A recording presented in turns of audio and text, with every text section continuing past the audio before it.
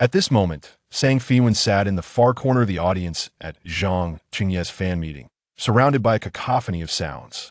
A message arrived on her phone. Feiwan, let's break up. Don't come looking for me again. Beside her, Zhang Qingye's assistant, Xiao Sun, handed over a confidentiality agreement, saying, "This is a non-disclosure agreement. Please sign it.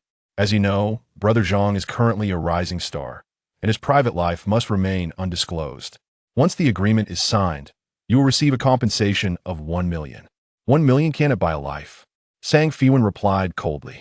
Suddenly, a deafening cheer erupted from the fans. Zhang Qingye had taken the stage, her lover of a decade. Had it been the previous Feiwan, she would have undoubtedly succumbed to tears upon seeing him. However, she had undergone a profound transformation. Originating from the realm of cultivation, she had achieved semi-divine status by the age of 300, only to be struck down by heavenly tribulation on the day of her ascension, leading her to inhabit the body of a girl who shared her name and appearance. The original owner was a romantic idealist, an orphan who had yearned for affection since childhood.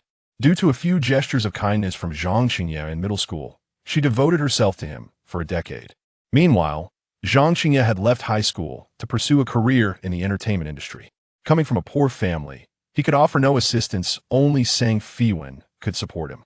Zhang Qingye promised, "Once I achieve fame, I will marry you." Thus, Feiwan generously contributed her entire scholarship to university. Zhang Qingye reassured her, "Enduring hardship now will lead to a future where I will buy you a car and a house, and you will enjoy a lifetime as the wife of a star." Consequently, Feiwan worked 3 jobs, sleeping only 4 hours a day, pouring her earnings into purchasing branded clothing for him and funding his expensive acting classes. She felt no bitterness witnessing her beloved's career slowly flourish. She believed happiness was drawing nearer, dreaming of the day he would fulfill his promises to marry and cherish her forever. Yet, a man's promises are as ephemeral as bubbles, beautiful yet fragile. As Zhang Qingye's career began to ascend, he gradually distanced himself from Feiwan. He grew critical of her style, deeming it outdated, and found fault with her speech, often resorting to trivial excuses to initiate months-long Cold Wars. Recently, his web series unexpectedly gained popularity, elevating him to a second-tier star with a rapidly increasing fan base. The adage, "the first sword of success strikes at the beloved," rang true. Instead of the long-awaited happiness, she received a breaking up message. Unwilling to accept this, Feiwan sought an explanation from Zhang Qingye, only to be photographed by the media, sparking rumors of his new girlfriend. The following day, Zhang Qingye clarified on Weibo, "It was merely an obsessive fan, and she has mental issues. I have never even dated anyone and am quite frightened." Heartbroken, Feiwan wandered the streets in a daze, encountering Zhang Qingye's fervent fans who berated her for being an embarrassment. In the ensuing scuffle, she accidentally slipped into the river and perished.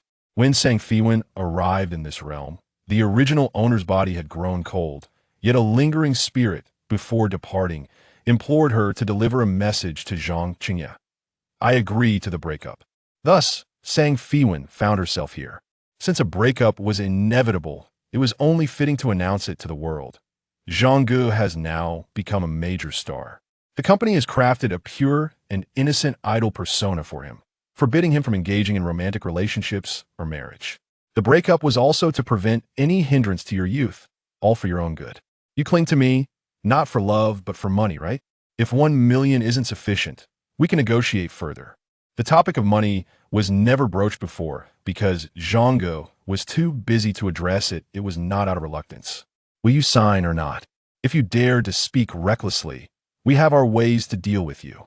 Feiwan chuckled, feeling pity for the foolish girl she once was. The assistant was taken aback by her peculiar smile. What are you scheming?" "Fine, I agree to the breakup." Upon finishing her words, she suddenly stood up and rushed towards the stage.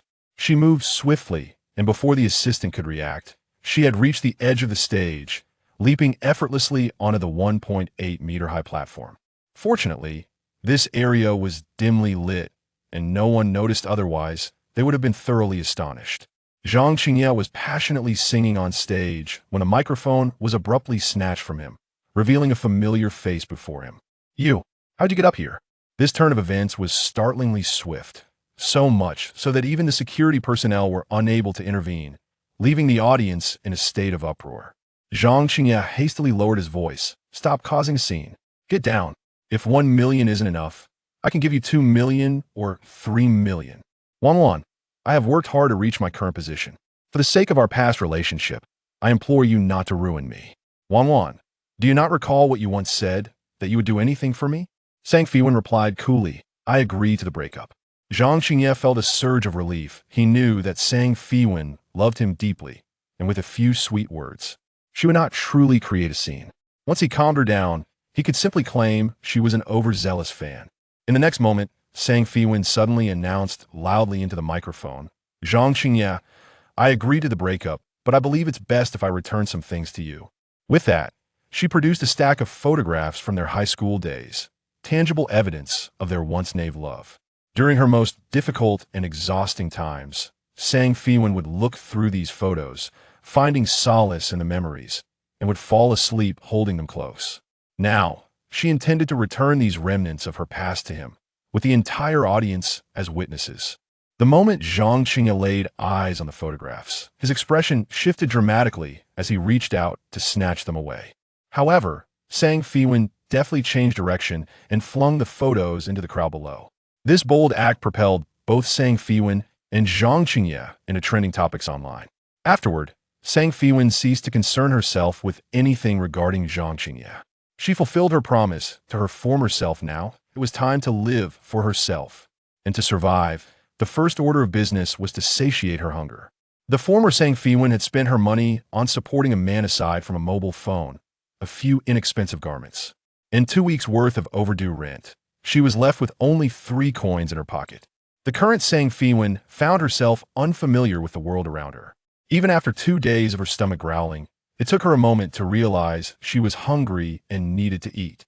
It was no fault of her own for being slow to react. She had spent years in fasting and cultivation, completely oblivious to the sensation of hunger. However, now devoid of any cultivation, she wandered the streets with a rumbling stomach, having circled the area twice without discovering a viable means to earn a living. Eventually, she found herself at a corner of the park, gazing up at the heavens and posing the question, is there a swift path to financial gain? Live streaming? No, it was not the heavens that answered her, but rather an elderly gentleman who was engrossed in watching a beautiful woman's live broadcast on his phone, his face creased with laughter.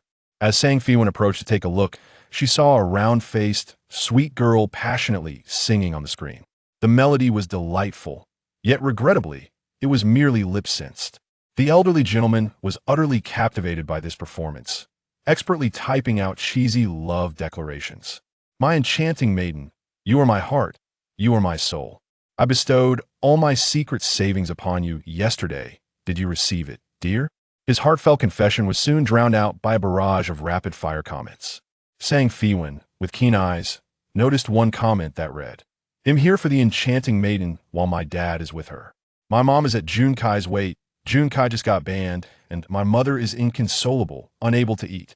While the elderly gentleman continued to watch the live stream, he earnestly advised Sang Feiwan, young lady, you are quite attractive. Why not consider becoming a streamer like my enchanting maiden? By the way, can you sing or dance? Sang Feiwan shook her head. He inquired further, then what are your talents? Once a master capable of commanding the elements, she now felt like a mere shadow of her former self. After a moment of serious contemplation, she could only recall one skill, fortune-telling. This ability did not require any spiritual energy, thus she could still employ it. The elderly gentleman chuckled. Young lady, have you merely read a few fortune-telling books and come to believe you are a deity? Sang Feiwan fixed him with a steady gaze and replied coolly, in half a minute, you will encounter a calamity. The sole means of averting it is to turn off your phone. The old man was startled by Sang Feiwan's serious demeanor, but he quickly turned his attention back to his phone, muttering to himself, such a beautiful young lady. Yet her mind seems unhinged. My dear sister is far superior. Sister, I shall reward you with 100 lollipops. When will you come out to meet your brother? However, it was not his sister who appeared, but rather an irate woman. She seized the old man's ear and scolded him. Ah, so you've been sneaking a peek at live broadcasts again. No more of that. Come home with me. The old man, still grumbling despite being pulled by the ear. Retorted, "Your greasy talent has been banned, and now I am forbidden from watching my captivating sister. Serves him right for being reported. You old fool. How dare you insult my talented brother? Speak up, did you report him?" The woman, in a fit of anger, pushed him, causing him to lose his balance and fall, injuring his forehead and drawing blood. After some time, he finally comprehended the situation, murmuring, "Is this a calamity of blood?" He glanced in the direction from which Sang Feiwan had vanished, only to find her absence. Sang Feiwan returned to her modest rental apartment and began to delve into the world of live streaming, relying solely on the original owner's memories for guidance. She managed to navigate the phone's operations with some difficulty but soon discovered the intricacies of live broadcasting, having watched several tutorial videos online that clarified its purpose. In this era, where live streaming captivated the masses, prominent streamers could earn tens of thousands or even millions from a single session, making it a fitting pursuit for Sang Feiwan's current circumstances. Before long, her streaming room was established, aptly named One Fortune for 2,000. Initially, the viewer count fluctuated between 1, 2, and 3, with no comments, merely a fleeting audience. Undeterred, Sang Feiwan patiently waited. After about 10 minutes, the first comment appeared, "Arrogant young lady. Am I seeing this correctly? There is actually a fortune-telling live stream? Quickly, tell me if my father will increase my allowance this month." Seeing an opportunity, Sang Feiwan responded, "One fortune for 2,000 yuan. After connecting, I will read your face and fortune." The arrogant young lady scoffed and scrolled away. Yet, she quickly returned, "I recognize you. You are the one who caused a commotion at Zhang Qingye's fan meeting. Zhang Qingye's girlfriend." The young lady promptly shared Sang Feiwan's streaming room in various group chats, including her classmates, property owners, and group buying chats. As this information spread, the viewer count rapidly surged into the hundreds. However, these viewers were not interested in fortune-telling but rather gossiping. "Oh my, it really is that girl. I just saw her trending. Host, are you truly Zhang Qingye's girlfriend? Didn't Zhang Qingye say those photos were all photoshopped? She's clearly just seeking attention. Now that she has some limelight, she starts streaming. How shameless. My dear Qingye has been terribly deceived by you. You stalked Zhang Qingye to his home and shocked him, and now you've produced a photo together.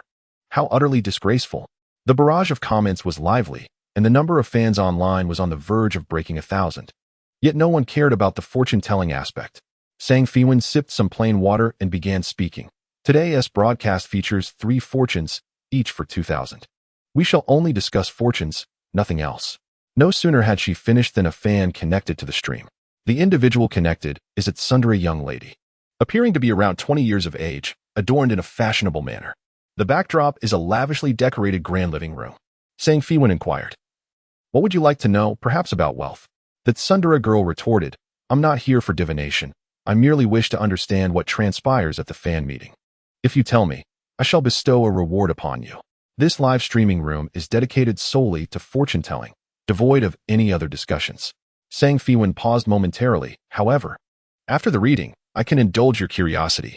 The tsundere girl chuckled, "I had thought you possessed some integrity. It seems you are still after money. Fine. I shall let you read my fortune. Once completed, you must satisfy all my inquiries. 2,000 yuan may seem quite exorbitant to the average person.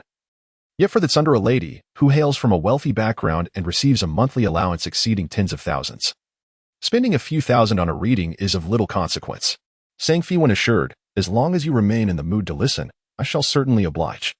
The tsundere girl failed to grasp the deeper significance of her words and continued, "But let it be known in advance, if the reading is inaccurate, I shall withhold payment." Sang Feiwan replied, "You may pay after the reading." The tsundere girl, intent on embarrassing the host, suggested, "Let us predict my wealth. Today is my allowance day. See how much I will receive."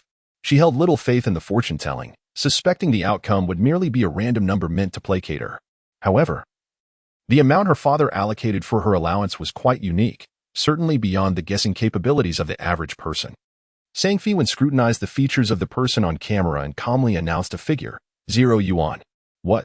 The tsundere girl erupted into laughter. "I must inform you, dear host, that even if you are fabricating, please do not make such arbitrary guesses. 0 yuan? To be honest, my father dotes on me, and my allowance surpasses the monthly salary of an ordinary worker.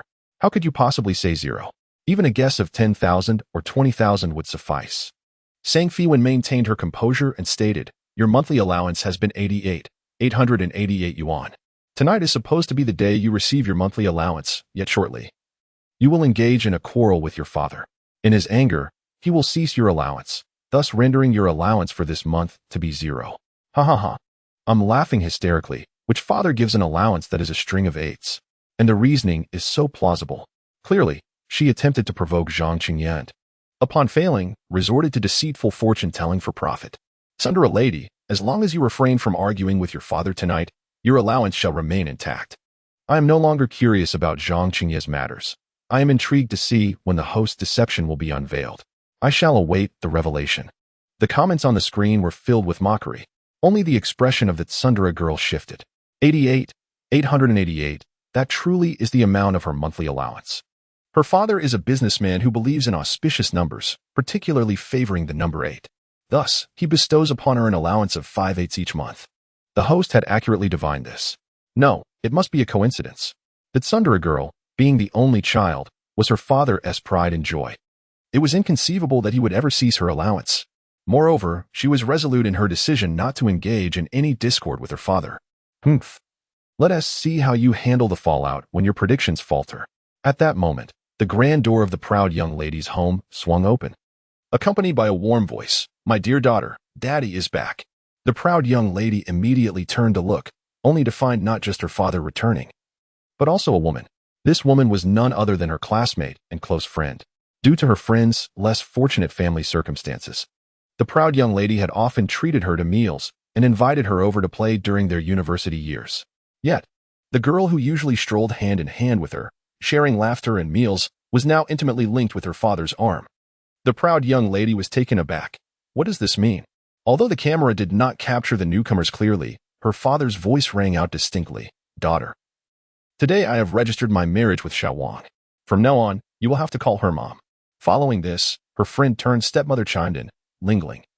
"Your father and I are genuinely in love. We didn't tell you earlier for fear you might not accept it. Rest assured, I will love you alongside your father. Lingling, you will bless our union, won't you?" The proud young lady's fury ignited. "What the hell? I considered you a friend, and now you wish to be my stepmother?" The viewers in the mobile screen, reveling in the drama, began to stir. I thought I was here for gossip about Zhang Qingye, but instead, I stumbled upon this fortune-telling spectacle. I anticipated witnessing a con artist being exposed, yet I encountered a melodramatic family saga. Proud young lady, hear me out. For the sake of pocket money, endure this humiliation. Exactly. I hardly earn 80,000 a year. If I had such a wealthy father providing me with that much money monthly, having a few more stepmothers would be of no concern. The mobile screen had turned pitch black, yet the sounds of bickering persisted, soon escalating into the clattering of objects being thrown. One could easily imagine a fierce argument ensued. Before long, the connection was severed. Has the connection been interrupted? Did they cancel the pocket money? I bet they must have canceled it. The proud young lady couldn't afford the fortune-telling fee and ran away. The host is unfortunate. She predicted the beginning but failed to foresee the conclusion. Many felt sympathy for the host and sent her virtual lollipops. However, Sang Feiwan remained unhurried, calmly inquiring, "Is there anyone else who wishes to have their fortune told? We can still do 2 more readings today." Yet, the 2,000 yuan fee for a reading was indeed a considerable sum for the average person. Perhaps it would be worthwhile if it proved accurate. Nevertheless, with the proud young lady's disconnection, no one knew if her reading had come true. Thus, while the audience engaged in lively discussions, not a single person sought a reading. After over 20 minutes, a colossal wail suddenly appeared on the screen, followed by a resounding, melodious note. The proud young lady has gifted a cloud whale soaring. The gifts on the whale live stream were numerous. The lollipop was worth 5 cents, while the cloud whale soaring was valued precisely at 2,000 yuan. Upon witnessing the proud young lady reappear, the chatroom erupted with excitement. "Proud young lady, quickly tell us what happened next. Did you manage to keep your pocket money? I'm on the edge of my seat, having given all that." It surely means she didn't manage to keep it. It seems the host had it all figured out. Do not be disheartened, young lady. Rather than confront your father, it is wiser to hold on to wealth if one cannot hold on to people. Is it truly possible for someone to predict the future with such accuracy? I find it hard to believe. Could it be a self-staged act? After bestowing her gifts, the haughty young lady exited the live stream without uttering a word. Her mind preoccupied with a confrontation with her stepmother, leaving no room for idle gossip about celebrities. Perhaps the first fortune-telling was merely a prelude, for soon another individual, known as the Flying Bird, connected to seek guidance. This time, a young woman appeared on screen, strikingly beautiful yet with dark circles under her eyes, indicative of sleepless nights. Many viewers impatiently inquired about her concerns. However, Feiwan's gaze drifted through the girl, landing on a shadowy corner behind her, a presence invisible to others. 2,000 for a fortune. If it proves inaccurate, there will be no charge. What would you like to inquire, Flying Bird? Feiwan spoke with a calm demeanor. The Flying Bird steadied her emotions before responding. I have been struggling with sleep lately. Every time I close my eyes, it feels as if someone is watching me. Just moments ago, I finally dozed off, only to be startled awake by the sensation of something tugging at my blanket. Am I cursed, dear host? Feiwan nodded slightly. Indeed, there is something squatting behind you. At her words, the live stream erupted with excitement. What the heck? This is terrifying for such a late hour. Fear not. Dear sister, share your address, and I shall rush to your side to protect you. What sort of live stream is this? From celebrity gossip to family dramas. And now to supernatural occurrences? Upon hearing Feiwan's declaration, the Flying Bird anxiously glanced behind her, yet saw nothing, her heartbeat quickening. Is this true, host? Please do not frighten me. Feiwan reassured her. Do not be afraid. It is merely the spirit of a dog, incapable of causing harm. In fact, it has lingered for you and will not bring you any danger. Upon hearing this, the Flying Bird paused in surprise. A dog? Can you discern what kind of dog it is? Though Feiwan resided in a mortal vessel, her spirit had been cultivated over centuries, granting her the ability to perceive what others could not. Even in its weakened state, she could discern its original form, a medium-sized, pitch-black dog with snow-white paws. At this revelation, the fear of the Flying Bird dissipated, replaced with profound sorrow. She turned towards the shadowy presence behind her and called out, Wong Wong, is that you? Have you been by my side all along? Have you not left because of me? I am so sorry. It is I who caused your suffering. In a realm unseen by others, the shadow emitted a low, mournful whine before gently moving to nuzzle against its owner's feet, just as it had in life. The Flying Bird, unable to perceive the spirit, turned back to Feiwan and said, Wong Wong was my beloved dog for 10 years. Our bond is deep. Is there any way I might see it once more? Feiwan replied, Yes, indeed.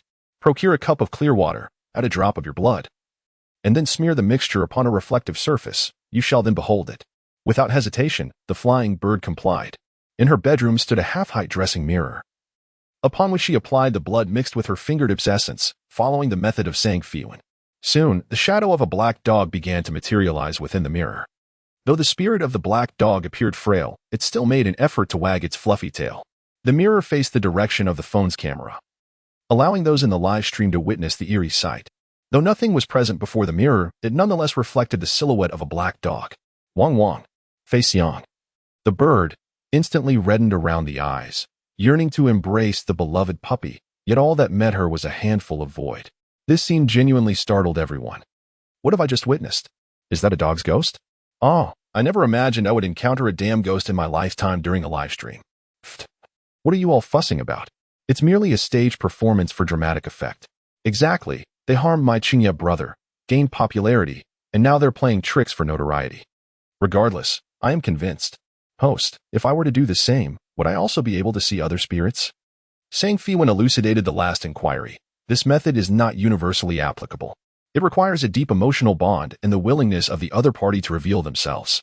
Moreover, its effect is fleeting, lasting only around 10 seconds.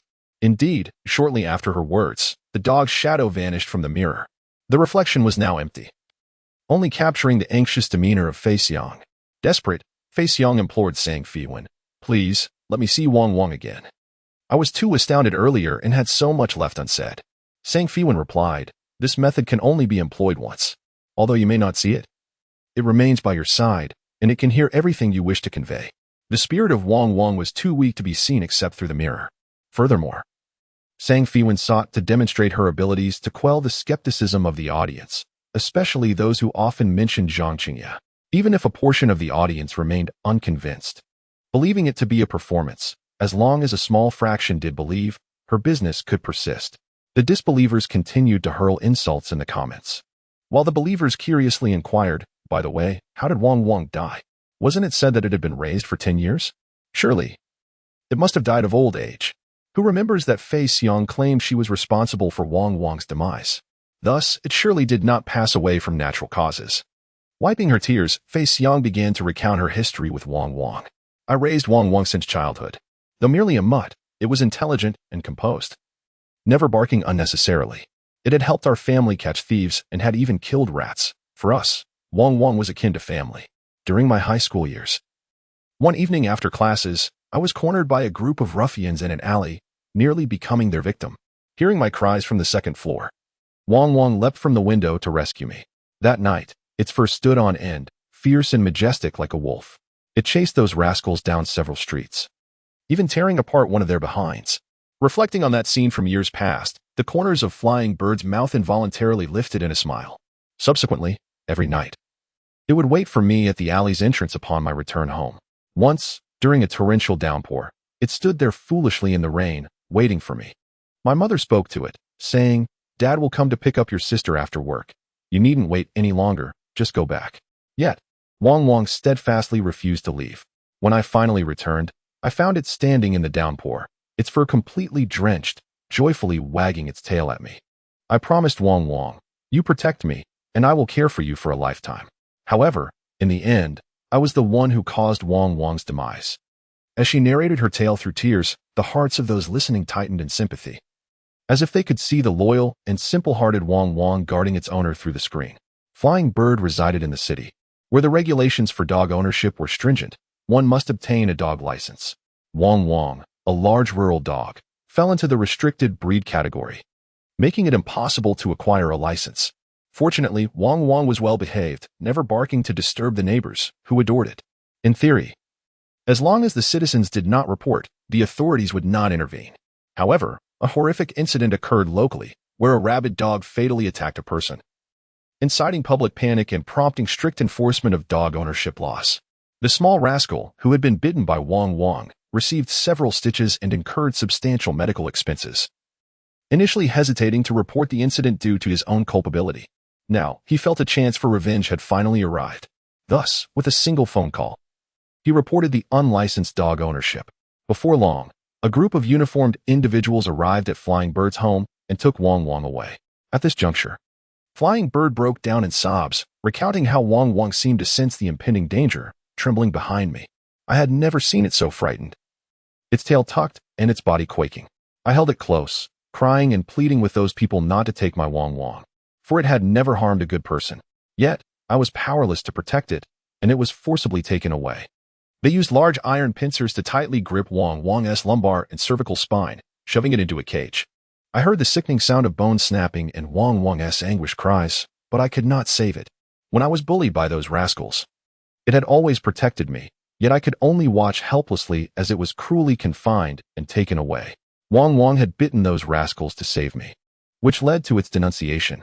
Was it my fault that Wang Wang perished? Did it linger by my side to haunt me as a specter?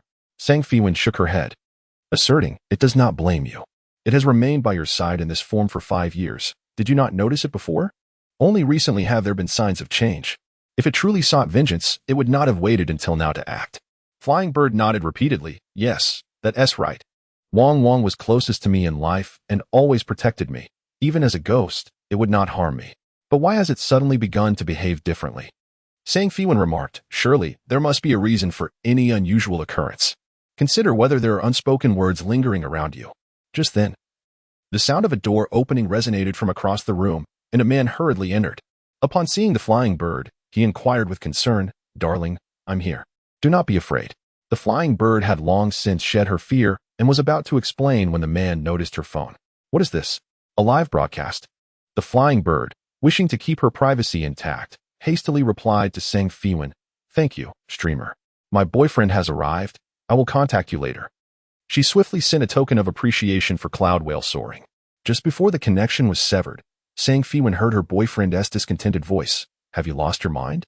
You actually sent such an expensive gift?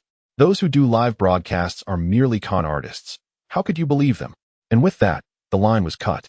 Yet, the viewers remained unsatisfied. Why did it end here?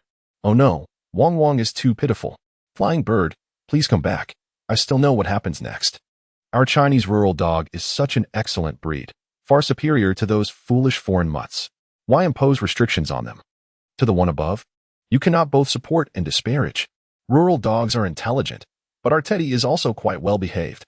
Streamer, why did Wong Wong suddenly exhibit such a behavior? Surely you have calculated the reason. Tell me, or I shall report you for your tricks.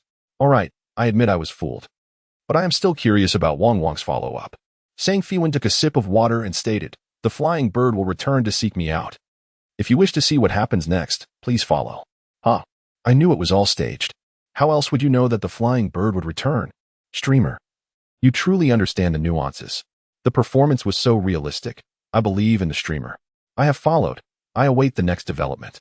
Regardless of whether it is staged or not, as a rural dog lover, I enjoy such plots. I have followed the streamer. ISNT there another divination today? Watch me. Watch me. I want to predict. Streamer, I also wish to predict. The 2 consecutive divination sessions garnered much interest, and by the 3rd divination, participants began to compete for attention. For the 3rd divination, Sang Feiwan randomly selected an individual to connect with. This inquiry was relatively straightforward, and she resolved it swiftly, leaving the other party satisfied and generously rewarding her. The fans in the live room wished to chat a little longer, but Sang Feiwan simply said, "See you tomorrow," and promptly ended the connection. Having gone hungry for 2 days and broadcasted through the night, her endurance was commendable. Otherwise, she would have succumbed to hunger long ago. Leaving no room for idle chatter, she eagerly accessed the back end to check her earnings. Tonight's live broadcast had garnered 3 instances of cloud whale soaring, along with various smaller tokens, totaling a value of 6,280 yuan. The back end of Whale Live allowed for direct cash withdrawals. However, the system notified her, as you have yet to sign a contract with the platform, all gifts withdrawn will incur a 50% commission. Please click I want to sign a contract to reduce the commission rate. Sang Feiwan calmly muttered a curse. Damn. Ultimately, her net earnings amounted to 3,140 yuan, sufficient to sustain her for a while. Clutching her phone with the completed withdrawal, she swiftly dashed out the door in search of food. Her rented accommodation was located in an urban village. Although the environment was less than desirable, a multitude of street vendors nearby had transformed the area into a vibrant night market. Before long, Sang Feiwan had acquired an assortment of delectable snacks, including grilled sweet potato skins, fried gluten, volcanic sausages, and meat-filled buns. Initially, she contemplated trying the highly popular river snail rice noodles, but the unbearable stench drove her away. Nearby, a voice lamented, "What a pity that one cannot find authentic river snail rice noodles here. Our local version is far from stinky and quite delicious." Sang Feiwan had never encountered authentic river snail rice noodles. She simply knew that the snacks she had purchased were utterly delightful. The sweet potato skins were soft and tangy.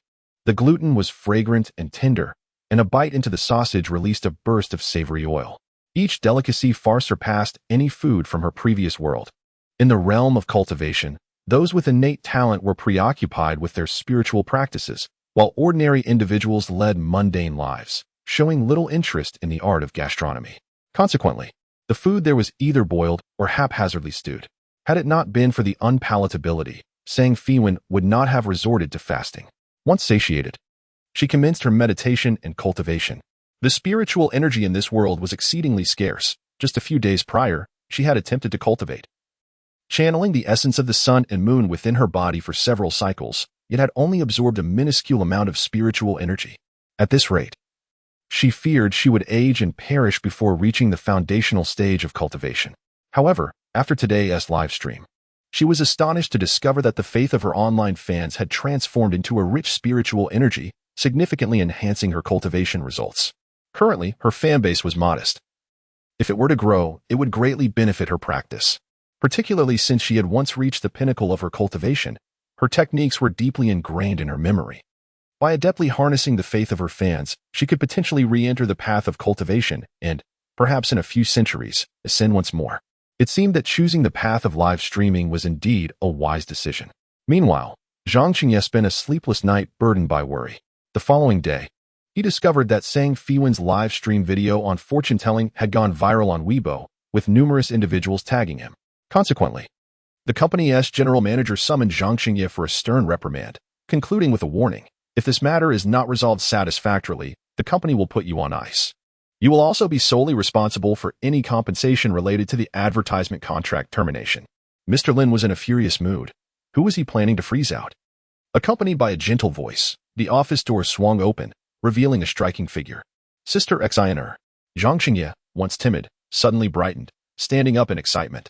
Kong Xiner was the leading lady of Xingkong Entertainment and the niece of the company's owner, thus holding a position of considerable influence.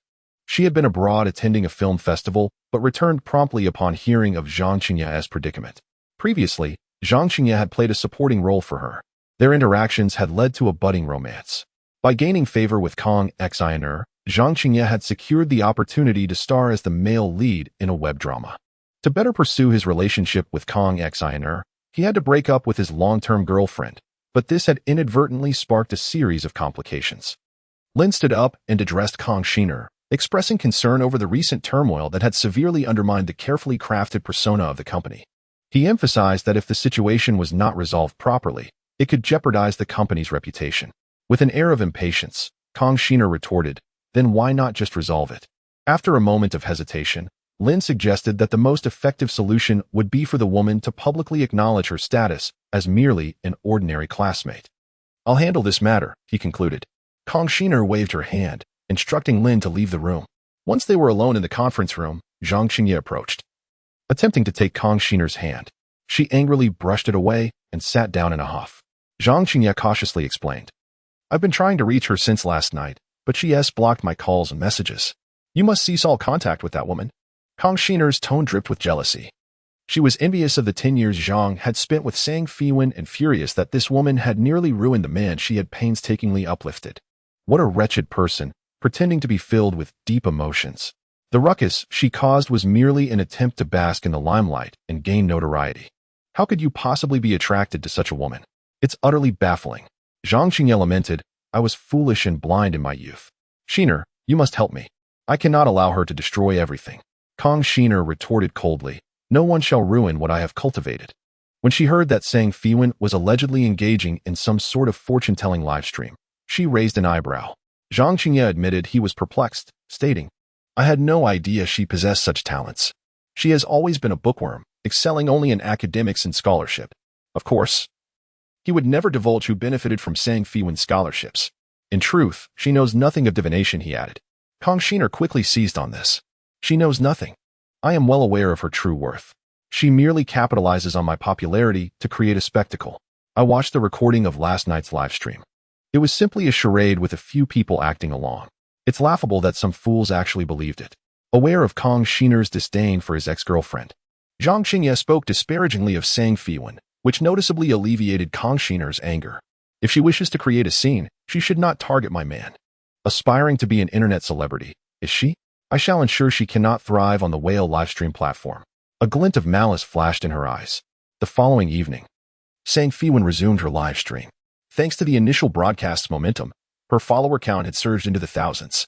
As she began, many viewers from the previous night's stream flocked back. Finally, the stream is live.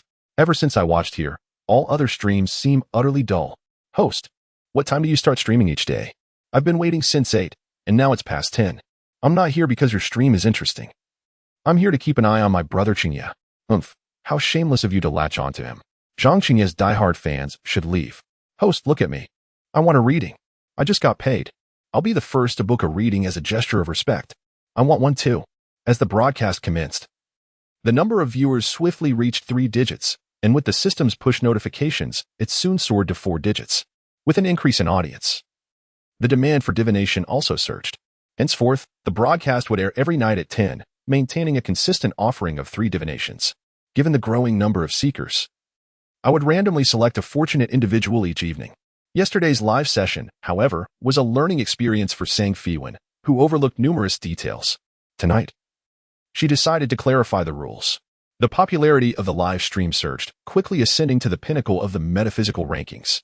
The requests for divination multiplied, with some viewers suggesting that the host should conduct even more readings daily. Sang Feiwan explained that divination pertains to personal destinies, and revealing too much could invoke divine retribution. In reality, such minor repercussions might affect ordinary fortune tellers, but for a master like Sang Feiwan, they were inconsequential. She simply believed that 3 readings were sufficient. Conducting more would consume too much time, as she needed to focus on her cultivation. I proceeded to select the first fortunate individual of the day. Sang Feiwan randomly chose a user with the handle absolute infatuation, and the screen displayed a burly man seated in a modest room, with a bucket of freshly prepared instant noodles before him. Upon realizing he had been selected, absolute infatuation was filled with exhilaration. Is it really me?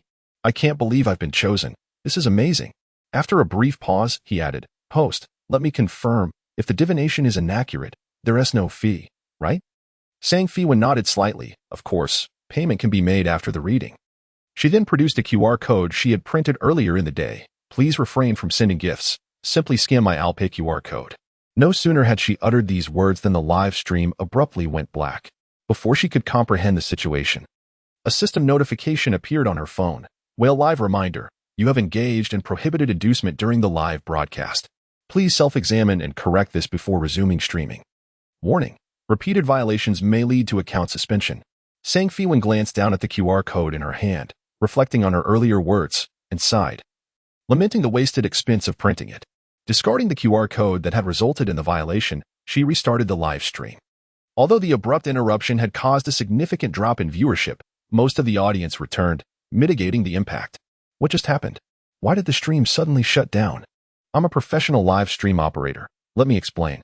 The host violated the rules by displaying a payment code during the broadcast. If everyone did that, the platform would lose its share of gift earnings. Haha. So the host's attempt to save money nearly got her banned. The host seems to have an accurate reading ability. How could she not foresee this? What Sang Feiwan refrained from disclosing was that she could glimpse the destinies of others and foresee certain events, yet she was unable to divine her own fate. If she truly had that ability, she would have known her ascent would fail, her cultivation reset, and she would have never entertained the thought of ascending, choosing instead to remain in the world of cultivation, respected as a celestial being. My apologies, everyone. I did indeed violate the rules. Let us reconnect and commence anew. Reconnecting with the unwavering lover, Sang Feiwan delves directly into the matter. What do you wish to ascertain? Unwavering lover. The unwavering lover, cradling a cup of instant noodles, responds, I wish to know when my girlfriend will marry me. Sang Feiwan bluntly states, your girlfriend will not marry you. She is merely stringing you along for monetary gain. With a thud, the man's noodles tumble from his hands, splattering across the table. Infuriated and vexed, he points at the screen and exclaims, what nonsense are you spouting? How dare you curse my relationship? My girlfriend loves me dearly. It is inconceivable that she would only seek my wealth. Besides, I am not wealthy. There's no reason for her to deceive me. Your relationship is an online romance. Have you even met in person? Sang Feiwan inquires. Yes, it is an online romance, but we have met in person. We just had a video call. The unwavering lover, sensing a subtle discomfort at her acknowledgement of their online romance, still insists on his position. Video calls count as meeting. You must be mistaken. Host, I need not pay you. Sang Feiwan sighs. In a certain sense, it can be considered a meeting, particularly since it occurs daily. The unwavering lover, oblivious to the deeper meaning behind her words, beams, indeed, my girlfriend and I video call every day. Yet, Sang Feiwan abruptly interjects. Do you truly believe that what you see on video is the actual person? The unwavering lover pauses, bewildered. What do you mean, host? Sang Feiwan continues. Do you not toil at multiple jobs, pouring your earnings into this so-called girlfriend? The unwavering lover replies. My girlfriend insists that we should both work hard to save for our wedding. Thus, I send her my entire salary each month, keeping only a small amount for my meals. Brother, you are quite foolish. You are investing everything into an online romance. Do you think she is a goddess? She perceives you as a cash dispenser. Host, wake him up. Dude, as someone who has been through this, let me advise you. A woman who is overly controlling of finances is not worth it. If the goal is indeed marriage, what is wrong with a man earning money while a woman manages it? It is all for the family. The unwavering lover feels a twinge of displeasure. He came to inquire about his marriage prospects, not to hear disparaging remarks about his girlfriend. Just as he is about to express his frustration, Sang Feiwan states, you share a rental, do you not? Your roommate should be returning soon. Perhaps you might seize the opportunity to examine his phone and uncover the truth. No sooner had she spoken than his roommate arrived. Earning a living is arduous, and many opt for shared accommodations to save money. The unwavering lover's roommate is a slight, gaunt man with an austere demeanor. They have been colleagues and housemates for 3 years. After exchanging greetings, the roommate heads to the bathroom for a shower. Feigning the need to use the restroom, the unwavering lover slips into the bathroom as well, emerging with his roommate's phone in hand. The device is secured with a password, and after 2 unsuccessful attempts, he suddenly recalls his girlfriend's birthday and, almost instinctively, enters the date, successfully unlocking the phone. Could it be that his girlfriend shares some connection with his roommate? Are they relatives? Friends? Or perhaps the roommate, recognizing his girlfriend's beauty, has secretly pursued her? With a heart full of suspicion, the hopelessly infatuated individual opened the WeChat of his roommate. To his astonishment, the very first friend listed was himself. Upon clicking the chat window, he discovered a recent message sent to his girlfriend. "My dear wife, sleep well and dream of me tonight." Scrolling upwards revealed their daily exchanges and the regular monetary gifts he had sent her monthly. He had considered various possibilities, yet never anticipated that the truth would unfold in such a manner. It was no wonder that this deceitful person had previously concocted numerous excuses to avoid adding him on WeChat. He had long since masqueraded as a woman to connect with him. In hindsight, the signs had always been glaringly obvious. Although they often engaged in video calls, the interactions had felt rather awkward. On one occasion, he had inquired about this awkwardness, to which the response was an excuse about poor internet connectivity, resulting in a swift switch from video to voice. The infatuated one, deeply enamored, had never harbored any doubts. It was only now that he realized a recording of someone else's video must have been utilized. As for the voice, with the proliferation of voice-changing software, transforming into a woman's voice was effortlessly achievable. Frustration consuming him, he stormed into the bathroom, where the sounds of punches and kicks accompanied the roommate's pleas for mercy could be heard. "Oh my God, what a tragic man. I considered you a goddess, only to discover you are a foot-scratching brute." The streamer was indeed accurate. "You are truly a fraud. Marriage is utterly out of the question. In a certain sense, we did meet every day, yet remained strangers." I concede the plot was brilliantly executed, yet I absolutely refuse to believe anyone could calculate so precisely. If you don't believe the streamer, why do you still watch? Can I enjoy it like a melodramatic series? As the hopelessly infatuated one's live stream had not been turned off, viewers soon witnessed the roommate, covered in foam and shielding his vital areas, being dragged out. "You brought me such misfortune.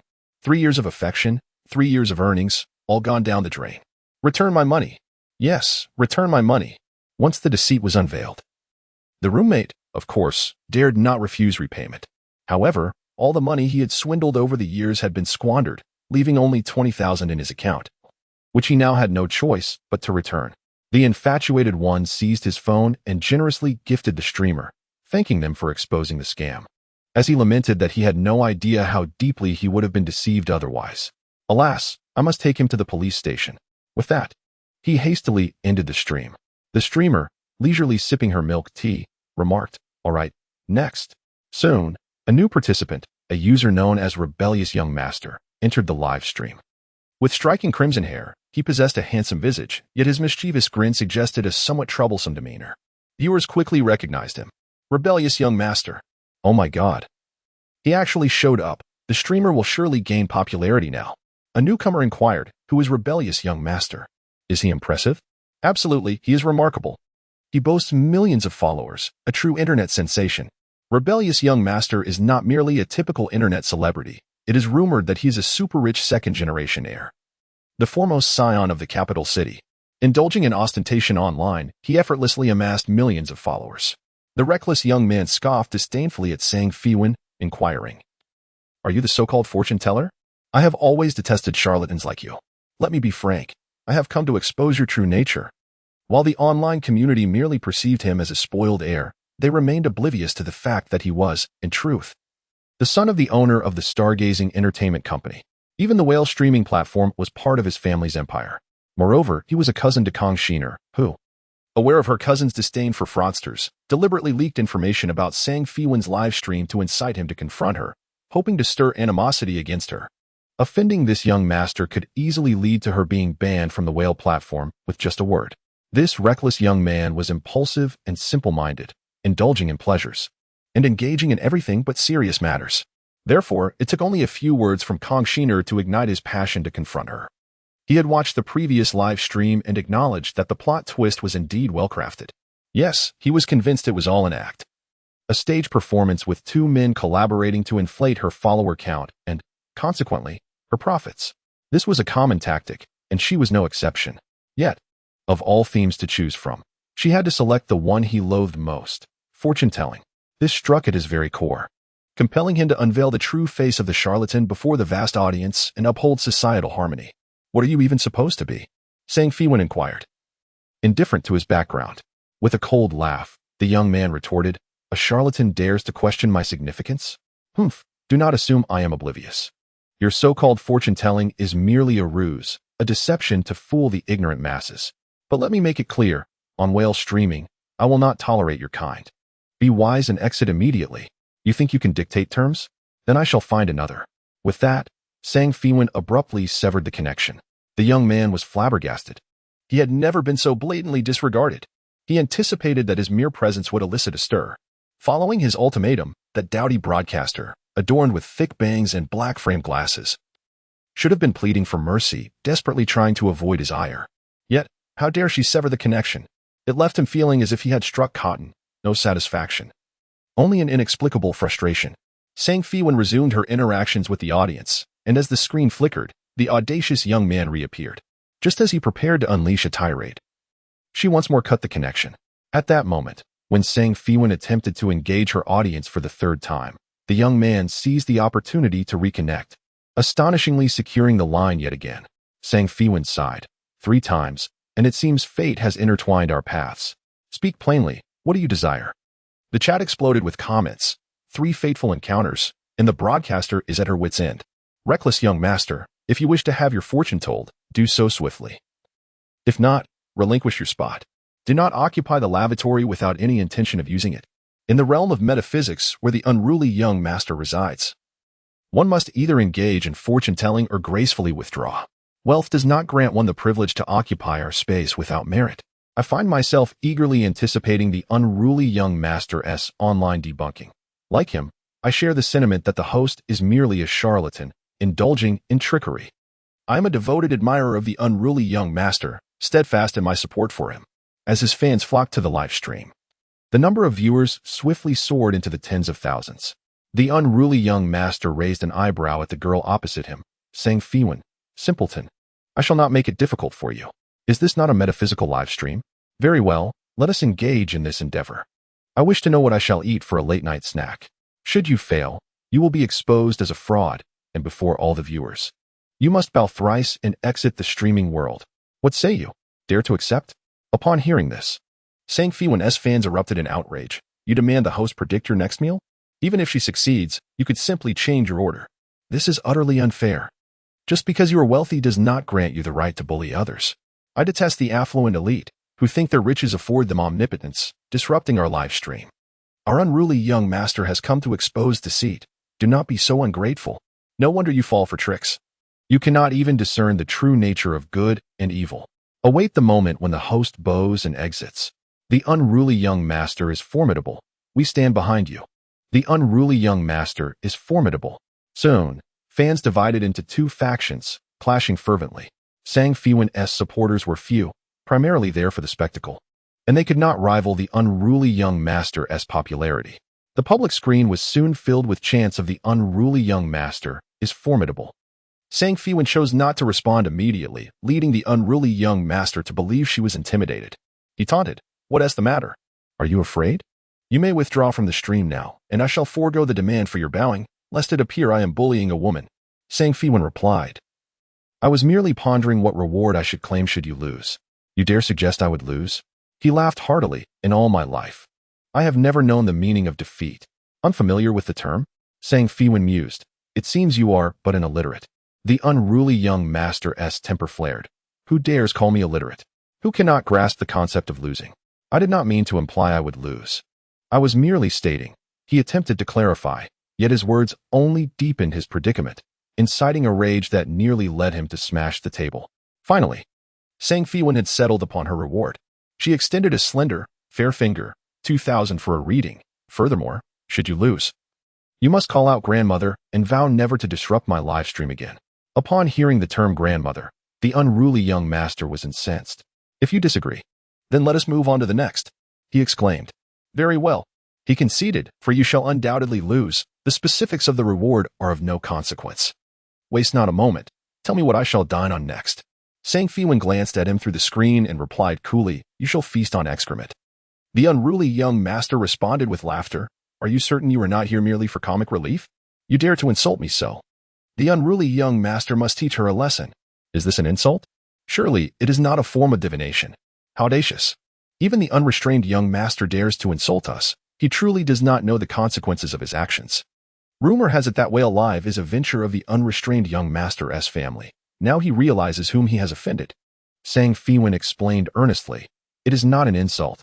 The outcome I have divined is simply this. Well, Xiang should refer to excrement, I presume. This is a new term I learned today. The people of this world are rather amusing, giving such filthy things such peculiar names, making it easier to discuss without feeling too embarrassed. To elaborate, it should be dog excrement, Sang Feiwan emphasized. The unrestrained young master was infuriated, particularly because the woman across from him was earnestly explaining the meaning of Xiang. Does she realize she is destined to lose? Though unwilling to accept it, she resorts to insulting him during the final live broadcast to vent her frustration? Humph, woman, you are finished. I shall call my housekeeper to prepare a grand feast for you to witness. The unrestrained young master did not live with his family but resided alone in a villa. Naturally, a man of his wealth had someone to cook for him, so he shouted towards the kitchen, Aunt Lu, I am hungry and want to eat. I want a seafood feast. After calling several times with no response, he recalled that Aunt Lu had taken the morning off due to her son's car accident, leaving in a hurry. At that moment, he had not paid it much mind, but now it dawned on him. He had spent the previous night racing and had slept throughout the day. After waking, he had been dragged into gaming and ultimately coerced by Kong Sheener to join the challenge. He had not eaten all day and was now ravenously hungry. In an effort to fulfill his wager swiftly, he decided to rummage through the refrigerator, hoping to find something to tide him over and disprove Sang Feiwan's divination. To his dismay, the refrigerator was nearly empty. Aunt Lu had left in such haste that she had not even bought groceries. Even at this moment, the unrestrained young master saw no issue. He thought, with the convenience of food delivery so advanced, finding something to eat should be easy. Thus, he opened the delivery app and proceeded with his order, then returned to the live broadcast, addressing his viewers. I have ordered from over 10 establishments, ranging from 5-star restaurants to small eateries. The fastest delivery will arrive in 20 minutes, while the slowest will take an hour. During this time, I will open my live stream for everyone to witness my indulgence. As he spoke, he provocatively raised his middle finger towards Sang Feiwan and declared, Woman, prepare to bow before me. In the next moment, Sang Feiwan abruptly ended the broadcast. The unrestrained young master, in a fit of rage, cursed, You cut me off again. Here, a myriad of profanities are omitted. Sang Feiwan had no time to wait for the unrestrained young master's delivery. In any case, none of his orders would arrive. Since he had initiated the live stream, viewers could check back in half an hour for the follow-up. Is there anyone else who wishes to have their fortune told today? I want to see the unrestrained young master. Yet I also wish to watch the host perform divination. What to do? One cannot have both fish and bear's paws.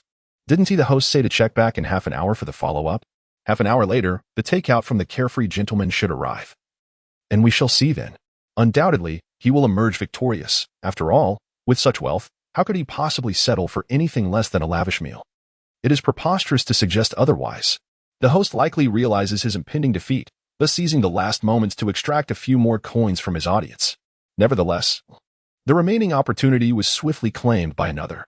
In stark contrast to the carefree gentleman, this time the caller was merely an ordinary office worker, still toiling away at nearly midnight. The office worker lamented, Host, I have been working overtime for a month straight, and I am utterly exhausted. Sometimes I ponder why I endure such strain. Perhaps I should return to my hometown. Yet, I am reluctant to part with this lucrative position.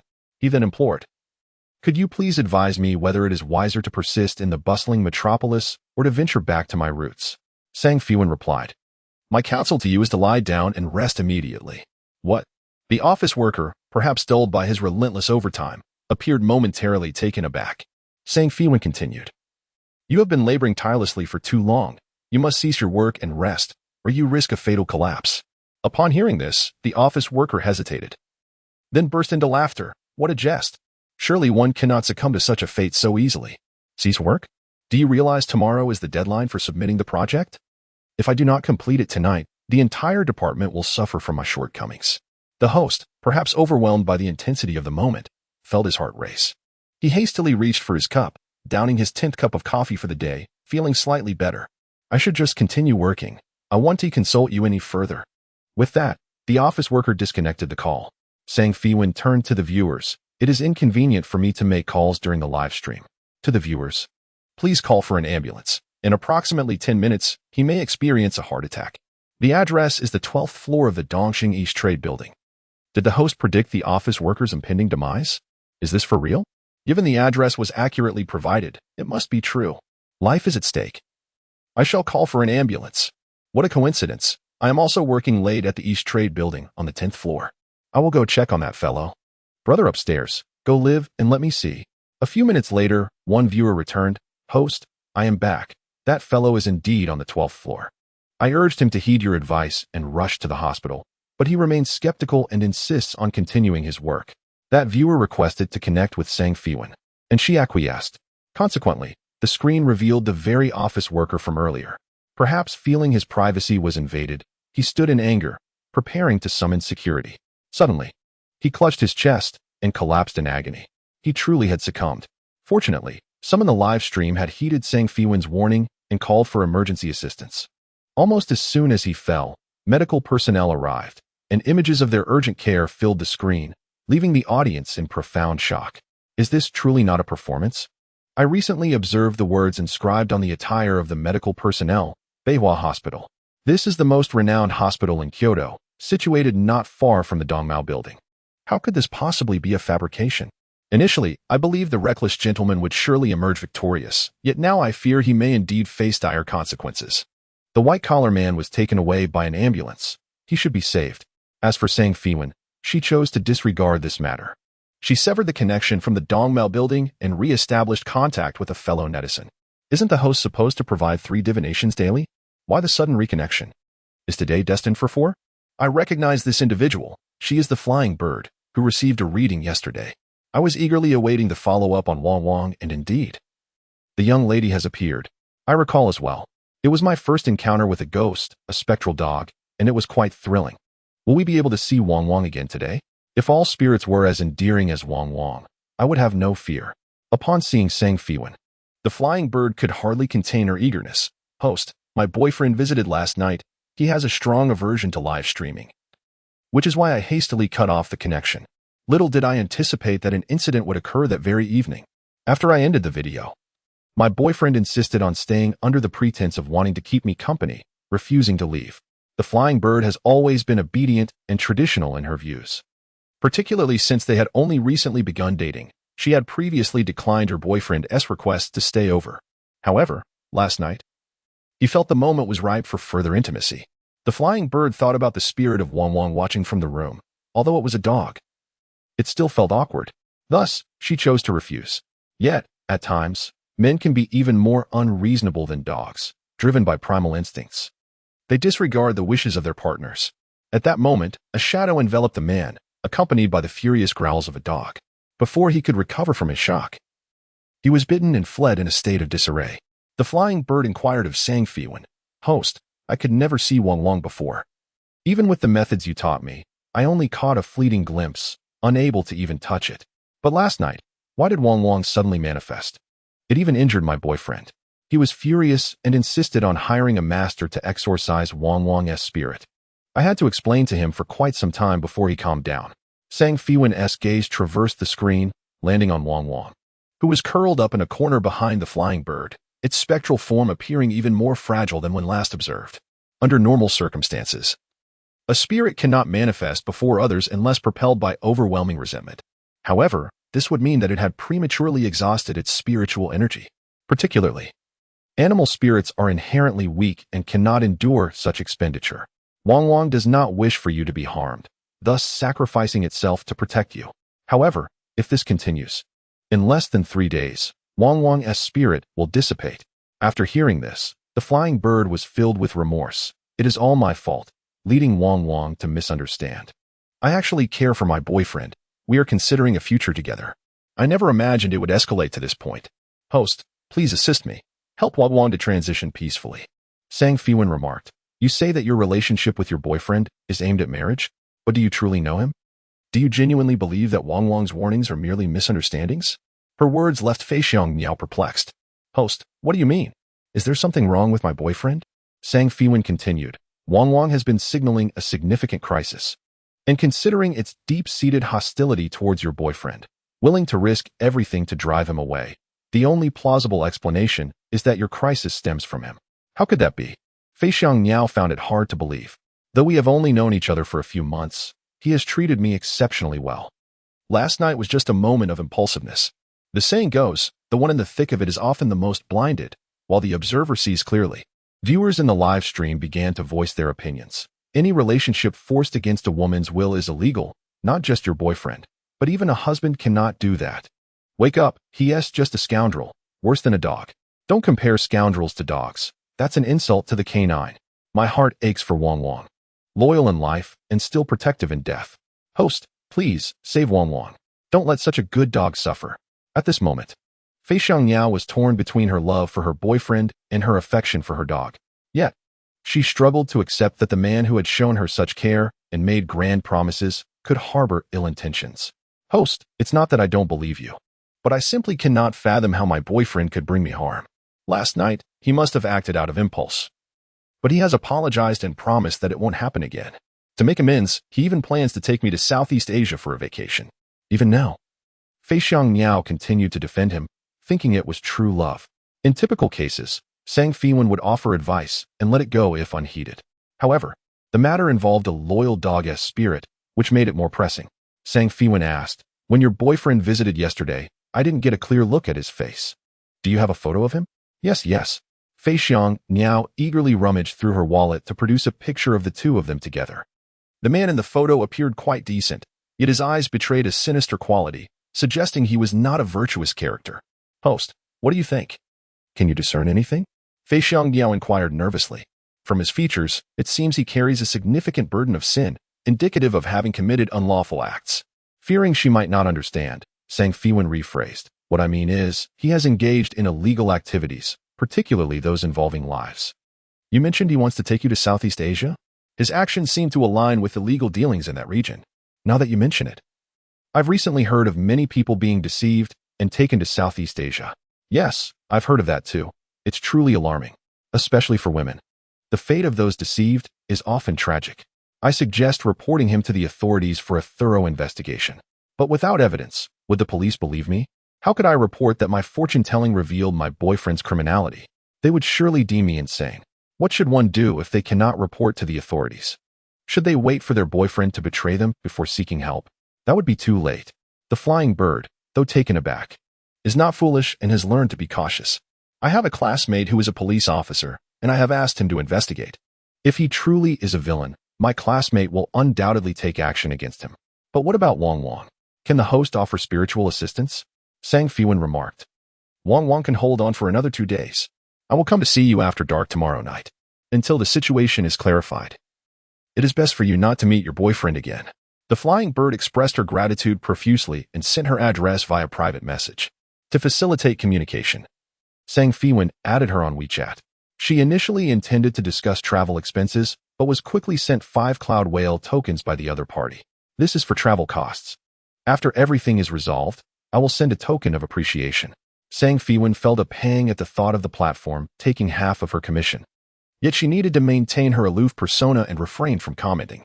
Today, she had resolved 3 divinations, along with a post-sale inquiry. But she did not end her live stream, as one bet remained unfulfilled. Meanwhile, the delivery situation for the wayward young master began to unfold. Shortly after placing his order, he started receiving calls from delivery personnel. The first delivery person called to apologize, explaining, I'm sorry, I encountered a flat tire and cannot deliver at this time. Perhaps you could request a refund. The second delivery person said, I apologize, I slipped and spilled the food. The third caller added, I ran a red light and was caught by the traffic police. Now I am forced to volunteer at the intersection. The wayward young master had ordered from 13 establishments. Yet the first 12 were unable to deliver for various reasons. The last restaurant, despite being far away, specialized in high-end 5-star cuisine, boasting dedicated personnel and vehicles for delivery. Thus, even with the prior 12 failures, he was confident that the final order would not falter. After all, it was the most expensive, and service was guaranteed. Just as he thought this, he received a call from the restaurant. We sincerely apologize, esteemed guest. Our head chef was accidentally injured in the kitchen and your order cannot be completed. As compensation, we will provide you with 10 meal vouchers. Truly, their high-end approach showed. They offered 10 vouchers right off the bat. However, the young master was frustrated, thinking, I want my meal tonight, not some vouchers for future use. He vented his frustrations over the phone. The restaurant staff reiterated their apologies, explaining that the chef's injury left them powerless to fulfill the order. Reluctantly, the young master sought a compromise. I do not want the compensatory vouchers. What else do you have in the restaurant? Just send me something to eat. The response was a polite refusal. We are sorry, dear guest, but although we have some dishes in the kitchen as a 5-star establishment, we prefer to discard food past its prime rather than sell it to our customers. The young master was live streaming throughout the ordeal, making his predicament visible to viewers. Is this a complete failure? Oh my goodness, is this truly so accurate? The crucial matter is not whether the takeout will arrive, but rather whether the wayward young master will encounter misfortune. My dear young master, listen to me. If it comes to that, simply refrain from eating. After all, we cannot resort to such indignity even in hunger.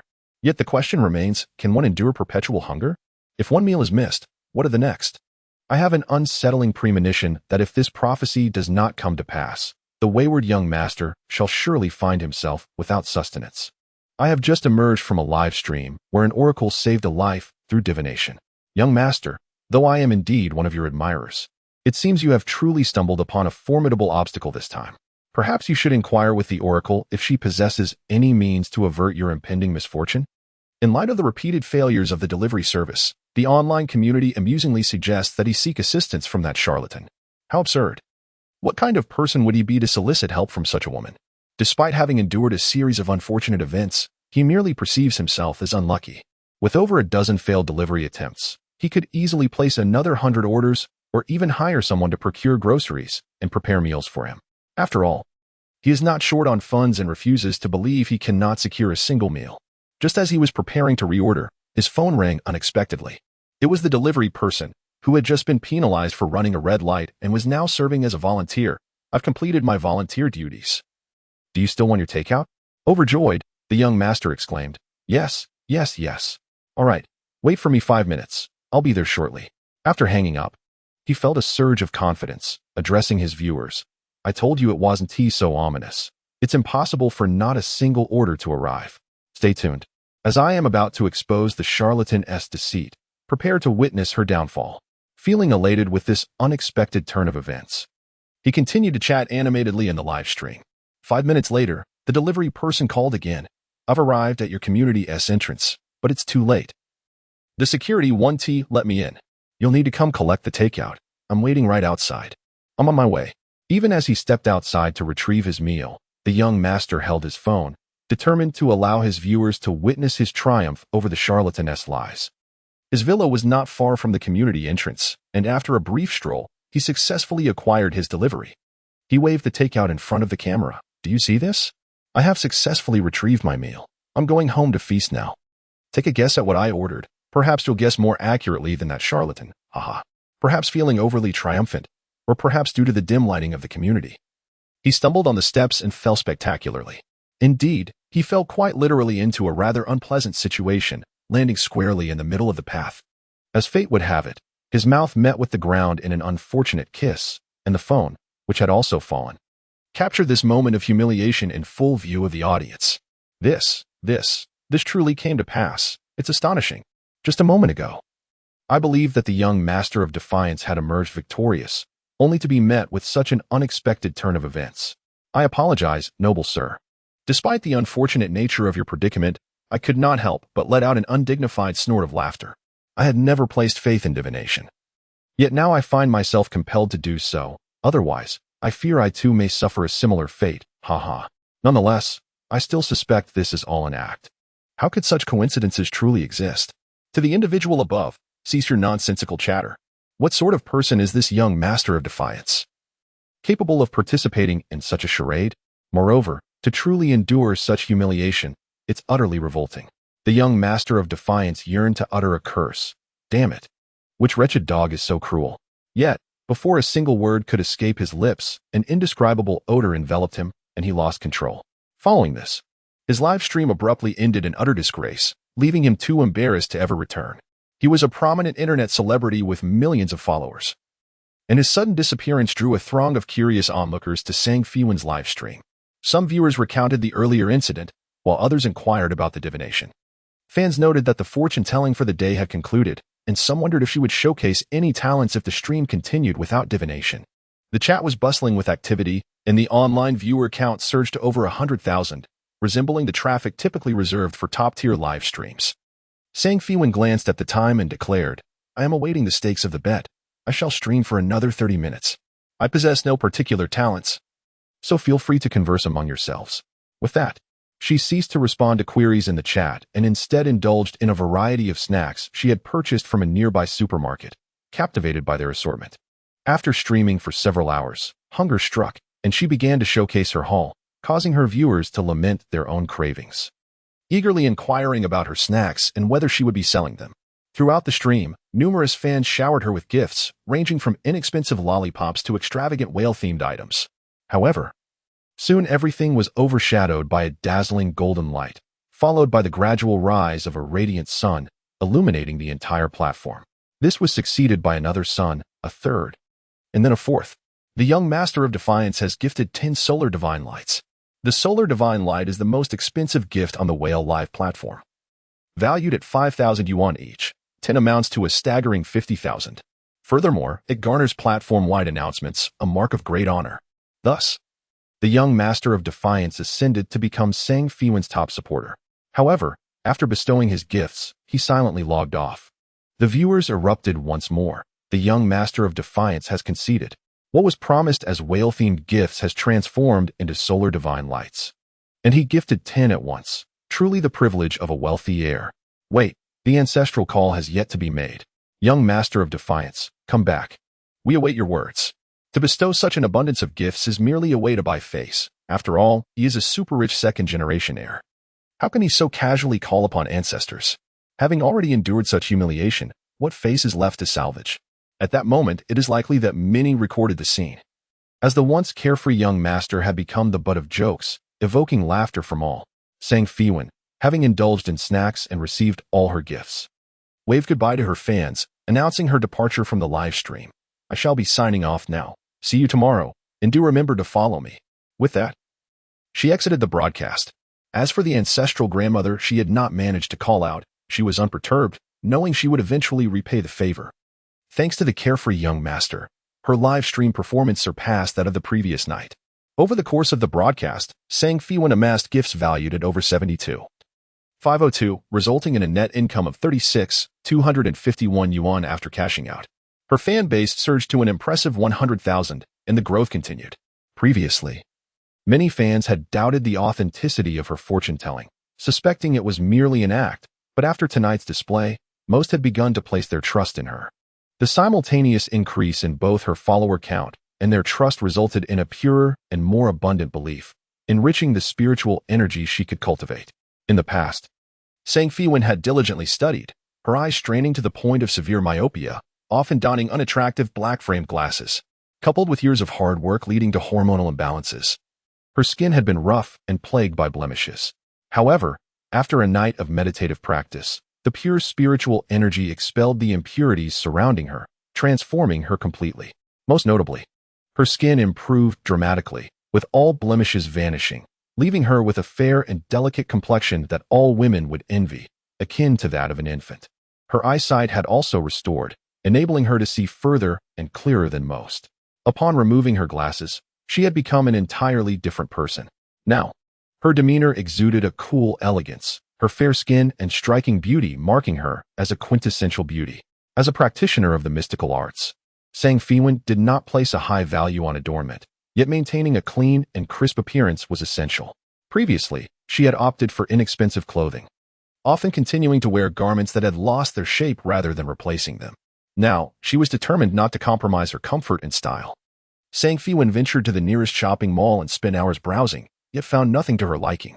The clothes in the capital's malls were exorbitantly priced, with mere scraps of fabric costing thousands, a truly outrageous situation. However, upon exiting the mall, she spotted a quaintly decorated clothing store at the corner of the street. Upon entering, she was greeted by an array of traditional Chinese garments, wedding dresses, kipayos, and RU skirts, all splendidly displayed. The store owner was warm and enthusiastic, assisting her in selecting outfits. Sang Feiwan's eyes were immediately drawn to a stunning set featuring a horse-face skirt. The top was a white cross-collared shirt adorned with pearl lace, paired with a sky-blue horse-face skirt woven with gold threads. The style was classical, yet it did not appear out of place in modern times. The only drawback was its price, exceeding $5,000. Nevertheless, compared to the outrageous prices of torn jeans and mini dresses in the mall, Sang Feiwan found it acceptable. Indeed. Once she tried it on, the effect was breathtaking. With her tall stature, fair skin, and an air of serene classical beauty, the horse-face skirt accentuated her elegance and nobility. The store owner could not help but exclaim, "You are the most stunning girl I have ever seen in a horse-face skirt, like a true star." Just a little adjustment to your hairstyle would complete the look. The proprietress, with a smile, retrieved a delicately crafted sandalwood hairpin from the jewelry cabinet and gestured towards Sang Feiwan's hair, stating, "This would enhance your beauty significantly." "How much is the hairpin?" Feiwan inquired. "It is 288 yuan, the proprietress replied. Feiwan was taken aback, exclaiming, "Is it truly that expensive for just a piece of wood?" The proprietress chuckled, explaining, "This is meticulously handcrafted and made from natural purple sandalwood. The price is quite reasonable." Feiwan declined the hairpin, opting only to pay for her clothing. As she exited the shop, she noticed a row of decorative bamboo planted at the entrance, standing against the wall with an air of charm. Pointing at the bamboo, Feiwan asked, "May I break off a piece?" Naturally, the proprietress obliged the customer's request. Feiwan raised her hand and snapped off a branch of green bamboo to fashion a hairpin, arranging her hair into a half upside-down bun. A few vibrant bamboo leaves adorned her hair, swaying gently in the breeze and accentuating her ethereal beauty. "Thank you," she expressed politely before gracefully departing. The proprietress was momentarily taken aback, then found herself unable to resist breaking off a piece of bamboo to examine it, pondering how such ordinary bamboo could appear so exquisite when worn by Feiwan. Not long after Feiwan left, she received a message on WeChat from Flying Bird. After their broadcast concluded the previous night, she had proactively added Flying Bird's WeChat for easier communication today. "Flying Bird. Host, my police classmate helped me investigate, and it turns out my boyfriend's identity information is false. Comparing photos, there are suspicions he is involved in several previous cases of overseas trafficking. Oh my. If it weren't for my classmate being a police officer, I would hardly believe this is true. How could such absurd and terrifying events befall me?" Sang Feiwan, "Since you know he has issues, please be cautious. Flying Bird, the police have already gone to apprehend him, and I'm safe. Thankfully, you figured out there was a problem. Otherwise, I might have been tricked into Southeast Asia. Just thinking about it is terrifying." Feiwan had arranged to assist Flying Bird with some matters concerning Wang tonight. Flying Bird lived in a city to the south, over 1,000 kilometers away from Jing City. Feiwan had already booked her flight in advance, but when she arrived at the airport, she felt somewhat bewildered. As a soul from another world, her understanding of modern society primarily stemmed from the original owner's memories.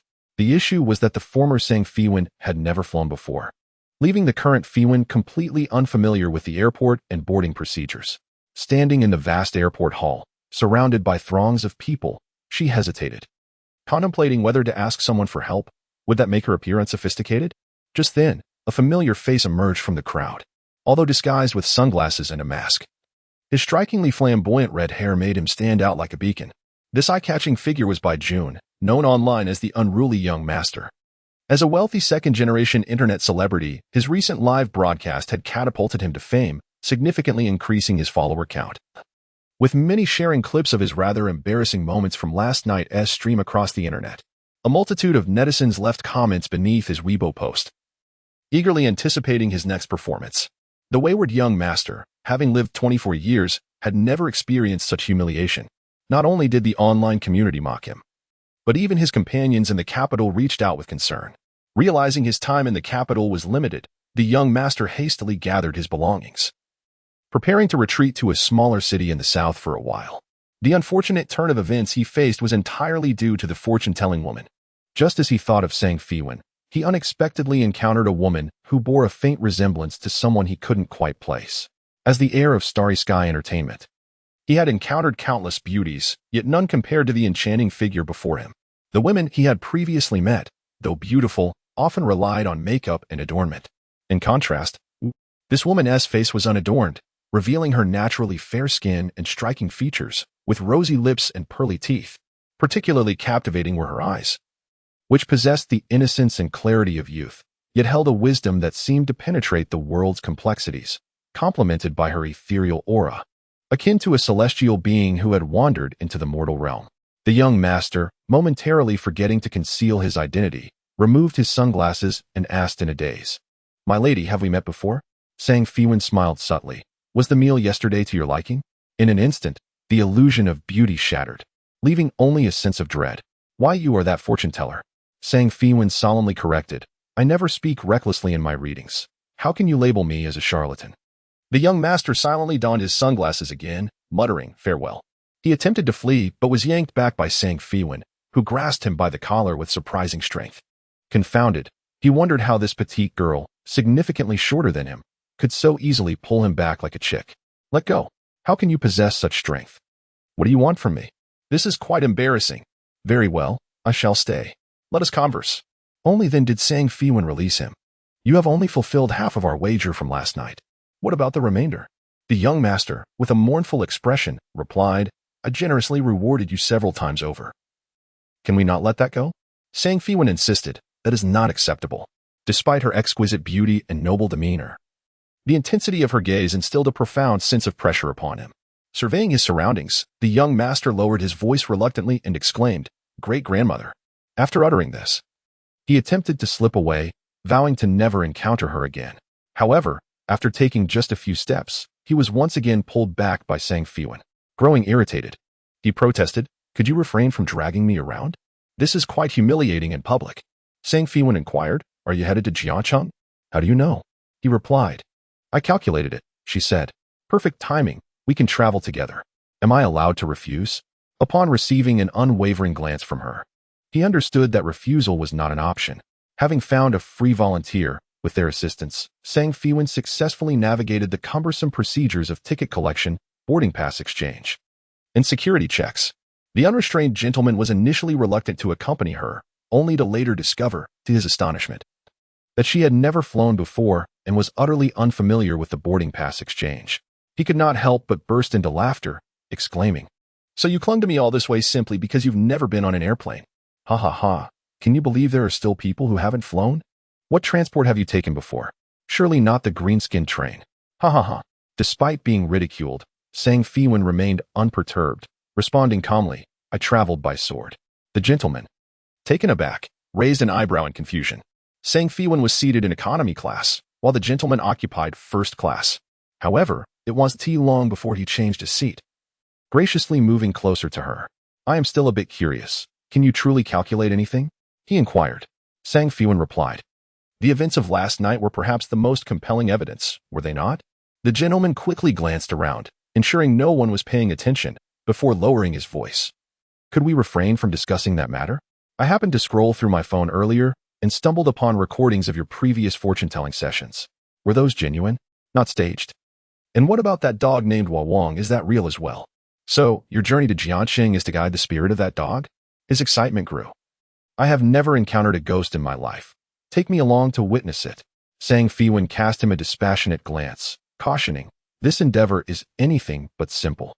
Your presence might invite complications." The gentleman thumped his chest, declaring, "I fear neither heaven nor earth. Why should I fear trouble?" The bird in flight spent the day enveloped in anxiety and sorrow. It was her first experience of love, her first heartfelt investment.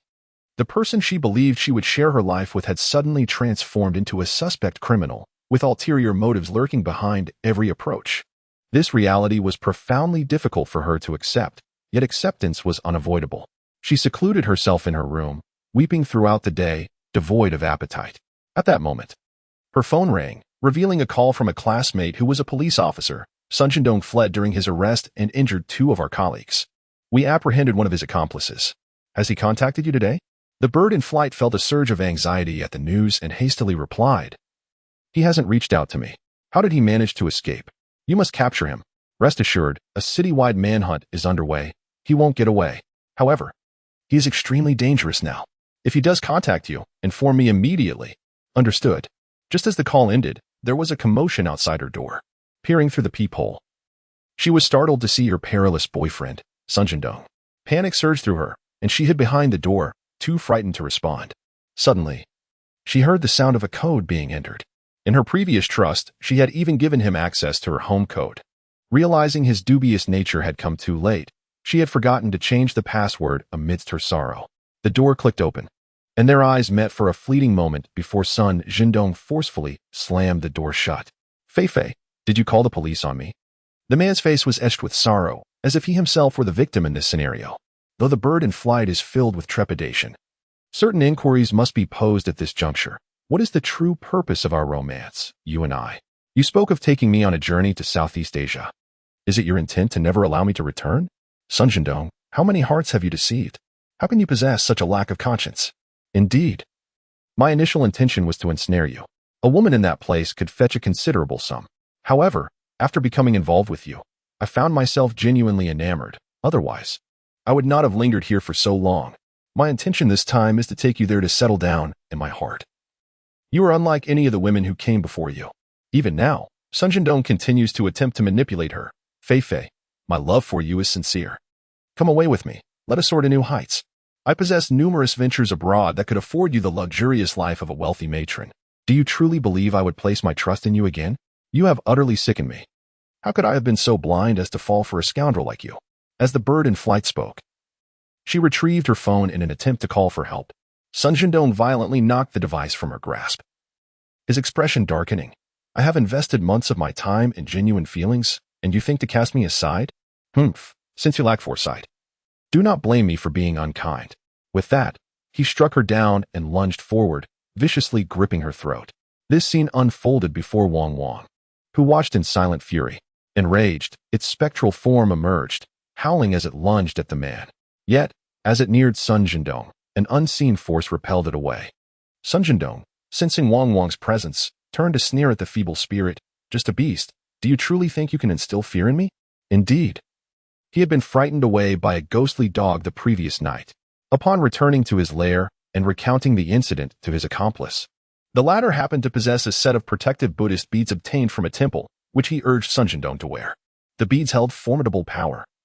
Even with Wang's enhanced ghostly strength, it could not approach the man without being thwarted. You wretched creature, restless even in death. Today, before your very eyes, I shall rid myself of this foul woman. As he spoke, he tightened his grip. The bird in flight struggled desperately, gasping for air, but to no avail. In the fleeting moments between life and death, she beheld Wang's spirit charging forth without hesitation. Time and again, it furiously lunged at Sun Jindong. Yet, shielded by the beads, it could inflict no harm upon him, and with each impact, its own essence waned, diminished by the radiance of the beads. It became apparent that if this continued, Wang would be reduced to nothingness. With her heart torn asunder and on the brink of death, she uttered in a faltering voice, Wang, do not concern yourself with me. You must flee. Wang emitted sorrowful cries, engulfed by profound despair and terror. It had never experienced such dread and hopelessness, even when its spine was cruelly broken by human hands or when it succumbed to electric shock. Yet now, faced with the imminent death of its beloved master, rendered powerless, it felt a pain more profound than death itself. Wang, in its peripheral vision, gazed sorrowfully at its cherished companion. The world is indeed absurd. Human malice can be as cruel as that of a demon, yet animals possess an innate purity and benevolence, remaining loyal even in death. Just when despair seemed insurmountable, the door was suddenly flung open with a resounding crash. A man with fiery red hair burst into the room, forcefully kicking aside Sun Jindong, who was in the midst of his heinous act. Sun Jindong's head collided with the wall, and he fainted, his eyes rolling back. What manner of man is this? He faints at the first encounter, so cowardly. The unruly young master intended to check on the condition of the injured bird, but upon turning, he found himself face to face with a fierce black dog, protectively guarding its owner.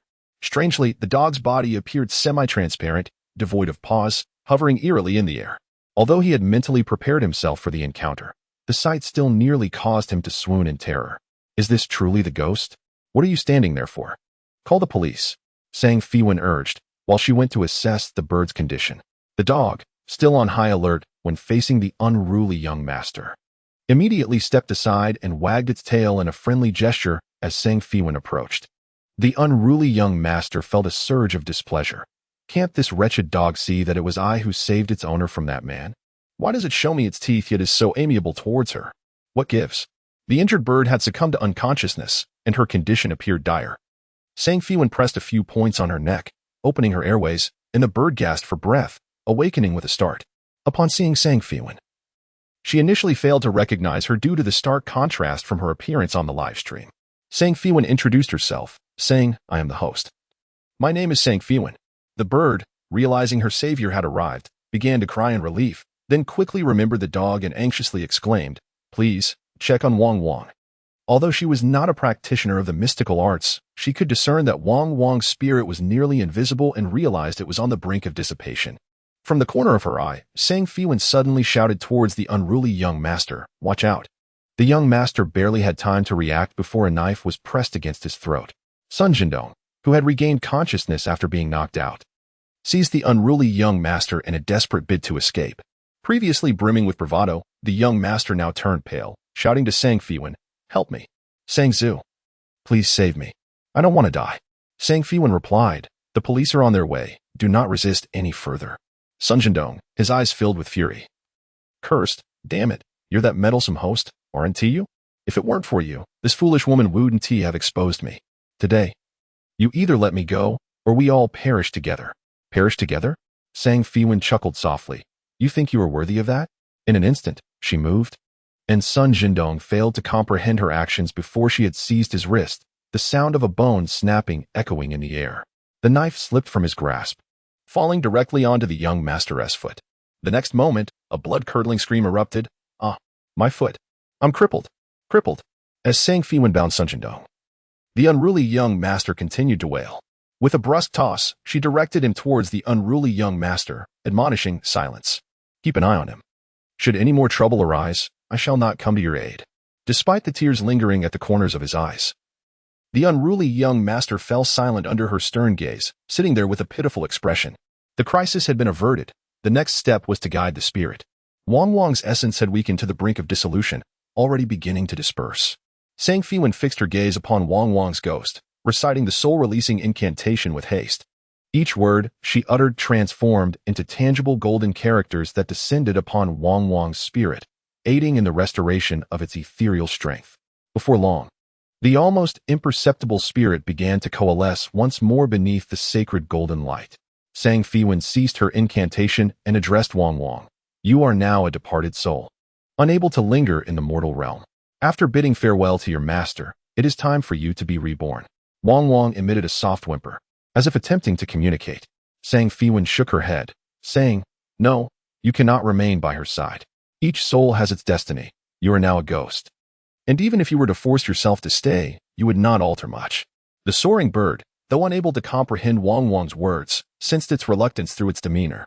Filled with her own sorrow, she could only suppress her tears as she reassured Wong Wong, "Go in peace. I have grown and will take care of myself. Wong Wong, you must depart. Reincarnate well, and do not linger for my sake." Wong Wong approached its master's feet, nestling close with a heavy heart. It truly could not bear to part.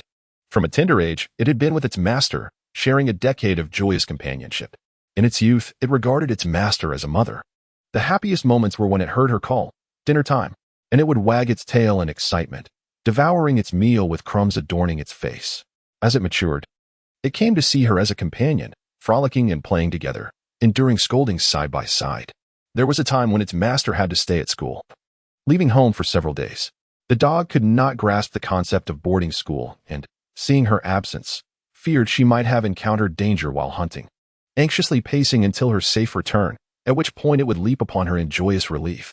It had once relied on its master for support, only to later realize she too faced adversity, igniting a fierce resolve within it to protect her from any harm. Even when captured, its greatest fear was separation from its master, not the impending threat of death. Thus, with such an obsession, Wong Wong lingered in the earthly realm after its death, missing the opportunity for rebirth. Even now, it vaguely sensed that leaving was the best course, yet it still found itself unwilling to part. The soaring bird attempted to reach out to Wong Wong, and this time, her hand met not with emptiness, but with a tangible softness, reminiscent of Wong Wong's presence in life. Sang Feiwan explained, "I have used the soul-releasing incantation to temporarily restore its physical form, but only for 2 minutes. During this time, it must willingly depart to complete its reincarnation. Otherwise, the spell will dissipate, and it will be unable to be reborn. The soaring bird, too, was reluctant to let Wang Wang go, especially after so many years, to be able to touch and embrace it once more. She held Wang Wang in her arms and cried softly, fearing that her display of emotion would only make him more reluctant to leave, so she resolutely pushed him away. You must go. I beg you to leave. Wang Wang looked at his owner with confusion, his dark eyes brimming with grievance, as if he were about to shed tears at any moment. Feiwan knelt down and patiently spoke to Wang Wang. You are already a spirit. Your lingering presence, laden with negative energy, will inevitably weaken your owner's health. Consider this. Has she not been frequently ill in recent years?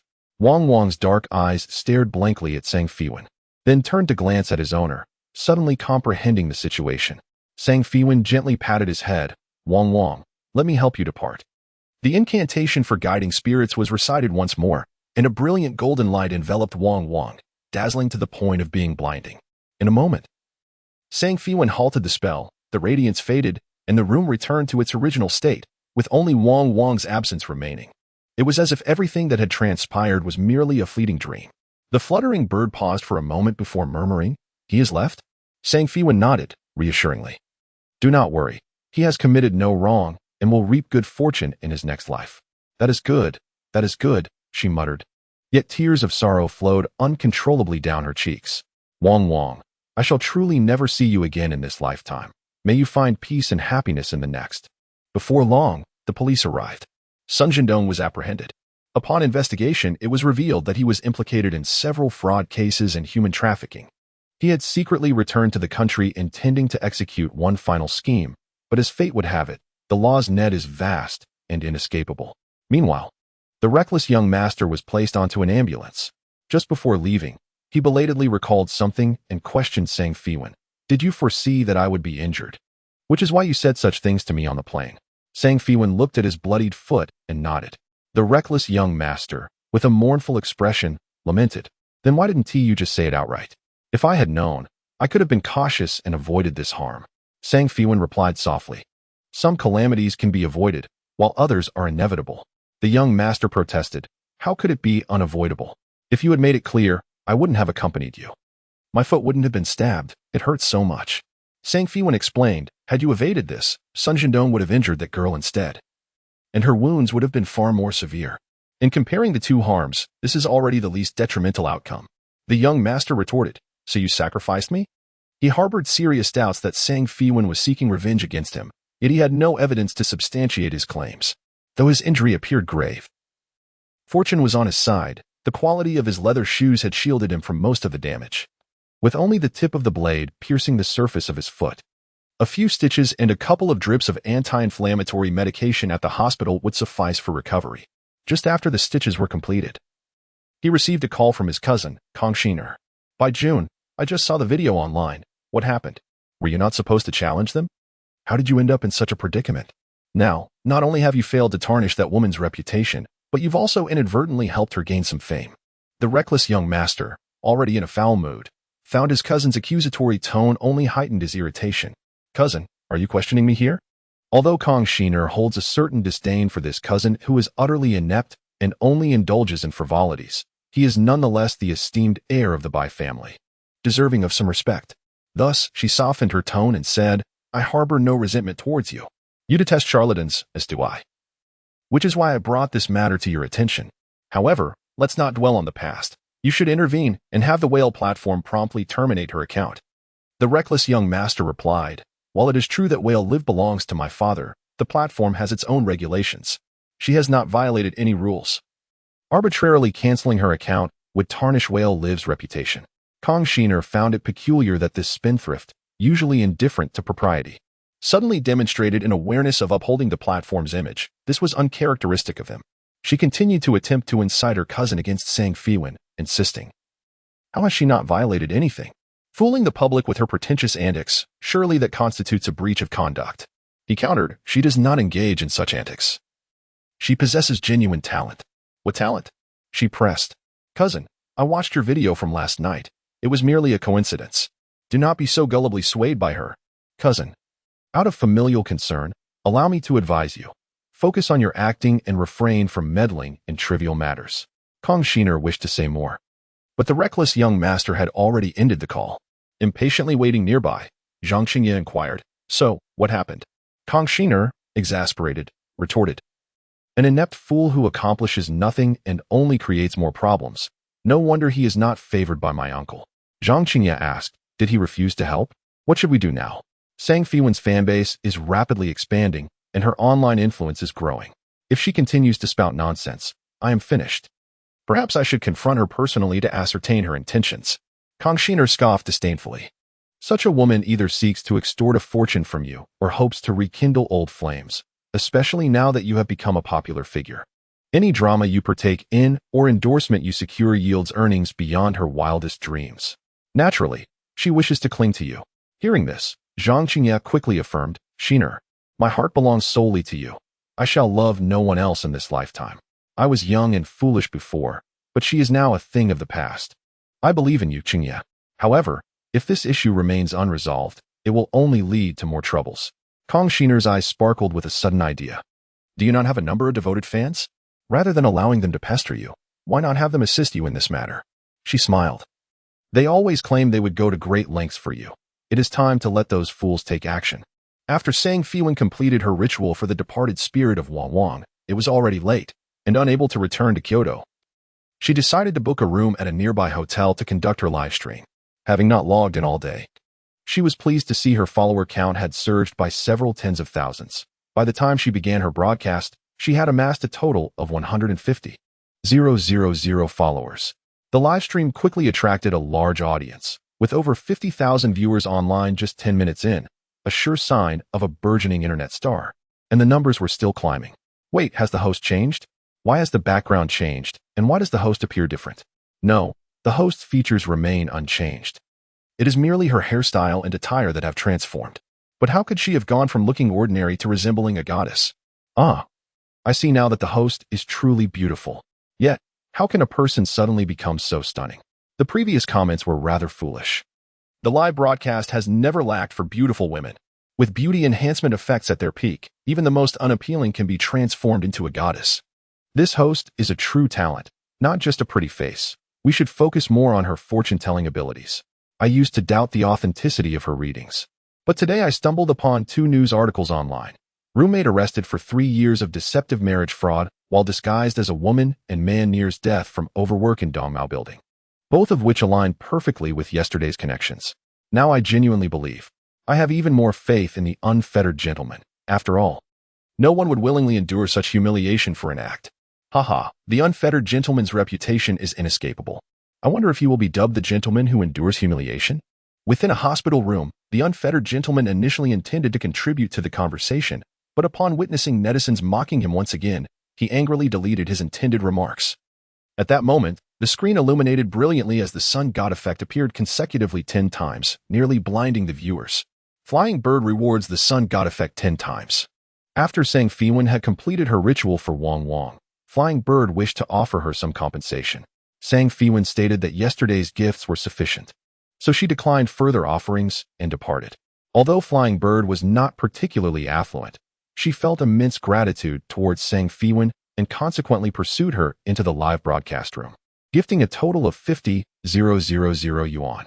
This, combined with her previous contributions, elevated Flying Bird to the top position in Sang Feiwan's live stream, while the unfettered gentleman fell to second place. Could he endure this slight? Thus, the originally quiet rich heir made a grand gesture, showering the stream with 100 sun god effects. Each effect lasts 6 seconds, amounting to a total of 600 seconds, for a full 10 minutes. Sang Feiwan's phone screen was enveloped in a dazzling light, rendering everything invisible. Once the effects subsided, the unfettered gentleman reclaimed the top spot. He was known for his generosity and often indulged in watching beautiful women in other live streams. Upon his arrival, other female hosts would enthusiastically greet him, calling out brother in excessive flattery. He relished the feeling of being a benefactor, basking in admiration. Therefore, he naturally expected Sang Feiwan to react like other female hosts, expressing gratitude and even fawning over him. However, Sang Feiwan's expression remained calm, and she even furrowed her brow slightly, showing signs of displeasure. In this live broadcast room, each reading costs 2,000 Payments are collected after the readings. For those who have not received a reading, gifts should not exceed 100. Those who contravene this rule will be permanently blacklisted. Saying Feiwan is not indifferent to wealth, however. Her primary aim in streaming is to gain followers and build trust for her practice, as long as people enjoy her presence and are willing to follow her. That is enough. As for the surplus wealth, accumulating too much would only entangle her in karmic repercussions, which she considered detrimental. Thus, it was imperative to establish a limit on gifts. Haha, the carefree young master has finally made an appearance, only to find himself met with indifference. I have never encountered such a principled streamer who refuses donations. Is there anyone in this world who does not covet wealth? The streamer plays a game of allure, hoping to capture the attention of wealthy heirs. The carefree young master may still be unaware that the streamer recently attempted to deceive Zhang Qingye. Indeed, she pretended to be his girlfriend with a doctored photo and even stealthily visited his residence. She nearly ruined Zhang Qingye. Such a woman is terrifying. Now, in her pursuit of wealthy heirs, she is crafting a persona. Does she truly believe the internet has no memory? Shameless harlot, leave the streaming platform. It was uncertain when the chaos would commence, but a deluge of malicious comments and profanities flooded Saying Feiwan's live streaming room. Nevertheless, there were those who defended her, such as the soaring bird. Yet, her solitary voice was soon drowned beneath an avalanche of vitriol. Initially, Saying Feiwan had no intention of engaging with these individuals. But during her divination segment, she repeatedly drew the attention of these trolls. Following the connection, instead of divining, they resorted to crude insults, hurling obscenities that insulted her ancestors. This uproar rendered her live divination impossible. In recent days, Saying Feiwan had made slight progress in her cultivation, enabling her to wield minor spells. And just as she was prepared to retaliate with her magic, the public screen in the live stream suddenly fell silent, and her online followers diminished by 2,000. She then noticed a message on the screen. Carefree young master, knowing full well this is my domain, you dare to create chaos? If you do not witness my prowess, you shall remain oblivious to my capabilities. As he typed this, he reveled in his own audacity. I do not crave your gratitude. This is merely a trivial act of assistance. I, the carefree young master, am always clear about benevolence and grievances, bestowing favors without seeking recompense. The anticipated gratitude failed to materialize, and the screen revealed the elegant and proud woman letting out a soft sigh. Very well, thank you. The carefree young master, why does your gratitude seem so reluctant? After dismissing the detractors, the public screen in the live stream finally cleared. Saying Feiwan stated, let us not waste time. I shall restart the connection for the first divination. Soon, a middle-aged man appeared on the screen, using the username Lonely Heart. Dressed in a suit and seated in a well-appointed study, he appeared rather haggard, as if burdened by heavy thoughts. Lonely Heart inquired, can this live stream truly predict fortunes? Is it accurate? This man was not a fan of Saying Feiwan. Rather, in his moment of desperation, he sought divination and randomly clicked on the most popular live stream. Before Saying Feiwan could respond, the fans below eagerly provided explanations. Clearly, you are a newcomer, unfamiliar with the streamer's prowess. Each divination costs 2,000. It is a fair exchange. The streamer does possess genuine ability, but it seems that the outcomes are rarely favorable. Who says it's not a good thing? Yesterday, the Dongmo building rescue was indeed a commendable act. What does it matter? I can hardly wait to witness the spectacle. The Lonely Heart, observing the continuous praise from others, remarked, I have been in business for over a decade, sailing smoothly and accumulating considerable wealth. However, in the past 2 years, I have sensed a streak of misfortune. My once thriving company has suddenly encountered several accidents and is on the brink of collapse. Today, I discovered I have cancer, with the pathological report due tomorrow. If it reveals a late-stage malignancy, it would spell trouble. Host, if you truly possess any abilities, please assist me in reversing my luck. Should fortune smile upon me, I shall reward you handsomely. How tragic for this uncle. Host, please help him. What can the host do in this situation? The host is not a doctor. I sympathize with the uncle, but in times like these, one must trust science and seek a reliable physician. Saying Feiwan, perceiving the essence of the Lonely Heart, sighed and shook her head. You have brought this upon yourself. I cannot alter your fate. Initially, the Lonely Heart approached this with a sense of skepticism, but was taken aback by the fact that not only did she refuse to assist, but she also scolded him for his self-inflicted plight. If you lack the capability, just say so. Why resort to insults? Were it not for the consensus on your accuracy, I would not bother with you. Just as he was about to sever the connection, he heard Saying Feiwan say, though I cannot change your fortune, I can help you uncover the reasons behind your misfortune. The lonely heart, half believing, inquired, Really? Sang Feiwan nodded lightly. I can reveal the truth to you now, but are you certain you wish to know? Confirmed, confirmed. If I can uncover the cause, I can alter my misfortune, and fortune will surely return. Tomorrow's pathological report will undoubtedly yield favorable results. My nearly defunct company will surely find rejuvenation. Sang Feiwan instructed, You need only step out of this room and proceed to the first room on the left on the 3rd floor. The lonely heart, initially skeptical, began to believe as she accurately discerned that he resided in a villa with 3 floors. It seemed she indeed had some abilities. Soon, the lonely heart arrived at the first room on the left on the 3rd floor. Upon opening the door, he discovered a bedroom suite. He switched on the light and generously showcased the room's environment to the camera. This is my son's room. Is there an issue with the feng shui? How should I arrange the furniture? Whatever you say, I will comply immediately, Sang Feiwan replied. The feng shui is not the problem. The issue lies beneath the bed. Beneath the bed? He lifted the hanging bedsheet and leaned down to inspect. The darkness underneath was daunting, so he activated the flashlight on his phone, positioning it to illuminate the area. With the light, he spotted an object the size of a palm resting beneath the bed. Stretching out his hand, he exerted effort to finally retrieve the item. It was a black amulet, palm-sized, with a texture akin to jade yet not jade, featuring a fierce deity carved on the front, while the back inscribed the name and birth date of the lonely heart. As the heart of solitude beheld that object, his countenance shifted dramatically, instinctively reaching to erase the name inscribed upon it. Yet the letters proved impervious to his efforts. Father, why have you entered my room? A young man abruptly stepped in, his expression altering upon noticing the Buddhist talisman in the heart of solitude's grasp. With trembling voice, he inquired, Why have you inscribed my name on this talisman? Do you wish to bring about my demise? I am your biological father, providing for your needs and granting you the privilege of attending the finest private schools, and yet you seek to curse me? Upon uttering these words, the viewers in the live stream erupted in outrage. What manner of son is this, seeking to curse his own father? What purpose does such a son serve? Better to be rid of him. What is that object? It resembles a talisman, but what connection does it have to curses? Could the misfortunes be linked to it? Why would a seemingly fine son wish to curse his own father? Even if the company has collapsed, it brings him no benefit. Did you not notice how the heart of solitude instantly recognized the talisman as problematic?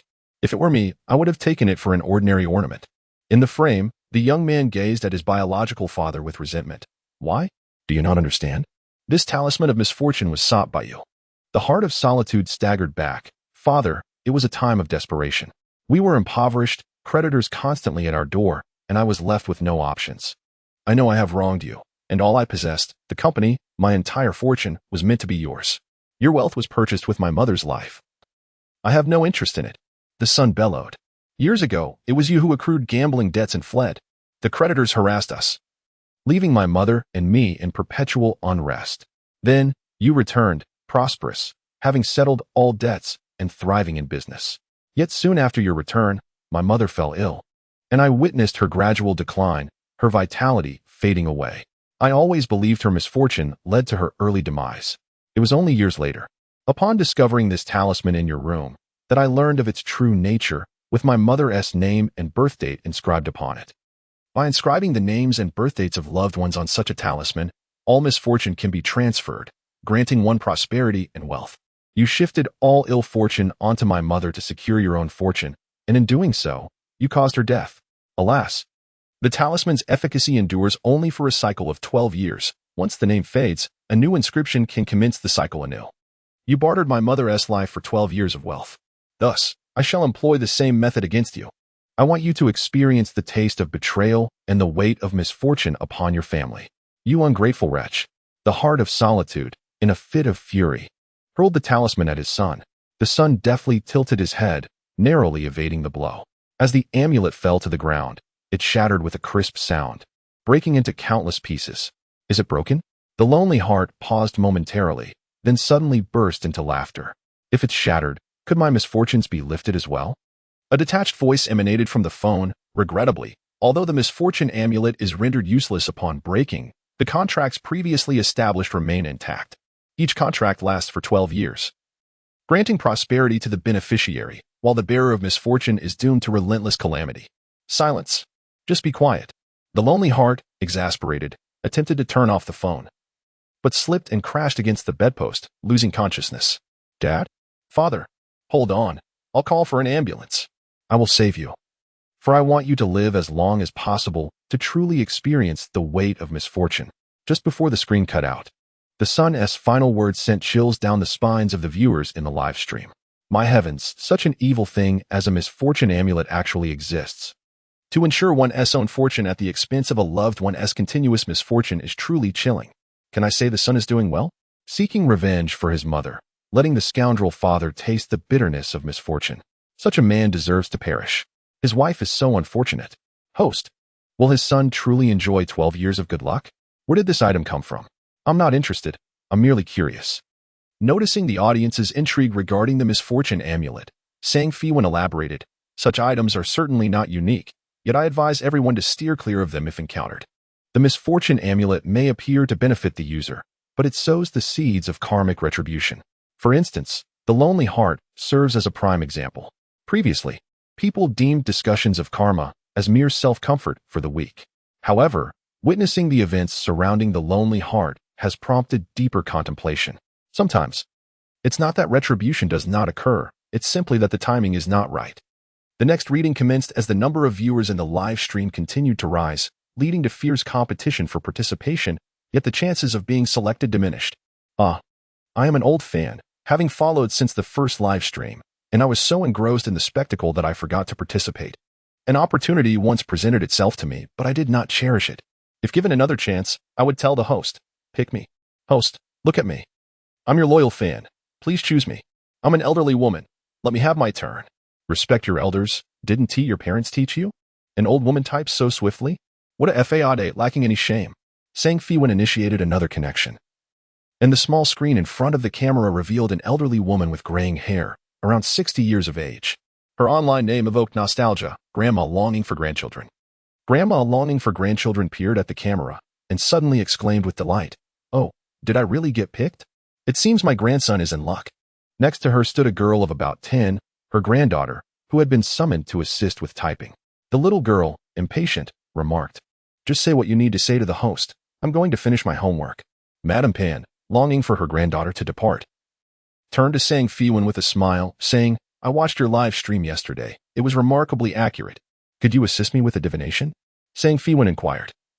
"Are you seeking predictions regarding offspring?" Madame Pan slapped her thigh, exclaiming, "Indeed, you are truly gifted at this." Feiwan had yet to perform any calculations, rather. It was Madame Pan's online name that revealed her deepest desires. To enhance the accuracy of the divination, Madame Pan recounted her family's circumstances. Their lineage held steadfastly to traditional values, placing great importance on the continuation of their bloodline. In her youth, due to her ability to bear sons, she had given birth to 5 boys, becoming a local legend. Despite their subsequent poverty, only the second son, who completed elementary school, managed to marry. The other 4 remained single. Nevertheless, Madame Pan believed that having many sons was a blessing. Ironically, the only son who married, her second son, struggled to produce male heirs. After the marriage, under Madame Pan's persistent urging, her daughter-in-law bore 2 children, both unfortunate girls. A few years ago, when the country had not yet relaxed its birth policies. After having 2 children, her daughter-in-law could no longer conceive. The village's women's director had even visited to encourage sterilization, which meant that the family line would soon end. This predicament caused Madame Pan such distress that she could hardly eat. Unexpectedly, merely 5 or 6 days after the birth of the second granddaughter, she passed away due to an accident. At this point, Madame Pan sighed, stating that little girl, perhaps sensing her ill fate, departed early. Initially, they could have moved past this tragedy and simply tried for another child. However, since then, her daughter-in-law had suffered multiple miscarriages, 3 in total, without any medical explanation. Yet, her daughter-in-law adamantly refused to conceive again, even denying her husband intimacy. What kind of woman refuses to bear children? We spent tens of thousands on her bride price. She lamented. Now my other sons accuse me of favoritism. And she, without a care, declares that she will not have more children. Isn't that infuriating? These words struck a nerve with the audience, inciting outrage in the live chat. What kind of feudal relic has emerged from the shadows? What era are we in? Treating women as mere vessels for reproduction? Inheritance of the bloodline? Do you have an imperial throne to pass on? An imperial throne, indeed. Didn't the old lady mention that out of 5 sons, 4 remain single? So impoverished that they can't even marry, yet still fixated on having sons. For what purpose? To continue being single? If the birth of a child merely perpetuates your toil, anxiety, and poverty, then choosing not to have children is an act of kindness. The online criticism was deafening, yet Madame Pan, illiterate, could not comprehend their words, nor did she recognize the wisdom of Zhang Kai. Sang Feiwan, with a cold gaze, asked, "So, how did your granddaughter perish?" Madame Pan sighed. It is indeed her mother's fault. She slept too soundly during her confinement and unknowingly covered the child's face with a blanket. Upon awakening from a slumber, the child had already departed from this world. Throughout the entirety of her confinement, my daughter-in-law wept incessantly, and I could not ascertain whether her tears during this period had adversely affected her health, resulting in her subsequent miscarriages. Alas, poor baby. As a mother, I find such occurrences utterly heartrending. In our hometown, similar tragedies have transpired, particularly during the cold winter months when the absence of heating and the weight of thick blankets can inadvertently suffocate an infant's delicate face. As a nurse specializing in obstetrics and gynecology, I feel compelled to enlighten you all. After the birth of a little one, it is imperative to avoid co-sleeping with adults, as this can easily lead to tragic outcomes. My heart aches for my daughter-in-law, who, despite having unintentionally caused the death of her own child, must bear the haunting shadow of that moment for a lifetime. Even more distressing is the fact that she is treated merely as a vessel for procreation, relentlessly pressured to conceive. With a wise gaze, Sang Feiwan looked through the camera at Granny Pan, pondering whether this was truly an accident. What else could it be if not an accident? Granny Pan paused, her voice laced with uncertainty, questioning if her daughter-in-law had purposefully harmed her child. Surely, that could not be the case. She cherished her daughter immensely, indulging her without restraint. Following the loss of her youngest, she spent her confinement in tears, resolutely refusing to conceive again. Fortunately, my son managed to soothe her, leading her to consider pregnancy once more. Regrettably, all 3 subsequent pregnancies ended in miscarriage shortly after conception. Alas, discussing this bears little fruit. Host, could you ascertain whether my daughter-in-law might bear a son? Will our family's lineage be able to continue? Sang Feiwan replied, "If you believe that the inability to bear a grandson signifies the end of your lineage, then I regret to inform you, your family's line is indeed at a standstill." Granny Pan let out a wail, exclaiming, "Oh my goodness, how has my life turned so cruel?" After finally acquiring a daughter-in-law, she cannot produce a male heir. After a few sobs, she suddenly wiped her tears and implored, "Host, you are quite capable, are you not? Please devise a way for my daughter-in-law to conceive a son. Perhaps you possess some folk remedies for bearing male children. I am aware that individuals like you are not lacking in such methods. If you can assist my daughter-in-law in giving birth to a son, I shall reward you handsomely." Sang Feiwan responded, "Is your daughter-in-law home? It would be best for me to meet the parties involved." Granny Pan replied, "My son has gone to work in the city and is not at home. My daughter-in-law is currently assisting our eldest in her studies. I shall discreetly show you." With that, she took her phone and approached a door, quietly pushing it open to reveal a sparsely furnished room where a weary-looking middle-aged woman was engaged in handiwork at a table. At the opposite end sat her daughter, a middle school student of 13 or 14, diligently scribbling away. After observing, Granny Pan quietly closed the door and asked, "Host, did you see clearly? Is there a way for my daughter-in-law to conceive a son?" Sang Feiwan's reason for looking was merely to confirm her suspicions. Indeed, a dark aura enveloped the body of the daughter-in-law, and upon closer inspection, Sang Feiwan discerned that a little girl was resting upon her abdomen, her deceased granddaughter. Surrounded by the spirit of an infant, it was naturally difficult for her to conceive. Even if she did, the pregnancy would be unlikely to endure. In the dead of night, the host startled me. "Oh my, just a short while ago I saw the ghostly dog, and now it's a spirit of a child. What am I to do? I'm so frightened I can't sleep. Host, could you perhaps give a warning next time when such things suddenly appear? It's too much for the heart to bear." I felt that my daughter-in-law's frequent miscarriages were abnormal, and it seems my intuition was correct. As an enthusiast of the supernatural, I am not afraid. Host, please hurry and show us what happens next. Upon hearing this, old Lady Pan's complexion changed. Is this for real? What should we do? Being somewhat superstitious, she found it easier to accept the words of Sang Feiwan. Therefore, she hastily inquired, "Is it that the child is still angry with her mother? Is that why she lingers and refuses to leave her mother? Host, can you perform a ritual? If you come to conduct a ceremony, Will my daughter-in-law be able to conceive again? Even now? This old woman remains fixated on the idea of having a grandson. Sang Feiwan replied, to untie the knot, one must tie it. If the child is willing to leave, there will be no need for rituals. She will depart on her own. Old Lady Pan appeared perplexed. How is this to be resolved?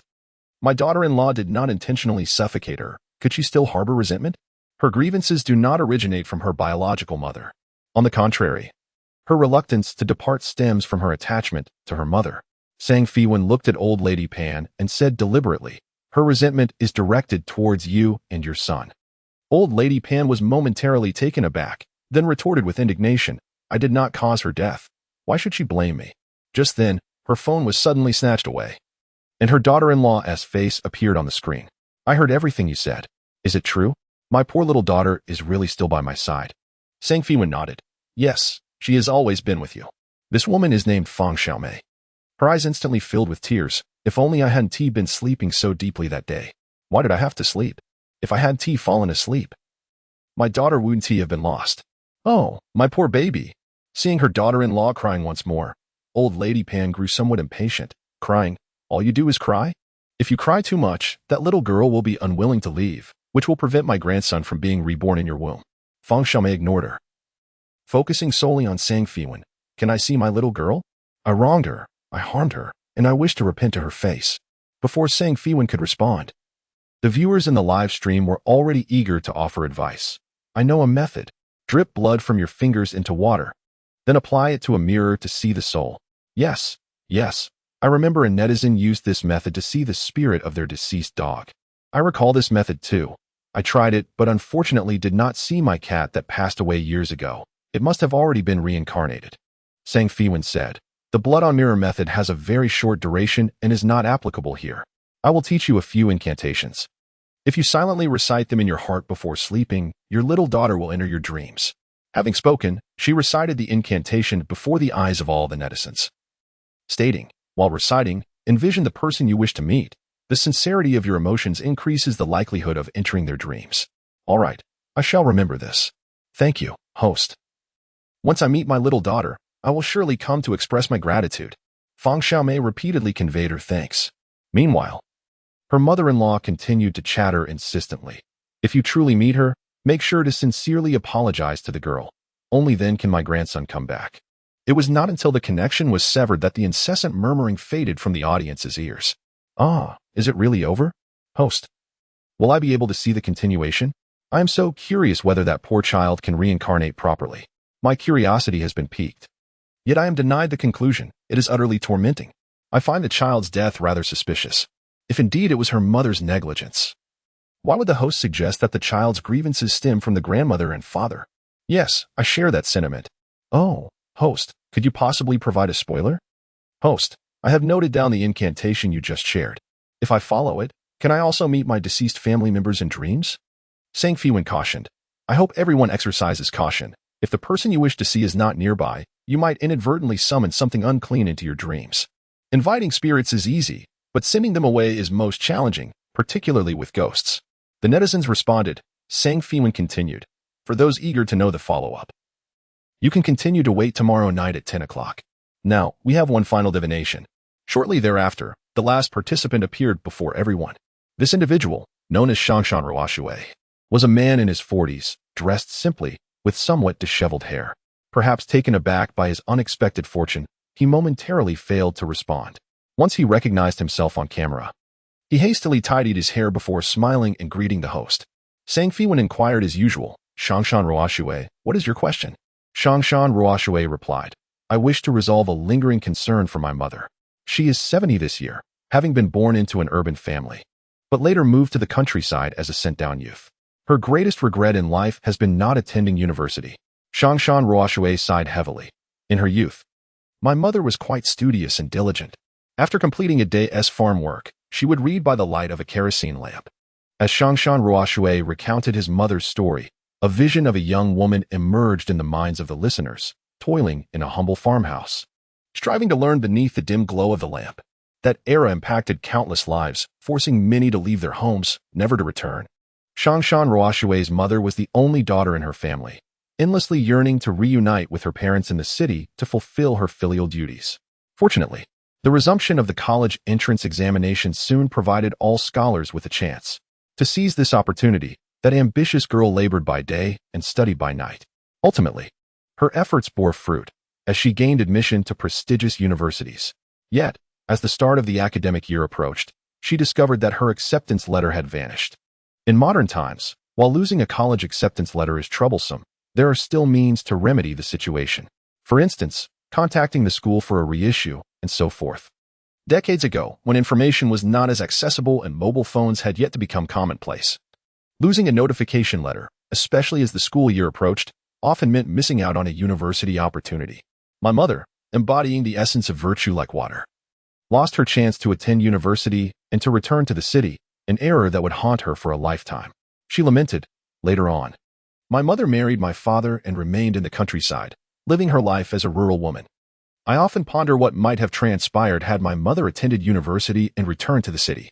Perhaps she would have become a respected university professor, or a dedicated doctor saving lives, enjoying a comfortable retirement and engaging in leisurely activities like dancing in the square or traveling occasionally. Instead, her life unfolded as it did, mired in poverty, waiting for death in a small county town.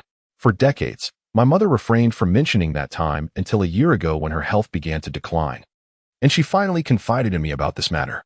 To my astonishment, I learned that my seemingly unremarkable mother had once been admitted to one of the nation's top universities. Though she often attributes her fate to destiny, I can discern her profound regret. A life altered irrevocably would leave anyone with a sense of loss. Host, can you help recover something lost for decades? I inquired. Yes, replied Sang Feiwan. I need to observe your mother's face, either in person or through a photograph. Thus, I unearthed an old picture from home. In it, a young woman with 2 braided pigtails radiated sweetness and innocence, standing beside a man with a round face and a sincere smile. This is a wedding photo of my parents. Is my mother not beautiful?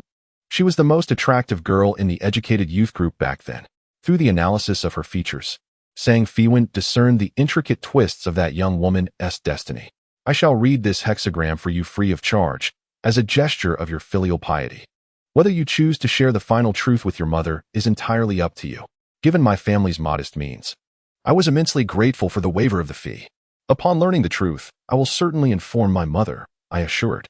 Go dig beneath the locust tree in your old house's courtyard. Therein lies the answer you seek, Sang Feiwan instructed. Startled by the revelation, I, disregarding the late hour, seized a shovel and headed to the old house. Their old dwelling, a flat-roofed structure erected decades prior, had stood vacant for years, with weeds towering over me. Upon reaching the ancient locust tree, I began to dig, and soon unearthed a ceramic jar. Inside, I discovered a yellowed admission letter from Qingbei University, bearing my mother's name, a testament to her acceptance by the nation's highest institution of learning. Alas, it had been invalid for decades. Staring at the admission letter, I was left in a daze, pondering, why was it buried in the courtyard of my family's old house? Who buried it? Why was it concealed? Why was my mother's life irrevocably altered? Sang Feiwan remarked. In truth, the answer is already known to you, is it not? The only one capable of burying such things here is your father. For it is only in this manner that he could keep your mother in the countryside and have the opportunity to marry her. I was taken aback. How could there exist such a malevolent individual? For the sake of his own selfish desires, he ruined a girl's entire future. Knowing one is unworthy, yet dragging the other into the mire is utterly suffocating. How pitiful it is for a mother of such virtue as Shangshan Ruoshui. That was Tsinghua University, a prestigious institution even today, let alone 4 or 5 decades ago. Had she attended back then, she would undoubtedly be a leader in her field now. How can human hearts be so wicked? My heart aches for her. Her life has been irrevocably destroyed. Shangshan Ruoshui clutched the admission notice, remaining silent for a long while. He was at a loss for words. His mother's entire life had been tragically marred by his revered and deceased father. As a son, what could he possibly say? Sang Feiwan continued, I have provided you with the answer you sought. Whether to share it with your mother is a decision for you alone. Shangshan Ruoshui, coming back to his senses, sincerely thanked Sang Feiwan. Thank you, host. Though you said not to accept my offering, I cannot take advantage of your kindness. With that, he opened the gift interface and without hesitation sent a cloud whale soaring. Then severed the connection. What a dilemma! If it were me, I wouldn't know whether to tell my mother. If I remain silent, she would live in regret until her dying day. Yet if I speak, how could she possibly accept it? Do you think Shangshan Ruoshui will say anything? Regardless of whether he speaks or not, it changes nothing. A lifetime, it truly feels so resentful. Have you noticed how composed the host remains? No matter what has been revealed, her emotions remain steady, while we, the onlookers, fluctuate between anger and sorrow. Indeed, these matters could elicit nothing more than a sigh from saying Feiwan, but they did not disturb her emotional equilibrium. It was not that she was cold-hearted, rather, having lived long and witnessed the vicissitudes of life, her state of mind had naturally developed a serene resilience. Today's 3 divinations have concluded. Good night to all. With that, Sang Feiwan ended the live stream and proceeded, as usual, to check the back-end revenue. She had conducted 3 divinations. The first client, overwhelmed by heartbreak, had fainted. Thus no offering was received. The second divination was still unresolved, with the offering yet to be credited. As for the third, she had intended to waive the fee. Yet the client insisted on making a donation, along with various smaller gifts, including the initial offerings from the unrestrained young master and the soaring birds. She amassed gifts worth over 500,000. Even after the platform took its commission, nearly 300,000 remained as her earnings. However, the thought of the unrestrained young master gave her a headache. Just as this thought crossed her mind, she received a private message from him. Are you there? I know you are. Why the silence? How can you exercise cold violence against the #1 supporter? Speak up, great-grandmother. Sang Feiwan realized that a bond had indeed been formed. 2,000 per divination, just say it. The unrestrained young master. Goodness, you are rather direct. Couldn't we engage in some lighter conversation first? 1 divination 2,000. Just speak plainly. The unrestrained young master. Very well. I wish for you to read my fortune. After a night of attempts, I have yet to connect with you. You haven't returned to Beijing yet, have you? Are you free tomorrow during the day? Could you assist me in person? The unrestrained young master. You may choose any divination method you prefer. I am open to suggestions. 1 divination 2,000. 7 in the morning, at the 2nd floor buffet of the Star Hotel. I can spare half an hour for our discussion. The unrestrained young master. 7 in the morning? I am still at the hospital. It may be too early for me to be discharged. 1 divination 2,000. Time waits for no one. The unrestrained young master attempted to send another message, but the system indicated that the other party had gone offline. The unrestrained young master. Before sleeping, Fang Xiaomei was confronted by her mother-in-law, who lingered at the doorway, nagging, "Let me tell you, if you see her tonight, do not show any weakness. You must coax her away. Demand money and offerings. We shall burn them for her. She must not linger and disrupt my grandson's path to reincarnation. Mother, could you refrain from incessantly mentioning the grandson? Whether he is born or not is not your concern. Look at you, thinking you are so capable. If it weren't for your deep slumber, causing the poor child to suffocate, would she be burdened with resentment and not move on? If it weren't for her attachment to you, the 3 previous miscarriages would not have occurred. My grandson would have arrived long ago. Every time the 2 women quarreled over childbirth, the mother-in-law would bring this matter up again. Each time, Fang Xiaomei would be rendered speechless. She felt guilty towards the child, her husband, and her in-laws.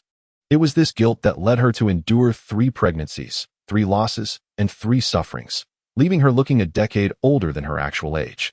In this matter, she was in the wrong, and thus, she could only silently bear her mother-in-law's reproaches. Once her mother-in-law finished and departed, she closed the door and went to bed. Lying in bed, she recited the incantation taught to her by Sang Fei during a live broadcast, her thoughts drifting to the unfortunate child, who had departed too soon. Tears streamed down her face as she gradually succumbed to a dream filled with endless regret. Mother, mother. Who was calling for me? Mother, open your eyes and look. It's me. As Fang Xiaomei opened her eyes, she beheld a small girl, around 7 or 8 years old, leaning by her bedside, with a round face and round eyes that bore a striking resemblance to her own.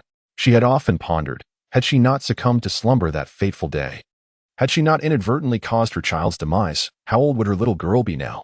Would she resemble her, with a round face and round eyes? The little girl wore a pink princess dress, a garment that Fang Xiaomei had recently purchased to burn as an offering for her daughter. You are Fang Xiaomei suddenly realized. You are my little treasure. Have you grown? The little treasure nodded, smiling sweetly. Mother, I am already 8 years old. Indeed, had she lived, this year she would be exactly 8. Little treasure, I am so sorry. It was I who failed to care for you. My negligence caused your death. It is all my fault. Fang Xiaomei embraced her little daughter, weeping inconsolably. For a mother, the loss of a child is an unbearable blow, especially when that child perished due to her negligence. If it weren't for the presence of her eldest daughter who still needed her care, she might have succumbed to despair. Mother, it is not your fault. Although you were sound asleep that day, you did not cover me with the blanket. It was actually Father who killed me. He did not like me, so while you were asleep, he pulled the blanket high and covered my face. Mother, the sensation of being suffocated is truly unbearable. Yet what pains me more is Father's disdain. Just because I am not a boy, he hated me enough to wish for my demise. Fang Xiaomei's sobs abruptly ceased as she gazed at the child, incredulous. What did you say? It was him? He killed you? After the child's departure, Fang Xiaomei spent an entire month in mourning, weeping profoundly. It was only after her husband took a month off work to comfort her that her emotions began to stabilize. He reassured her, stating, the child was not fated to be with us. Hence, they came and departed swiftly. Perhaps it is for the best in the next life. They may be born into a wealthy family. He continued, do not fret, Xiaomei, I do not blame you. We are still young, and there is still an opportunity to conceive again. He also suggested, let us have a brother for our eldest daughter. They will have each other for companionship in the future. Thus, she believed her husband's words and became pregnant again, only to suffer a miscarriage. And then pregnant once more, followed by another loss. After several such cycles, her husband's patience waned, and he berated her for being unable to carry a child. Others have sons, why can't we? He exclaimed. You took the life of our daughter. You owe me a son. This is your debt to the Luo family. He added, if you do not bear me a son, I shall never forgive you. For 8 long years, she remained in despair, guilt-ridden and regretting, feeling as though she owed her in-laws a life. Little did she know that her youngest daughter had been deliberately suffocated by her husband. The infant, only days old, had not even been given a proper name. How could he have committed such an atrocity? Awakening from her dreams, it was past 3 in the morning. She called out for her little one, but could only find her eldest daughter sleeping peacefully beside her. Little one, she murmured, her eyes once again brimming with tears. She had considered contacting the authorities, yet after so many years and lacking evidence, she believed the police would be powerless. She contemplated taking a knife to end that scoundrel's life. But murder is a crime, and even if she was unafraid of imprisonment, what would become of her eldest daughter? Leaving her in the hands of her mother-in-law would surely ruin her life. After much contemplation, she recalled Sang Feiwan. What was her online name again? Ah, yes, one divination for 2,000. Thus, she found Sang Feiwan's live streaming account, followed it, and sent a private message. Xiaomei, hello, streamer. I am the daughter-in-law who sought your divination last night. I apologize for the intrusion, but I am at my wit's end and thought of you. To her surprise, Sang Feiwan replied almost immediately. One divination for 2,000. It seems you have uncovered the truth. Xiaomei, indeed. Little Bao has revealed to me that it was my husband who suffocated her, merely due to the outdated notion of valuing sons over daughters. A father has taken the life of his own flesh and blood. Host, my heart brims with hatred. Yet, I possess no evidence to bring him to justice. Is there a charm for murder, one that can silently extinguish a life without revealing the perpetrator? I yearn to avenge my daughter. 1 Oracle 2000. Vigilantism is not advisable. I recommend contacting the authorities. Xiaomei, but I lack evidence. Reporting it would be futile. 1 Oracle 2000. I can assist you in acquiring evidence. The following day, at the break of dawn, Fang Xiaomei rose early to prepare breakfast for her eldest daughter. After sending her off to school, she gathered her belongings, ready to depart. Her mother-in-law inquired, where are you headed at this early hour? Fang Xiaomei replied, her expression stoic, into the city, to find your son. Her mother-in-law's face lit up with joy. I've always said you should work alongside him in the city. It would be convenient for you to conceive and bear a son. You've been so preoccupied with caring for your eldest daughter, cooped up at home and reluctant to venture out. That girl will eventually marry off. No matter how well you raise her, she will belong to another family. It's better to have a son by your side sooner rather than later. Fang Xiaomei scoffed. You've borne 5 sons, yet which of them can provide for you? Just wait and see. Your sons are destined to remain single, and they will resent and loathe you. The mother-in-law, infuriated, retorted, what nonsense are you spouting? Where do you think you're going? Come back and explain yourself. At 7 in the morning, Sang Feiwan was already savoring a sumptuous breakfast in the hotel's buffet restaurant. Each dish appeared exquisitely prepared, yet she preferred the street food, which boasted a vibrant atmosphere and flavors more to her liking. After a few more minutes, The dashing young man arrived, leaning on a cane. His flamboyant red hair drew countless gazes as he entered. His eyes scanned the restaurant and swiftly landed on Sang Feiwan, who was enjoying her steak with chopsticks. Suppressing a laugh, the young man remarked, "Steak should be eaten with a knife and fork." Sang Feiwan inquired why. He replied, "It's Western cuisine. It's meant to be enjoyed with utensils, both elegant and convenient." Sang Feiwan simply acknowledged him and continued to pick at her steak, taking delicate bites and savoring each morsel. In the hands of anyone else, eating steak with chopsticks would seem utterly improper. Yet, Sang Feiwan exuded grace and composure even in this unorthodox approach, making it a delightful sight. The young man, captivated by her demeanor, almost forgot the purpose of his visit until Sang Feiwan reminded him, "You are late. Speak your mind quickly, or I shall not wait." He hurriedly explained, "I rushed out to see you this morning without even having time to complete my discharge paperwork. My foot still aches, and my gait is unsteady," which delayed me a few moments. Sang Feiwan had nearly finished her meal and took a sip of tea. Sang, "Go ahead. What do you wish to discuss?" "To be candid, I once held a strong aversion to fortune-telling and similar matters, primarily because I suffered greatly from it in my youth. Oh, it's a long story that begins when I was merely 2 or 3 years old. The young man's father was a pioneer of his generation, having built a vast commercial empire by the time of his birth. As the eldest son, one would expect him to have received abundant affection from his parents. However, shortly after his birth, a master of mysticism visited his home, proclaiming that the unruly young man was a celestial calamity, destined to bring misfortune to his parents. To his shock, his father wholeheartedly believed this assertion, growing increasingly distant from his own flesh and blood, relegating him to the care of a nanny. Throughout his 24 years of existence, he had encountered his father merely a handful of times, and each meeting was limited to the same perfunctory inquiry, "Is the money sufficient?" Never once did his father show concern for his academic progress or emotional well-being. Though he basked in material wealth, he suffered from profound emotional desolation. Now, having graduated from university, he found himself in stark contrast to his peers from affluent families, who were readily integrated into their family enterprises and groomed for succession. Instead, it was as if he had been forgotten by his father, left without any plans for his future. In his rebellious youth, he had engaged in numerous outrageous antics to garner his father's attention. Yet, regardless of the chaos he created, his father remained indifferent, never inquiring about his troubles. It was his mother who consistently came to his aid, but she too was often preoccupied, occasionally asking if he had enough money. As he recounted this, the young man lowered his head, feeling a pang of sadness. Many do not comprehend why a wealthy heir would aspire to become an internet celebrity.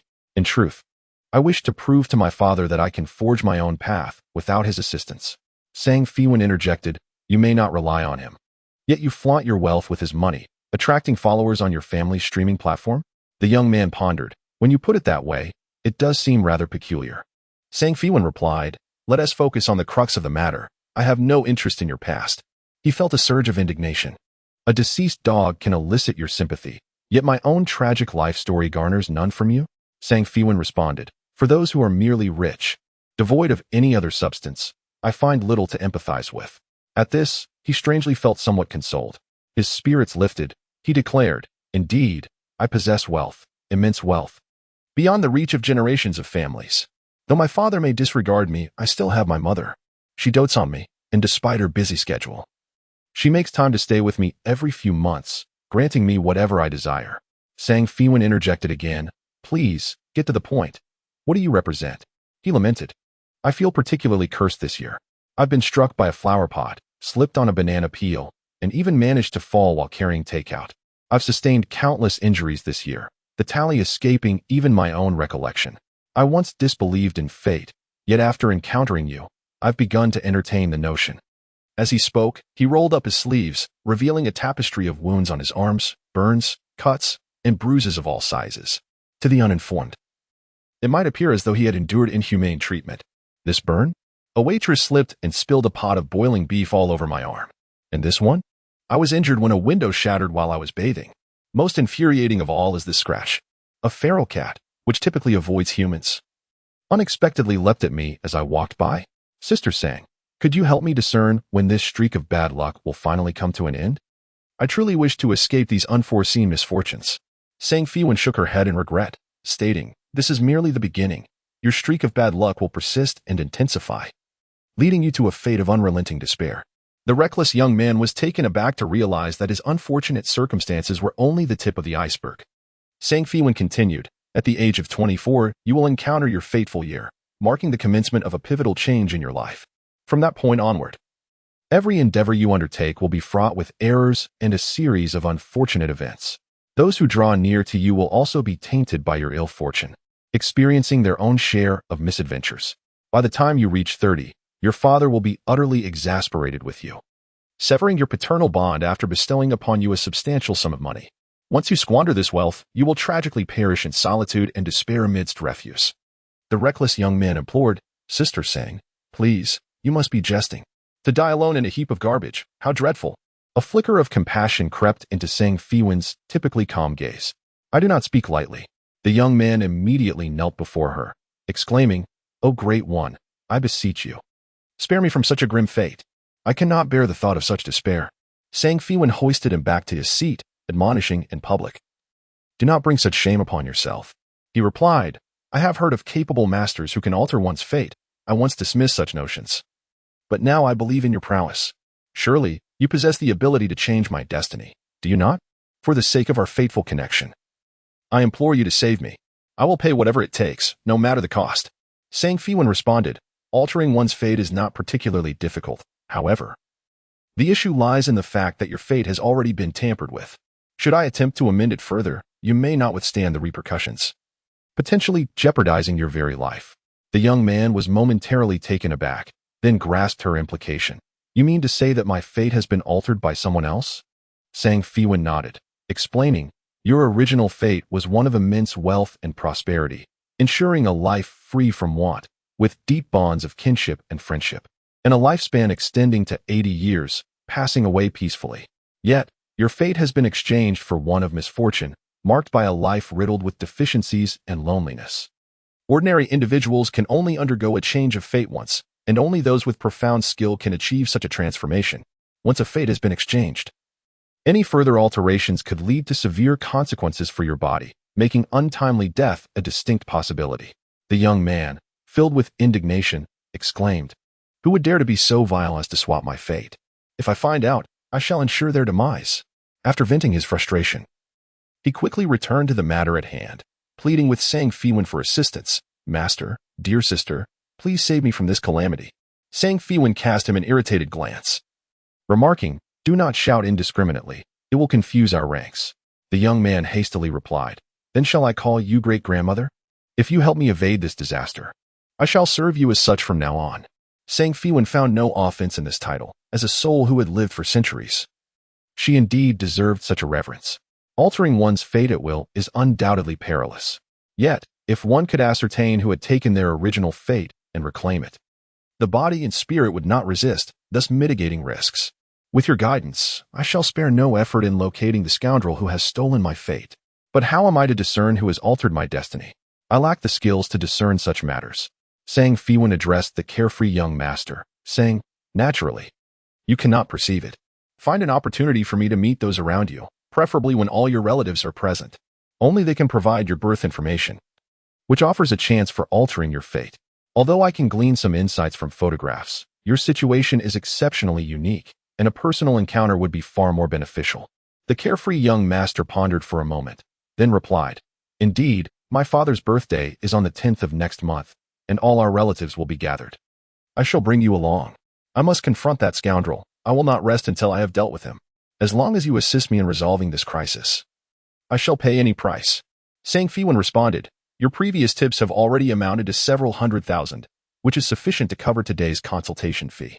However, as a return favor, I will need you to assist me with another task afterward. The carefree young master was about to inquire about this task, eager to help if he could. Before he could speak, Sang Feiwan interjected, You cannot assist me at this moment. It would be of no use to discuss it. Let us meet on the 10th of next month. With that, she stood and departed. As the carefree young master prepared to follow her, a fan suddenly approached, exclaiming, Oh my, are you the carefree young master? May I take a photo with you? The fan raised their phone, ready to capture the moment, but in their excitement, they inadvertently lost grip of the device. It soared through the air in an elegant arc, landing squarely on the young master's forehead. Sang Feiwan sighed. I forgot to remind you that you will encounter several unexpected injuries today. It is best not to venture outside. The carefree young master remained speechless. After finishing her breakfast, Sang Feiwan returned to her hotel room to meditate. In recent days, her fan base had grown rapidly, and the trust bestowed upon her was increasing daily, allowing her to accumulate more spiritual energy. Consequently, she seized every opportunity to intensify her practice. She sat in meditation for an entire day. By the time evening approached, around 9 o'clock, she had a light meal and then, timing her schedule meticulously, initiated a live broadcast. As soon as the stream began, viewers inundated her with inquiries regarding the two protagonists from the previous day's connections. Did Feng Xiaomei see her little daughter in her dreams last night? I am unsure if Feng Xiaomei dreamed of me, but I did dream of a little girl crying before me. I must have been bewitched. Host. Following your incantation, I indeed saw my grandfather last night. However, he chastised me, claiming I had squandered his opportunity for reincarnation. I wish to know if Shangshan Rua Shui has confided in her mother about the admission notice. Sang Feiwan proceeded to draw the first connection for the day. The chosen participant was a sunny and handsome young man who, upon seeing himself on screen, was nearly moved to tears. Mom, I have succeeded. I was selected by the host. I am truly overwhelmed. Sang Feiwan inquired. What would you like to ask, sunny young man?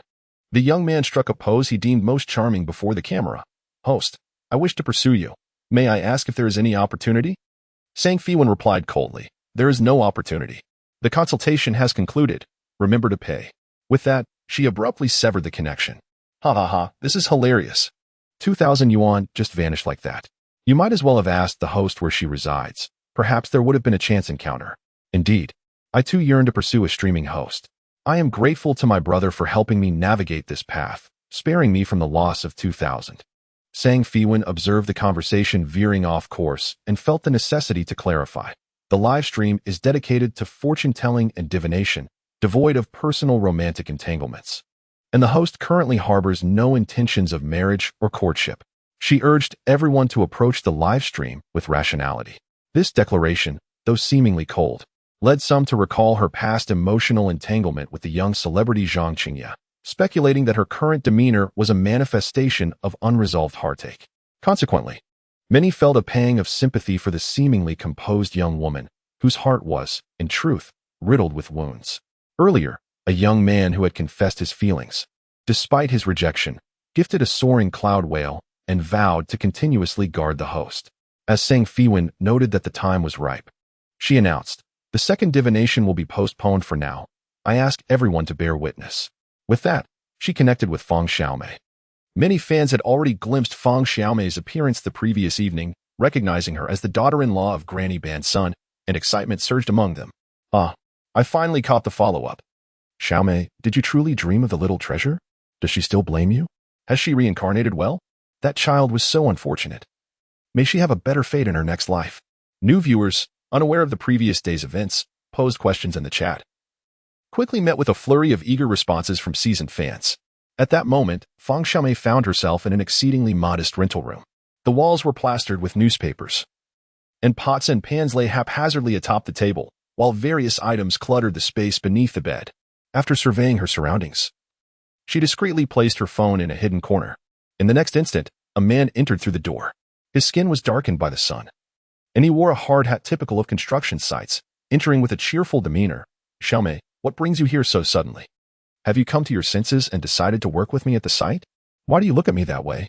Feng Xiaomei cut to the chase. Luo Erqiang, tell me honestly, how did the little treasure die?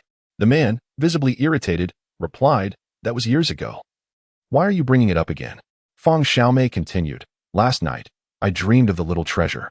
She said you covered her face with a blanket while I was asleep, suffocating her to death. Luo Erqiang's expression darkened. Have you lost your mind? Can you take dreams seriously? I was working at the site that day and never returned to the village. You were the one who, in your negligence, caused the child's death. I Haven T blamed you, and yet you dare to place the guilt on me? Even now, this man persisted in his denial, attempting to shift the blame onto her. Feng Xiaomei gazed at that familiar face, feeling repulsed by the memories of sharing a bed for over a decade. You say you never returned to the village? But Aunt Wang claimed she saw you rushing to catch a bus that day.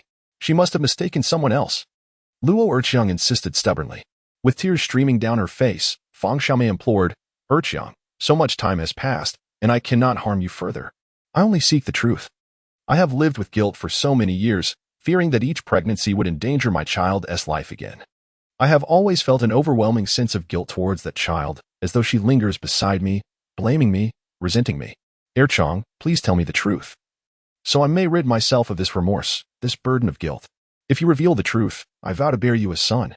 The policy is relaxed, and we can have as many children as we wish. I shall continue to bear children until a boy is born. Is that agreeable? Ultimately, it was the promise of a son that swayed the man. He inhaled deeply and confessed, "It was I who caused her death. It is not your fault. Do not burden yourself with guilt any longer. Let the past remain in the past. You are still in your 30s, with ample opportunities to bear children. Once you have another, you will forget that one. My dear wife, bear me another son, and I promise to treat you well henceforth." As he spoke, he attempted to draw Fang Xiaomei closer, but she recoiled a few steps, evading him. "It truly was you," Luo Urchiang exclaimed. "Do not blame me for my harshness. Back then, we were only allowed to have 2 children. Your body, uncooperative, bore another daughter. My mother had already arranged for someone to take the child away. You were the one who insisted on living, threatening me with divorce if I dared to send the child away, leaving me to live as a bachelor like the others. I had no choice. I am the sole hope of the Luo family. If I cannot produce a son, our lineage shall perish. Thus, I acted while you were asleep, merely pulling the blanket slightly higher. I thought, perhaps, if she were strong enough to survive, I would accept her as my own. But in the end, she perished, indicating our lack of fate together. How outrageous." Fang Xiaomei trembled with rage. "You murdered your own flesh and blood. You are inhuman." Unable to contain her fury, she lunged at her husband, only to be struck aside by Luo Urchiang's hand. He pointed at her, chastising, "You madwoman, when will you cease? You promised that if I revealed the truth, you would bear me a son, and you cannot go back on your word." Fang Xiaomei retorted, "I would rather die than bear you another child. A murderer must face justice. I will report you to the police and have you arrested." Luo Urchiang laughed. "After all these years, not even a trace of bones remains. Who would believe I suffocated her? Even if you report me, without evidence, the police will dismiss your claims. Enough now, we must move on. Think of our eldest daughter. Once we have a son, she will have a brother, someone to support her in the future." As he spoke, he approached Fang Xiaomei with a lewd grin, attempting to support her. Fang Xiaomei fiercely slapped him. "Beast. You are a beast. And may you suffer a wretched fate. I will divorce you. Even if it costs me my life, I will never bear you another child." That final slap ignited Luo Urchiang's fury. He pinned her to the ground, striking her while cursing, "Wretched woman, whether you live or die, you belong to me. Once you enter the Luo family, you must bear us sons to continue our lineage. If you refuse, I shall beat you until you comply." After a moment, he dragged Fang Xiaomei from the ground and threw her onto the bed. "Since you are here, you cannot leave. I demand you now. You shall conceive at once." Fang Xiaomei wept and struggled, yet the more she resisted, the more viciously Luo Urchiang struck her. It seemed an unspeakable scene was about to unfold. The viewers in the live stream were equally outraged. "This is clearly an act of rape. Scoundrel, cease at once. I have recorded this and reported it to the police. But even they will take some time to arrive. What can we do? Fang Xiaomei is so pitiful. I genuinely wish I could rush in and stab that scoundrel. To murder his own daughter and bully his wife, he deserves to die. Is there any way for the host to rescue her? I can no longer bear to watch this." At that critical moment, the police burst into the rental apartment like a divine intervention. When Luo Urchiang was pinned to the ground, he wore a bewildered expression. "Why are you arresting me? Can the police just apprehend anyone? Is it a crime to be intimate with my wife?" Being intimate with one's spouse is not a crime. However, the issue lies in the fact that his wife was not consenting, and he had used violence that resulted in her severe injury. Furthermore, all the footage of him admitting to the murder of his infant child had been recorded and preserved, ensuring that a prison sentence was inevitable. The police's timely arrival was thanks to Feiwan's prior report. Otherwise, waiting for the conflict to escalate before calling for help would have been too late.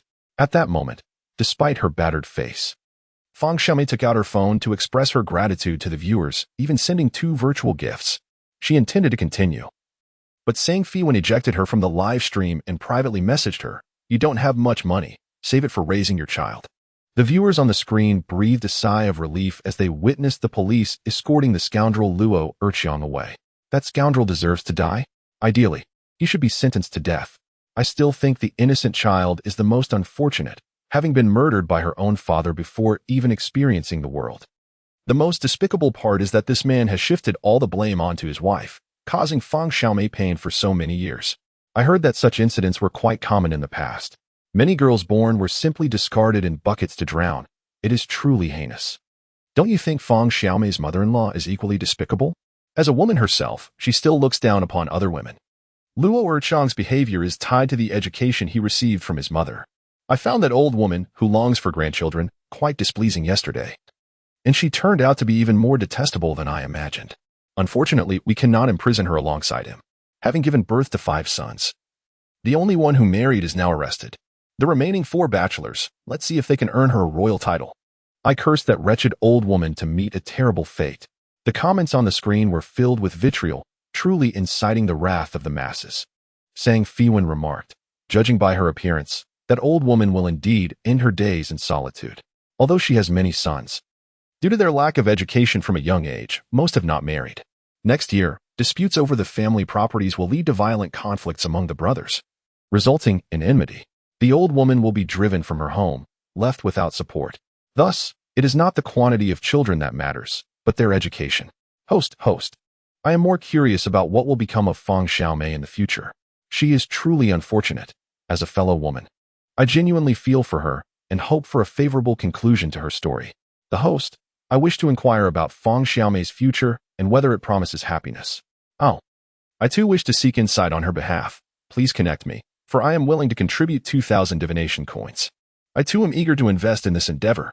At this moment, Fang Xiaomei has been taken to the police station for questioning, unaware of the concern surrounding her. Were she to see it, she would realize that there are still many good-hearted individuals in this world. Satisfied with the audience's wishes, Sang Feiwan revealed a glimpse into Fang Xiaomei's future. She will soon divorce Luo Erchang and leave the village with her daughter. Subsequently, she will dedicate herself to her daughter's education, choosing not to remarry. Fortunately, her eldest daughter will excel academically, gaining admission to a prestigious university and later securing a position in a publicly listed company. After marrying and establishing her life in the city, she will bring her mother to live with her and provide for her. Although Fang Xiaomei's early life was tragic, her later years will be marked by tranquility and stability. Wonderful, I adore this outcome, someone remarked. Indeed, who needs a son? A well-raised daughter can be just as remarkable and dutiful, another echoed. Absolutely. 100 unfilial sons cannot compare to a single devoted daughter. In my hometown, there is a family that mistreated their daughter in her youth, bequeathing their wealth to their son. In the end, the son neglected them, only to later shed tears before his daughter. I shared the recording with my grandmother, who is steeped in antiquated notions of gender preference. Thankfully, my father has not succumbed to such brainwashing and treats both my mother and me with kindness. At that moment, Sang Feiwan began to draw new connections, and soon a woman in her late 20s appeared on screen, known by the username, Miss You. Without waiting for Sang Feiwan to speak, she eagerly exclaimed, "Host, I seek your assistance in locating my boyfriend. We had planned to marry last year, but he suddenly vanished last spring. His family immigrated, and I have lost all contact. I have searched for his former friends, but none know of his whereabouts. I miss him terribly. I implore you to help me." Sang Feiwan replied, "His departure surely has its reasons, since he does not wish for you to know. Why cling to this? No need for divination. He is undoubtedly a scoundrel," another interjected. "I have come to realize that the live stream seems to reveal only scoundrels, whether treating their wives as mere vessels for procreation or using their wives' lives to turn their fortunes. The gossip has made me fearful of men. I finally have a reason to avoid blind dates. Miss, since he does not cherish you, do not dwell on him. Instead, perhaps consider me. I am still single. If he intends to break up, why resort to disappearing? That is the hallmark of a true scoundrel." Miss You, seeing the comments on the screen, grew somewhat displeased and said, "You should not speak ill of my boyfriend. Even if there are scoundrels in the world, he is certainly not one. You do not understand how good he has been to me. We were high school classmates. Due to my heart condition, I lacked companions in my youth and often felt isolated at school, as others were hesitant to engage with me, fearing that any emotional upset might trigger my heart issues. Eventually, he transferred and became my desk mate. He does not disdain my illness, nor does he fear that I might bring him misfortune. When I take sick leave and fall behind in my studies, he willingly assists me in catching up. When the stray cat I cared for passed away, he wept more sorrowfully than I did. He is such a kind-hearted and sensitive soul. He expressed his desire to walk through life with me. regardless of the trials of aging and illness. Eventually, our romance came to the attention of his family. They are well off and quite open-minded. Yet even the most progressive parents struggle to accept a daughter-in-law with a heart condition. My health continued to deteriorate, and I experienced several critical episodes, each time narrowly escaping death. Unable to bear the thought of being a burden to him, I suggested we part ways. Yet, he could not let me go, and I found it equally impossible to sever our bond. We attempted to break up multiple times, yet failed each time. Ultimately, his family came to accept our relationship, even if it meant only a brief period of togetherness.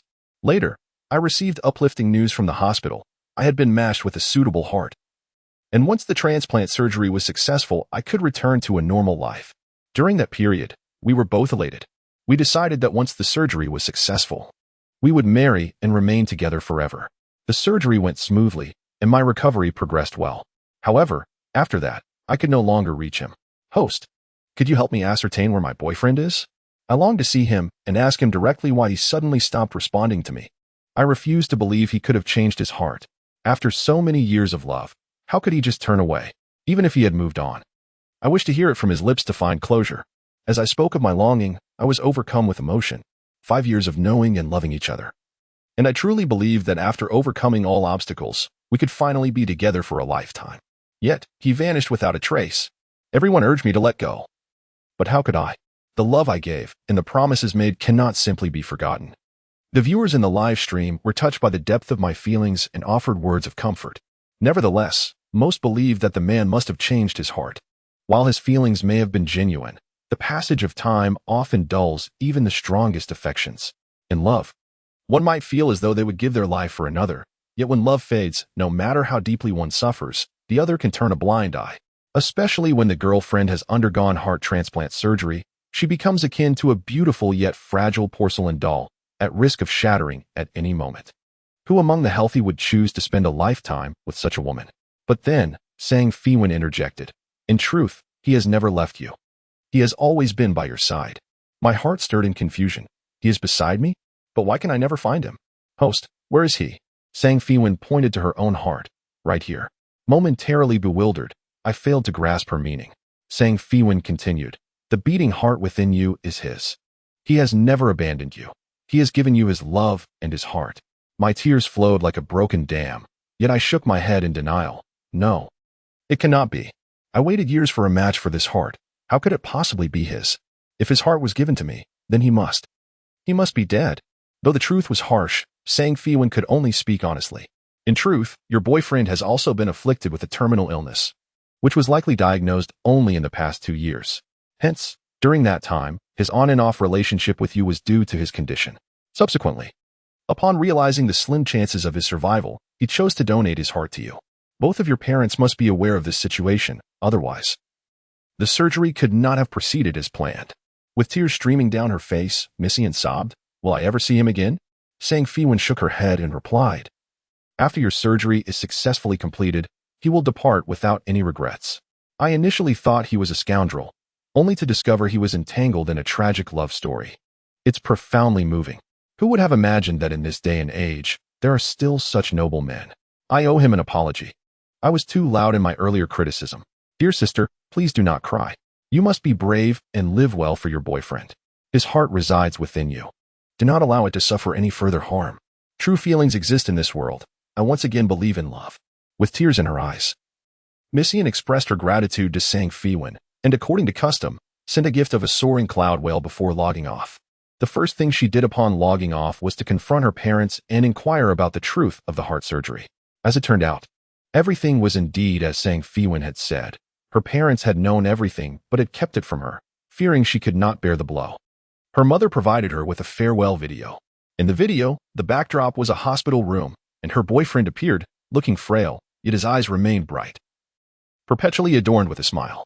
I'm sorry, Cece, when I told you I was on a business trip, I was actually unwell again.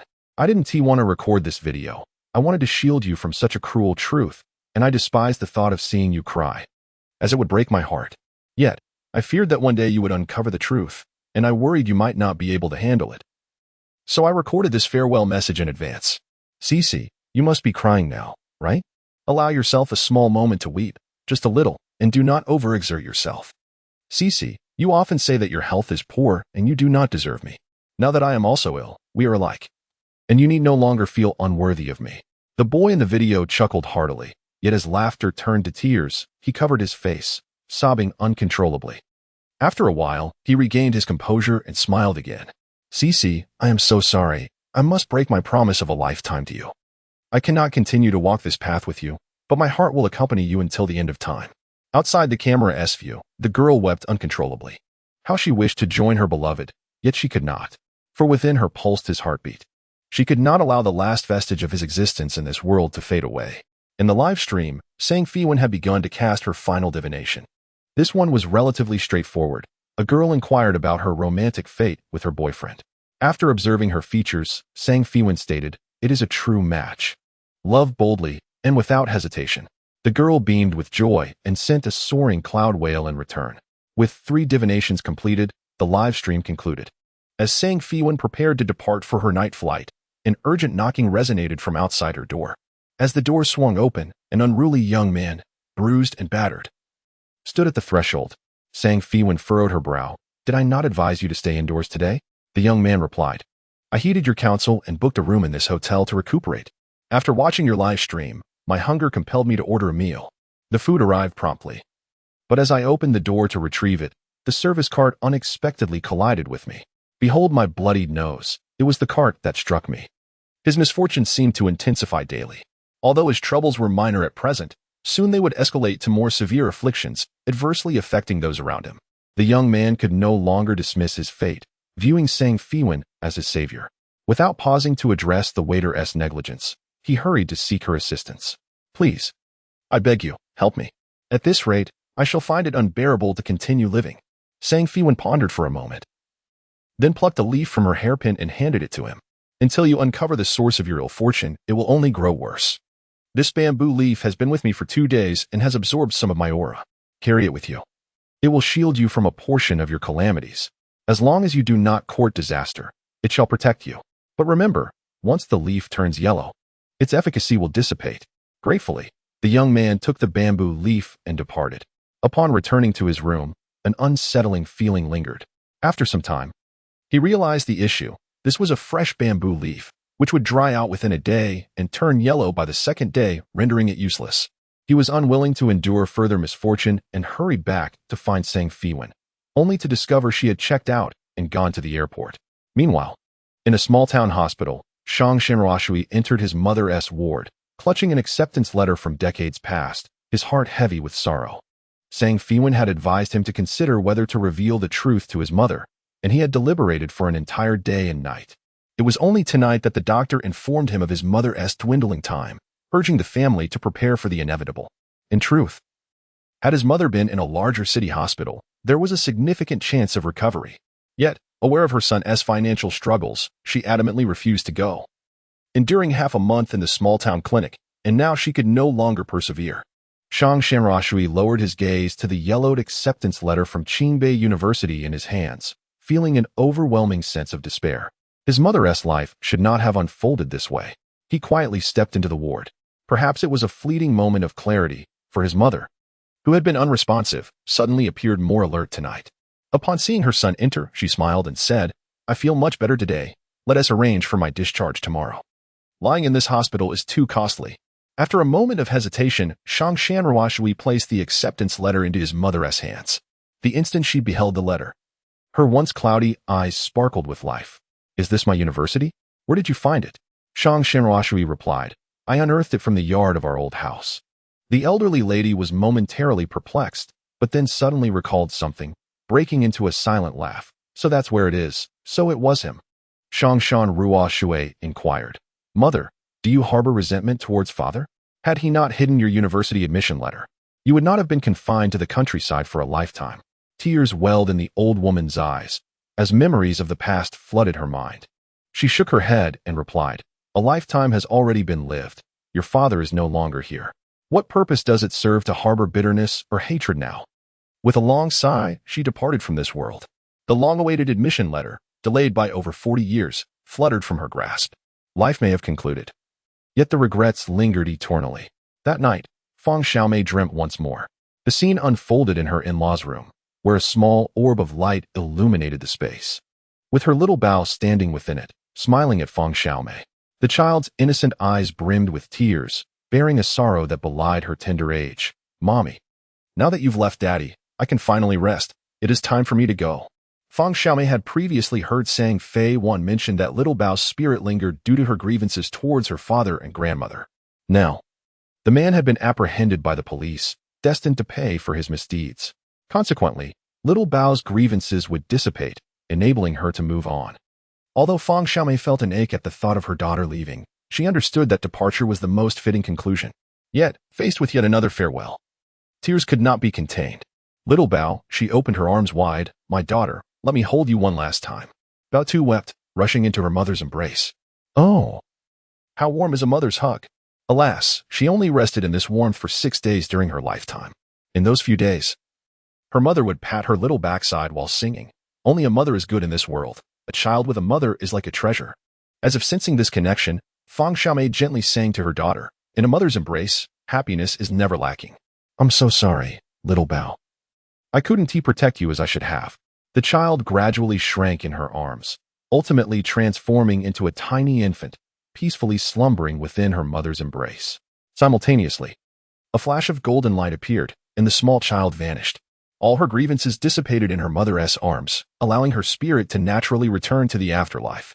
Until her arms were empty, Feng Xiaomei maintained her embrace, murmuring, "Only a mother is good in this world.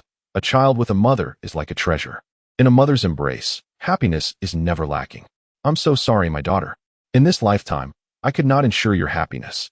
In the next life, may you choose wisely, finding a family that truly loves you, regardless of whether you are a boy or a girl, treated as a precious treasure." When Sang Feiwan returned to the capital, it was already the following morning. After having breakfast outside, she made her way back to her rented room. Just as she approached the alley near her lodging, a young girl wearing a black mask suddenly dashed out. "Shameless wretch, you deserve to die." With that, she brandished a knife and lunged towards Sang Feiwan. Sang Feiwan slightly inclined her body, effortlessly evading the attack. The assailant, undeterred, attempted to strike again, only to be met with a swift slap that sent the knife clattering to the ground, leaving her pinned beneath Sang Feiwan, rendered incapable of retaliation. The woman continued to hurl insults. "You wretched creature, let me go. Release me." Sang Feiwan scrutinized her closely, a flicker of recognition illuminating her features. "I remember you. You are the one who pushed me into the river that day." At that moment, she had yet to cross over, and the original host had been besieged by a throng of Zhang Qingye's fervent fans, accidentally falling into the water amidst the chaos. In the flurry, panic ensued, and no one had considered rescuing her. The unfortunate original host ultimately perished in the frigid waters. Now, as Sang Feiwan recognized her adversary, a playful smile graced her lips. "You dare to come back? Are you afraid I might forget you? You willingly allowed yourself to be exploited by Zhang Qingye in your pursuit of stardom?" The young girl shrieked in protest. "Do not mention Brother Qingye. You do not deserve to. You are nothing but a toad, vainly dreaming of being with Brother Qingye. Unable to have him, you maliciously defame him. Now, because of you, Brother Qingye has lost several roles. I will avenge him. I shall see you dead, you vile creature." "Defame him?" Sang Feiwan found the situation utterly absurd. "Do your parents know how far you've taken this obsession?" The girl retorted, "My parents are antiquated and disapprove of my pursuits. In my devotion to Brother Qingye, I have severed ties with them. I believe that one day, my unwavering love will touch Brother Qingye's heart, and he will marry me." Upon hearing such declarations, Sang Feiwan could only feel a sense of disbelief. "Regrettably, it seems your days of idolizing will soon come to a halt." In a realm of cultivation, a single strike from her could have reduced the girl to ashes. However, this world abided by its own laws of fate, and having assimilated into it, Sang Feiwan knew she must comply. Thus, she reported the incident to the authorities. The police apprehended the girl on charges of attempted murder. Additionally, Sang Feiwan informed them of the incident where she had been pushed into the water. Though the riverbank was somewhat secluded, surveillance footage was retrieved, clearly depicting a group of individuals shoving Sang Feiwan into the river, constituting an act of murder. However, since she had subsequently emerged alive from the depths, the incident was classified as attempted murder. The police followed the leads and arrested 12 of the fervent fans present at the scene, implicated in the attempt on Sang Feiwan's life. As for the girl who had wielded the knife, she faced compounded charges, ensuring a lengthy imprisonment. It was only upon her detention that fear gripped her, and she tearfully pleaded for Sang Feiwan's forgiveness, claiming her youth and ignorance at the age of 18. She cried, "Since you are alive and unharmed, please do not press charges against me." She further lamented, "I acted out of devotion for Brother Qingye. If I am imprisoned, I will be unable to support him, and he will be heartbroken." She continued, "Brother Qingye's career has suffered significantly because of this, while you merely faced a brush with death. What wrong have I truly committed?" From beginning to end, not a single word of apology was uttered, and she consistently defended Zhang Qingye, showing no sign of remorse. Sang Feiwan found her worldview utterly shaken once again. Through the iron bars of the detention room, Sang Feiwan leaned in closely and whispered into the girl's ear, "You have already caused my demise. How could I ever forgive you?" Simultaneously, a wisp of spiritual energy coalesced at her fingertip and penetrated the girl's mind. It was a fragment of memory, a scene that surveillance cameras could not capture. In the vision, Sang Feiwan sank into the river, and soon a shadowy figure slowly emerged from the water. The girl's eyes widened in terror as she finally realized something. Pointing at Sang Feiwan, "Why you a ghost?" Sang Feiwan replied with a smile, "Indeed, I shall haunt you day and night, granting you no peace." Ultimately, the girl was sentenced to 3 years in prison for attempted murder. Before long, the scandal surrounding Zhang Qingye's devoted fans' criminal actions caused quite a stir online. The advertisers that Kang Xiner had previously convinced to stay on board with Zhang Qingye soon relented, agreeing not to sever ties with him. However, mere moments after concluding those discussions, reports of the incident erupted across the internet. Various accusations flooded in, enraging the advertisers who immediately canceled all endorsements with Zhang Qingye. He now faced a staggering breach of contract penalty amounting to 10 million yuan. In a state of panic, he rushed back to plead with Kang Xiner. Kang Xiner, equally furious, retorted, "I instructed you to encourage your fans to teach Sang Feiwan a lesson, but I never implied they should engage in illegal activities." Zhang Qingye lamented, "I merely expressed my frustrations. I never anticipated they would act so aggressively. This is not my fault. Xiner, you must help me." Despite her frustration with him, Kang Xiner, infatuated with Zhang Qingye, agreed to continue assisting him. She called the reckless young master once more, hoping he could facilitate Sang Feiwan's removal from the streaming platform. Instead, she was met with his furious response. "Kang Xiner, listen closely. Sang Feiwan is now my ancestral guardian. My very life depends on her. Anyone who dares to harm her becomes my enemy, including you." With that, he abruptly hung up, unwilling to entertain further discussion. Fuming, Kang Xiner heard Zhang Qingye exclaim, "I was puzzled by her audacity to oppose us. Turns out, she has attached herself to the wealthy Bai Gongzi." Slamming her hand on the table, Kang Xiner seethed. That fool Bai Jun has actually gotten involved with such a woman. To boost her image, he is even willing to eat dirt. No wonder my uncle dislikes him. Yet, regardless of his shortcomings, he remained a scion of the Bai family, making it impossible for Kang Xiner to openly confront him. The pressing issue was how to salvage her career. With endorsements evaporating and scripts becoming unattainable, alternative paths must be forged. Next month, a popular variety show is set to begin recording, and I am determined to participate. Thus, I shall find a way to ensure you are included as well, to garner favorable impressions and maintain exposure. As for that wretched Sang Feiwan, every mention of her only exacerbated Kang Xiner's headache. Clearly a minor character. Yet every attempt to deal with her had resulted in failure, leaving Kang Xiner embroiled in a mess of her own making. I shall wait until my cousin's initial excitement wanes. After all, he cannot perpetually shield her. Next month, my uncle will host a birthday banquet, and my aunt will return as well. Should my aunt merely express a desire for someone to vanish from the live streaming platform, it would be an effortless task. Wouldn't it? Very well, I shall heed your words. Zhang Qingye, obedient as ever, secretly rejoiced at having allied himself with the formidable Kang Xiner, who could assist in resolving numerous troubles. The carefree scion returned to the capital with the bamboo leaves given by Sang Feiwan. Initially, he worried that the leaves might yellow and lose their efficacy. Yet 3 days had elapsed, and the leaves remained as verdant as ever, unchanged in any way. Moreover, ever since he had these bamboo leaves by his side, the streak of misfortune had ceased to plague him. Even the injuries on his feet seemed to heal rapidly. With no pain while walking, perhaps it was merely a psychological effect. Regardless, he now held Sang Feiwan in the highest regard. He followed her live broadcasts religiously, never missing a second, and frequently showered her with compliments in the chat. Regrettably, the enthusiasm of Sang Feiwan's fans was overwhelming. His praises were swiftly swept away from the screen. He had initially intended to send gifts, but Sang Feiwan reiterated the gift limit several times, and he felt it inappropriate to breach the rules. That evening, just after finishing the live broadcast, his phone buzzed with messages from his friends inviting him to a night venue.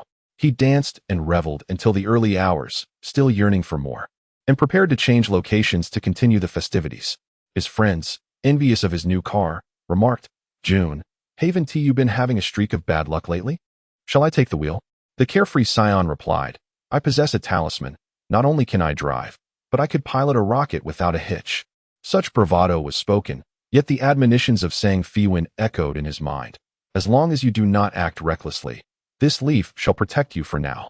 Thus, despite his boastful words, he dared not speed, instead gingerly coaxing his $1 million sports car to the pace of a small electric scooter. As he drove, a van suddenly swerved around the corner, overtaking his red sports car at an alarming speed. It was one thing to be surpassed, but the driver provocatively flashed a thumbs up before making an obscene gesture. The scion's vehicle, worth over $10 million, was ridiculed on the road by a dilapidated van. This was intolerable.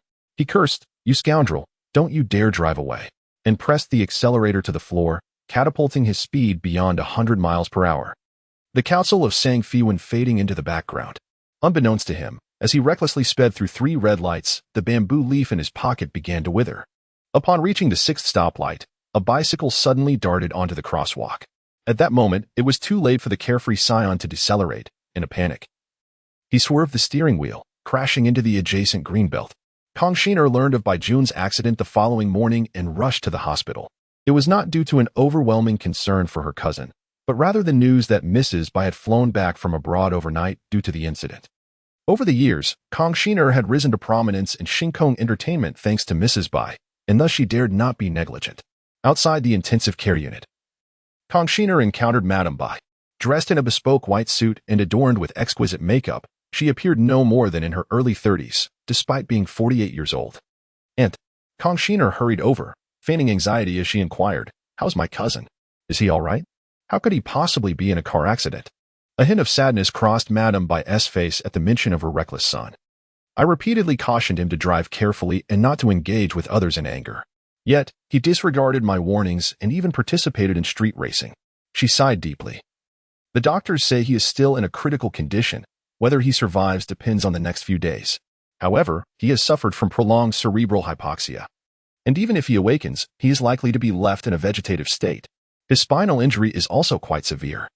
Kong Shiner was taken aback by the gravity of the situation. Mr. Guo previously predicted that during his birth year, he would face numerous calamities.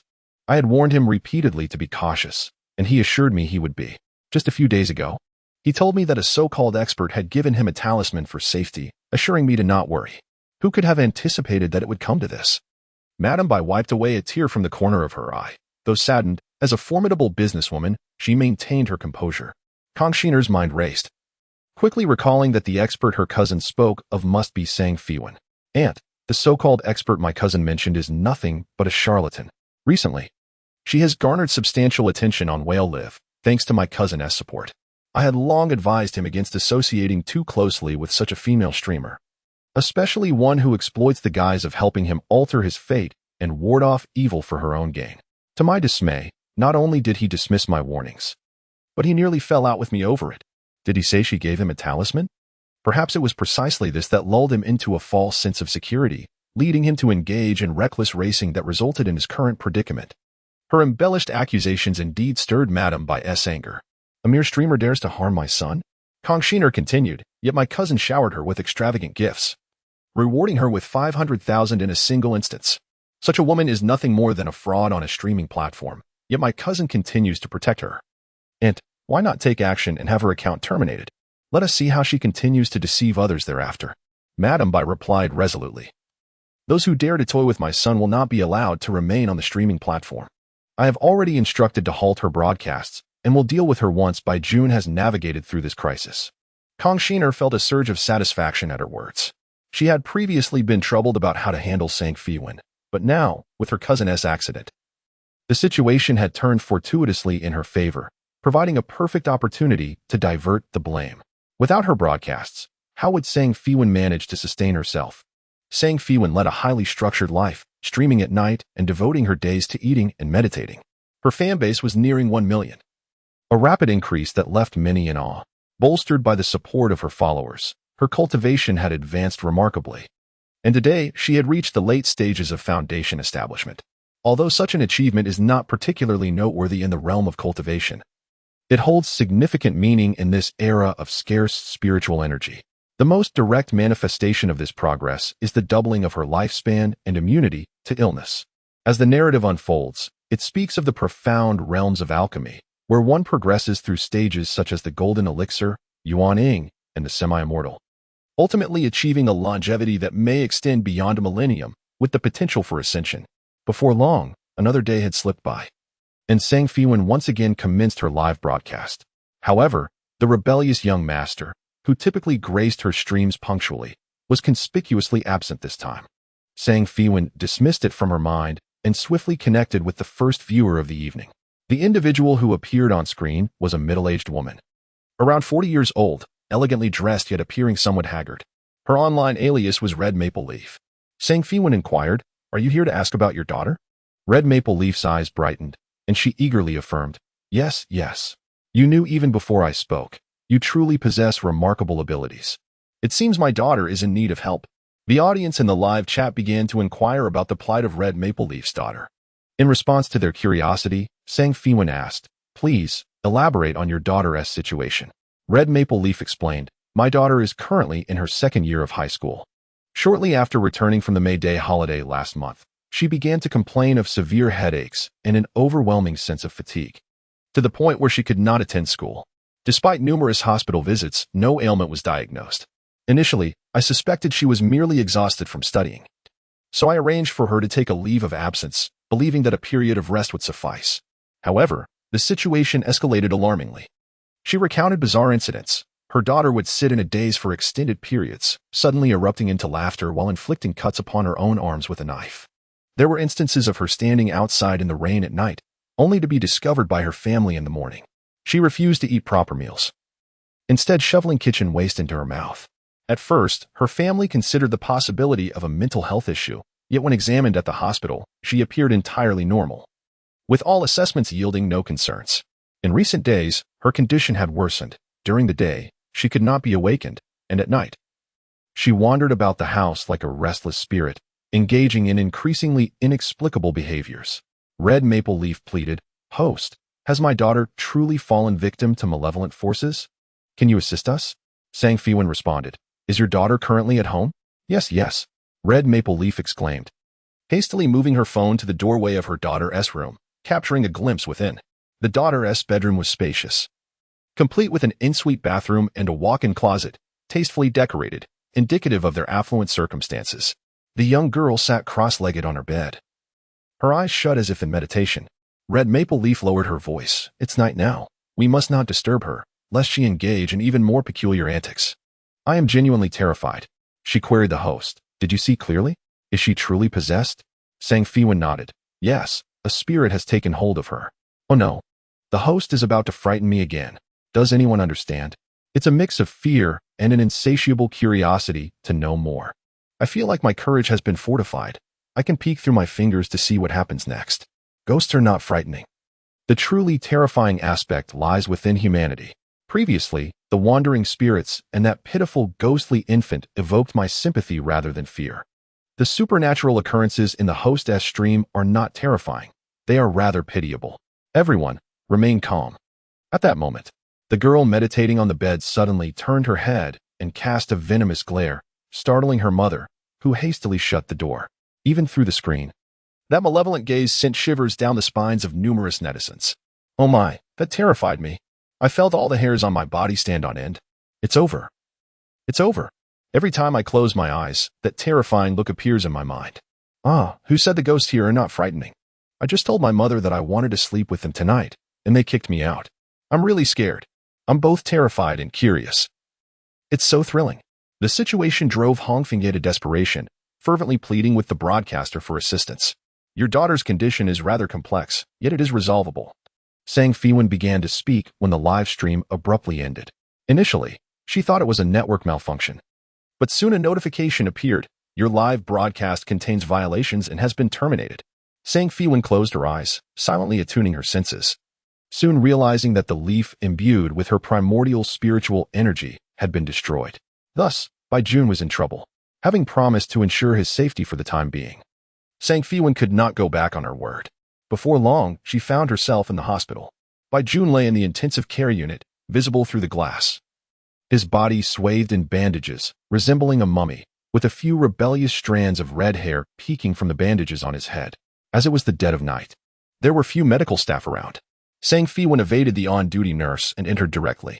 June remained unconscious, the doctors having issued several critical condition notices. If he did not awaken that night, he would likely become a vegetable. Even if he did regain consciousness, the spinal injuries would leave him incapacitated. In short, regardless of whether he woke or not, the outcome was grim. At that moment, June was not entirely unresponsive to the outside world. He felt as though he were trapped in a large box, occasionally hearing faint sounds, though they were too indistinct to comprehend. He desperately wished to awaken. Yet his body was completely unresponsive. No matter how hard his consciousness struggled, he could not break free from the darkness. The sensation was akin to being buried alive in a coffin, a suffocating terror. June. A cool female voice seemed to emanate from a distant realm. Why did that voice sound so familiar? June. Oh, he remembered. This was Sang Feiwan's voice. Great-grandmother? What has happened to me? Why can't I awaken no matter how I struggle? Oh, right, he recalled. He had been driving, speeding, and then there seemed to have been an accident? But why? Even with the protective leaf, had he still encountered misfortune? Why did bad luck continue to follow him? Why? Sang Feiwan could hear his inner cries and sighed, saying, I warned you when I gave you the leaf not to act recklessly. But you, on the other hand, decided to race and ran 6 red lights. If it weren't for my leaf, you would likely have met a dire fate. June yearned for survival, his inner self persistently crying out, beseeching Sang Feiwan for salvation. Though he remained unaware of her methods, an inexplicable conviction stirred within him that she possessed a means to rescue him. This was a singular occurrence. He would not permit a repeat. Upon concluding her statement, Sang Feiwan pressed her finger against his temple, as a pure stream of spiritual energy coursed into his mind. The pervasive pain that had enveloped June gradually dissipated, replaced by a soothing warmth that flowed from his temple throughout his entire being. The overwhelming comfort lulled his consciousness into a state of blissful dispersion, tempting him to succumb to slumber. In the fleeting moments before his awareness faded completely, Sang Feiwan's cold voice resonated once more. Remember to assist me in unblocking my live-streaming account. Else, I would not hesitate to let you fall into unconsciousness again. June, he slumbered soundly until midday the following day. Upon awakening, an insatiable hunger surged through him like a tidal wave. As he groggily opened his eyes, he beheld a woman clad in white, busily tending to matters before him. With the light behind her, she appeared to be surrounded by a halo. June murmured, Sister Angel, am I in paradise? The beautiful angel in white, upon hearing the sound, turned to him with a look of surprise, exclaiming, You're awake. How wonderful. We all thought you might become a vegetable. Realizing her indiscretion, she hastily added, I will summon the doctor. June, bewildered, thought to himself, a vegetable? Who is she referring to? Shortly thereafter, a cadre of doctors rushed into the room, conducting a myriad of examinations on him. Finally, the attending physician joyfully announced, Your consciousness has recovered splendidly.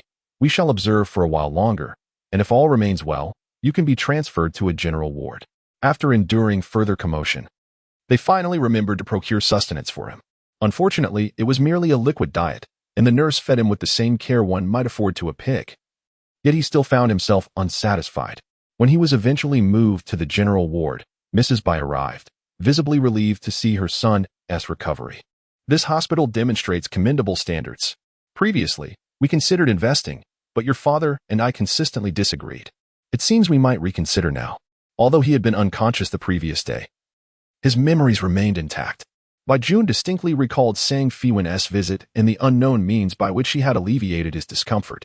Thus, his awakening was not merely a testament to the hospital's quality, but rather a consequence of Sang Feiwan's intervention.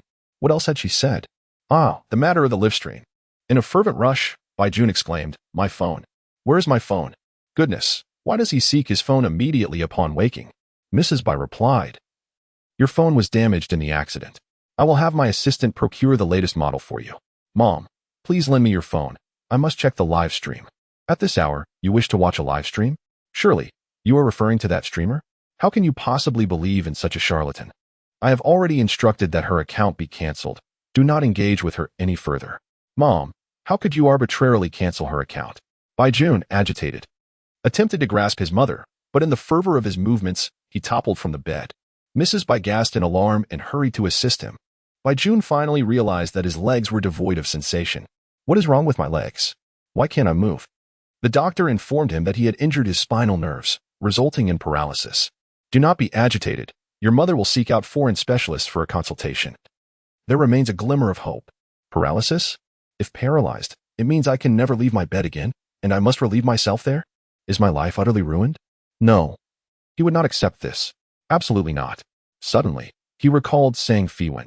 It was she who had pulled him back from the brink of death last night. So surely she must possess a way to heal his legs. With this thought, June cried out, I must see great-grandmother. Mother, please summon her. She is the only one who can save me. What great-grandmother? Your grandmother passed away long ago, let alone great-grandmother. She is not even from the Bai family. She is a streamer on Whale Live, a figure I have acknowledged, and she is the only one who can rescue me now. Absurd. You actually acknowledge a streamer as a great-grandmother. Your father would be furious. Mother, please help me find her. If you want to assist, I will go myself. What are you doing holding me back? Let me go, let me go. Quickly, bring the sedative. That day, the news of the internet celebrity and metaphysics streamer being banned from the platform quietly surged to the trending topics. Many of Sang Feiwan's fans rushed to Weibo to voice their support, condemning the platform for its arbitrary bans and lack of integrity. Of course, there were also many who, unaware of the truth, believed the ban was justified, asserting that internet celebrities should be suppressed for earning money too easily. When Zhang Qingye saw the news, he finally breathed a sigh of relief. In this day and age, whoever controls the traffic holds the power to speak. He feared that once Sang Feiwan became famous, she would retaliate against him, exposing past events that would tarnish his reputation. Now, she had been banned, and it was an order directly from Madame Bai. With this backing, no streaming platform would allow her to appear again. Additionally, Kang Shiner brought him good news. Negotiations for a variety show had been finalized, and the other party agreed to let Zhang Qingye participate. As long as he performed well on this show, his popularity could be restored, and his career could ascend to new heights. To express his gratitude for Kang Shiner's assistance, that evening, Zhang Qingye made a special effort to dress exceptionally handsomely before entering her private villa. In truth, he did not genuinely have feelings for Kang Shiner. She was over 30, and while she could pass for presentable with heavy makeup, her bare face revealed poor skin and numerous wrinkles. Just looking at her face made Zhang Qingye feel somewhat nauseous. Yet, Kang Shiner held a position of status in the industry, possessed wealth, and could aid in advancing his career. Thus, even if sharing a bed with her was distasteful, he would comply. In contrast, Sang Feiwan, a girl in her early 20s, was far more endearing. Unfortunately, she had neither power nor influence and could not offer him any assistance. Realizing he was thinking of someone he ought not to, Zhang Qingye quickly refocused. How could I think of her? That wretched woman does not deserve me. Once I achieve success, I need not worry about lacking young and beautiful companions. Hong Fengye resided in the Bai Shui Garden in Kyoto. After the live broadcast was interrupted last night, she sought various means to contact Sang Feiwan. Regrettably, Sang Feiwan lacks a Weibo account or any other social media presence. Once her live streaming account was deactivated, she could no longer send private messages. Hong Fengye was consumed by worry, particularly as night fell, for her daughter Gao Xiaya began to exhibit troubling behavior. It was already midnight when Gao Xiaya abruptly sat up in bed, clad in her pajamas and barefoot, and began to walk towards the door. Ever vigilant of her daughter's actions, Hong Fengye immediately followed. Xiaya, where are you going? Gao Xiaya's gaze was vacant, her mother's calls falling upon deaf ears. Hong Fengye attempted to pull her back, but Gao Xiaya's strength seemed to surge unexpectedly, pushing her to the ground and causing a wound on her forehead that bled. Ignoring her own injury, she hastily pursued her daughter downstairs, where she intended to intervene once more, only to hear a cold voice from behind. If you cannot stop her, there is no need to try. Follow her and see where she goes. Turning around, Hong Fengye beheld a slender woman emerging from the shadows. Dressed in a sky-blue horse-face skirt paired with a pristine white cross-collared shirt, her hair was elegantly pinned with a bamboo leaf hairpin, exuding a classical charm tinged with an air of aloofness. Hong Fengye stood momentarily stunned before she recognized Sang Feiwan. You are that streamer? You are even more beautiful than on the live stream. I almost didn't recognize you. She was too pressed for time to inquire how the streamer knew her address, and instead implored, "My daughter doesn't know where she is going. Please help me stop her." Feiwan replied, "Follow her. One must understand her intentions to find a way to address the issue. But I fear for my daughter's safety." Feiwan protested. "Is confining her at home truly a safeguard against danger? Problems must be resolved." In the stillness of the deep night, on a tranquil street, the girl, in her pajamas and barefoot, resembled a lost soul wandering aimlessly forward. The gravel beneath her feet cut into her skin, yet she remained oblivious, continuing her relentless march. After over an hour of walking, she arrived at a school, Alicia International High School, once a prestigious private institution in the capital. It had fallen into disrepute over 20 years ago due to several student suicides within a brief span, leading to its closure. Rumors suggested the school was haunted. Some claimed to have heard mournful cries at night, while others reported seeing white apparitions drifting past the upper floors of the dormitories. Yet, none of these tales had been substantiated. With the rise of online streaming in recent years, paranormal explorers had ventured here to broadcast their experiences. However, aside from the school's chilling atmosphere, nothing unusual had been uncovered, perhaps influenced by the whispers surrounding Alicia International School. A flicker of fear crossed Feiwan's face as she approached the entrance, hesitating to step inside. Feiwan glanced back at her. "Your daughter has already entered. Will you not follow?" Feiwan inquired. "Streamer, is it true that the inside is haunted? Can you exorcise spirits?" Feiwan affirmed, "I can." Feiwan pressed further. "Can you help bring my daughter out and restore her to normalcy? Rest assured, money is not an issue. We are quite affluent. Whatever amount you desire. Just name your price."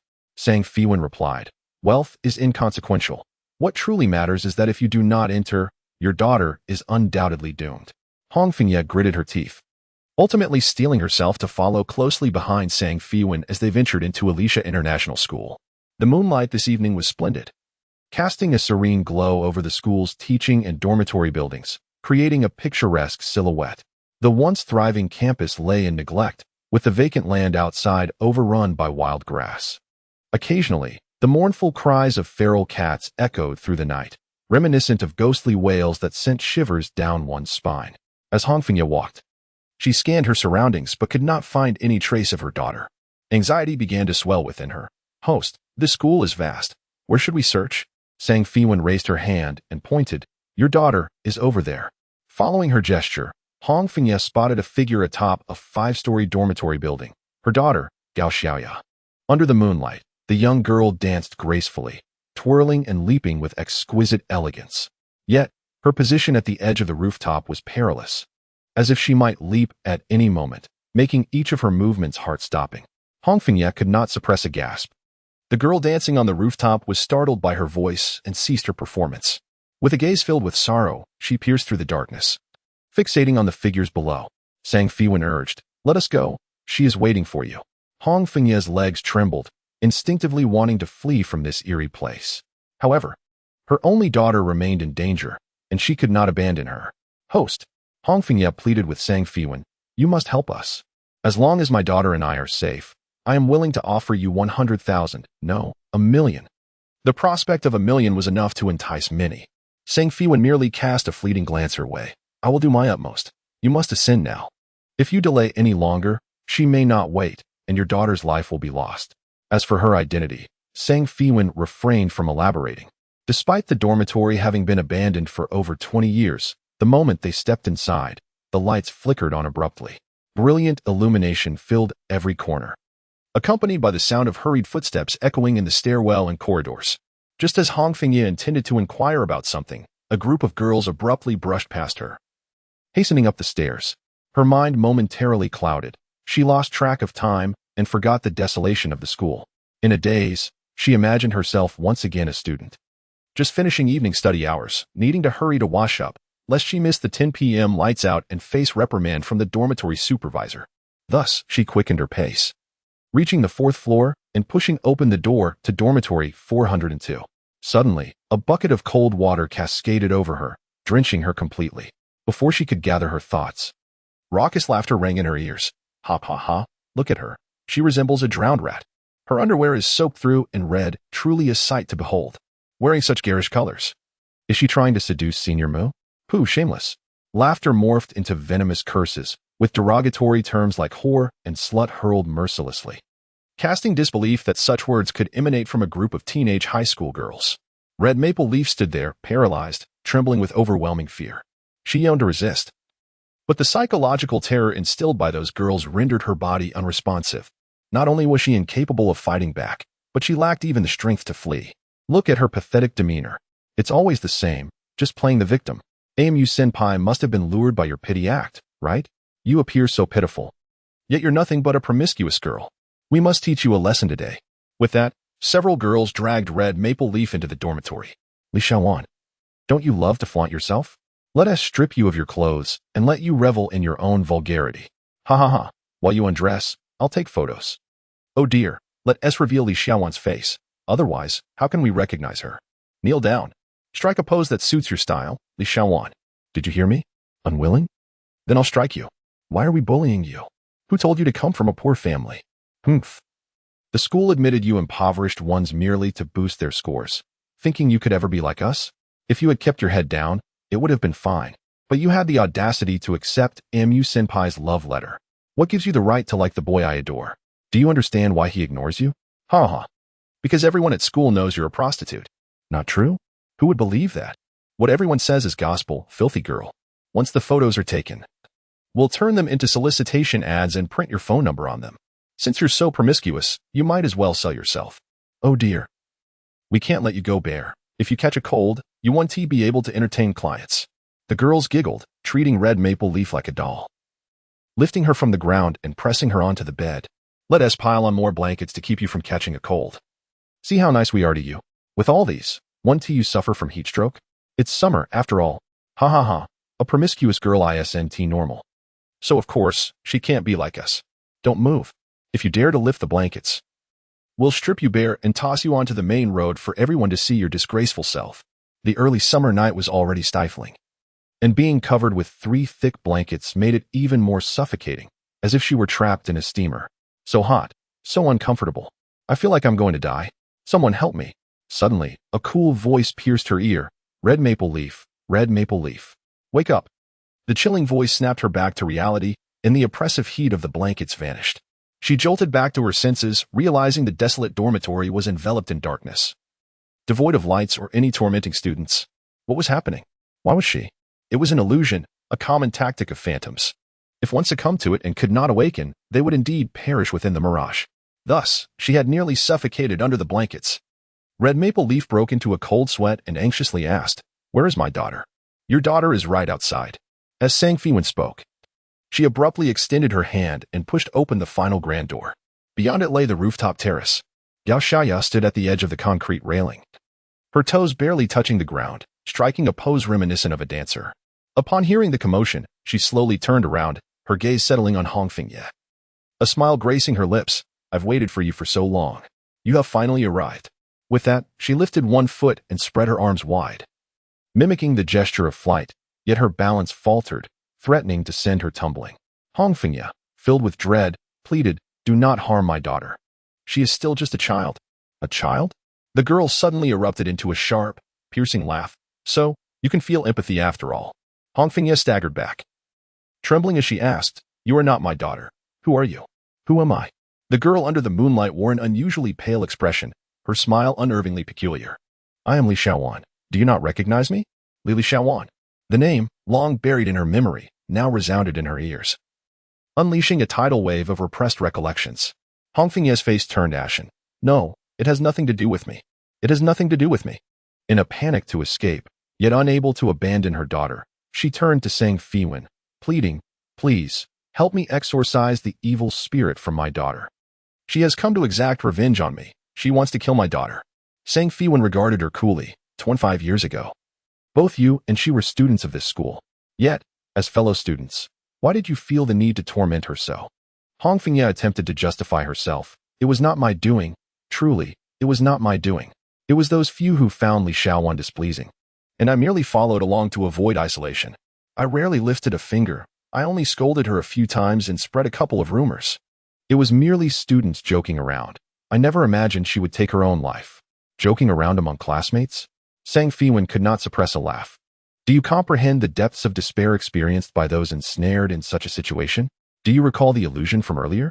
That was the reality Li Xiaowan endured. You captured her in compromising photos and disseminated them as flyers throughout the campus. The girls mocked her, and the boys treated her like a prostitute. Eventually, those flyers reached the school administration, yet they did not defend Li Xiaowan. Instead, they condemned her for tarnishing the school's reputation, publicly denouncing her at the morning assembly and expelling her. Li Xiaowan hailed from a destitute family, relying on her exceptional academic performance to secure scholarships for her education. You spread vile rumors, obliterating her future. In her despair, she ascended to the rooftop, yet what did those who gathered to gawk at her say? The onlookers declared, "We do not believe you would dare jump." Anyone can frighten others. If you have the courage, jump. The school authorities said, "Li Xiaowan, you have brought disgrace upon the school. If you wish to die, do so elsewhere." Even in her final moments, no one attempted to dissuade her. Not even the senior who had once sent her a love letter, who now kept his distance due to the various scandals surrounding her. She leapt from the 5th floor. Her life extinguished, yet her hatred lingered. Shortly after Li Xiaowan's demise, the Alicia Private High School began to experience haunting phenomena. Initially, the school presumed it to be mere pranks, urging students not to disseminate superstitions. However, new incidents of students jumping from heights soon unfolded, all involving girls from dormitory 402. Of the 5 who had tormented Li Xiaowan, 4 met their tragic end in a remarkably short span. The remaining one was Hong Fengye. On the day Li Xiaowan took her life, Hong Fengye had been at home, having taken leave due to her grandfather's passing. Upon hearing of Li Xiaowan's death, she was so terrified that she dared not return to school, eventually being transferred by her family to study elsewhere. Consequently, Alicia's school was ordered to close, and the haunting gradually subsided. During this period, practitioners of the supernatural came to purify the place. Although Li Xiaowan's spirit remained vengeful, it was suppressed and unable to wreak further havoc. As a result, paranormal streamers who sought to investigate returned empty-handed. It was not until a rare, torrential rainstorm recently blew away the suppression talisman at the dormitory entrance that fate intervened. Last month, during the May Day holiday, Hong Fengye's daughter, while exploring the vicinity with friends, recalled her mother's time at this high school. Excitedly, she ran in to take a look, only to find herself possessed by Li Xiaowan's spirit. The bizarre behaviors exhibited by Hong Fengye's daughter, such as self-harm and scavenging through kitchen waste, mirrored Li Xiaowan's experiences during her lifetime.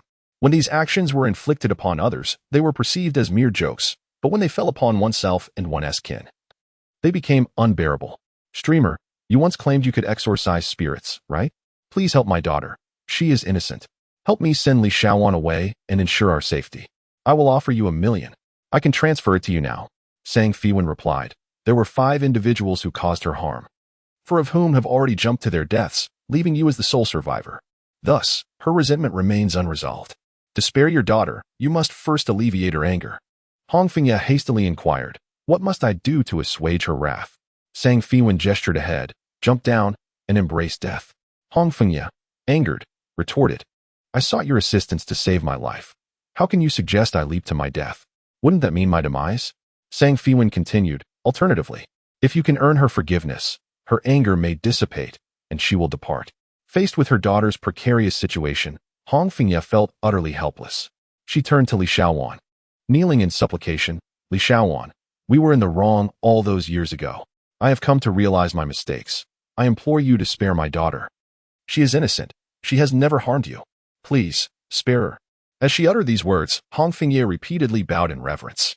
Alas, this apology came a full 25 years too late.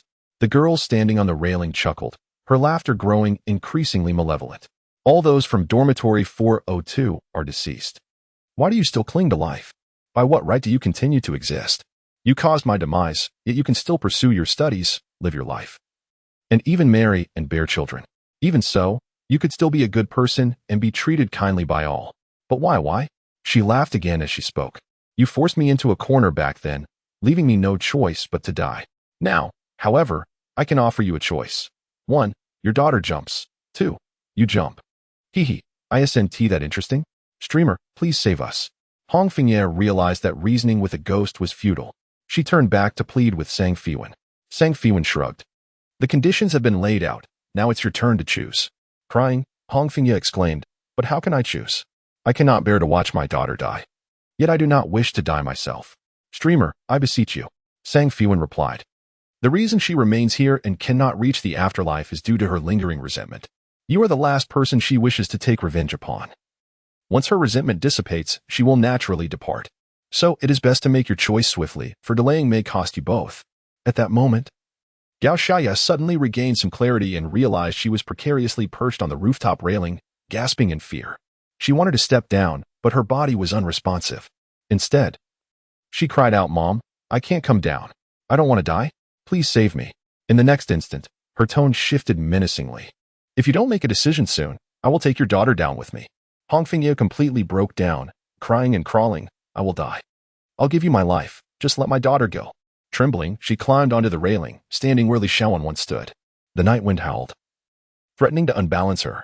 As she looked down, darkness loomed below, like an abyss waiting to swallow her whole. Standing there, at the precipice of life and death, she finally comprehended the despair that Li Xiaowan had felt years ago. Why had she bullied her classmate, when they were all of tender age? Regret washed over her. Genuine regret. If she had not been so cruel back then, Li Xiaowan would not have died, and there would be no revenge today. This was her own doing, a consequence of her actions that had now endangered her daughter. "Li Xiaowan, I am sorry. I wronged you. I caused your death. I am willing to die. Not seeking your forgiveness, but simply hoping you can spare my daughter." After many years, she finally felt true remorse. "Streamer," she pleaded through tear-filled eyes, "if I jump, can you truly save my daughter?" Sang Feiwan affirmed, "Yes." With no other recourse left, she chose to believe in Sang Feiwan. Taking a deep breath, she closed her eyes and leaped into the abyss, knowing that debts incurred must eventually be repaid, regardless of the years that had passed. In an instant, she felt herself lifted off the ground, only to be caught by a hand, suspended in midair. Hongfengye's heart raced, gasping for breath, her gaze following the hand up to her daughter, or rather, to Li Xiaowan. Why? Why save me? Li Xiaowan gradually pulled her back to the rooftop, her eyes turning solemnly towards Sang Feiwan. Understanding her intent, Sang Feiwan subtly nodded and began to chant the soul-purifying incantation. Golden rays of light cascaded upon Gao Xiaoya, extracting a fragment of her lost soul from within. Moments later, she rolled her eyes back and fainted. Meanwhile, Li Xiaowan's spirit transformed into a flickering shadow, gradually solidifying into the visage of a 16-year-old girl. The girl possessed a delicate beauty, adorned in a light blue school uniform, vibrant and lively as she once was. The soul-releasing incantation continued its melodic chant, the golden glow surrounding the girl intensifying. With one last glance at the crimson maple leaves, she ultimately vanished amidst the resplendent radiance. As the brilliance faded, the rooftop returned to its original state. A full moon hung high in the sky, eternally observing the joys and sorrows of the world below. After a moment of stunned silence, Hongfengye turned to Sang Feiwan, inquiring with confusion, "Where has she gone?" Sang Feiwan replied, "Her resentment has dissipated. She has already departed for the underworld." Hongfengye murmured, "The resentment has faded? Did she not hate me? Did she not wish for my demise? Why then did she save me?" Sang Feiwan explained, "In truth, from the very beginning, what she desired was not your life, but your sincere repentance, a genuine atonement. The greatest wounds inflicted upon her came from the 5 girls in her dormitory. After her demise, the other 4 coerced each other to take the same tragic leap. Yet those girls either refused to acknowledge their faults or, even if they did, their remorse was insincere, easily seen through by Li Xiaowan. If one fails to recognize their errors while alive, they must atone through death. You should consider yourself fortunate that, in her final moments, you came to realize your mistakes, allowing Li Xiaowan to sense your heartfelt remorse. That is why she intervened and spared you, unlike your 4 classmates who tragically succumbed to their fate. Ultimately, Li Xiaowan was kind-hearted. Even in death, even as a vengeful spirit, she left you a glimmer of hope. It is a pity that such a benevolent soul received no kindness in return. This world is indeed unjust." Memories flooded back to Hongfengye as she recalled her first encounter with Li Xiaowan. That year, after the new students of the first year were assigned to their dormitories, Hongfengye entered room 402 and found her bed. However, it was piled high with the belongings of others. A girl with long, flowing hair haughtily declared, "There is insufficient space in the cabinets.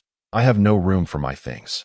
"Hey, classmate, since your luggage is minimal, why not clear half of your bed for me to store my belongings?" At that moment, Hongfengye, timid and feeling wronged, was at a loss. Just then, A girl with a ponytail stepped forward to speak on her behalf. Each bed in the dormitory is assigned to one person. How can you occupy another's bed for your items? If you place your belongings here, how is this student supposed to sleep? I have not taken your bed. Why are you meddling? The long-haired girl retorted. If you do not move your things, I will report you to the dormitory supervisor. What is your name to dare oppose me? I am Li Xiaowan, and I will certainly speak up when you are in the wrong. Li Xiaowan. Very well. I will remember you. That day, Li Xiaowan came to Hong Fengye's rescue, and in gratitude, they became good friends, sharing meals, studying together, and tackling quizzes side by side. However, the amicable state they enjoyed was met with disdain by the curly-haired girl, who devised a malicious plan. She deliberately extended her friendship to Hong Fengye, inciting discord between her and Li Xiaowan. She even orchestrated a scenario where Hong Fengye witnessed the boy she admired delivering love letters to Li Xiaowan, effectively severing their bond. Thus began a prolonged 2-year period of isolation and bullying directed at Li Xiaowan. Initially, Hong Fengye had no intention of treating Li Xiaowan poorly. Yet, when she expressed even the slightest sympathy towards her, she was met with ridicule and ostracism from her peers. The curly-haired girl, hailing from a powerful family, had the entire class rallying around her, whether out of genuine loyalty or mere self-preservation. Even the teachers turned a blind eye to the unfolding events. Although Hong Fengye came from a respectable background, it paled in comparison to that of the curly-haired girl, leaving her too intimidated to oppose her. Gradually, she succumbed to the prevailing culture, transforming from a compassionate observer to a perpetrator. For a full 25 years, she dared not revisit any memories associated with Li Xiaowan. Nor could she bear to set foot in the school that had once devoured the life of a young girl. She was haunted by the specter of Li Xiaowan. So much so that she consciously buried many past events. Only when Li Xiaowan had completely vanished from this world did she finally recall how close they once were. How intimately they had shared their lives. Driven by her own cowardice and fear of being ostracized or retaliated against, she had conspired with her classmates to isolate and bully her dear friend. Li Xiaowan, I was wrong. I was truly wrong.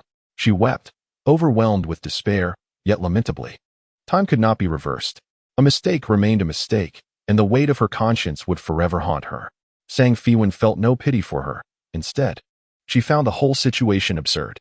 Originally, it was Li Xiaowan who had offended their classmates for Hong Fengye's sake. Yet the very person she aided had turned into a conspirator against her. While Hong Fengye wallowed in the pain of her memories, Feiwan approached her and said, "You still have your phone, right? As we agreed earlier, 1 million. I prefer to settle matters promptly. It is best for both parties to conclude transactions swiftly." Hong Fengye's voice had not yet faded when she was suddenly confronted with a demand for repayment, leaving her emotionally bewildered. Feiwan frowned. "You're not considering defaulting, are you? Li Xiaowan has gone far. I could call her back for you to reminisce." The color drained from Hong Fengye's face in fear. No. I'll transfer the money right now." Moments later, Feiwan received a notification of 1 million in her account. She smiled contentedly. It was gratifying not to be subjected to platform fees. Just as she was about to depart, Hong Fengye called out to her, "Host, why isn't my daughter awakened yet? Is she all right?" Being possessed by a spirit naturally takes a toll on one's body, but it was not a grave concern. A period of rest would suffice for recovery. Will my daughter remember what happened tonight when she wakes up? Every mother wishes to be seen as kind and gentle in her child's eyes, and Hong Fengye was no exception. Feiwan shook her head regretfully. She will remember. Moreover, when Li Xiaowan possessed her, she employed ghostly illusions that reenacted many past events. In the eyes of your daughter, it is as if she has personally experienced it all. Regardless of regrets or whether the parties involved will continue to pursue the matter, what has been done can never be erased, just as the inflicted wounds will not simply vanish. After resolving the issue with the red maple leaves, Feiwan returned to her rented apartment and resumed her meditation and cultivation as usual. It was not until the following afternoon that her phone rang. Baiju's voice, tinged with tears, came through the receiver. "Grandma, help me. The doctor says I'm facing high-level paraplegia. I can feel that it was you who pulled me back from the brink of death that night. Is there any way you can assist me? I don't want to be bedridden for the rest of my life." Feiwan responded with an uncharacteristic indifference. A person intent on self-destruction, even if saved, is destined for demise eventually. Baijun hurriedly replied, "I was wrong, Grandma. I truly understand my mistakes now. I promise I won't act recklessly again. I won't drive fast. I won't even drive at all. I'll hire a driver. I won't touch the steering wheel. Please, don't give up on me." Only then did Sang Feiwan relent. I will come to see you tonight. With that, she ended the call. By 8 in the evening, Sang Feiwan arrived at the hospital. At this moment, the bustle of the day had faded, and her presence attracted little attention. Bai Jun had been transferred to a regular ward. While it was labeled as ordinary, its layout and decor rivaled that of a presidential suite in a hotel. Yet, in that vast room, he lay all alone. The bandages on his head had been removed, and his disheveled red hair sprawled on the pillow, making him appear like a worn-out and despondent doll. A nurse would check on him every half hour, and upon confirming his stability, she would leave without concern. Outside, the duty nurses chatted casually. Young Master Bai is remarkably fortunate. After such severe injuries, one would expect him to either die or become a vegetable. Who would have thought he could curse just a day later? Truly a miracle. Another nurse chimed in. What miracle? It's simply wealth. He has access to the finest medications. Of course, the results would be favorable. However, having too much money is not entirely beneficial. Familial bonds can become quite tenuous. After such a significant incident, usually a multitude of relatives would come rushing in. But for him, only Madame Bai visited twice before flying abroad again. With a son now paralyzed, how could a mother not stay by his side? As for his father, there is no need to mention. He hasn't even shown his face. The door to the ward had not been securely closed, allowing Bai Jun to overhear the nurse's conversation, filling him with an overwhelming sense of desolation. Before leaving, Madame Bai had told him to call if he needed anything. Yet here he was, paralyzed. And his mother had not offered a single word of comfort, nor had she even stayed with him. He could not help but wonder. Had he truly perished in that car accident? Would his parents shed a single tear for him? Upon seeing Sang Feiwan quietly enter, Bai Jun consoled himself. My mother has flown away again, but she is still better to me than my father. At least she is willing to take the time to come and see me. As he spoke, tears unexpectedly streamed down his face. Noticing Sang Feiwan frown, Bai Jun asked, Grandma, why do you look at me like that? Do you also feel pity for me? He huffed defiantly, I don't need anyone's sympathy. Sang Feiwan replied, I do not perceive you as pitiable. Nor do I wish to express sympathy. Just look at the hospital room you reside in and the expensive imported medication you use. The truly unfortunate ones are those who cannot even afford to enter a hospital when ill. In an instant, Bai Jun felt consoled. A silly grin spreading across his face. In light of this comparison, it seems I am not so miserable after all. Then what did your gaze mean just now? Sang Feiwan stated, I merely found your odor quite offensive. It pains my eyes. Bai Jun thought to himself, after the accident, he was covered in blood, sweat, and the scent of disinfectant, mixed with the unpleasant aroma of a urinal bag hanging by his bedside. It was no wonder he smelled. However, being so bluntly criticized left Bai Jun feeling quite aggrieved. I wish I could take a proper shower, but the circumstances do not permit it. For someone paralyzed in bed, even bathing becomes a luxury. Even if he could afford a multitude of caregivers, it would never be as convenient as washing himself while standing. Sang Feiwan could only endure the unpleasant smell as she approached his bedside, extending a finger to press against his temple. The previous night, while treating him with her spiritual energy, he had been in a coma, only vaguely aware of her presence. At this moment, he felt a palpable warmth emanating from her fingertip, gradually enveloping his entire body. This warmth gathered at his spine, making his back feel as if it were ablaze. He was drenched in sweat, feeling as though flames were roasting him from behind, just as he was on the verge of crying out from the heat. The flow surged from his spine to his tailbone, then coursed through his legs. Bai Jun was immediately elated. I can feel my legs. If I can feel them, I want to be paralyzed.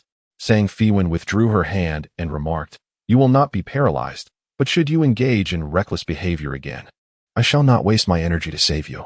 Though Bai Jun's legs regained movement, and he could even sit up independently, the large motion inadvertently tugged at the catheter, resulting in an awkward situation. Fortunately, Sang Feiwan, having expressed her disdain for his odor, had turned to sit on the nearby sofa, blissfully unaware of his embarrassment. Since you can effortlessly cure my legs, why didn't you treat me last night when you awakened me? You were too weak then. I feared you could not withstand it. Is that so? Your abilities are truly remarkable. If you opened a hospital, you would undoubtedly be the world's foremost physician. My spiritual energy is precious and cannot be squandered frivolously. Spiritual energy? It sounds akin to something from a fantasy novel. Who exactly are you? Do not inquire beyond what is necessary. Furthermore, do not let others know. After a pause, Sang Feiwan continued, My account has been suspended. It was likely your mother's doing. I will find someone to assist in unblocking it. Do not worry. It is merely a matter of my word, Baijun declared, promptly retrieving his newly purchased phone and dialing a number. Is this Mr. Su? Please help me unban a live streaming account. The username is igual What? My mother ordered it to be banned? You cannot unblock it? I will speak to my mother about it. For now, just unblock it. Mr. Su hung up. It's fine, dear grandmother, do not fret. I will call my mother. Hello, Mom. Could you please call the Whale live streaming service and ask them to lift the ban on your account? No. Why not? Listen to me. It's not as you think. Mom, why did you hang up on me? It's fine. I can just call Dad. Great grandma, please remain calm. Hello, Dad, it's me. Did you hang up again? I truly feel like crashing my head against a wall. They say he is the eldest son of the Bai family, the crown prince. Yet he can't handle even the smallest matters. What a pathetic prince he is. I cannot allow great-grandma to look down on us. Thus, Baijun dialed his father Bai Chengfeng's number once more. After being hung up on 3 times, Bai Chengfeng finally answered, I'm in a meeting. What nonsense are you up to? If you need something, go to your mother. Baijun quietly replied, Dad, I just had a car accident. Bai Chengfeng's tone softened slightly. I heard from your mother. You might be paralyzed. Don't worry, since you are a member of the Bai family. We will take care of you for life. For a moment, Baijun was at a loss, torn between joy and sorrow. The joy came from knowing that despite his father's cold demeanor, he was still willing to support him. The sorrow stemmed from the realization that apart from financial support, there would be no other form of care. Dad, my friend S account on Whale Live has been banned. Mr. Su is not giving me any face. Could you possibly speak on his behalf to have my friend's account reinstated? In the past, Bai Chengfeng would have scoffed at such trivial matters. However, today, perhaps feeling a twinge of compassion for his son's unfortunate situation, he decided to acquiesce to the request. Bai Chengfeng was known for his swift decisiveness. Within minutes, he had resolved the issue. Mr. Su personally called Baijun, explaining that the disconnection earlier was due to poor signal, not intentional. The account was reinstated, and he informed Baijun that he could speak directly if he needed anything, without troubling Mr. Bai personally. In the presence of Feiwan, Baijun refrained from engaging in further discussion and casually remarked, all done. Your account is reinstated. You can stream anytime. When my father speaks, no one dares to intervene. Thank you, Feiwan replied, standing up to leave. Baijun called after her. Hey, why are you in such a hurry to leave? Let us talk more. I'm quite bored in the hospital. Feiwan responded, I'm rushing to stream. I cannot stay. Baijun wished to pursue the conversation further, but forgot he was still attached to a urine bag, resulting in a painful tug on a sensitive spot, causing him to cry out in agony. The duty nurse, hearing the commotion, rushed in to find the man who had been diagnosed as paralyzed writhing on the bed, clutching himself in distress. That night, the attending physician and the entire expert team returned to the hospital for a comprehensive examination of Baijun. However, regardless of the thorough investigation, both the light and imaging clearly indicated that his spine and nerves were intact, as if the accident had never occurred. Yet, compared to his previous scans, the situation was baffling, leading them to question Baijun from various angles. His life had been spared by Feiwan, and he remembered her admonition, do not speak of it to others. Thus, Baijun casually leaned back, nonchalantly responding, you're asking me? How would I know? Perhaps the physicians have misinterpreted the images, or the machinery has malfunctioned, leading to erroneous results. I am perfectly well, yet you have diagnosed me with paralysis. Are you attempting to deceive me for medical costs? If not, then why the incessant scrutiny? Are you unaware of the value of my time? I am eager to catch a live broadcast. Last night, the stream of Feiwan was abruptly terminated, and her account was deleted, causing quite a stir on the platform. Although her fanbase has yet to reach peak popularity, their trust and engagement far surpass that of ordinary streamers. Numerous individuals have lodged complaints with the official Whale Live platform.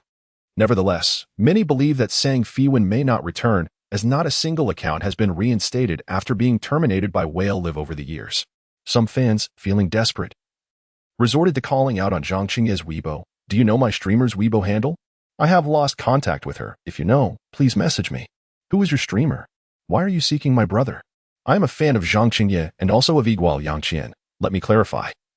Igual Yangqian is Zhang Qingye's ex-girlfriend, the one who caused a scene at the fan meeting. Ah, so she is the one who sought to exploit others. My brother asserts he has never been in a relationship. All photos are fabricated. Do not spread rumors. Thank you. Zhang Qingye, stop pretending. You know very well what your relationship with my streamer is. She has been banned. Are you secretly behind this? She was banned for her own violations. Why not reflect on that rather than bothering my brother? Thus, the two fanbases exchanged tens of thousands of comments in heated debate. Zhang Qingye was taken aback to discover that despite saying Feiwan's fan count being only in the hundreds of thousands, their engagement level surpassed that of his millions. However, he inadvertently overlooked the fact that half of his followers were inactive accounts. Just when everyone presumed saying Feiwan would not grace the live streaming platform again, she commenced her broadcast punctually at 10 o'clock that evening. Swiftly, astute fans flocked to her stream. Ah, my streamer, you have finally returned. I am overwhelmed with emotion. Streamer. What transpired during that day and night? Why were you banned? And how were you suddenly unbanned? For my streamer. I argued with Zhang Qingye's fans on Weibo all day long. That scoundrel Zhang Qingye refused to show his face or provide my streamer's Weibo handle. Streamer. Please tell us your Weibo handle. If you go missing again, we need a place to gather. Observing the fervent fans, the typically unflappable Sang Feiwan revealed a genuine smile. I apologize for causing everyone concern. There was a misunderstanding with the platform, but upon realizing I had not violated any rules, they promptly reinstated my account. I do not have a Weibo, but given your reminders, I feel it is necessary to create one. With that, Sang Feiwan downloaded Weibo and registered for an account. However, upon registration, she found that the name Igual Yanqian had already been claimed. Consequently, she opted to register under her own name, Sang Feiwan. My Weibo is set up. My account name is Sang Feiwan, which is also my real name, so please do not confuse it. Apart from that, everything else does not pertain to me. Sang Feiwan speaks to her fans with great tenderness and does not mind revealing her true name. In her perspective, her ability to cultivate and earn money is largely due to the support of her fans, so she is willing to reciprocate with utmost kindness.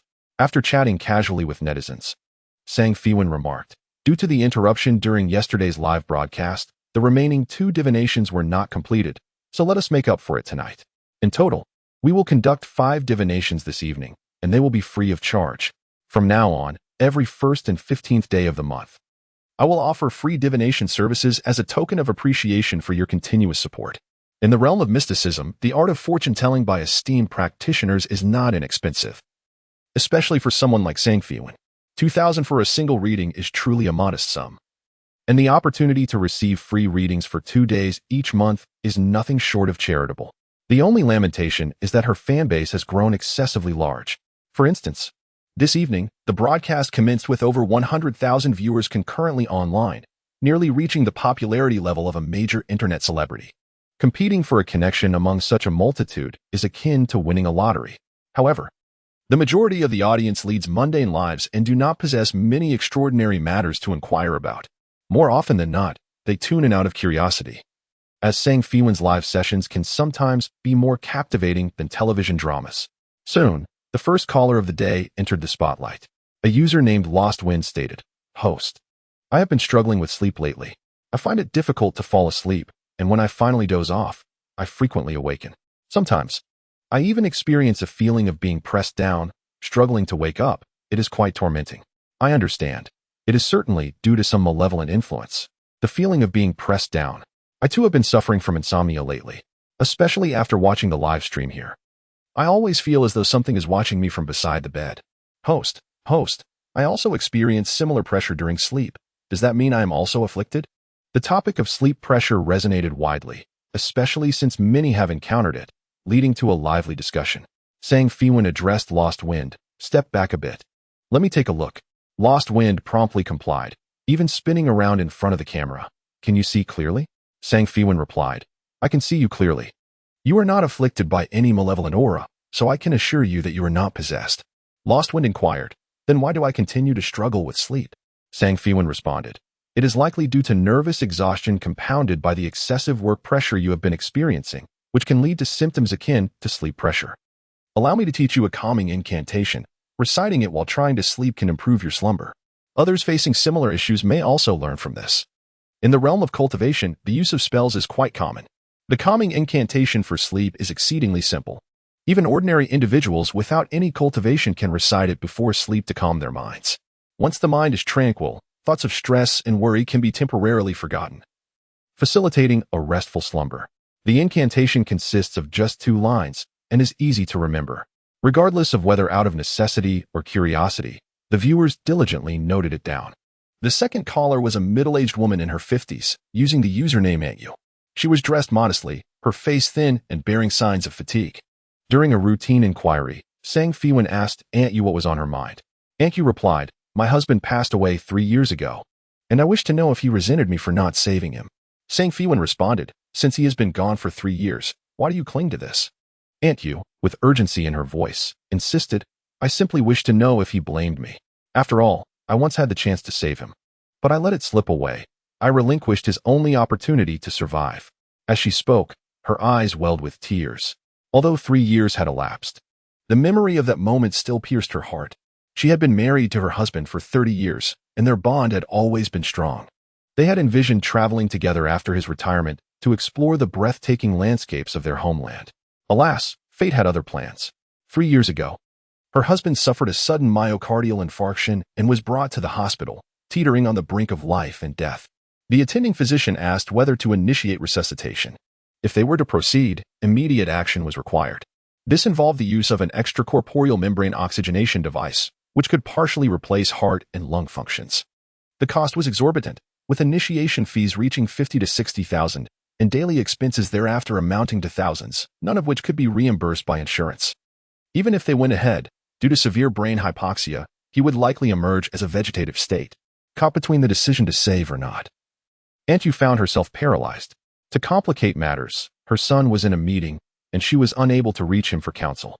Meanwhile, the hospital staff pressed her for a prompt decision, warning that any delay would render action futile. Having worked in healthcare, Aunt You was all too familiar with the dismal reality of a vegetative state. After a brief hesitation and under persistent urging from the doctors, she ultimately chose to forego resuscitation. When her son finally arrived, he was met with the sight of his father's lifeless body. He reproached her for not seizing the opportunity to save him, arguing that no cost could surpass the value of his father's life. Aunt You patiently explained that she could not bear to witness her husband reduced to a vegetative state.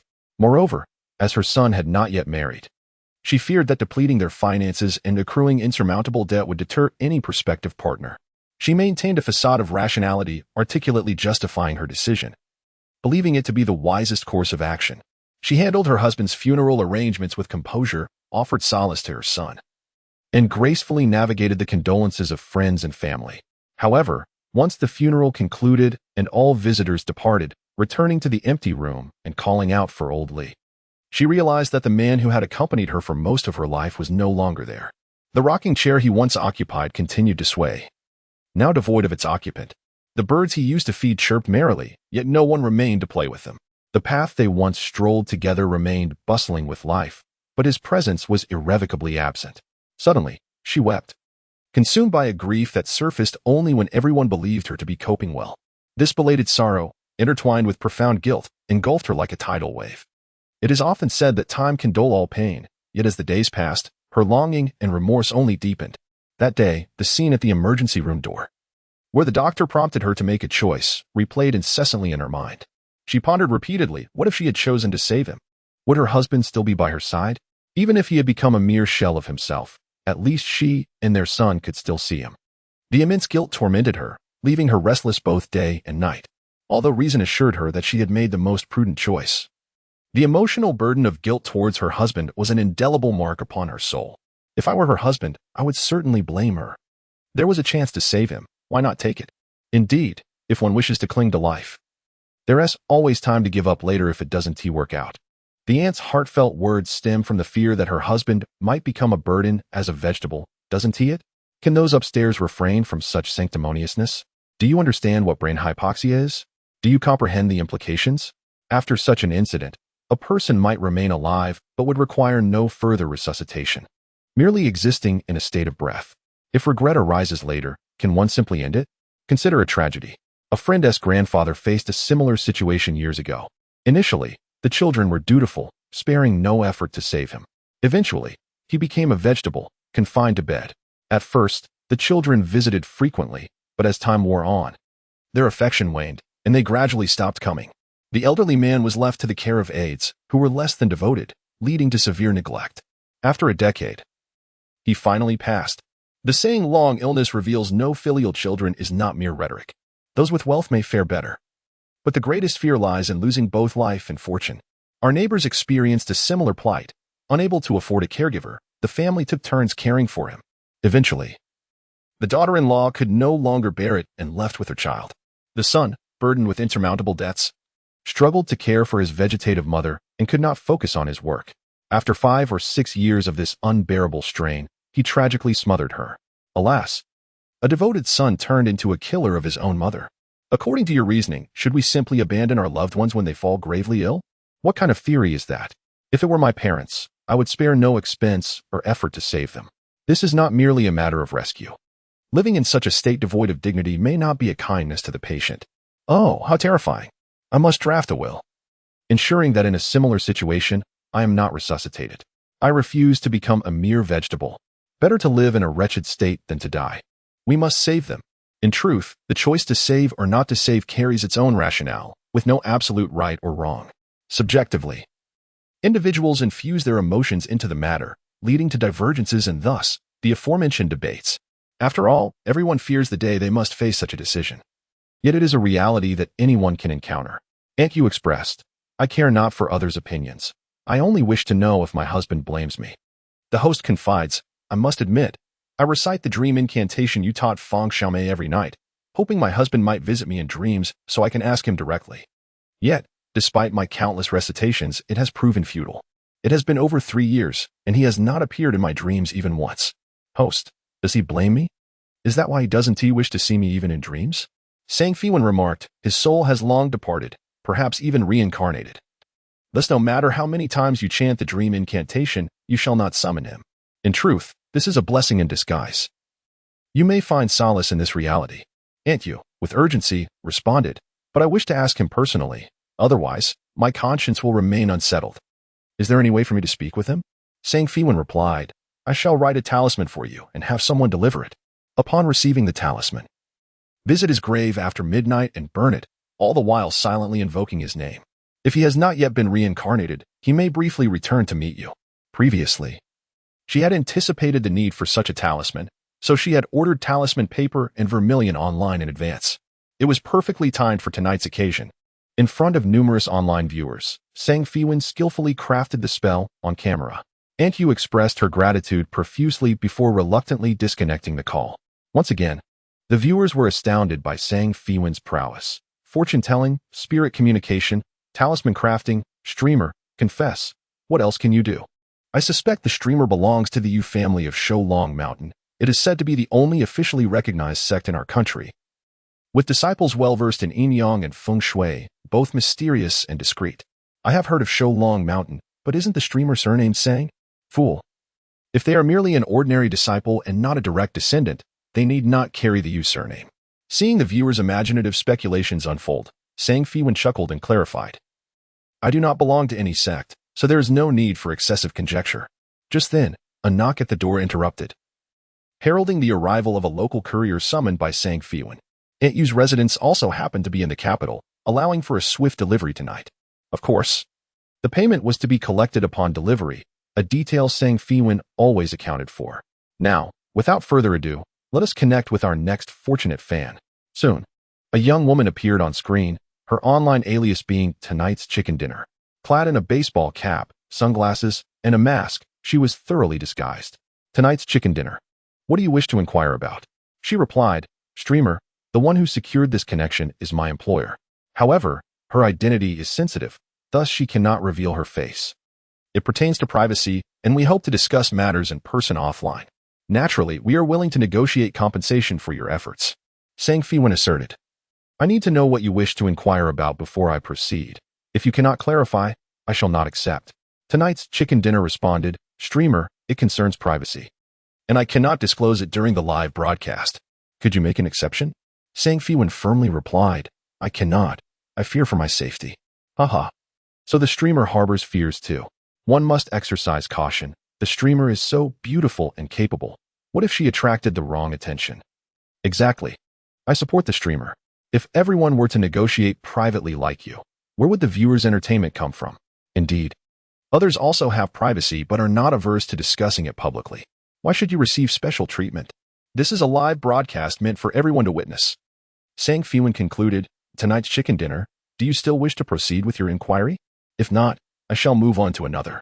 In truth, the night before last, tonight's chicken dinner had begun sending numerous private messages to Sang Feiwan, requesting a meeting.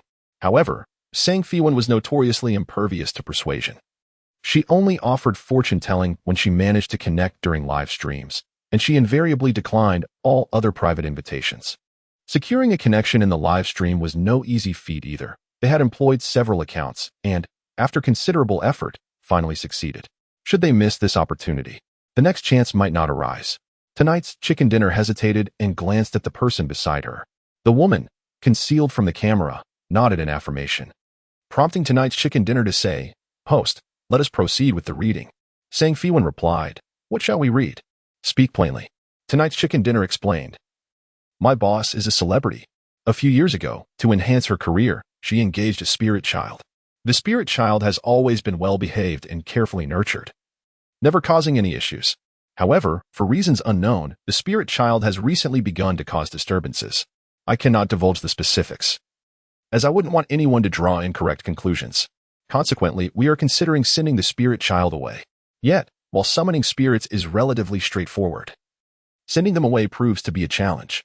We have consulted several masters, but none have succeeded, and the spirit child has only become more unruly. We have watched your live streams and recognized your abilities, which is why we seek your assistance." Celebrity? Raising a spirit child? No wonder she was reluctant to speak earlier. This is quite explosive.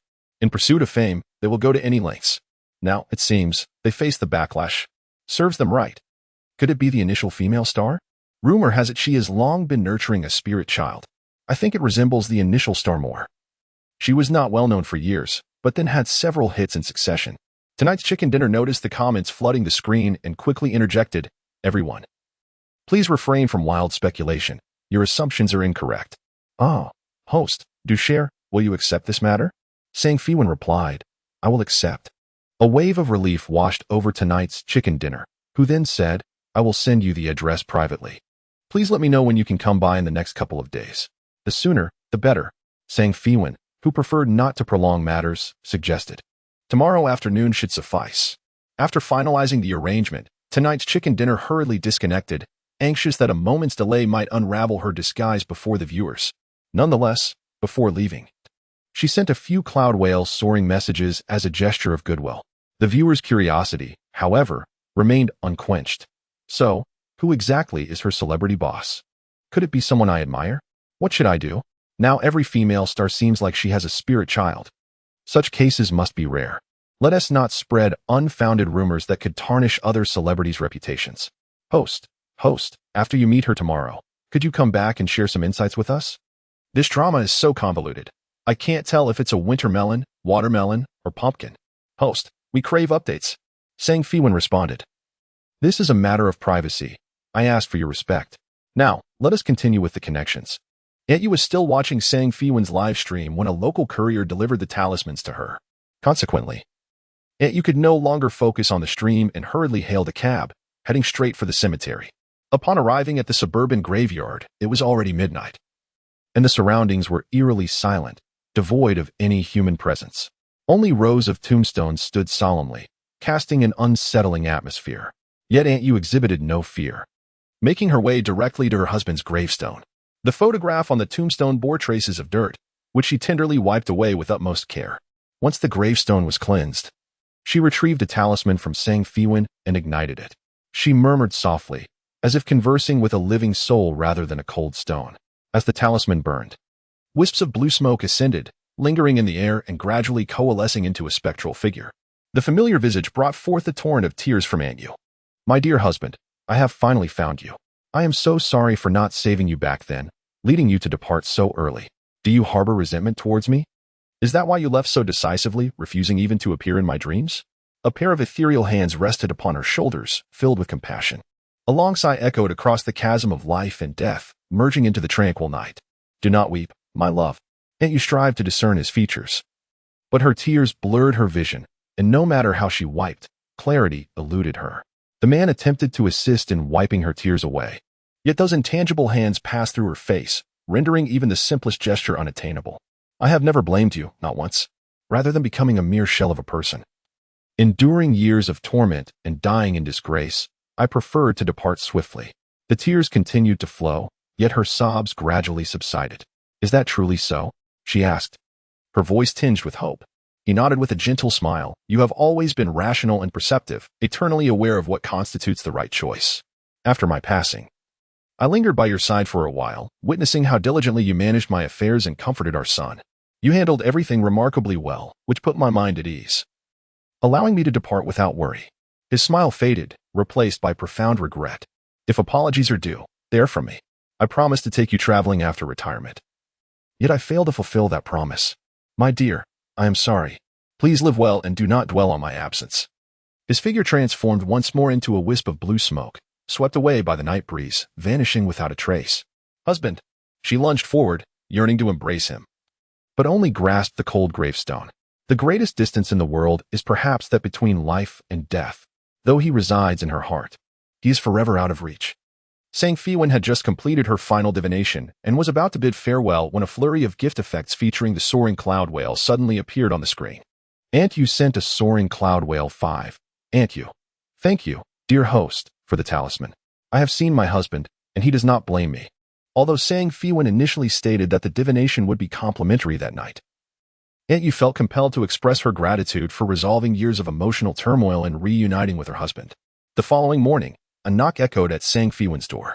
Upon seeing her, the landlord's sister paused in surprise. You are Xiao Sang? How curious. You appear quite different from the plain, unassuming image I recall. At this moment, Feiwan was adorned in a traditional Chinese mamian skirt ensemble, her hair deftly styled, exuding elegance and nobility that starkly contrasted with her modest living conditions. The landlady, regaining her composure, recalled her purpose. The rent is due soon. Will you be renewing? Initially, she had come to collect the rent, but upon seeing Feiwan, she felt that her humble abode could hardly accommodate someone of such stature. I shall not renew. I plan to move out in a couple of days, Feiwan replied. She had been residing in this shabby rental due to financial constraints, but now, through her live streaming endeavors, her wealth had burgeoned. Naturally, she no longer wished to compromise her living standards. However, she had been preoccupied with her cultivation lately and hadn't considered the matter of relocating. Now that she had begun to gain a modicum of fame online, she understood the importance of a favorable environment to mitigate unwanted troubles.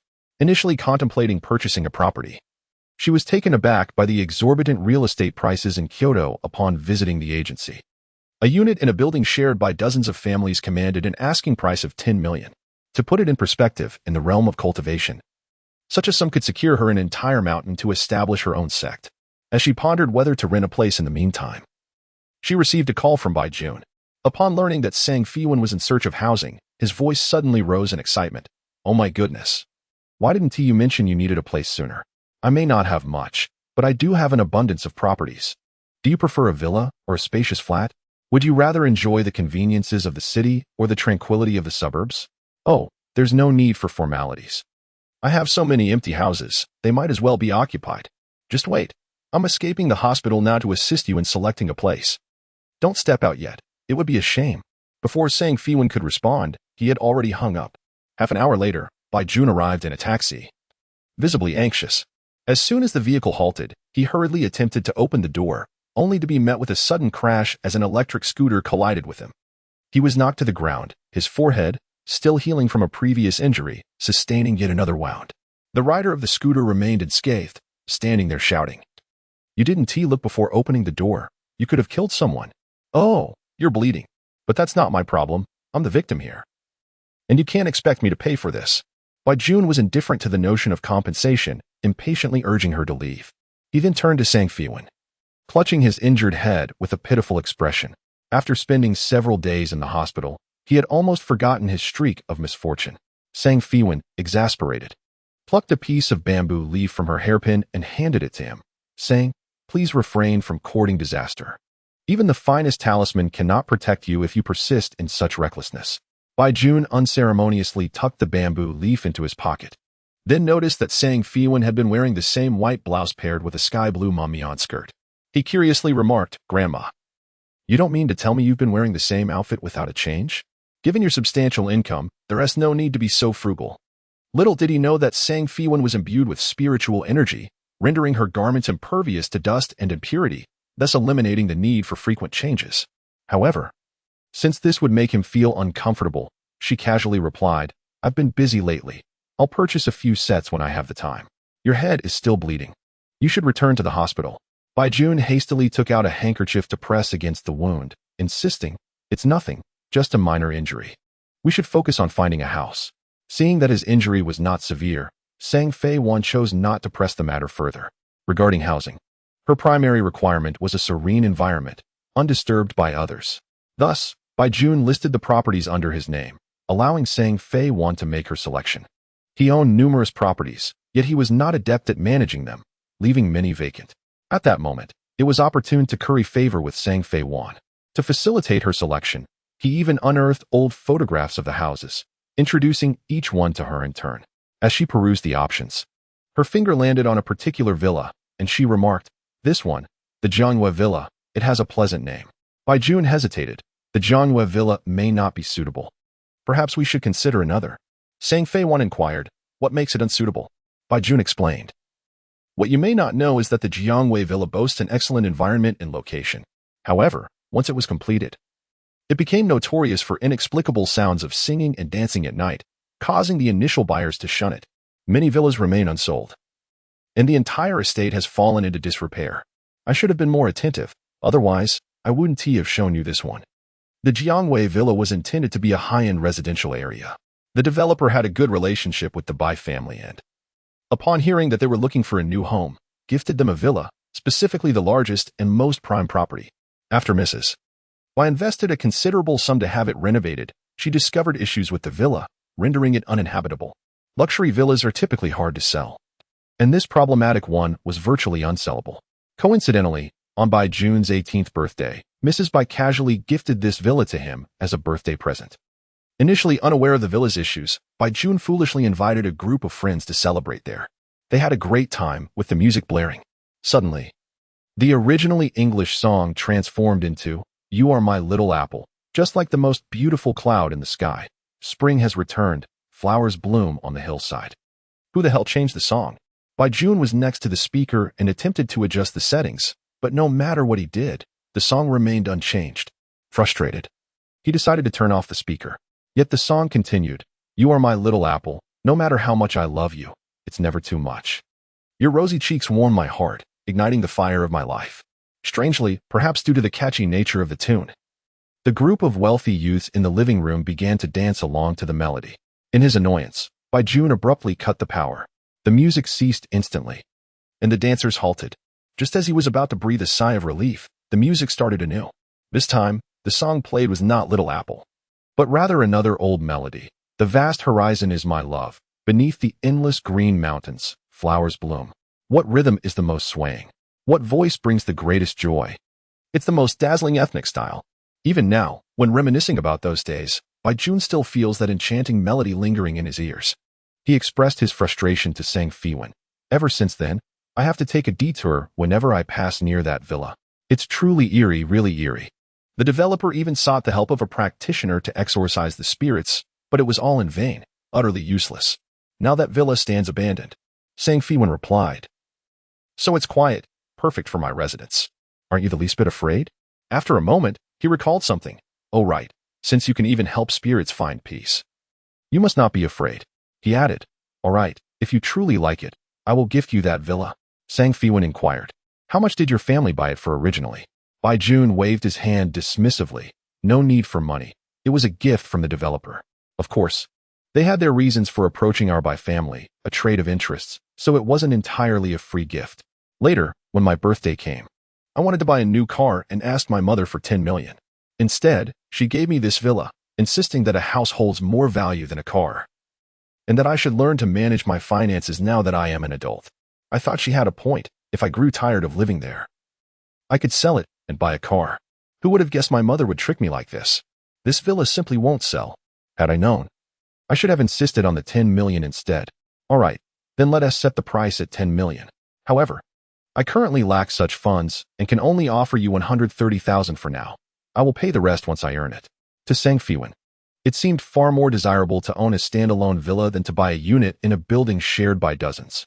Baijun insisted, No, I have no use for it sitting empty. Consider it a gift." I am counting on you to help me reclaim my fate. So this will serve as a token of appreciation. Saying Feiwan replied, reclaiming your fate is a separate reward, not to be exchanged for a house. By June, filled with curiosity, asked, so what exactly do you want me to help you with? It would be good to know in advance, even if I can't act on it right now. Saying Feiwan stated, I desire more followers to gain the affection of a greater audience. Being a streamer is not sufficient. I wish to enter the entertainment industry. You are the heir of Shinkong Entertainment, and once you reclaim your fate and your father no longer distances himself from you, you should be able to bring me into the industry. That is no problem. Bai Jun asserted without hesitation, it's just a matter of a word from me. He sighed, but at Whale Live, I can hardly make a sound. My standing at Shinkong Entertainment is even lower than that of my cousin. Sang Feiwan smiled softly, do not worry. Things will surely be different in the future. Her originally cool demeanor transformed into one of warmth with that smile. Bai Jun, captivated by her charm, murmured, perhaps I should stop calling you Grandma. As her smile faded, Sang Feiwan replied coldly, refrain from your impure thoughts. The hierarchy of age must be respected.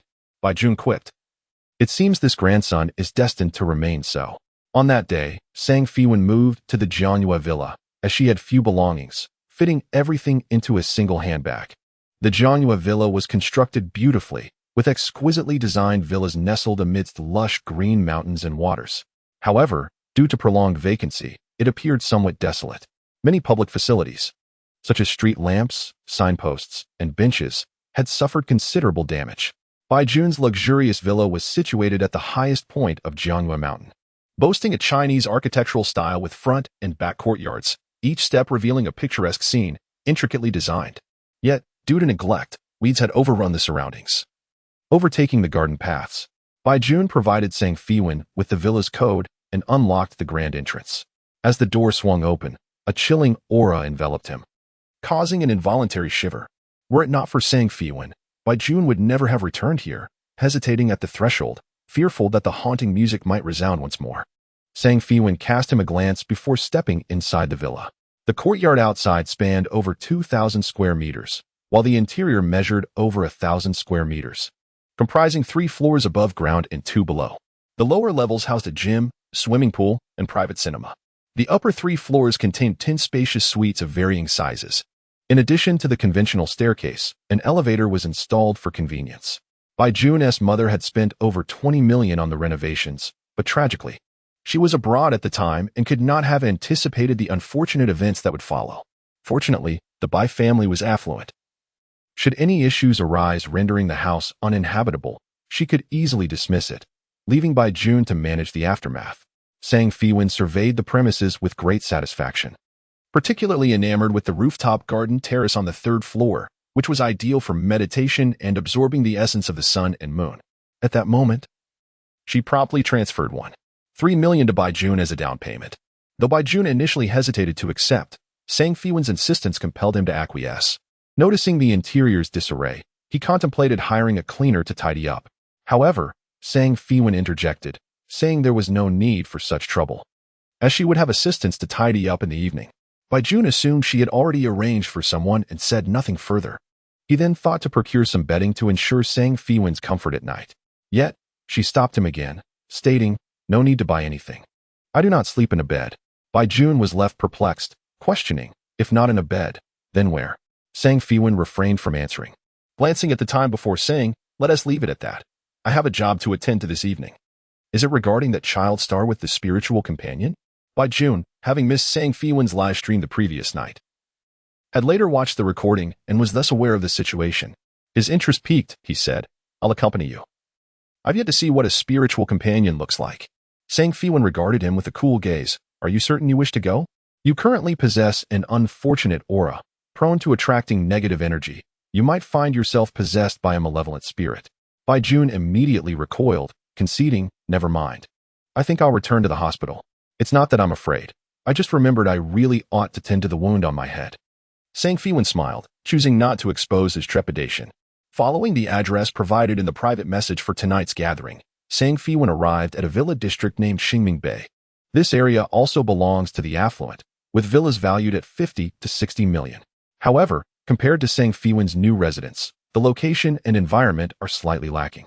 After ringing the doorbell and confirming her identity, The villa's grand entrance swiftly opened. Awaiting Sang Feiwan was a young woman known by her online moniker, Tonight We Feast. Even within the confines of a private villa, she still donned a hat and mask, fearful of being recognized as an assistant. Tonight We Feast guided Sang Feiwan into the villa's living room, and only after taking her seat did she remove her mask. Just as she was about to speak, Sang Feiwan preempted her, stating, "Have your employer come speak with me. For divination and fortune-telling, one must be present." Yet, Tonight We Feast lowered her voice, gesturing toward the upstairs. "This isn't merely about divination. It's to exorcise evil." Sang Feiwan replied coolly, since the malevolent presence was summoned by her. "It naturally pertains to her. If your employer is unwilling to make an appearance, the matter becomes troublesome." Seeing Sang Feiwan's resolute demeanor, Tonight We Feast sent a message for consultation. Moments later, she received a reply and informed Sang Feiwan, "My employer will come down shortly. However, due to her unique status, you must first sign a confidentiality agreement to prevent any leaks." Sang Feiwan nodded, agreed. After signing the confidentiality agreement, Tonight We Feast reiterated, "When you meet her, do not be startled and refrain from asking for autographs or photos. Our employer has not been well lately, and you must not frighten her." Sang Feiwan acknowledged, "Understood." Tonight We Feast then inquired how much Sang Feiwan charged for handling such matters. Sang Feiwan held up 5 fingers, and the other party nodded. 5 million? That seems reasonable. Sang Feiwan clarified, "In fact, I only require 50,000, as such matters are not challenging for me." At that moment, footsteps echoed from upstairs, and a graceful woman descended in a white dress. The woman possessed an elegant figure and striking features, yet dark circles shadowed her eyes, revealing a lingering fatigue that even makeup could not conceal. It was none other than Lin Ran, the most renowned actress in the current entertainment scene of Huagua. She entered the industry at the tender age of 8, starring in numerous high-rating dramas and quickly becoming a beloved child star. As she matured and transitioned into films, she achieved remarkable success, amassing a box office of over 10 billion and winning the Best Actress award 3 times, with her Weibo followers exceeding 50 million. In the realm of entertainment, she was undeniably a top-tier celebrity. In contrast, Kang Shiner was not even in the same league. Upon seeing Sang Feiwan, Lin Ran offered a slight smile. "Miss Sang, hello. I believe you must have seen my work, so there is no need for further introduction." "Apologies, but I have not seen your works," Sang Feiwan replied honestly. Since arriving in this world, she had been preoccupied with live streaming and personal development, leaving little time to follow the entertainment industry. The once revered actress was astounded to encounter someone unfamiliar with her, feeling a pang of embarrassment. Tonight We Feast swiftly stepped in, declaring, "My employer is Lin Ran, the illustrious actress, and the youngest award-winning actress in entertainment history. She gained national fame at the age of 8. You've truly never seen her works?" In response, she rattled off several film titles. Sang Feiwan shook her head regretfully, expressing that she had never encountered such a thing. This elicited a series of eye rolls from her assistant. "Enough." Lin Ran chided the assistant and turned to Sang Feiwan, saying, "It's perfectly fine if you do not recognize me. Consider me an ordinary person. My purpose in seeking you out is to part ways with the spirit child I have nurtured for many years. Please state clearly where you require my cooperation." Sang Feiwan glanced towards the end of the staircase, where a small figure had been quietly hiding, preparing to eavesdrop, but quickly scurried away. Only then did Sang Feiwan inquire, "Didn't he, the person who sold you this spirit child, inform you that once it is nurtured, it becomes a lifelong commitment? Why abandon it midway?" At the mention of this, Lin Ran nervously rubbed her hands together and admitted, "Yes, they did mention it. I had intended to care for it for a lifetime, but I never anticipated it would become so unruly." To elaborate, she felt the need to recount her journey from the beginning. Lin Ran was indeed fortunate, possessing an innate beauty and an extraordinary talent for acting, which allowed her to attain wealth and fame at a tender age, something others could only dream of. However, as she matured, the path of a child star became untenable. Thus, she returned to school, intending to pursue further education. Yet, her acting career had significantly impeded her academic progress, making it arduous for her to keep up. Moreover, accustomed to living in the limelight, she found it difficult to readjust to a mundane existence. Consequently, at the age of 18, she made her return to the entertainment industry. However, after years of absence, she discovered that she had lost her foothold in the field. Relying on the residual fame from her previous roles, she participated in several productions, which garnered lukewarm responses, and she could no longer secure substantial roles. Unwilling to accept a role as a mere supporting character, she heedlessly followed her agent's advice and traveled to Southeast Asia, where she expensively acquired a spirit child. Initially, she harbored doubts about the spirit child's efficacy. However, after diligently offering flowers, food, and her own blood as sustenance for over a month, the spirit child surprisingly began to respond to her. For instance, the fresh flowers she had just purchased would mysteriously arrange themselves in a vase, and upon returning home, the shoe cabinet door would automatically open, facilitating her change of shoes. Consequently, her career began to flourish once more. She achieved remarkable success in low-budget web dramas that major stars were reluctant to participate in, leading to her rise in popularity. The subsequent films she starred in became increasingly successful, earning her a reputation in the industry for her extraordinary luck. Yet, deep down, she understood that all her fortune stemmed from the auspicious influence of the spirit child. Thus, she poured her heart into nurturing the spirit child, providing it with delicious food, drinks, toys, and clothing. The spirit child became quite close to her. Even though she could not see it, she felt its presence the moment she returned home. She had grown accustomed to its existence and did not feel frightened by it. However, a month ago, upon discovering her pregnancy, the situation spiraled out of control. The father of the child, while not as famous as she, was a decent person within the industry, given that Lin Ran was already in her mid-30s. She yearned for stability. Yet, the spirit child began to wreak havoc, shattering all the porcelain in her home. When she called for it, there was no response. Eventually, it deliberately caused her to stumble several times, with the most severe incident nearly resulting in a miscarriage. Moreover, Lin Ran's fortunes began to wane. A recent film she starred in had yet to be released when the male lead faced a scandal, causing the film's premiere to be postponed. Several of her esteemed endorsements were also suspended due to various unforeseen circumstances. These occurrences led Lin Ran to suspect that her pregnancy had incited the jealousy of Ling Tong. However, she and her boyfriend were genuinely in love, and considering their advancing years, she placed particular importance on this pregnancy. After much contemplation, Lin Ran ultimately resolved to part ways with Ling Tong, who had accompanied her for over a decade. Upon hearing this, Feiwan remarked, "After nurturing him for so many years, he has bestowed upon you immeasurable wealth and fame. Are you aware of what fate awaits Ling Tong once he is sent away?" Lin Ran hastily interjected, "Please, do not speak of it. I have no choice. I must marry and bear children. It is not sustainable to keep such a being in the household. Despite our many years together, the truth remains, humans and spirits are destined to part ways." Feiwan responded, "Now you speak of the divide between humans and spirits? Had you known this day would come, why did you not act differently from the beginning?" Lin Ran, growing impatient, replied, "Can you assist me in sending him away, or not? I have paid for this service to avert disaster, not to engage in philosophical discourse." At that moment, someone else arrived at the villa. It was Lin Ran's manager, Lu Hu, accompanied by two men, one elderly and one young. The elder, appearing to be in his 60s with white hair and beard, donned a traditional Zhongshan suit, exuding an air of ethereal wisdom. The younger man, in his 20s, dressed simply, silently followed the elder, resembling a humble attendant. Yet, when Feiwan attempted to discern his features, she felt as if his true visage was shrouded in a mist, obscured from view, as if concealed by spiritual energy. This was the first time Feiwan had encountered such a phenomenon since entering this world, piquing her curiosity. She concentrated her spiritual power around her eyes, striving to pierce through the veil of mist. The young man seemed to sense her scrutiny and abruptly raised his gaze towards her. What a pair of eyes they were, seemingly traversing mountains and rivers, cutting through layers of fog to gaze upon her. His eyes were calm and profound, devoid of any overt emotion. Yet they hinted at a multitude of hidden feelings that stirred tumultuous waves beneath their serene surface, evoking a sense of timelessness. Even Feiwan, typically as tranquil as a still pond, felt a ripple of unease. Who was he? Why did his gaze evoke such a sense of familiarity? As she pondered deeply, she found herself at a loss for answers. Soon, he lowered his head and averted his gaze, concealing all brilliance. And that fleeting glance vanished as if it had been but an illusion.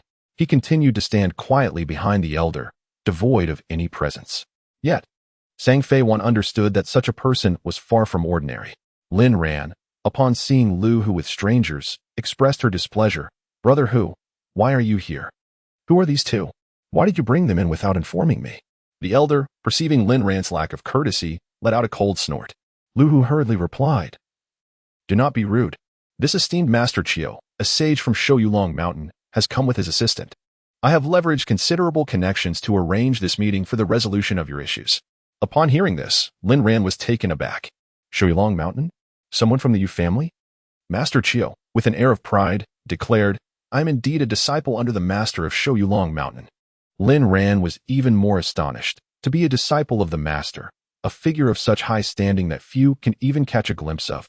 The reputation of Shoyulong Mountain is somewhat known to the outside world. It holds the highest status among the sects of the Xianmin and is the only one officially recognized. It is said that during the tumultuous times of war, countless souls perished unjustly, their grievances overwhelming, unable to enter the cycle of reincarnation. Many mountain spirits and demons seized the opportunity to harness this vengeful energy, transforming into formidable evildoers that wreak havoc on the world. It was the master of Shoyulong Mountain who, with his singular strength, purified these grievances and suppressed various malevolent beings, thus ensuring the stability of the nation. Even several generations of leaders held him in the highest regard. However, as time has passed, no one knows if that master is still alive. Even if he is, he would be nearing the age of 100. In recent times, the disciples of Shoyulong Mountain have remained enigmatic and low-key, rarely revealing their true circumstances to the world. Yet, those who do know them hold them in profound respect. Even the outer disciples, casually emerging from the sect, are treated as esteemed guests by wealthy merchants and noble families. It is said that true direct descendants seldom descend the mountain. Even when they do, it is usually at the behest of high-ranking officials, making it nearly impossible for ordinary individuals to behold them. The Master Chiu before Lin Ran. Being a disciple of the mountain's master, undoubtedly holds a status and identity that is extraordinary. Lin Ran quickly lowered her posture and apologized to Master Chiu for her earlier rudeness. Master Chiu stroked his grizzled beard and said, Mr. Lu has already informed me of the situation here. It is merely a ghostly infant, not difficult to resolve. I shall take care of it. With that, he produced a gourd. Where is it located? Let me there. I will not allow such unclean entities to roam freely. Just as Lin Ran was about to guide him upstairs, Sang Feiwan interjected, Wait a moment. She approached Master Chiu and examined the gourd in his hand. Is that your tool for capturing ghosts? Indeed, Master Chiu replied, a hint of pride in his tone. Artifacts such as this are not uncommon in the cultivation realm. However, during the age of declining spiritual energy, crafting such artifacts is quite challenging. To possess one is sufficient to traverse the martial world. Sang Feiwan, perceptive of the artifact's function, remarked, if a ghost is captured in that gourd, it will be refined within 7 days, resulting in its soul scattering. Am I correct? Master Chiu chuckled with satisfaction. You possess some knowledge. This precious gourd specializes in subduing malevolent entities. Even the most formidable of evil spirits will never be reborn once captured within. Sang Feiwan then turned to Lin Ran, saying, So, have you understood? Never to be reborn. That little ghost has accompanied you for over a decade. Can you bear the thought of it never being reborn? Moreover, during these 7 days, it will endure unbearable torment, ultimately disintegrating in endless despair. Lin Ran's face reflected her reluctance. Lu Hu inquired, Who is she? Lin Ran explained, Miss Sang is a host on the Whale live streaming platform, specializing in metaphysics. I invited her to handle the matter concerning the spirit child. Lu Hu expressed his discontent. You are merely grasping at straws, even bringing in a live streaming host. If she goes out and speaks recklessly, your reputation will be ruined. Lin Ran hastily replied, We have already signed a confidentiality agreement. She will not. Thus, Lu Hu bluntly remarked to Sang Feiwan, with Master Chiu present, your presence is no longer required here. Please take your leave. Sang Feiwan's cold and piercing gaze fixed upon Lin Ran. Do you truly wish to be so resolute? Lin Ran's eyes reddened. I am left with no choice. Lu Hu. Incensed, questioned Sang Feiwan, What nonsense are you spouting? That young spirit is already beyond control, if we do not contain him. Shall we wait for him to turn against us and endanger Lin Ran? He then addressed Lin Ran. One must not show leniency towards malevolent entities. When he wished to assist you, he was a spirit child, but once he spirals out of control, he becomes a vengeful ghost. Master Chiu interjected, a vengeful spirit. Once unleashed, will ultimately consume its master's flesh and blood. The most effective approach to such entities is to ensure their complete eradication from existence. With that, he glared at Sang Feiwan, Young lady, kindness is not always a virtue, particularly when it comes to malevolent spirits. Do not presume that a handful of online admirers grants you the authority to meddle here and play the savior. Allow me to enlighten you. Subduing these spirits is far from a simple task. They will not engage in reason or morality. Sang Feiwan's gaze transcended the elder, settling upon the man behind him. I do not wish to subdue them. I merely believe there exists a mutually beneficial solution. For instance, through transcendence, allowing him to reincarnate. This would not only spare the living from harm, but also be an act of merit. Regrettably, he remained silent, seemingly just an assistant, standing there without uttering a word. Transcendence? Master Chiu erupted into laughter. I knew you were ignorant. Do you believe this spirit child is an ordinary ghost, easily transcended? They are forged from immense resentment and cannot be easily transcended. Your inability to transcend does not imply that others share your limitations, Sang Feiwan retorted coolly. Turning to Lin Ran, I can assist you in transcending him. Absurd. Master Chiu admonished, do you think transcendence is a mere game? If one attempt fails, shall we simply try again? Transcendence requires his willing consent. Otherwise, it will incite the eruption of his resentment. Once that occurs, even I would find it challenging to reclaim him. Lu Hu, growing impatient, interjected, all right, enough. Whatever you are, just leave. We have already stated that your presence is unwelcome. Yet you continue to babble.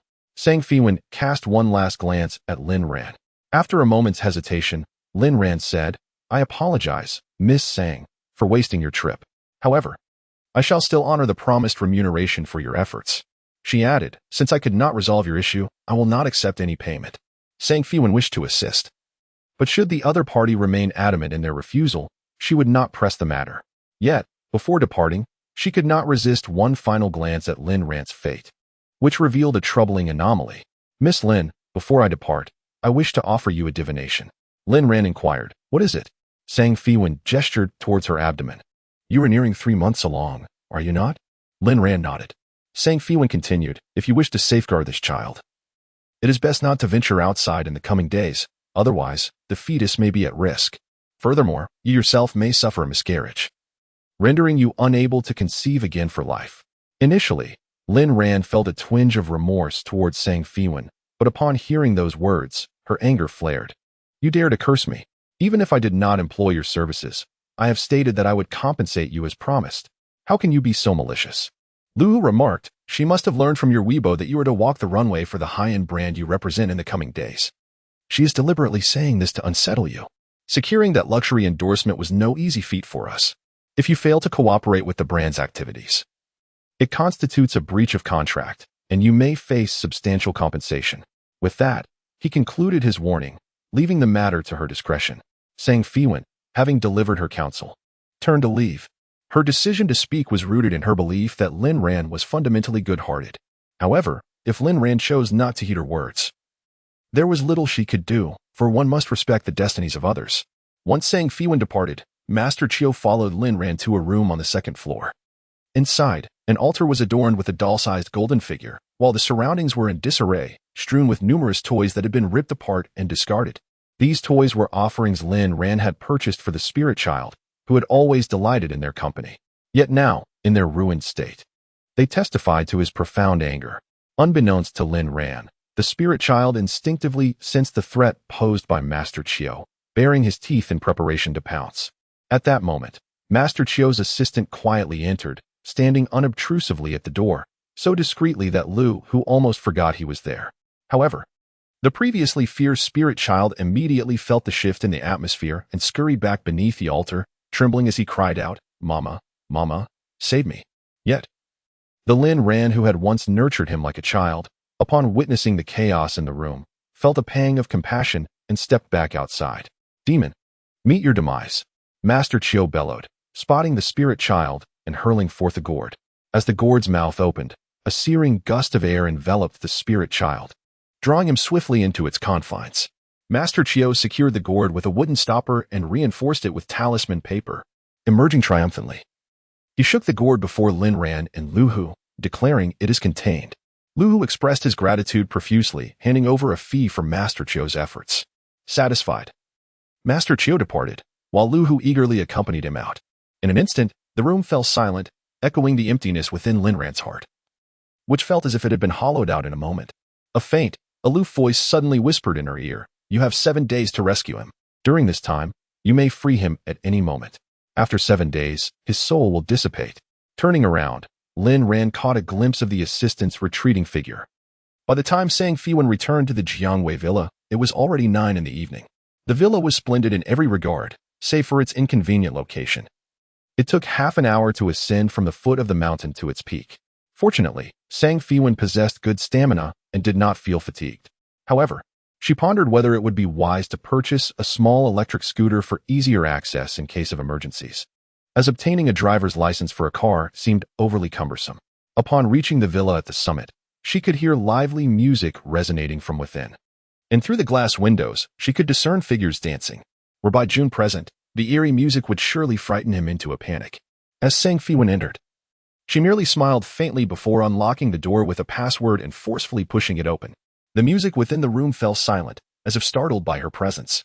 However, the stillness lasted only a fleeting minute before an even louder cacophony erupted. "You are my little apple. No matter how much I love you, it will never be enough. Your rosy cheeks warm my heart, igniting the fire of my life." Sang Feiwan calmly made her way to the kitchen, stowing away the food she had just purchased before retrieving a box of instant noodles to eat. At that moment, the music transitioned from Little Apple to Above the Moon. Seemingly oblivious, she continued her meal. Behind her, whispers floated through the air. How can she not react to such loud music? Could she be deaf and unable to hear? Old Why, go blow some cold air by her neck. Old Tao, mess with the lights a bit. Consequently, the room's lighting flickered erratically, and an elderly man approached Sang Feiwan, preparing to blow cold air on her. Suddenly, she stood up, her head colliding with the man's chin with a resounding thud, causing him to yelp in pain.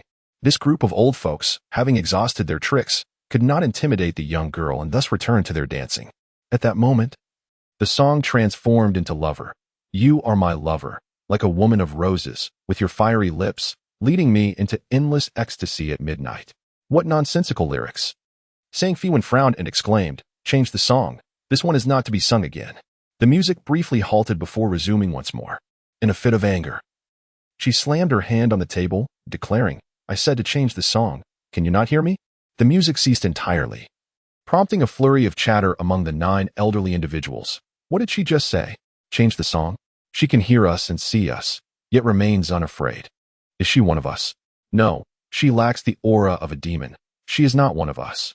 If she is not one of us, why should we heed her words? Come on, everyone, sing and dance. An elderly woman with disheveled hair adorned with leaves spat at Sang Feiwan and beckoned her companions to continue dancing. Infuriated, Sang Feiwan rose, delivering a swift kick that knocked the leading elderly woman to the ground, following up with a flurry of punches. Leaves from the woman's head scattered across the floor, and her chest caved in from the blows. Had she been an ordinary human, she would have perished, yet despite her agony, she managed to plead, "Old Why, Old Tan. Old Bai, save me. Oh dear, my old bones are about to break." The other elderly individuals attempted to come to her aid, only to be met with Sang Feiwan's relentless assault, collapsing one by one, groaning incessantly. With a fierce glare, Sang Feiwan declared, "Do you take my words lightly? Watch as I shatter your spiritual roots, turning you back into decayed wood." The elderly woman, the first to be struck, was acutely aware of her precarious situation and hastily knelt down to plead for mercy. "Please, spare me.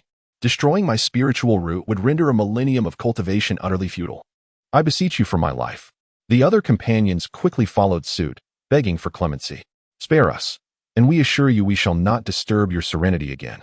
We are good spirits, akin to the old apricot tree. Please show us mercy." "Good spirits?" Sang Feiwan scoffed.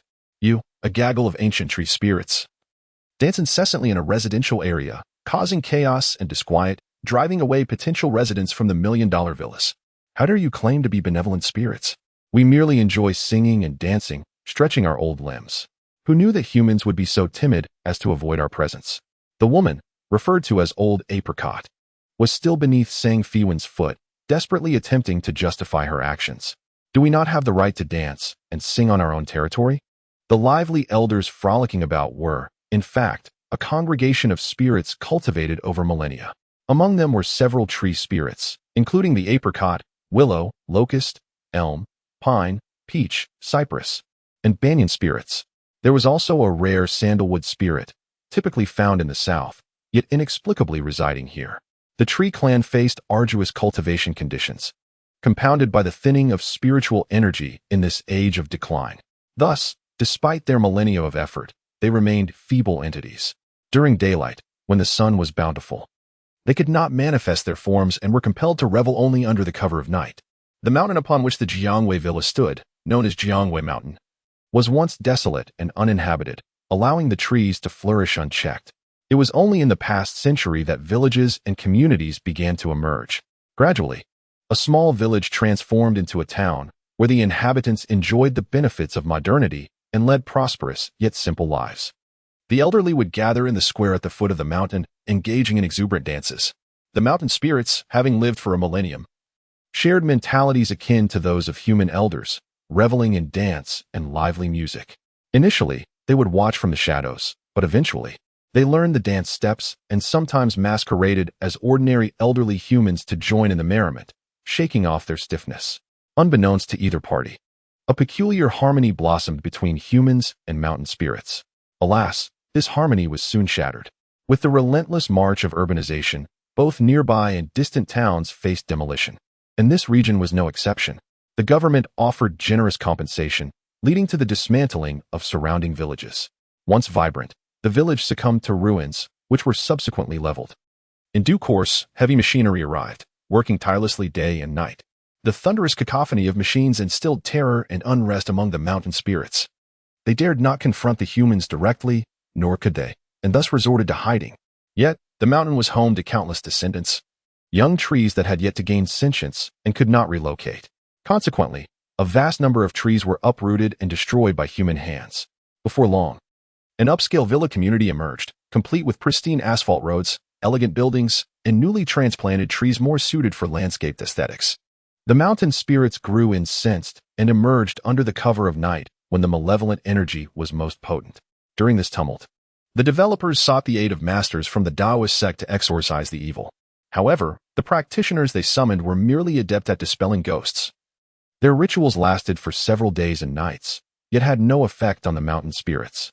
Instead, the spirits escalated their mischief, terrorizing the local populace. Whenever a villa was inhabited, they would invade the homes and perform spirited dances to an array of folk music. They even emulated scenes from television dramas, blowing cold air on the necks of slumbering residents.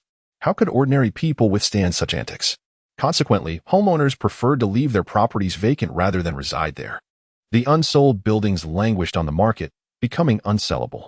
It was rumored that the original developer nearly faced bankruptcy and, in a fit of rage, vowed never to engage in real estate development again. They justified their actions with self-righteousness, claiming they have harmed our descendants and disrupted our once happy lives. We merely sought to frighten them. We have caused no real harm, which is quite merciful. Feiwan remarked, I understand your grievances. Yet this world operates on the principle of survival of the fittest. Since humanity reigns supreme, it would be wise for you to conceal your presence. Should you continue this ruckus, do you truly believe there are no demon catchers among humans? You ancient beings, once captured, would find your fate sealed in a laboratory for study, which would be a merciful outcome. The more ruthless may reduce you to ashes, or utilize your essence to enhance their own prowess. Upon hearing these words, the mountain spirits turned pale, fear etched across their faces. And Xing trembled and inquired, So, are you a demon catcher summoned by humans? Feiwan shook her head. I am the new owner of this villa. An elderly man with unkempt hair cautiously asked, So you are not a demon catcher and will not pursue us? Feiwan scoffed, You come here to disturb me, and indeed, I would relish the opportunity to crush you ancient beings. The mountain spirits collectively paled, huddling together, trembling. The disheveled elder regained his composure and hastily assured, We shall no longer dare to trouble you. No, we will never dance again. Though extinguishing their passion was cruel, their lives were at stake. Seeing that Feiwan had no intention of striking, the elder exchanged glances with his companions and prepared to flee. Just as they were about to exit, Feiwan's cold voice commanded, Halt. The spirits trembled, wishing to flee but fearing the wrath of this formidable woman. Feiwan stated icily, You think you can offend me and simply walk away? It is not so easy. Then, what do you wish for us to do? And Xing quavered. Feiwan gestured around. This villa is filthy. You shall assist me in cleaning every nook and cranny. Should I find even a speck of dust, one of you shall perish. 2 specks, and 2 shall meet their end. The spirits trembled anew, hastily setting to work, fearing a moment's delay might result in their annihilation at her hands. Remarkably, the efficacy and stamina of these creatures were indeed commendable. In just an hour, the expansive villa was meticulously cleaned, and the weeds in both the front and backyards were thoroughly removed. Aunt Xing, with a smile, inquired, having cleaned 3 times. Are you satisfied? Sang Feiwan surveyed the surroundings and nodded. Indeed, I am quite pleased. As long as you are satisfied, that is all that matters. We shall take our leave now. Wait, she interjected. Considering your commendable performance, I have decided to entrust the cleaning of the villa to you from now on. The creatures murmured among themselves. Living in a villa is splendid, but maintaining the cleanliness indoors and outdoors, as well as the garden, is quite a hassle. Hiring someone is possible, but that entails costs. Noticing their silence, Sang Feiwan squinted her eyes, a menacing aura emanating from her. Do you refuse to work? The creatures hastily shook their heads. No, we will do it. We will do it. Sang Feiwan continued, as I mentioned earlier. There are still some demon catchers in this world. Thus, refrain from causing disturbances outside, where you may face dire consequences. However, if you work for me, I can grant you access to the gym on the lower floor, which is soundproof. You may dance to your heart's content there. In short, no ruckus outside. Initially disheartened by the prospect of servitude, the creatures perked up at the thought of continuing to dance. For ordinary individuals, cleaning such a vast villa would indeed be laborious. But for the tree spirits, it was a trivial task. As for the garden outside, who better than the trees themselves to understand its care? Thus, the creatures readily agreed, knowing they had no choice in the matter. Spirits, after all, are prone to yield to strength. Under absolute power, they dared not voice dissent. Having settled matters with the mountain spirits, it was soon time for the evening live stream at 10 o'clock. Once the broadcast began, viewers quickly noticed the change in her surroundings. At that moment, her video backdrop was the living room, which appeared spacious and lavishly decorated. A tall crystal chandelier hung elegantly, sparkling brilliantly, a hallmark of a villa's grandeur. Wow, has the streamer finally changed her residence? It looks like a grand villa. Just how much has she earned during this time? I envy not her earnings. The streamer is truly capable. The calming mantra I learned from her last night granted me the best sleep I've had in over 30 years. My mother has suffered from chronic insomnia. When I taught her the calming mantra yesterday, she was skeptical. Yet, after reciting it, she slept soundly until 8 in the morning, specifically asking me to thank the streamer. The new home is stunning. Can you show us around? Sang Feiwan swiveled the camera around the first floor, allowing everyone to glimpse her new abode. With a cheerful smile, she remarked, I purchased it through an installment plan. Having experienced a haunting, the price was reduced. Otherwise, I would not have been able to afford it. Her words piqued the audience's curiosity even further. Where are the ghosts? Can you bring one out for us to see? Haha, what does the viewer above take ghosts for? A zoo exhibit? What I want to know is whether there might be a ghostly shadow drifting by during future live streams. Since I became a fan of the streamer, I feel as though I am constantly raising my courage. Haha, let the ghost come out. I wish to see it. At that moment, a frail, diminutive old man with dark skin suddenly floated past Sang Feiwan, clearly visible to the viewers in the live stream. The chat exploded. He's walking while floating. He floated too quickly. I forgot to record. Can he float again? Is this the ghost in the villa? He doesn't look scary at all. In fact, he is quite comical. Sang Feiwan thought it prudent to keep the truth from the audience, lest it disrupt societal harmony. Thus, she declared, he is a gardener I hired, not a ghost. He was skating just now, which is why it appeared as if he were floating. With that, she extended her hand, bringing the tree spirit into view for everyone to see. Do you see? He is just an ordinary old man named Old Tan. Old Tan, please tell everyone you are not a ghost. The spirit, a Zetan tree spirit, scoffed at the notion of being compared to a ghost. Furiously, he exclaimed, you are the ghosts. Your entire family is composed of ghosts. He can even curse. This is truly a misunderstanding. Haha, the old gentleman has such a dark face, adorably ugly, quite endearing. You scared me. I thought the streamer was raising a ghost. I wanted to remind her to be cautious and maintain harmony. Having received a few days of education at a village school, the Zetan tree spirit could read. Hearing the chat's comments about his dark face, he was incensed and shouted, Who is dark? Who is dark? Are your eyes blind? Can't you see this is a shade of purple? It signifies good fortune. He was interrupted by Sang Feiwan, who pushed him out of the frame. After muting her phone, she admonished the Zetan tree spirit. Do not speak nonsense in front of my fans. If you do so again, I will take away your precious beads. The Zetan tree spirit, feeling wronged, wrung his hands and protested, They insulted me first. Sang Feiwan inquired, Why are you not dancing in the basement? What brings you out here? The spirit replied, I felt cold and came to find a blanket. Sang Feiwan was somewhat speechless. You, a spirit, are afraid of the cold? Moreover, it is June.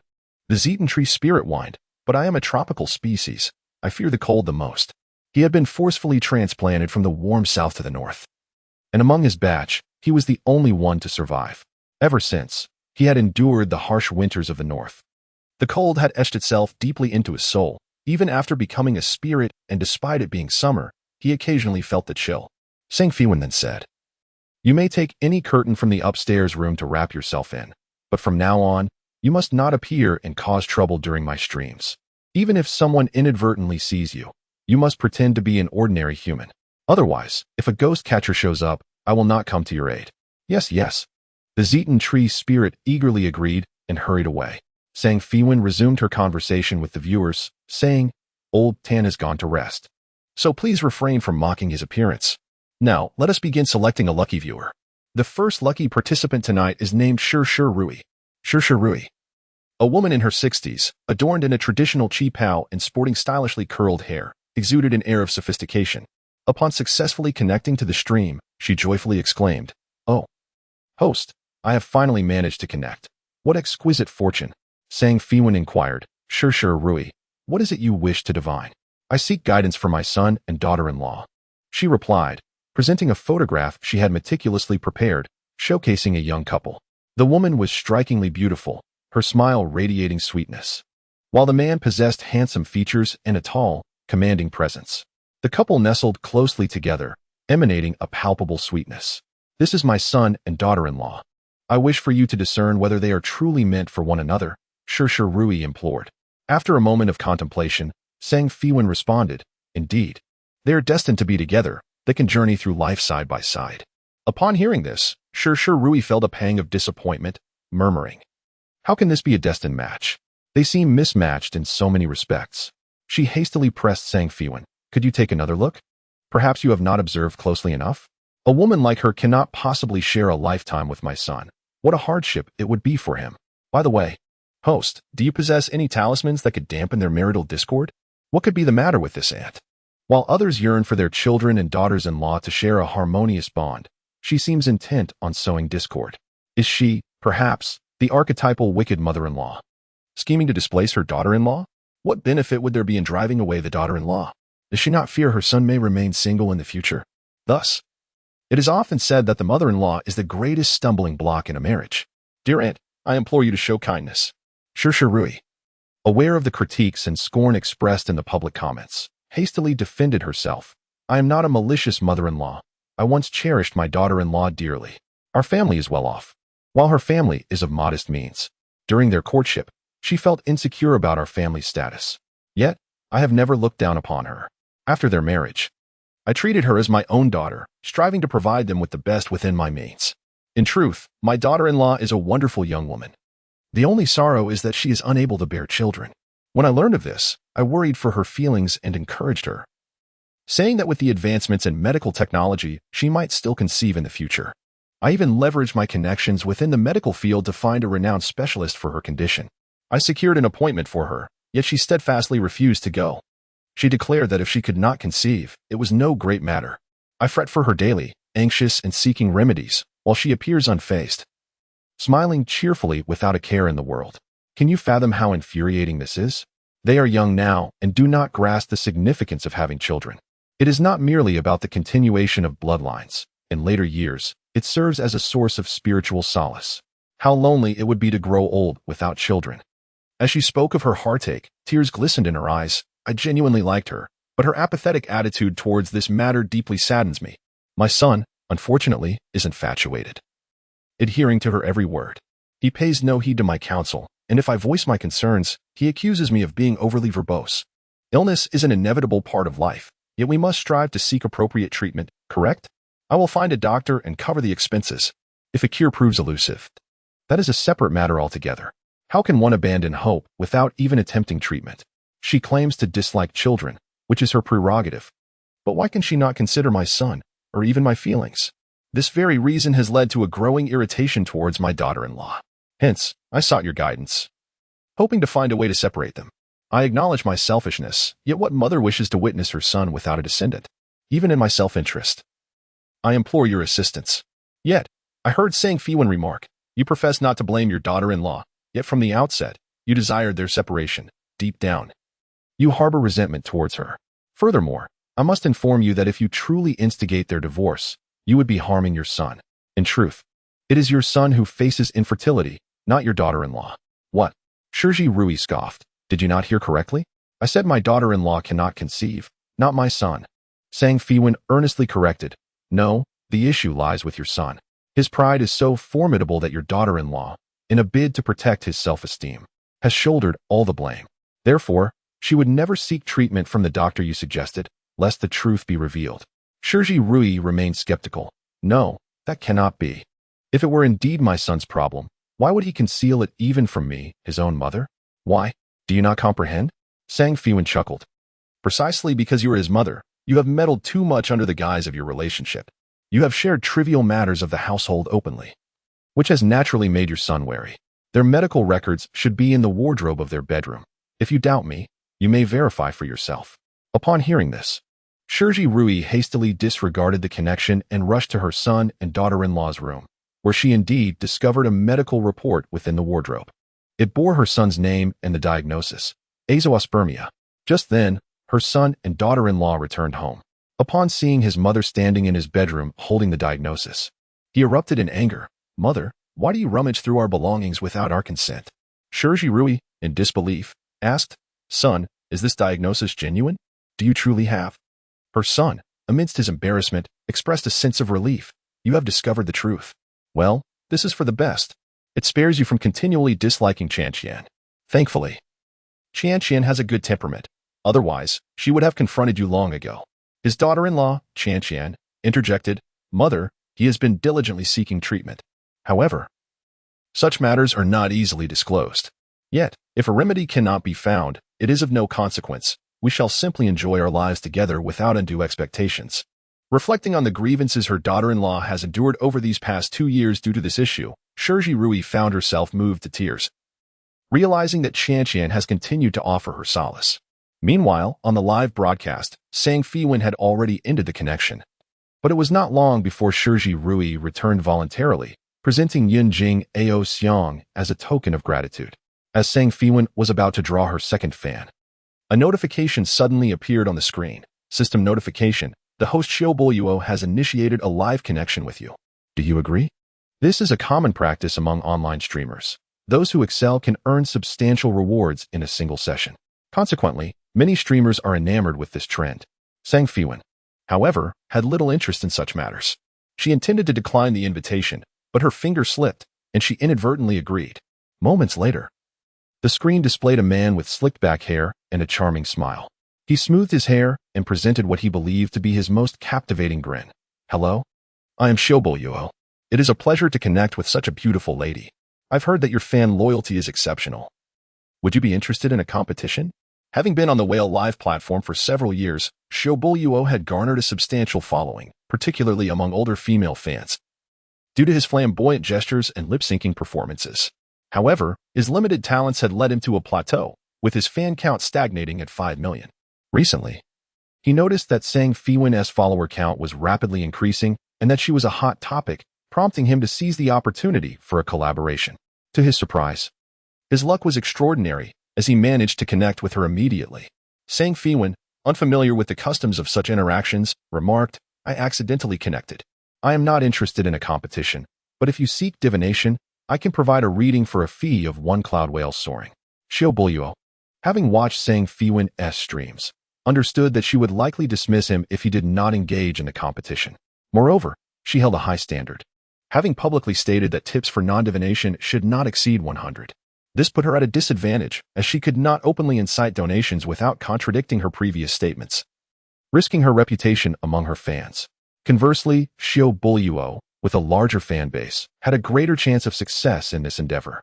He replied, of course, let us engage in divination. However, my fans would like to witness the process, so let us make it a competition. This could also help you gain followers and enhance your visibility. It seems you are merely trying to ride the coattails of my beloved streamer's popularity, don't you? Such eloquence suits a greasy man. Host, compete with him. I am ready to send gifts. But the host has said that tips for non-divination cannot exceed 100. That was then. This is now. I am willing to support the host. Sang Feiwan considered it inconsequential and ultimately agreed to the competition. Most of Shobulyuo's fans were older women, who began to chatter excitedly about the young and beautiful woman on screen. Suddenly, they grew displeased. Where did this little enchantress come from? Is she trying to seduce my Shobulyo? I understand this is a competition, but the choice of opponent is unfortunate. Brother, pick someone else. No matter who it is, I support my brother. Go, brother. I have saved my retirement funds for you. Indeed, as the competition commenced, Shobulyuo's fans fervently showered him with gifts. In the midst of the live broadcast, Zayobuluo incessantly recited the names of his sponsors, akin to someone invigorated by a surge of energy. Meanwhile, the fans of Sang Feiwan began sending gifts, to which she promptly responded, urging them not to feel obliged to shower her with presents. She reiterated her previous stance. Contributions from fans should not exceed 100 yuan, a principle that would remain steadfast. Moreover, she expressed confidence in her assured victory in the ongoing contest, stating that their generosity would not sway the ultimate outcome. Zayobuluo, aren't you here to read fortunes? Speak up. What would you like to inquire about? Let us not waste time. It was evident that Zayobuluo's intentions were not sincere. His aim was merely to enliven the atmosphere of the live stream while basking in Sang Feiwan's popularity. After contemplating for a moment, he casually suggested, do you have any knowledge of feng shui? Perhaps you could assess the feng shui of my home? He felt his career had stagnated recently and thought it might be beneficial to have Sang Feiwan adjust the feng shui for him. Sang Feiwan replied, certainly. But first you must pay the fortune-telling fee, which is equivalent to a cloud whale soaring. Zayobuluo chuckled, isn't the standard practice in your live stream to read fortunes before payment? Why has it changed with me? With a faint smile, Sang Feiwan replied, I am primarily concerned that you might experience undue distress afterwards and attempt to evade the payment. Upon hearing this, the fans in Sang Feiwan's live stream erupted in laughter. Haha, is she predicting that Zayobuluo will be dishonest? I am curious about what kind of distress he might experience that would compel him to shamelessly flee in front of so many viewers. Well done, host. I have long thought that the prior payment system was a safeguard for everyone. Now that it is clear the host's fortunes are remarkably accurate, payment should precede the reading. Zayobuluo perceived Sang Feiwan's words as a slight against him, and irritation washed over him. I, Zayobuluo, am a person of integrity. I would never shortchange you. Are you concerned that fewer gifts will diminish your image, hence seeking my contribution for appearances? His fans joined in, hurling insults, with many resorting to coarse language. In the face of such mockery and vitriol, Sang Feiwan remained unperturbed, her tone steady. If you disagree, then I shall not offer your reading. Naturally, Zayobuluo was not lacking in funds. As long as the hype remained high, his fans could easily contribute hundreds of thousands in rewards during a single session. Thus, he relented. Very well, I shall pay the fortune-telling fee. However, if the reading proves inaccurate, I expect a refund. It is not the money I am concerned about, but rather the potential waste. With that, he sent Sang Feiwan a cloud whale soaring gift. She instructed, now, please move your phone camera around your home. Zayobuluo complied and casually waved his phone around, and when the camera panned to his bedroom, the public screen erupted with excitement. So this is what Zayobuluo's bed looks like. Ah. When can I invite my sister to join me? What a cozy room. Last night, I dreamed of sharing a bed with him, and today I see his bed. It seems my dream is about to come true. Brother, could I take a peek into your wardrobe? Ah, I'm not interested in your undergarments, merely your outerwear. Imagining what it would feel like to be enveloped in your clothing. Sang Feiwan, possessing sharp eyes, noticed even the most risky comments amidst the rapid scroll of messages on the screen, despite the small size of the live stream image. For a moment, I found myself at a loss for words. Have these middle-aged women truly become so liberated? As for Zayobuluo, he has long been accustomed to such behavior. Sometimes even deliberately steering conversations towards suggestive remarks to attract followers, positioning himself as an object of their fantasies. Observing their vivid imaginations about his bed, he intentionally lingered the camera on the bedding for a while longer. Ladies, let's keep the gifts flowing. We can't let our dear brother lose. Otherwise, he might feel disheartened. Ah, I thank my dear Jinjie for the sun godlight. Is there anyone else willing to send the sun godlight? One more, please. Suddenly, Sang Feiwan interjected. I've seen your room. The feng shui is fine, but there's a ghost under your bed. In the midst of his fervent plea for gifts, Zayobuluo snapped back to reality and burst into hearty laughter. 2,000 for a reading. Please don't scare me like that. I wanted you to check the feng shui, not to exorcise spirits. Sang Feiwan replied, I meant no harm in warning you. Haven't you felt unusually fatigued when sleeping lately? Especially when you're with your girlfriend. Haven't you experienced nightmares, as if your heart is being weighed down by something heavy? Upon hearing this, the live stream erupted. What? Brother, you have a girlfriend? Didn't you say you'd only love the sisters in the live chat for life? You need to clarify this. For you. I've been in a cold war with my husband for quite some time. How can you have a girlfriend? If you have a girlfriend, how can you toy with her feelings? I've spent my entire retirement fund on you this month. No way, you must break up with her. Or I won't send any more gifts. Indeed, the gifts in the live stream came to a halt as his elderly female fans bombarded him with questions. While secretly cursing Sang Feiwan for her indiscretion, Xiaobuluo hastily explained, I don't have a girlfriend. Really? She must have miscalculated. Don't believe her. Ladies, keep those gifts coming. Sang Feiwan retorted, I never speak lightly. You not only have a girlfriend, but it's also more than one. Do you need me to elaborate further? Naturally, Xiaobuluo dared not engage in a serious argument with Sang Feiwan, so he swiftly redirected the conversation. Let us return to the previous topic. You say there's a ghost under my bed? Impossible. He boldly pulled back the bedsheet, revealing an empty space beneath the bed. He pointed the camera closer, declaring, see? Nothing here. If he could prove that Sang Feiwan's calculations were inaccurate, her earlier claim about him having a girlfriend would undoubtedly be dismissed as a falsehood. Sang Feiwan responded, the time hasn't yet arrived. It's only after midnight, at the peak of the ghostly energy, that it will reveal itself. I noticed you have surveillance in your bedroom. Why not review the footage from the night?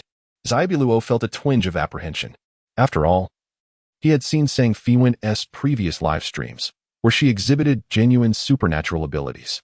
Most critically, he often brought women home, and should those ravenous elderly fans catch wind of it, he would undoubtedly face a backlash. However, his audience was unfamiliar with Sang Feiwan and, enamored by her beauty, sought to challenge her, erupting with cries. Brother, check the surveillance. I refuse to believe her. Why should I be afraid? I am quite eager to see how my younger brother looks while he sleeps. He must be quite handsome. This streamer is clearly a charlatan, merely spouting nonsense. Brother, I trust you. A person as principled as you could never casually date anyone. Your girlfriend must solely be me. Brother, quickly check the surveillance. If you can prove that this streamer is a liar, I shall bestow upon you 10 sun godlights. At this moment, Xiaobuluo found himself in a predicament. If he did not comply, his fans would surely be displeased. More critically, the forthcoming gifts would cease. With a glimmer of hope, he opened the surveillance feed on his computer and positioned his phone camera to share the view with everyone. Of course, he played a clever ruse. He deliberately chose footage from the early hours of the day before, after he had spent time with the widow next door, showcasing his solitude upon returning home. To feign his single status, he spoke in a bashful tone, my daily life is quite simple. Aside from live streaming and filming videos, I have no other hobbies. Typically, I don't have visitors at home, so revealing my private life on camera makes me rather shy. Please, dear sisters, do not mock me. My innocent brother. How are you so adorably shy? I truly adore you. Brother, you must feel very lonely being by yourself every day. Please tell me your address so I can keep you company. I saw brother enter the bathroom. Why isn't there a camera in there? I want to see. Oh, brother has emerged in his pajamas. He looks so good. Even in sleepwear, he is so alluring. Brother is lying in bed now. I wish I could crawl into his blanket and feel his warmth. These middle-aged women, perhaps stifled in their youth, now express such boldness in their remarks. Some comments even ventured into risky territory. Sang Feiwan was truly astonished. Xiaobuluo appeared unfazed by this, even steering the conversation to indulge in their fantasies. In the surveillance feed, Xiaobuluo had turned off the lights and was sleeping. However, the camera possessed impressive capabilities. Even in total darkness, it utilized infrared night vision technology to present the scene clearly.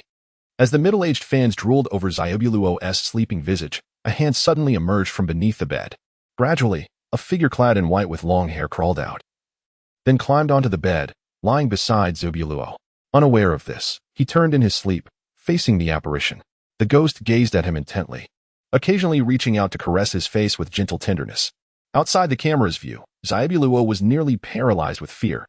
If it weren't for the fact that he had installed the surveillance himself and was the one controlling the feed, he might have believed someone was playing a prank on him. Recalling Sang Feiwan's earlier words about a ghost under his bed, a chill ran down his spine. He wanted to check beneath the bed again, but lacked the courage to even turn his head. Beautiful streamer, save me. What on earth is that thing? And what does it want? Xiaobuluo trembled as he called out for help.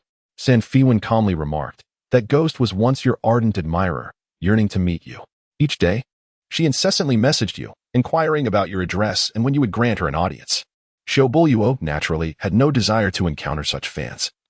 As they were all older women of considerable age, he merely placated them in hopes of receiving gifts and financial support, without any desire for their waning beauty. Thus, he concocted an excuse, claiming he would only meet her once her donations exceeded 500,000. The elderly lady believed his words and, in her eagerness to support Xiaobuluo, refrained from spending the medical expenses provided by her children, ultimately deteriorating into severe illness and passing away. Though she departed from life, her fervent obsession lingered. Her spirit drifted to Xiaobuluo's side, remaining with him day after day. During the daylight hours, she concealed herself beneath the bed, where the darkness was most profound. At night, when Xiaobuluo extinguished the lights and succumbed to slumber, she would silently ascend to his bed, finding solace in this manner of cohabitation, much to the satisfaction of the fan's ghost. However, it was long before the fan ghost discovered Xiaobuluo's infidelity. As he frequently cavorted with various women, sometimes he would bring them home, other times he would return at dawn. The donations she had given him were squandered on jewelry and handbags for his lovers. Naturally, the fan ghost was displeased, especially when he brought a woman back to the very spot where she had once lain at night, igniting a furious jealousy within her. Consequently, you have felt utterly exhausted upon waking each day, your appearance waning due to prolonged contact with the spectral presence. When you bring a woman home, inciting the ghost's jealousy, she will climb atop you, delivering small punches to your chest, leaving you with a sensation akin to being crushed under a heavy weight. Xiaobuluo, not wishing for these truths to be publicly revealed, retorted angrily, "What nonsense are you speaking? How could I possibly deceive my fans? All contributions are made voluntarily. And as for lovers, I reiterate, I have no other women. Should you continue to slander me, I will take legal action. Is that so?" San Feiwan smiled slightly. "Then perhaps you should converse with you directly. It is precisely midnight." In the next moment, Xiaobuluo felt the temperature around him plummet several degrees. The lights flickered momentarily before plunging into darkness, leaving only the faint glow of his phone and notebook screen illuminating the room. From beneath the grand bed behind him, a frail hand slowly emerged. Xiaobuluo sensed something amiss and, despite his fear, found himself paralyzed with dread, unable to turn around. Suddenly, the withered, pallid hand rested upon his shoulder, its touch frigid and devoid of warmth. "Brother, brother," a hoarse, aged voice whispered in his ear. Terrified, he attempted to flee, but his legs trembled uncontrollably, rendering him powerless to escape, and warmth rapidly spread across his trousers. The fan ghost drifted closer, sweeping aside her cascading hair to reveal a visage lined with deep creases of age. Xiaobuluo shut his eyes, too frightened to meet her gaze, trembling uncontrollably in his position. "Are you afraid of me?" The fan spirit drew closer, eager for a clearer view. "Brother," she said, "I once showed you my photograph. Do you recall what you said then? You remarked, 'Sister, you are so beautiful. Every wrinkle on your face carries an enchanting charm.' It was for that very compliment that I bestowed upon you a generous reward of $10,000. I usually live frugally, even foregoing air conditioning during the sweltering summer heat, yet I never hesitate to reward you. My desire is to bring you joy, to earn your affection." On that aged visage, a youthful glimmer of longing appeared. "You promised me that your heart would always remain with me. For this, I would cherish you until my last breath. Even in death, my spirit will belong to you, traversing great distances to remain by your side. But what of you?" As the fan spirit spoke, her indignation grew, twisting her already ghastly visage into a more grotesque form. "How could you consort with other women? Do you not value my sincerity or the money I have given you?" With these words, she hurled Xiaobuluo to the ground, mercilessly beating her, reminiscent of a wrathful wife catching her husband in infidelity. Typically, spirits cannot physically interact with the living. Previously, this fan spirit could not even manifest before Xiaobuluo. However, in her fury, her ghostly powers surged, allowing her to appear.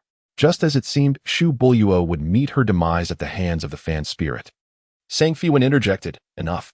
Her voice, though soft, penetrated the screen and reached the fan spirit's ears with an overwhelming force. "Who are you?" the fan spirit inquired, casting aside Xiaobuluo and directing her dark, hollow gaze towards Sang Feiwan. Sang Feiwan replied, My identity is of little consequence. What matters is whether you remember who you are. Do you recall your name from life, your family? The fan's spirit was taken aback, attempting to respond only to find her mind a blank slate, suddenly devoid of memory. Spirits exist through obsession, and hers was tethered to Shu Buluo.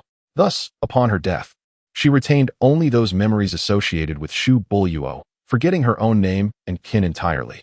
You have squandered your wealth for this man, even sacrificing your life and forsaking your identity and family. In your blind adoration, you chase a star in the sky, unaware that he is but refuse upon the earth. Awaken. These words resonated not just with the fan spirit, but with all the viewers in the live stream. Awaken.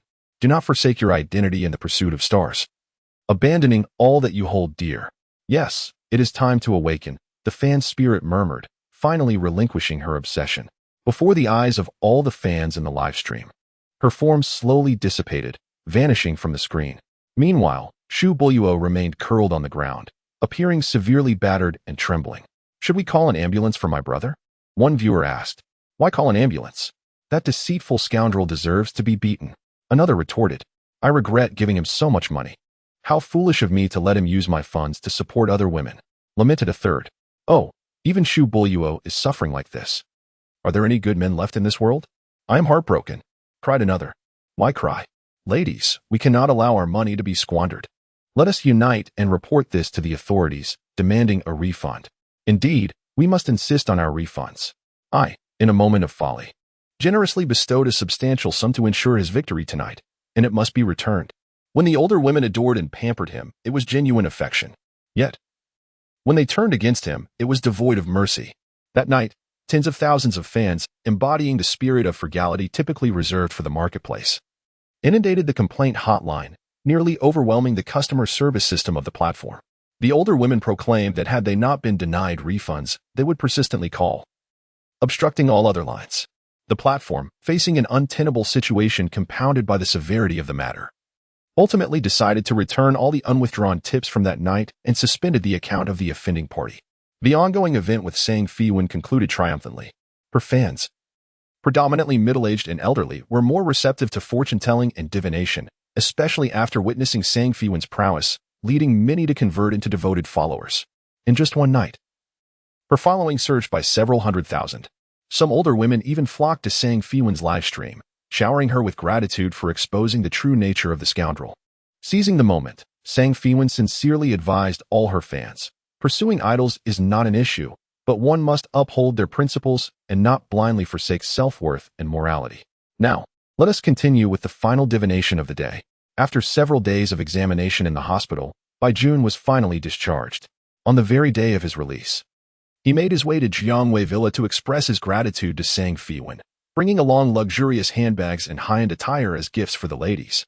Upon arriving, he rang the doorbell persistently but received no response. After calling, he learned that Sang Feiwan had stepped out to collect a package. I haven't changed the code. You can enter directly. I'll be there in 10 minutes. By the way, do not go to the basement, Sang Feiwan instructed Baijun. After acknowledging her words, he entered using the code. Sitting on the sofa, he felt a twinge of boredom after a mere 2 minutes. His mind replaying Sang Feiwan's warning, do not go to the basement. Curiosity piqued. Baijun wondered, why the prohibition? Was there a treasure hidden in the basement?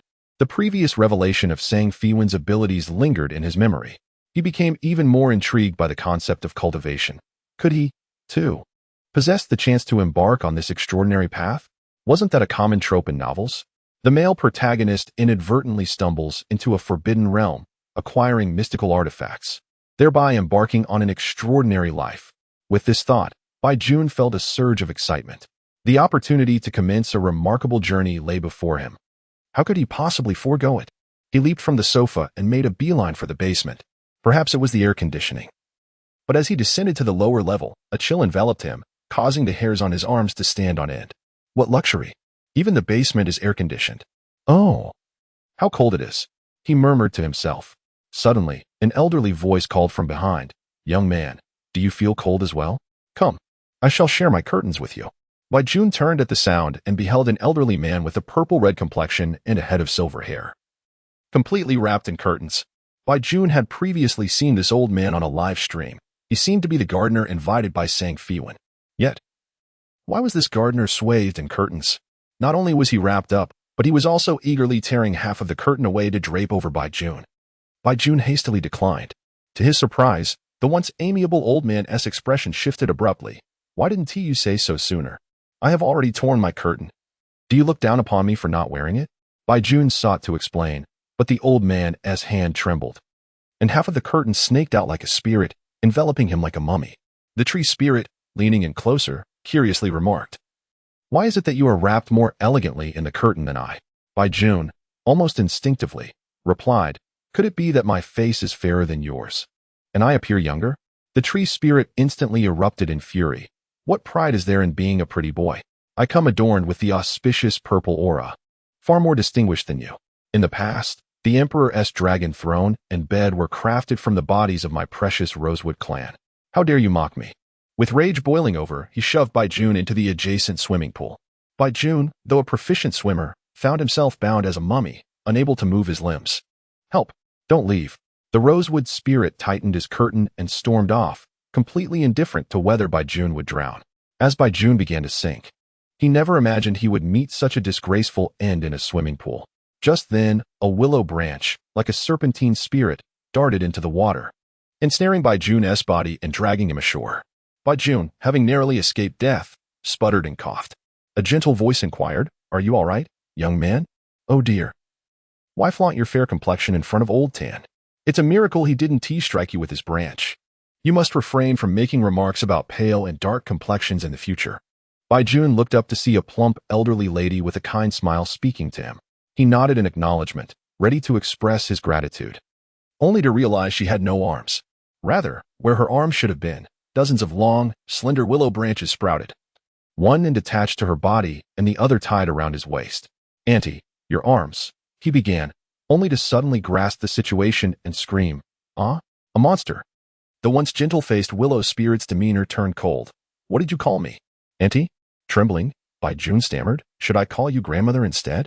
The willow spirit fumed, her branch-like arms on her hips, scolding, "I am in the prime of my youth, and you dare to call me grandmother? Have your eyes gone blind?" When Feiwan returned, she found Baijun sprawled on the basement floor, sobbing like a bullied little wife. Meanwhile, the 9 elder spirits surrounded him. The cypress spirit, with a stern expression, remarked, "Is it not shameful for a young and vigorous man to cry after being struck a few times by a willow branch?" The rosewood spirit scoffed, "Serves you right. What were you thinking? How could you call the lovely little willow sister old?" The willow spirit, with a bashful demeanor, exclaimed, "Oh, dear old sandalwood, I have already mentioned that we are not well acquainted. Do not refer to me as your little sister any longer." The peach tree spirit, smiling cheerfully, replied, all right, no more tears, little one. Allow your elder sister to conjure a flower for you." With a snap of her fingers, a flurry of peach blossoms filled the air, creating a breathtaking spectacle. However, the boy, Baijun, cried out even louder, "Mother, help! There are monsters everywhere." Yet, his mother did not arrive. Instead, it was Feiwan. Upon sighting her, the 9 tree spirits immediately subdued their tempers and hurried to greet her. Feiwan pointed at Baijun, who was still weeping on the ground, and asked, "Who has been tormenting him?"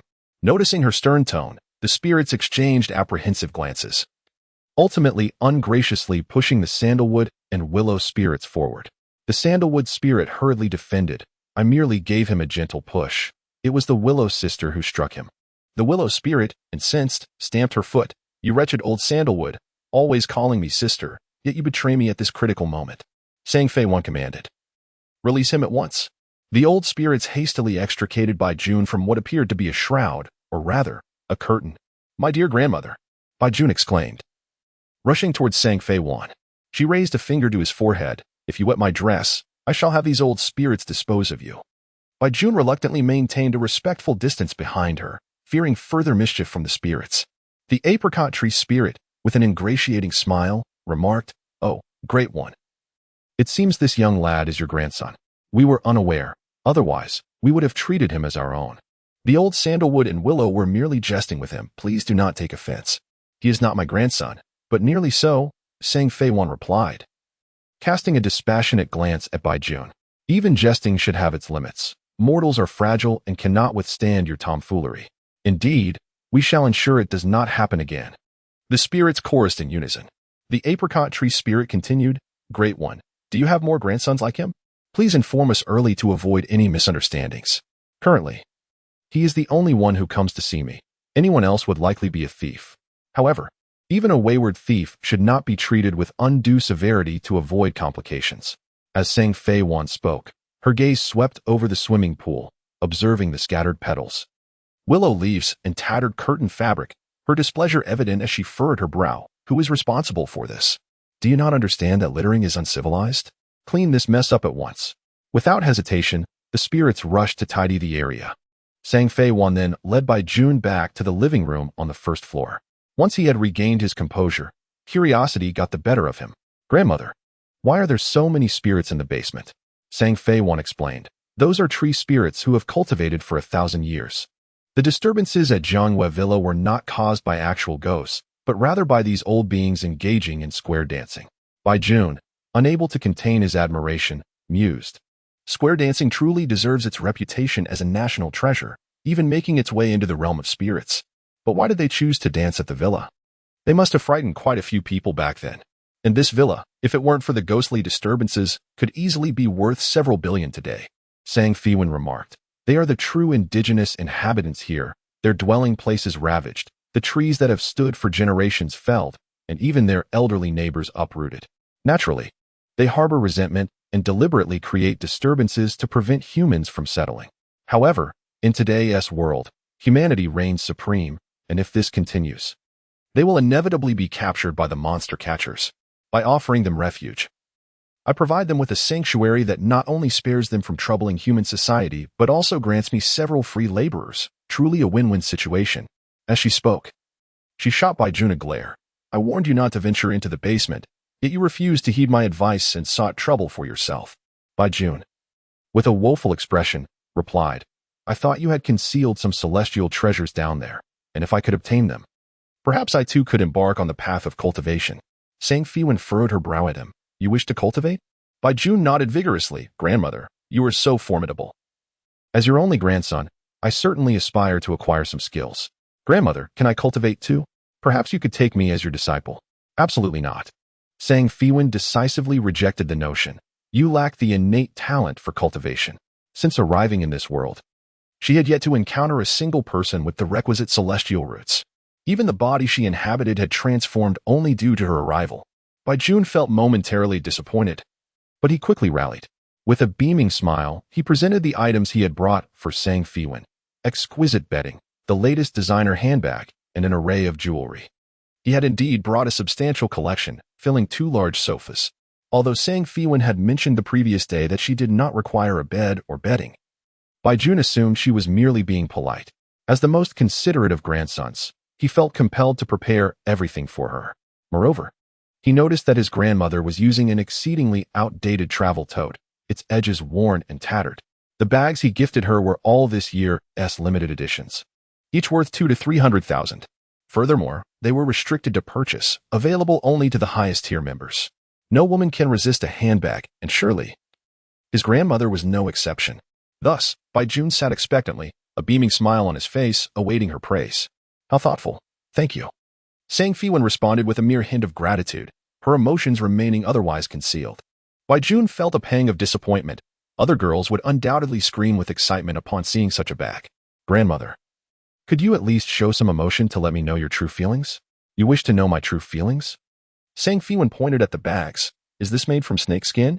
I genuinely detest snakes, yet I must carry their skin everywhere. Doesn't that seem rather distasteful? And this one, made of mink fur. It must have been stripped from a living creature, right? Its fur still bears the remnants of its resentment. Do you want me to continue? Bai Jun hastily interrupted. No, please don't. This brand of bag is a staple among the elite. But now, after your remarks, I feel quite uneasy. A fabric bag would suffice. As she spoke, Feiwan picked up a parcel, unveiling a white cloth bag adorned with delicate green bamboo leaves. Simple yet perfectly aligned with her style. Moments ago, she ventured out solely to retrieve a package. As the delivery person was well aware that this area is notorious for its ghostly hauntings and thus refrained from entering.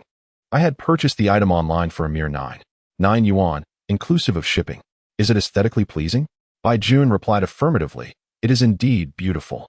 Just then, Feiwan's phone incessantly chimed with incoming messages. Tonight's chicken Is Miss Sang available?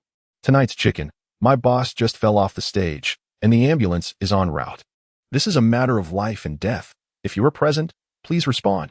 Tonight's chicken. The boss is bleeding. What should we do? Miss Sang. She places great importance on the child she carries. I implore you to help her safeguard it. Her boss, the esteemed actress Lin Ran, had previously enjoyed a surge in her career due to her nurturing of a spiritual child. However, when the spiritual child became uncontrollable, it began to cause repeated disturbances. Lin Ran had enlisted Sang Feiwan to resolve the situation, but unexpectedly, a disciple from the Guardian Mountain intervened and took the spiritual child away. Nevertheless, before departing, Sang Feiwan had sensed impending danger for Lin Ran and had advised her to remain indoors for safety. Clearly, Lin Ran had disregarded Sang Feiwan's counsel. As a leading actress, Lin Ran was the face of numerous endorsements. Today, she was invited to a new product launch as the global ambassador for a high-end women's fashion brand. She could not decline the invitation, for doing so would displease the brand and jeopardize this invaluable endorsement, potentially tarnishing her reputation and alienating other prestigious brands. Earlier that morning, Lin Ran inexplicably recalled Sang Feiwan's warning, but as soon as she hesitated, her agent, Lu Hu, urged her, stating that time was of the essence and she should not delay. What? Do you have a bad premonition and wish to abstain? Has that little streamer S-words influenced you? She is merely cursing you out of spite for our mid-course change. Do not worry, if you remain cautious. Nothing will go amiss. Upon arriving at the runway, Lin ran to hedge against any unforeseen incidents, conferred with the brand representatives and opted for a pair of mid-heeled leather shoes for the show. During the runway walk, she was particularly vigilant and careful. Fortunately, everything proceeded without incident. Lu Hu chuckled. I told you she was just cursing you, didn't I? See, nothing went wrong. Lin Ran also felt that perhaps she had overthought the matter, harboring a lingering resentment towards Sang Feiwan's ominous words. After the runway show, a photo opportunity was arranged with the brand's executives, the spokesperson, and the designer. However, unexpectedly, while she was gracefully posing for the camera, her foot inexplicably stumbled, causing her to lose balance and plummet from the elevated stage. Immediately, she felt excruciating pain in her abdomen, realizing that her unborn child might be in jeopardy. Her first thought was that Sang Feiwan's prophecy had once again come to pass. Thus, disregarding the intense pain, she urgently instructed her assistant to reach out to Sang Feiwan. The assistant, lacking Sang Feiwan's phone number, had only added her on WeChat and proceeded to send a barrage of 10 messages.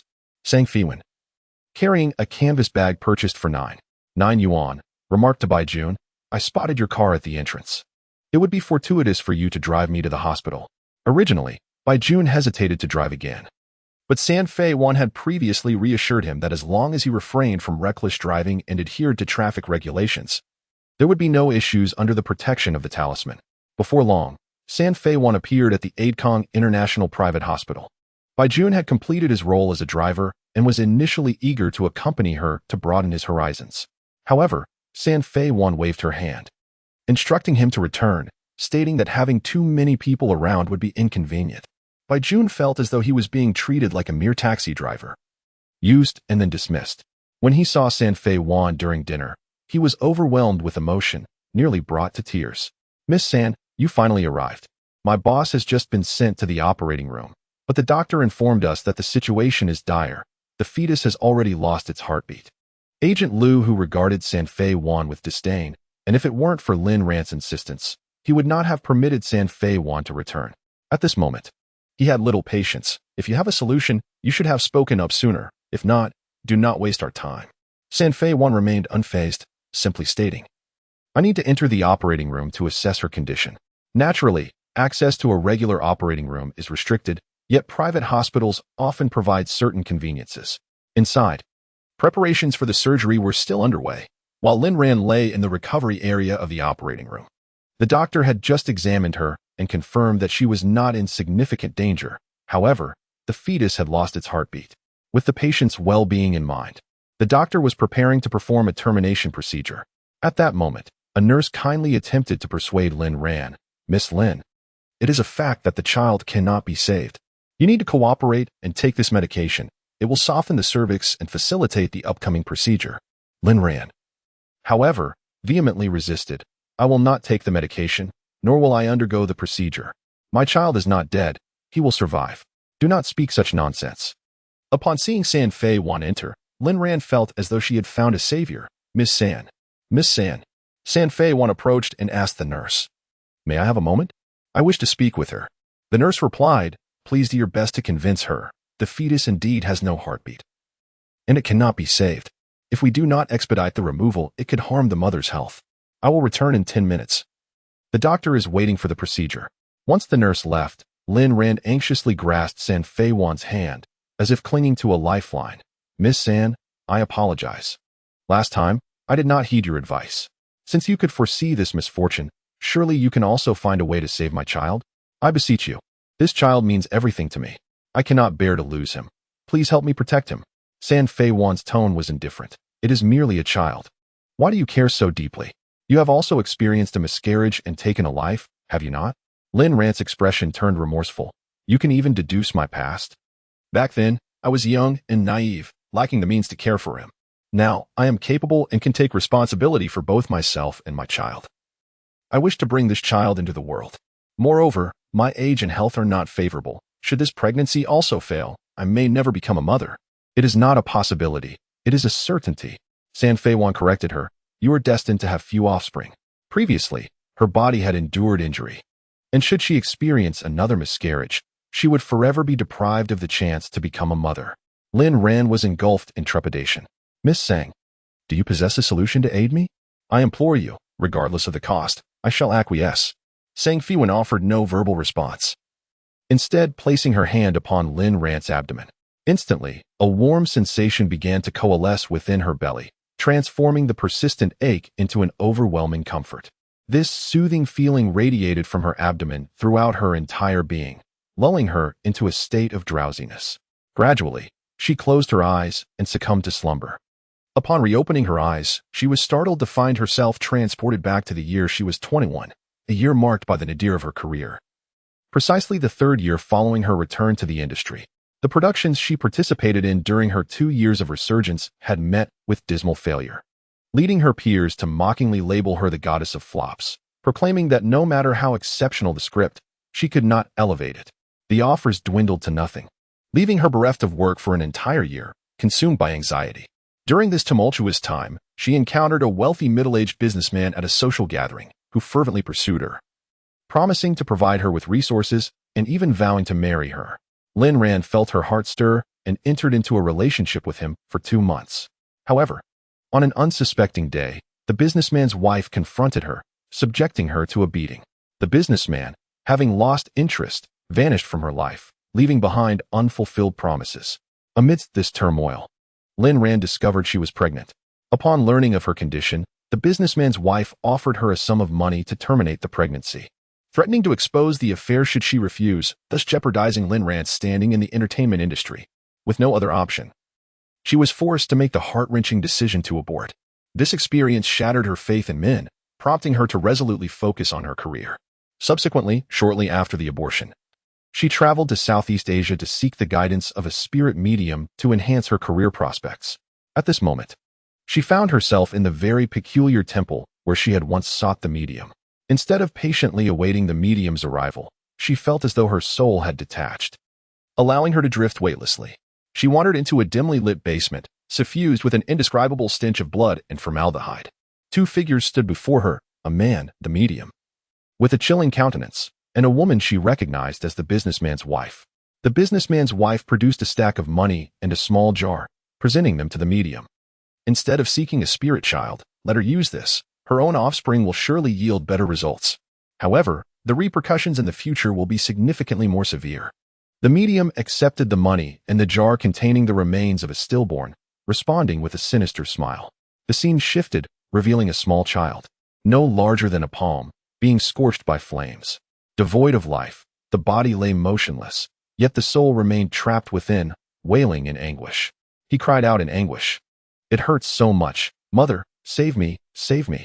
The rendered fat dripped down, yet his mother never came to rescue him. Eventually, the body was completely refined, and that small soul was imprisoned within the statue of a golden figure, encased in a brocade box, handed over to a devout woman who sought it. As the woman turned her head, she revealed a face identical to Lin Ran's. Shock coursed through Lin Ran, and she jolted awake. Looking around, She found herself lying on a hospital bed, with Sang Feiwan standing nearby, her expression tranquil as she gazed at her. The vivid scenes of the dream lingered, leaving Lin Ran momentarily unable to distinguish between dream and reality. After a brief pause, she finally regained her composure. Was everything I dreamt truly real? No, no. She vehemently denied it, tears streaming down her face. How could that be true? No, my child, it cannot be. Sang Feiwan remarked. You went to a private hospital in Southeast Asia to avoid domestic media coverage of your abortion, did you not? Lin Ran, bewildered, nodded, her tears flowing even more profusely. Sang Feiwan continued, the wealthy businessman's wife is a shareholder in that hospital. Obtaining your stillborn child would be an easy task for her. That spirit child is your offspring. From the moment he came into your life, he recognized you as his mother. This is why he is more perceptive than an ordinary spirit child. He understands your desire for success and wholeheartedly assists you in your endeavors. However, such spirit children often harbor intense jealousy. Throughout your pregnancy, you eagerly anticipated the arrival of your child, and with each day of happiness and expectation, his jealousy grew. Why? When we are both mothers, did I not even have the chance to be born while you received all of your mother's love? Consumed by jealousy, the spirit child did not hesitate to harm Lin Ran, causing turmoil time and again. Lin Ran's fortune began to wane as her bond with the spirit child deteriorated. Previously reliant on the spirit child for good fortune, she had shown him great care. Yet, upon realizing he could bring her harm, she sought assistance to confront him. Even after Master Chiu took the spirit child away, she felt a fleeting sadness, but it quickly passed. It was only now, with Sang Feiwan revealing the truth, that she understood the gravity of her actions. She had unwittingly contributed to the creation of a ghostly child that was her own flesh and blood. Remembering the cruel scenes from her dream of the spirit child's refinement filled Lin Ran with unbearable heartache. That was her child. I'm so sorry, so very sorry. Tears streamed down her face as she repeatedly expressed her remorse, yet the past was unchangeable. Sang Feiwan lamented, I had intended to help you protect this pregnancy. But the fetus has perished, and I cannot reverse life and death. It is regrettable that the spirit child was taken, had he not been. Allowing him to be reborn within you would have been a solution. At that moment, Lin Ran's assistant hurriedly entered, cradling a gourd. The very artifact Master Chiu had wielded that day. The assistant glanced at Sang Feiwan before addressing Lin Ran. Master Chiu just arrived unexpectedly. He said that since you have expressed regret, he is returning this to you. Lin Ran recalled the words spoken to her by Master Chiu's assistant on that fateful day. You have 7 days. During this time, you can rescue him at any moment. After 7 days, his soul will disperse. Thus, did the master surmise her regret and send the spirit child back? Lin Ran, feeling the urgency, quickly inquired of Sang Feiwan. Is it still possible? You mentioned earlier that I could take him back into my womb and grant him rebirth? It is not too late, Sang Feiwan replied, as she took the gourd artifact and instructed Lin Ran's assistant to stand guard outside. She unsealed the gourd and, upon opening it, the spirit child floated out. Having been confined within the gourd for 2 days, the child's resentment had grown considerably. Upon his emergence, he lunged towards Sang Feiwan like an avenging spirit, only to suddenly notice Lin Ran weakly lying on the sickbed, her eyes brimming with tears as she asked, Has he come out? The spirit child was immediately beset by a mix of resentment and concern. He felt anger at being abandoned once more by his mother. Yet worry surged within him as he wondered why she lay there, seemingly unwell. With agile limbs, he climbed onto Lin Ran's sickbed and nestled beside her pillow. Countless times before, he had lain by her side while she slept, though she had never been able to see him. Sang Feiwan said, He is beside you on your left pillow. Ask him if he wishes to continue being your child. For the spirit child to return to the womb, not only must a powerful practitioner chant the rebirth incantation, but also both mother and spirit must willingly share a mutual desire.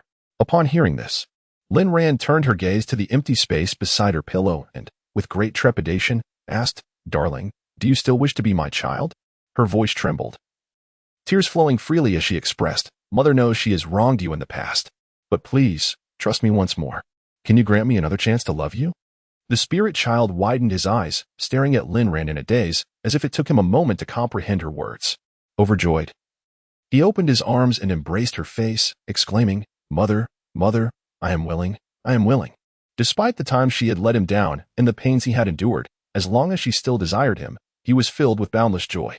Sang Feiwan relayed the child's words to Lin Ran and instructed her to close her eyes. Then, She recited the rebirth incantation, golden light enveloping the spirit child, lifting him slowly into the air, transforming into a streak of luminous essence that entered Linran's womb. It's done. You may open your eyes now. Sang Feiwan sensed a weakness in her body.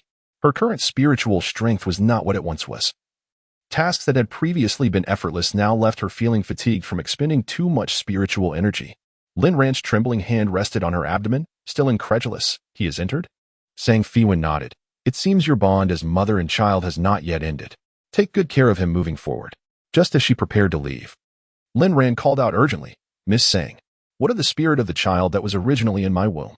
Fear gripped her heart, concerned that it too could be exploited by malevolent forces. Sang Feiwan smiled reassuringly. Do not worry. He has already departed and will be reincarnated. Linran felt a slight sense of relief, yet a lingering regret remained. In this world, it is rare to find a situation that satisfies both sides. At this moment, the nurse hurriedly returned, saying, The doctor is urging you, Miss Lin. You must be swift, otherwise it may affect your health. Here, take your medicine first. Linran swiftly knocked the medicine away, cradling her abdomen protectively. My child is alive. He is well within me, and I will not undergo the surgery. Doctor, I demand a re-examination. With Linran's insistence, the doctor reluctantly performed another examination. To everyone's astonishment, the fetal heartbeat, previously undetectable, had returned. After leaving the hospital, Sang Feiwan felt an unsettling gaze upon her from behind. Yet, when she turned to investigate, she could find no source. Could it be a mere illusion? She shook her head and hailed a taxi back to Jianhua Villa, feeling utterly exhausted and eager to rest. Unbeknownst to her, a man in a black car parked by the roadside was gazing intently at her through the window. Even after her silhouette faded from view, he was reluctant to withdraw his gaze. Beside him, an elderly man cautiously inquired, Who is she? A former acquaintance. The elder was taken aback. If she is indeed an acquaintance, why did you not acknowledge her the other day? Now that you are here to deliver the spirit child, why not make your presence known? The man cast a cold, reproachful glance in his direction. The elder immediately bowed his head, muttering, Forgive my impertinence. 3 days later, news of Linran's withdrawal from the entertainment industry surged to the top of trending topics. She announced her pregnancy on social media and showcased her newly acquired marriage certificate. Expressing her heartfelt gratitude to her fans for their unwavering support over the years, she explained that she wished to embrace a quieter life at her age. Hence her decision to retire from the limelight. On that day, Sang Feiwan received a payment notification on her phone, along with a message from Linran. Linran, thank you, Miss Sang, for your assistance, allowing my child and me to reconnect. The offering I promised you is sincerely presented. I hope you will accept it with grace. Sang Feiwan glanced at the amount, an astonishing 6 million. Previously, she had discussed a sum of 5 million with Linran's assistant, but Linran had generously added an extra million as a token of gratitude. Feeling that the amount was excessive, she explained to Linran that she had initially intended to accept only 50,000. 50,000? Miss Sang, you are far too modest. Even a moderately skilled master typically receives a red envelope starting from 100,000 or 200,000. The fees of top-tier masters, like the one you encountered from Shoyulong Mountain, begin at 5 million. Your abilities are certainly on par with that master, so I believe 5 million is insufficient. Hence the additional million. Sang Feiwan, unfamiliar with such standards, decided not to decline further, given Linran's insistence. After receiving the funds, she promptly transferred them to Bai Jun. Sighing, being a mortgage slave is truly arduous. This villa costs 10 million. The initial payment was 130,000, and with the current 6 million, that totals 730,000, leaving me with a debt of 270,000 still to repay. Upon receiving the money, Bai Jun immediately called back, Great-grandmother, how did you suddenly come into such wealth? Once again, Sang Feiwan found herself in a financial quandary, her mood rather bleak, and her tone somewhat brusque as she exclaimed, You take the money I give you, and don't come pestering me. With that, she abruptly terminated the call. Bai Jun pondered her words, realizing that she did not intend to demand repayment. In fact, she was reluctant to accept the housing payment he had offered. Yet, after giving it, she became irate. What was she truly after? Hesitant to call Sang Feiwan again, he sent a message as a gentle reminder. Dear grandmother, tomorrow is my father's birthday banquet. Please do not forget. Sang Feiwan promptly replied, I will certainly remember what I promised you. This reassured Bai Jun, who wished to engage in further conversation. However, Sang Feiwan ceased her replies, for it was time to commence her scheduled evening livestream. She had grown quite fond of live streaming. Not only did it provide a lucrative income and enhance her credibility, but it also allowed her to listen to the stories of her viewers and assist them with their dilemmas, which she found immensely gratifying. Her follower count had now surpassed 2 million, and the enthusiasm in her live stream was palpable, with concurrent viewers quickly reaching over 100,000, sometimes even soaring to several hundred thousand. Such a high level of engagement was a feat even the most prominent influencers with millions of followers could scarcely achieve. Not long after she began her stream, eagle-eyed viewers gasped in astonishment. Wow, what do we have here? Zhou Dongdong has also entered the live stream. Is it really Zhou Dongdong? That can't be true. He is a major star. Surely he would use a secondary account to watch. I'm a fan of Dongdong. I just followed him on Weibo and came here. I came here because of Dongdong too. The host is beautiful. Is she a talent type? Ah, Dongdong. Why have you suddenly come to this live stream? Is the host a friend of yours, showing support? The host is so fortunate to know our Dongdong. I envy her. What talent does this host have? Our host is renowned for her fortune-telling skills, currently holding the top position in the metaphysical rankings. No, wait. She has now entered the top 10 in the real-time live stream rankings. At that moment, Zhou Dongdong's account also chimed in on the public screen. I do not know the host. I have heard that her fortune-telling is quite accurate. So I came specifically to seek her guidance. Zhou Dongdong was the most celebrated comedian in the entertainment industry, frequently appearing as a guest on various variety shows. His witty humor and affable nature endeared him to fans. Before his rise to fame, he had spent years playing minor roles. Eventually, the acclaimed actress Lin Ran recognized his dedication and talent, introducing him to a small variety show as a regular guest, where his comedic genius propelled him to stardom. However, he had recently encountered some troublesome issues, which prompted Lin Ran to recommend Sang Feiwan to him. Being a straightforward individual, Zhou Dongdong boldly entered Sang Feiwan's live stream, piquing the curiosity of numerous fans who followed suit. Consequently, the viewership in Sang Feiwan's live stream surged by an additional 100,000. Her ranking in the live stream's popularity instantly catapulted from the top 50 to the top 10. Noticing the influx of new fans, Sang Feiwan reiterated her rules. My live stream is primarily focused on metaphysical fortune-telling. I offer 3 readings a day, each priced at 2,000 yuan. However, due to the considerable number of fans and my limited energy, I have opted for a method of random selection. Everyone may click on the lucky bag in the upper left corner of the screen. Only those selected will have the opportunity to connect and seek divination. Zhou Dongdong had only heard from Lin Ran that this live streaming room's divination was remarkably accurate, yet was unaware of these particular rules. Currently, there are 200,000 to 300,000 viewers online, yet only 3 chances to divine, a ratio that nearly rivals the odds of winning the lottery. Nevertheless, Zhou Dongdong is, after all, a celebrity and introduced by Lin Ran, so it is likely he would receive special consideration. Thus, Zhou Dongdong sent a private message to Sang Feiwan's backstage. Hello, Miss Sang. I am introduced by Sister Lin. May we have a private conversation? After waiting for several minutes without a response, the first lucky fan was already being selected for divination. Zhou Dongdong hurried to join, but unfortunately, Lady Luck did not smile upon him. The fortunate recipient was a little girl with a ponytail and a red scarf, clearly a primary school student. The child's online moniker was adorably whimsical, cute little fairy. Zhou Dongdong was taken aback by his inability to outpace a child, feeling a sense of disappointment. Other unsuccessful netizens shared in his dismay, flooding the public screen with comments. Little one, you should go to bed early and wake up early. Stop playing on your phone. Don't be foolish. Divination is for adults. Hurry to bed, or your parents will scold you. Just a friendly reminder, divination costs 2,000 yuan each time. Do you have the money, little one? The cute little fairy noticed the viewer's messages and eagerly displayed her piggy bank, smashing it open before the audience, revealing a cascade of colorful bills and coins. However, most of the money was merely loose change, totaling only a few hundred yuan, insufficient for the divination fee. Fearing that Sang Feiwan might not assist her, the little girl anxiously pleaded, Sister host, I can offer you this much for now. I promise to make up the rest. Please, you must help me. Sang Feiwan reassured her, since you have been selected, I will certainly assist you. Moreover, I will perform this divination free of charge. Keep your pocket money safe. The cute little fairy quickly expressed her gratitude. Thank you, sister. You are truly kind. Sang Feiwan smiled gently. Now, tell me, what do you wish to inquire about? The little girl replied, Sister host, I would like to know my father's bank card password. Upon hearing this, the viewers erupted in a frenzy. Little sister, do you intend to steal from adults? That's not right. What does a child need so much money for? Your pocket money is sufficient for some small snacks and toys. Such a clever primary school student, thinking of divining an adult's bank card password. Be careful. If your father finds out, he might scold you severely.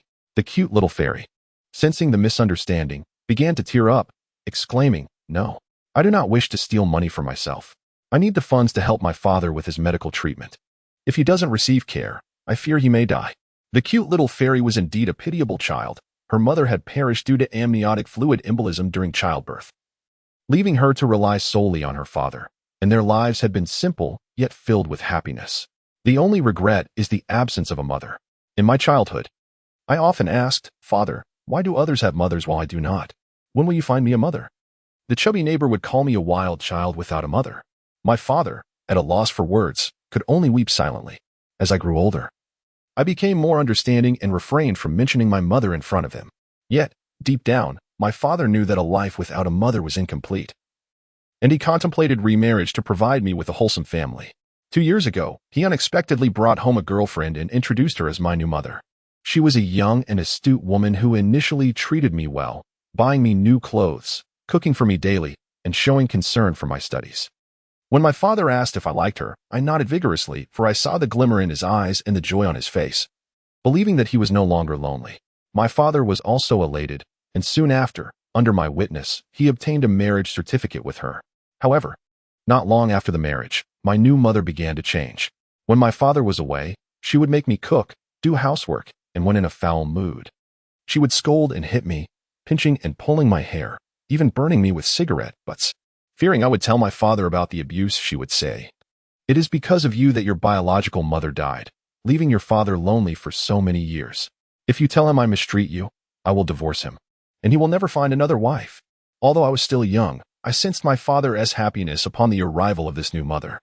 I did not want to disappoint him, so I endured my suffering in silence. Until one day, my father discovered the wounds on my body and finally learned of the abuse I had endured. Enraged, he confronted her and threatened divorce. But before the divorce could proceed, my father suddenly fell ill. Initially, he felt fatigued and thought it was merely a cold, resting in bed. However, his condition worsened, and he lapsed into prolonged unconsciousness. Occasionally, he would awaken in a daze. As for that woman, she returned daily, but only to sleep, showing no concern for either her husband or me, often complaining about the unpleasant odors in the room. I pleaded with her to take my father to the hospital, but she coldly refused, saying, "Do you think hospitals are charitable institutions that don't charge? What? Your father has money and his salary card is with me? Who told you that? It's not." Unable to bear seeing my father in such a state, I stole the bank card that she had hidden away. At that moment, I held the card up to the camera. "This is my father's salary card, but he never told me the password. Dear host, can't you calculate everything? Could you help me figure out the password? I want to withdraw money to take my father to the hospital. He is my only family, and I cannot bear to see him perish." Oh, the plight of this innocent and kind-hearted child. I apologize for my earlier loudness. I misunderstood you. What a pitiable child. The stepmother is truly despicable. Dear host, could you perhaps assist her? Little fairy Ming Ming, heed my words. You may directly dial 120 to ensure your father is taken to the hospital first and foremost. Are there any other adults in your household? It is always preferable to seek help from an adult in such matters. Little fairy Ming Ming replied, "I used to have my grandmother, but she passed away a few years ago. Apart from my father, I have no other relatives. I previously called 120 and secretly took my father to the hospital, but I lack the funds to cover the expenses and many tests cannot be conducted. Moreover, as a minor, I am unable to sign any documents." When my stepmother arrived, she took my father back home. At that moment, a loud banging echoed from outside. "Ming Ming, you wretched girl. Did you steal from my bag and take my bank card?" The little girl before the camera trembled in fear, unable to utter a word. The woman outside, undeterred, forcefully kicked the door open. Ming Ming hurriedly grasped the bank card and shoved it into her pocket, but it was too late. The woman had already spotted her. The woman stormed over, seizing Ming Ming's ponytail, and shouted, "Hand it over, or I will beat you to death. How audacious of you to steal. You deserve punishment." The little girl cried in pain, tears streaming down her face as she quivered. "I did not steal your belongings. This is my father's bank card. I needed to pay for his medical treatment. The woman sneered. I am your father's wife. All his assets are marital property, belonging to me. I have already informed you that your father suffers from a rare illness that the hospital cannot cure, and it will cost a fortune. It would be wiser to save the money for my living expenses. You simply do not wish to provide treatment for my father, you vile woman. Ah, you insolent child.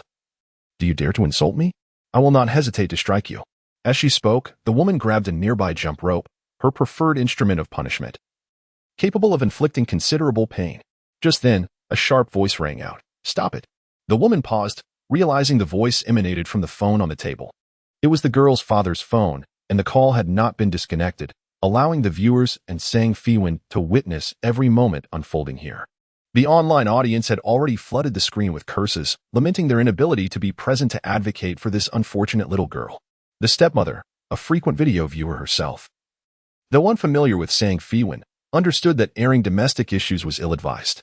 Thus, she quickly masked her fierce demeanor with a smile, saying to everyone, the little girl is simply mischievous. She spends all her time playing on her phone instead of studying, so I scolded her a bit. After attempting to justify her actions, she prepared to end the call. However, Sang Feiwan suddenly exclaimed, Wang Dongju, do you think no one is aware of your deeds? The woman, startled by the mention of her name, initially believed it to be her stepdaughter who had spoken, shooting her a glare of anger. Meanwhile, Sang Feiwan continued, Ming Ming's father is not ill at all. He has been poisoned. The one responsible for the poisoning is you, this heartless woman. Wang Dongju had always believed that her actions were shrouded in secrecy, certain that she would never be discovered. However, she was unexpectedly exposed by a live-streaming host. In a fit of rage, she exclaimed, What nonsense are you spouting? I know you've heard something from that wretched girl. How can you believe the ramblings of a child? I warn you, if you continue to speak recklessly, I'll sue you for defamation. The innocent little fairy, Mei Ming, had long thought that her father was merely ill. Upon hearing Sang Feiwan's words, she was taken aback. Host, are you saying my father has been poisoned? Is that true? Sang Feiwan nodded affirmatively, indeed. The reason Wang Dongju married your father was purely for his status as a city dweller with property, and she lavished him with false kindness. Yet her malevolence soon revealed itself, leading her to mistreat you. Once your father discovered her cruelty and sought a divorce, she, unwilling to let go, resorted to drugging him. Wang Dongju had attended nursing school and possessed some knowledge of pharmacology, employing a cleverly disguised poison that mimicked the symptoms of a stroke, rendering him bedridden and increasingly unwell. This was precisely why she refused to take him to the hospital. That day, Mei Ming, unbeknownst to her, called for an ambulance. And after her father was taken to the hospital, Wang Dongju broke into a cold sweat, relieved that she arrived just in time. As the hospital had yet to conduct any examinations, she then feigned distrust in the hospital's capabilities, using the excuse of transferring him to another facility to bring him back home. As for her stepdaughter, her excuse was a lack of funds for treatment. In just a few more days, the toxins would reach a critical level, allowing her husband to succumb quietly, enabling her to inherit his property without a hitch. Little did she expect that Ming Ming would expose the matter online. Meanwhile, in Sang Feiwan's live streaming room, an astonishing 250,000 viewers were simultaneously tuned in. This meant that 250,000 people were now aware of her murderous intentions toward her husband. This was intolerable. Feigning innocence, she donned a smile and said, Oh dear. This host truly has a knack for humor. Such words should not be flung about carelessly. My husband and I share a wonderful relationship. And Ming Ming, she is my own daughter. I merely scolded her for not studying and playing on her phone, and now she has taken to fabricating stories online. As she spoke, she attempted to embrace Ming Ming, trying to cover her tracks. However, the little fairy pushed her away, indignant. You poisoned my dad. You are a wicked woman. I will call the police and have them lock you up. With that, she grabbed her phone, ready to alert the authorities. With a swift motion, Wang Dongju slapped the phone from her hand, and the live stream went dark, leaving only the sound of her venomous voice. You little wretch.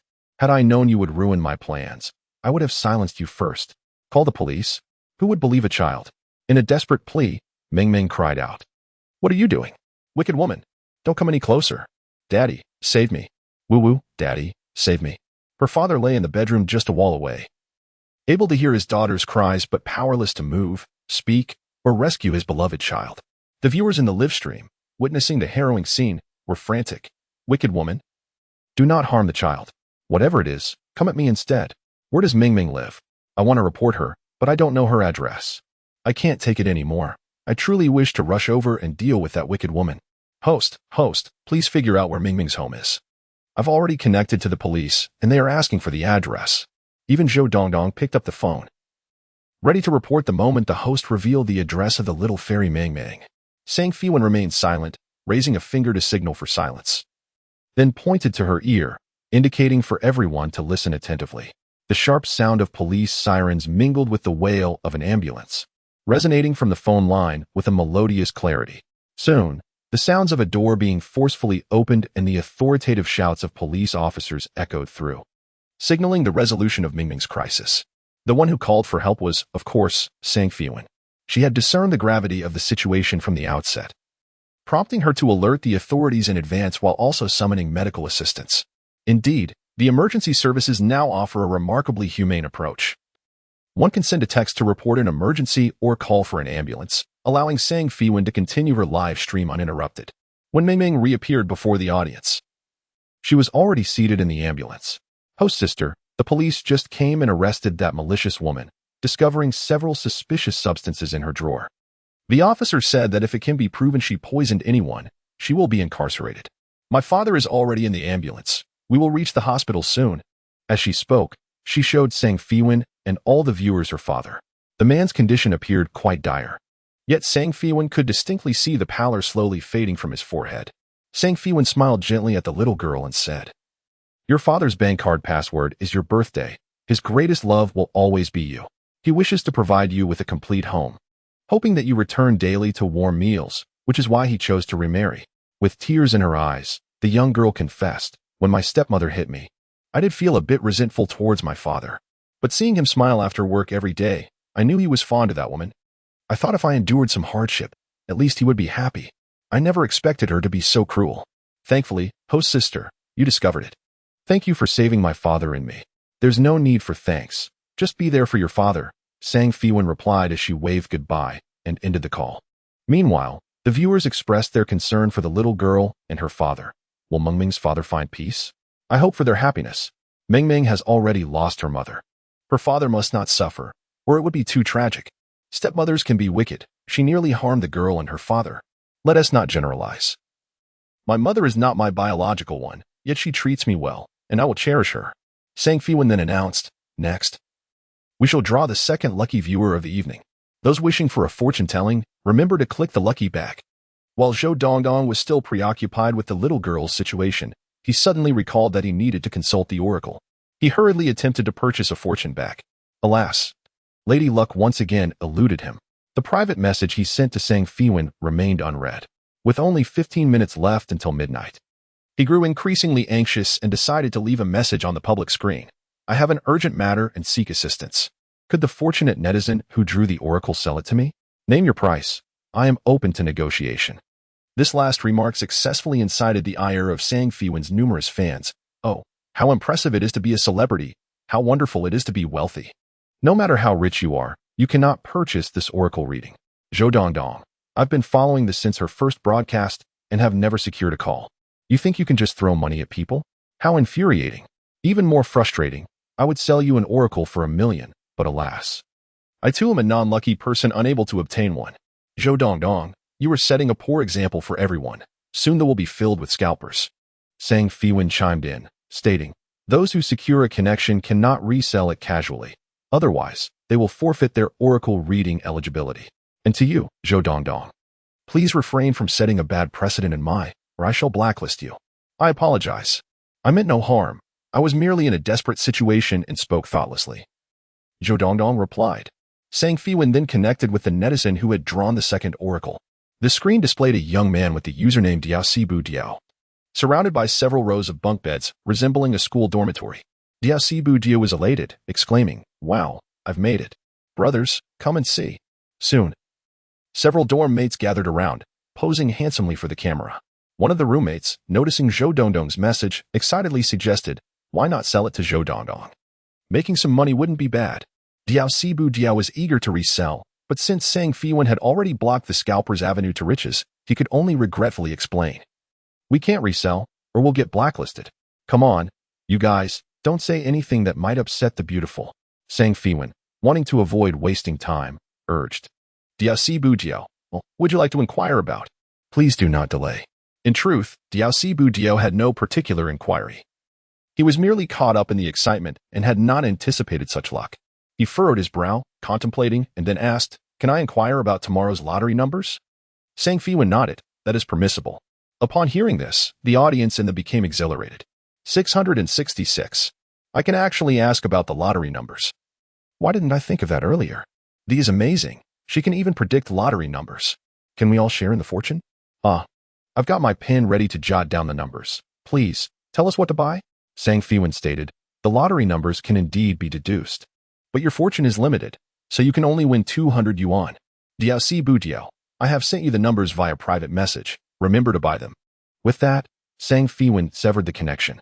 The struggling individual reluctantly opened the private messages, only to find a string of numbers sent by Sang Feiwan. His roommates congratulated him. Although the prize was not substantial, 200 yuan is still money, and a small fortune is indeed welcome. The brother, having received the prize, was reminded to treat them all to a meal at the Shaxian Hotel. Yet, the struggling individual lamented, what fortune? The most I can win from the lottery is 200 yuan, but the divination fee I just calculated is 2,000 yuan. What a tremendous loss. However, I cannot forego the divination fee.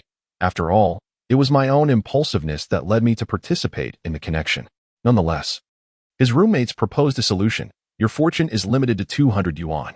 If we all chip in and buy together, the total value will surely increase.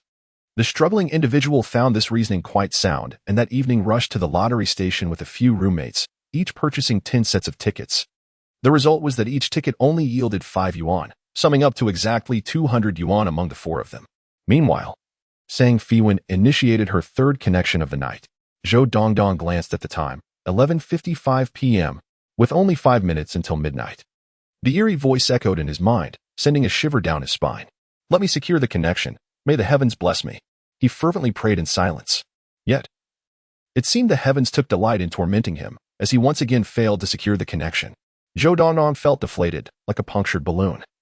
Slumping back into the sofa with a sigh, it appeared there was no alternative but to step outside and seek refuge.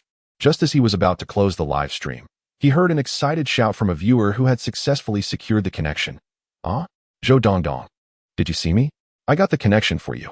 Taken aback, Zhou Dongdong pondered the implications. Was the one who secured the connection a fan of his? The fan clarified, Anchor, you mentioned that reselling is prohibited, but you did not say anything about gifting, right? I would like to give this connection opportunity to Zhou Dongdong. He seems quite anxious to find you. Surely, there is an urgent matter at hand, so please be accommodating. The fans in the chat quickly echoed their support. After a moment's contemplation, Sang Feiwan replied, very well. She severed the previous connection and re-established it with Zhou Dongdong. Soon, the familiar face of the renowned comedian Zhou Dongdong, round and brimming with comedic charm, appeared on the live stream. He was moved to the point of tears, standing up to express his gratitude to all his fans, especially the one who had helped him secure the connection. Thank you, everyone. Thank you to the fan who assisted me, he exclaimed, bowing deeply. Then, casting a nervous glance at the wall clock, he noted, 11:57 p.m. Only 3 minutes remained before she would arrive. As the moment approached, Zhou Dongdong's anxiety intensified. Miss Sang, let me quickly explain my situation. Without waiting for Sang Feiwan to inquire, he hastily recounted the events he had encountered. He was a star with numerous engagements, and in the past couple of years, he had seldom returned home. Only recently had he found the time to take a half-month break and stay at home. To his surprise, however, the tranquility of his home had been disrupted. Initially, he had been plagued by dreams of a girl in ethnic attire singing to him. Her lips remained motionless, yet her melodious voice floated forth, an eerie enigma. Each time Zhou Dongdong awoke from his dreams, he felt an overwhelming fatigue. During those moments, aside from feeling a tad peculiar, he paid little heed. However, one fateful night, while sleepily making his way to the restroom, he caught a glimpse of a girl standing by his window. Startled, he jolted upright, yet in the blink of an eye, she vanished. Subsequently, he discovered that after midnight, strange sounds began to permeate his home, and he could often sense her lingering presence, either in the mirror or suddenly appearing in a corner. Zhou Dongdong was thoroughly frightened and sought the counsel of several masters. Yet, whether due to the masters being ineffectual or not, their efforts proved fruitless. Every night past midnight, she continued to manifest intermittently. Consequently, Zhou Dongdong had refrained from sleeping in his own house for several days. Today, however, he mustered the courage to return home, hoping that Sang Feiwan could lend assistance.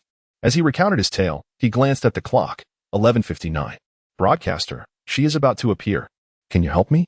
If not, I must hastily flee. I can hardly endure another fright. My worries have left me nearly bald. Perhaps intentionally or not, Zhou Dongdong lowered his head, briefly exposing his thinning crown before the camera, revealing an unmistakable trend toward baldness.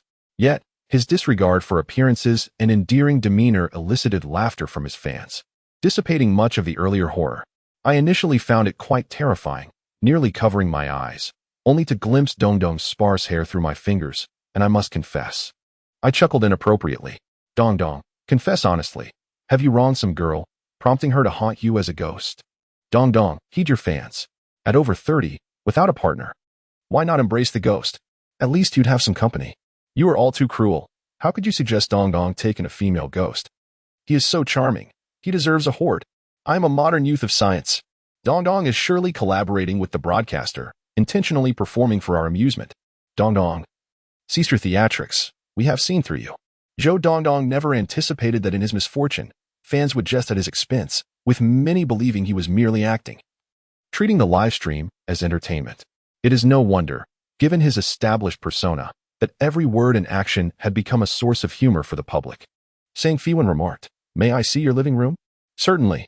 Zhou Dongdong eagerly grabbed his phone, directing the camera toward the living area for a sweeping view. At that moment, the clock struck midnight. Yet, the girl Zhou Dongdong had spoken of failed to materialize. How strange. Typically, at midnight, disturbances would arise. Why was it silent now? Zhou Dongdong scanned the room anxiously. Your lights are too bright. Turn off the main light, suggested Sang Feiwan. Turn it off? No, I'm afraid. Zhou Dongdong hesitated. There is nothing to fear with me here. The voice of Sang Feiwan was faint and delicate, yet for some inexplicable reason, it instilled a sense of trust.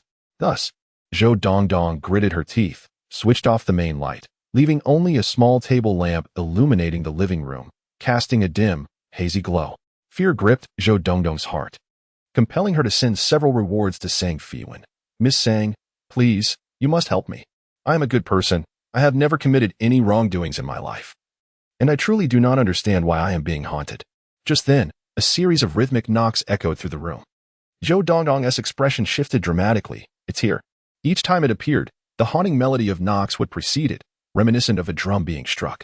Soon, the knocking intensified and grew louder, sounding mournful and sorrowful, as if lamenting. Ha ha ha. Where did Dongdong record that sound? It's quite realistic. I was almost frightened. I bet there is an actor hiding in the room, ready to jump out and scare us. Attention, fans of Zhou Dongdong. The probability of encountering a ghost in this live stream is 100. Don't doubt it. Host, tell us, is there really a ghost? I don't trust anyone else. But I believe you. As Zhou Dongdong's fanbase surged, many remained unfamiliar with Sang Feiwan's style, casting doubt on the situation. However, those who believed had already covered their eyes, peering through their fingers to watch the unfolding drama. At that moment, a slender and graceful figure suddenly appeared before the floor-to-ceiling glass window behind Zhou Dongdong. The window had cracked open, allowing the night breeze to rush in, causing the curtains to flutter wildly. The girl stood there, her face obscured by shadows, her dress swaying as if in a dance. The rhythmic beats, haunting and sorrowful, seemed to emanate from her direction, or perhaps from a distant, mysterious place. With trepidation, Zhou Dongdong queried, "Who are you? Why do you haunt me?" The girl stood silently, neither answering nor departing. The public chat erupted, particularly among Zhou Dongdong's fans, who had never encountered such an extraordinary event, their worldviews being reshaped in real time. Is this truly a ghost? Not an actor? Ah, I just saw it. She appeared out of nowhere, and she has no feet. Oh no. My parents are away on vacation, and I'm home alone. Please come back. I'm scared. New fans, please remain calm. I'm an old fan here to enlighten you. The ghosts that appear here generally mean no harm. Typically, humans are more malevolent than ghosts. So, Zhou Dongdong, what misdeeds have you committed? The last person haunted was Xiao Buliuo, and he met a tragic end. Oh heavens, is Dongdong going to collapse? No, Dongdong. You must hold on. I quite enjoy watching you entertain us. Zhou Dongdong could no longer afford to glance at the messages flooding the chat. She was on the verge of tears, her face drawn as she turned to Sang Feiwan. It's always like this. I ask her something, and she says nothing. She just stands there to frighten me. Oh dear, if it weren't for my strong heart, I might have turned into a ghost myself. Sang Feiwan had discerned the origins of the ghost, stating, it is not that she cannot speak. Rather, she is unable to articulate her plight. Her presence here is a consequence of your actions. Zhou Dongdong hastily retorted, I was fleeing for my life. How could I possibly have brought her back? Sang Feiwan continued, a year ago, did you not visit the Tibetan region? There, you purchased a small drum to add to your collection. This prompted Zhou Dongdong's recollection. A year prior, he had traveled to Tibet for a program recording. While passing through a market, he was captivated by a quaint drum displayed on a stall. The vendor claimed it was an ancestral relic, said to bestow safety upon its owner. Thus, Zhou Dongdong paid a considerable sum for the drum. Subsequently, due to his busy work schedule, the drum was left at home and gradually forgotten. Now, hearing Sang Feiwan mention it, he recalled the incident. The drum sat nearby in a decorative cabinet. He picked it up and waved it before the camera, exclaiming, this is it. I bought it from Tibet last year. But what does this have to do with her?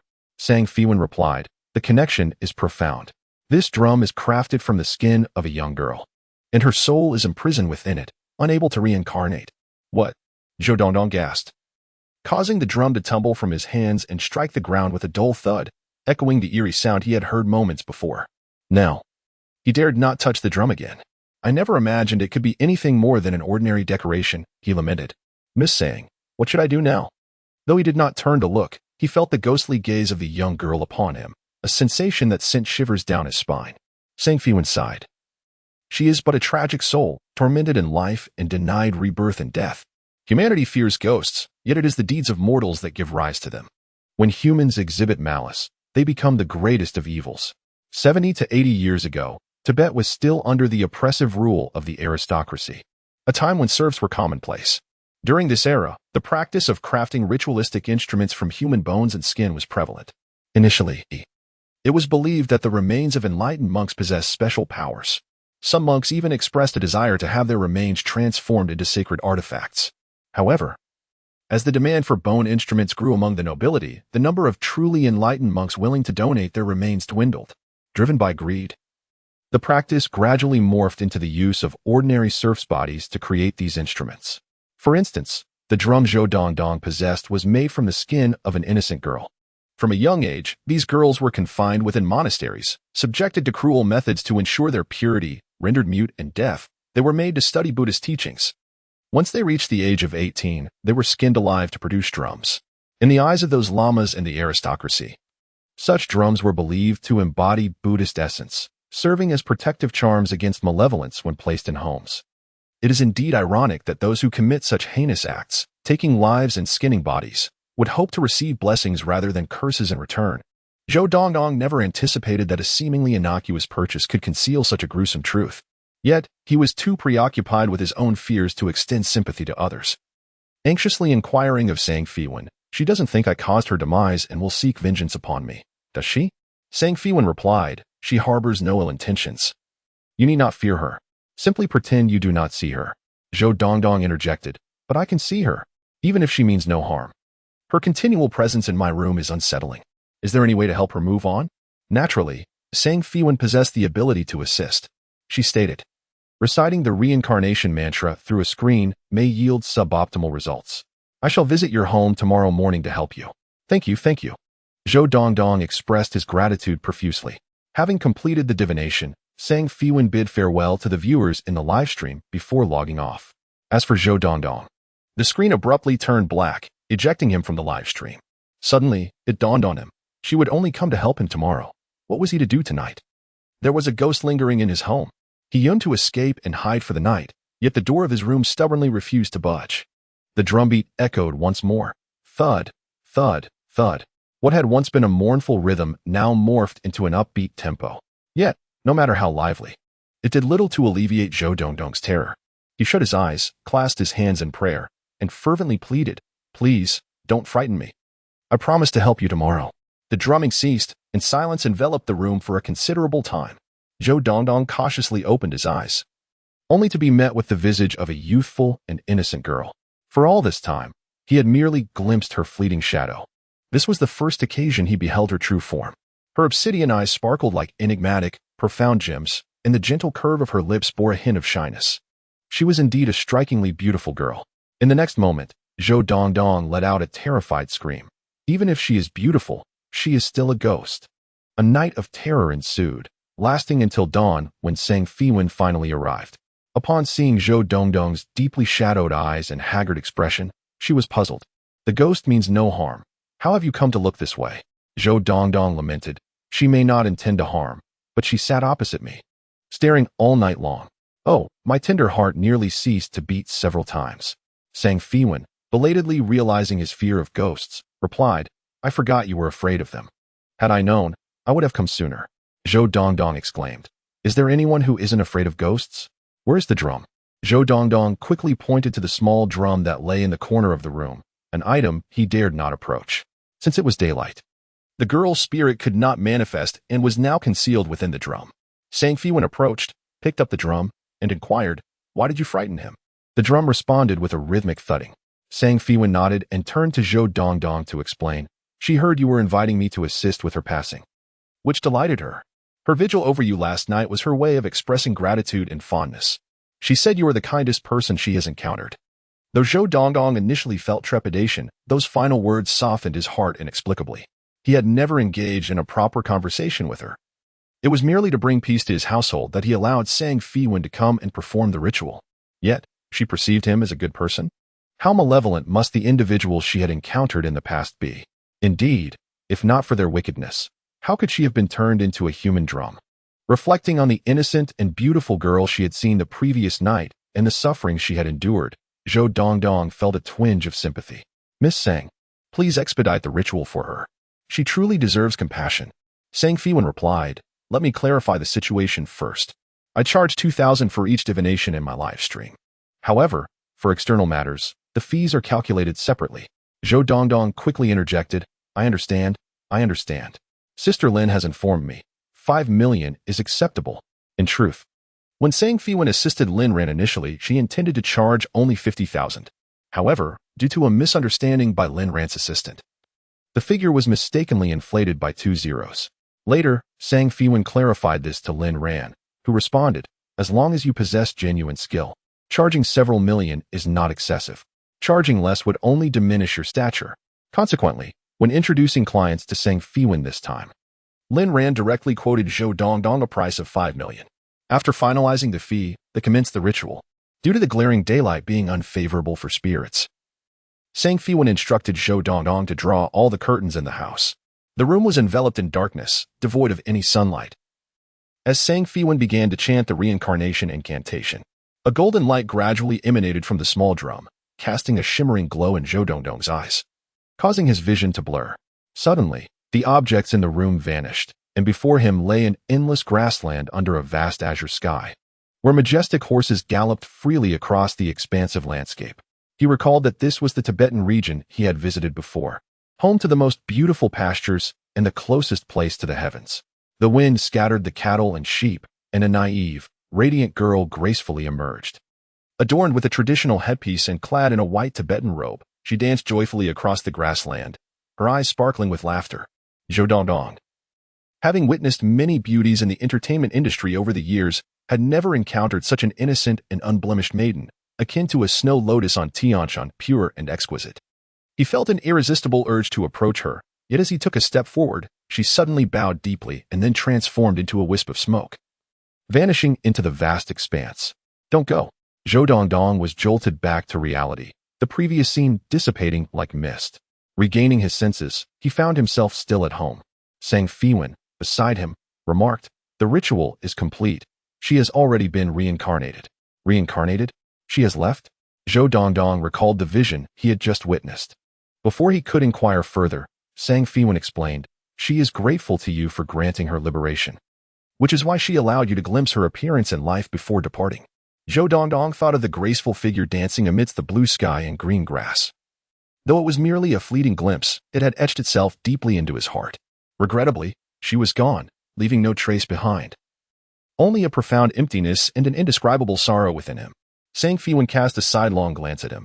Are you reluctant to part with her? Zhou Dongdong nodded. his heart heavy with sorrow as he confessed, "I feel as though I have experienced a heartbreak." Thus, Sang Feiwan handed the human skin drum to him, a relic of her remains, serving as a poignant memento. Zhou Dongdong's expression instantly shifted. "Take it away. I certainly don't want a human skin drum in my home. The very thought is unsettling." Sang Feiwan remarked, "You remind me of a saying." "What is it?" "The Duke of Yi loved dragons." With the matter resolved, Zhou Dongdong proved to be a man of his word, promptly transferring 5 million yuan to Sang Feiwan. Upon leaving Zhou Dongdong's residence, Sang Feiwan received a call from Bai Jun. "My dear great-grandmother, why aren't you at home? Didn't we agree yesterday that you would attend my father's birthday banquet today?" "I haven't forgotten. I was just about to call you," Sang Feiwan replied, providing him with the address to come pick her up. When Bai Jun arrived in his car, he beheld Sang Feiwan clad in a pale gray Shirhanfu dress, her garments billowing, exuding an ethereal grace. Yet, this fairy was simultaneously savoring a jianbing Chinese egg pancake in one hand while clutching a worn drum in the other. An enchanting yet rustic juxtaposition, a harmony unprecedented graced her presence. "Great-grandmother, why are you eating jianbing by the roadside?" Bai Jun inquired. "Having missed yesterday's live stream due to work obligations, I took an early shift and didn't have time for breakfast." Upon finishing her last bite, Sang Feiwan demonstrated impeccable manners by disposing of her waste in the designated bin. "This drum possesses a certain quality, like an antique," Bai Jun remarked, his interest piqued by the small drum in her hands. "Do you like it?" Sang Feiwan pondered how to part with the peculiar item. "My father enjoys collecting antiques. If this truly is an antique, it would make a splendid birthday gift for him." Bai Jun recalled the countless gifts he had meticulously chosen for his father's birthdays, only to see them coldly discarded. Yet, not gifting felt equally inappropriate, leading to his annual gift-giving anxiety. "Consider it an antique, if you like it. I shall gift it to you." Sang Feiwan generously offered the drum to Bai Jun, cradling the drum. Bai Jun became increasingly enamored. The craftsmanship, the patterns, is indeed a rare find. As he tapped the drumhead, his satisfaction grew. "I have played many drums since childhood, yet none have produced such a melodious sound." Just as he contemplated purchasing a box for wrapping, Sang Feiwan cautioned him. "It's made of human skin, rather delicate. Be careful not to damage it." "Human skin?" he exclaimed. "Yes, the very piece you were touching was crafted from the skin of a young girl." Bai Jun recoiled in shock, hastily returning the drum. "I just remembered. I have already prepared a gift, so this one is unnecessary." The thought of gifting a human skin drum to his father would surely induce a fright that could shorten his lifespan. Sang Feiwan furrowed her brow. "It is indeed excessive. I truly cannot fathom why some insist on crafting drums from human skin." Bai Jun, now curious, inquired further about the drum's origin. Although he felt a twinge of discomfort regarding the human skin aspect, his heart swelled with sympathy for the unfortunate Tibetan girl. He could not help but sigh. Fortunately, she was liberated. Otherwise, who knows how many others would have suffered. On their way to the Bai residence, Bai Jun took the opportunity to share details about his family's situation. "My father's birthday banquet is in the evening, but guests will arrive earlier. In such occasions, dining takes a backseat. The primary focus lies in socializing and networking. As family, we are generally expected to arrive by early afternoon. Due to my lack of favoritism and my reluctance to endure their scrutinizing glances, I would have preferred to return home for lunch. My grandfather's generation was quite impoverished. It is said that when he fell ill, there were no relatives willing to lend him money. However, after my father achieved success, an abundance of relatives suddenly emerged from unknown corners. My father has 3 paternal cousins, 5 maternal cousins, 7 paternal aunts, and 8 maternal aunts. It is quite a chaotic mix, and many of them are unrecognizable to me. My father treats them all kindly, extending help wherever possible, which has resulted in their relatively comfortable lives now. Every year, they gather for my father's birthday. On my mother's side, the relatives are far fewer. She is close to only one brother, who is stern and perpetually wears a frown. I have been particularly intimidated by him since childhood. Oh, and his daughter is my cousin, Kong Shiner, who seems to be getting quite close to Zhang Qingye lately." As he spoke, he discreetly observed Sang Feiwan's expression. Noticing her lack of reaction upon hearing Zhang Qingye's name, he quietly exhaled in relief. Fortunately, grandmother has not continued to entangle herself with that sort of pretty boy. Otherwise, I would have to contend with an additional grandfather. I have a younger brother, too, although we are blood relatives. He was sent abroad by my mother during his middle school years. We rarely see each other, and even when we do, the atmosphere is rather indifferent." Bai Jun glanced at Sang Feiwan again. "Grandmother, would you like to change your outfit? His concern was not for the inadequacy of her attire, but rather for the expectations of high society. Attending a banquet without formal wear might invite unwelcome gossip. Even he, who typically favors a sporty or punk style, had donned a formal suit today. Even his striking red hair had been dyed black and meticulously styled. Feiwan cast a glance at him. I am not you. There is no need to compromise myself to please Bai Chengfeng. There was indeed some truth to that. Were it not for the consideration of Bai Chengfeng, he would undoubtedly wear whatever was most comfortable. Bai Jun then inquired, so how should I introduce you to them? Feiwan replied, just say I am your ancestor. Bai Jun chuckled, I fear my father might throw me out on the spot. Feiwan then asked, what do you think would be a more suitable introduction? Bai Jun tentatively suggested, girlfriend? Feiwan retorted, just call me grandmother. Bai Jun's villa is an expansive estate, nestled against the mountains, boasting excellent geomancy. A mere glance allowed Feiwan to discern that the entire estate was imbued with hidden feng shui secrets, likely guided by a master. Upon parking the car, Bai Jun noticed Feiwan looking around and mistakenly assumed she was awestruck by the opulence of the Bai family residence. Isn't it magnificent? My mother prefers the more lavish Jiangyue mountain villa, but since she couldn't reside there, she settled for this villa instead. However, she mostly lives here alone. My brother studies abroad, and my father is often busy traveling. As for myself, he chuckled self-deprecatingly, my mother has suggested I accompany her, but my father disagrees, claiming I would hinder his fortune. Just then, a striking pink supercar made a grand entrance into the Bai family estate. The car halted, and Kang Shiner stepped out. Adorned in a striking blue strapless mermaid gown and towering heels, her heavily applied makeup, although crafted to evoke allure, bordered on the garish. Accompanying her was Zhang Qingye, equally refined in attire and hairstyle. His presence here today was not merely to broaden his horizons but also to forge connections within affluent circles, beneficial for his future endeavors. Cousin, I heard you've recovered? I've been meaning to visit you, but my work has kept me excessively busy. Please don't take offense. Kang Shiner scrutinized Bai Jun with a hint of skepticism. After Bai Jun's car accident, she had paid him a visit. She simply could not fathom how her cousin, who had been declared a potential vegetable while lying in the intensive care unit, could have miraculously recovered within a mere 10 days. Truly, it seemed like an improbable stroke of luck. Bai Jun, however, refrained from divulging the truth, opting instead for a vague explanation. The doctor misdiagnosed, it looked severe, but it was merely superficial injuries. A few days of rest sufficed. Kang Shiner's gaze shifted to Feiwan, whom she could not help but appraise from head to toe. Her self-esteem had always been elevated, and she had once harbored resentment towards Feiwan due to Zhang Qingye. Yet, she had only witnessed Feiwan's initial live stream, where the latter appeared in rags, lacking even a decent outfit, which Kang Shiner deemed beneath her notice. Since then, any mention of Feiwan incited her ire, prompting her to avoid all subsequent broadcasts. At this moment, however, Feiwan's attire and hair accessories had undergone a remarkable transformation, rendering her unrecognizable.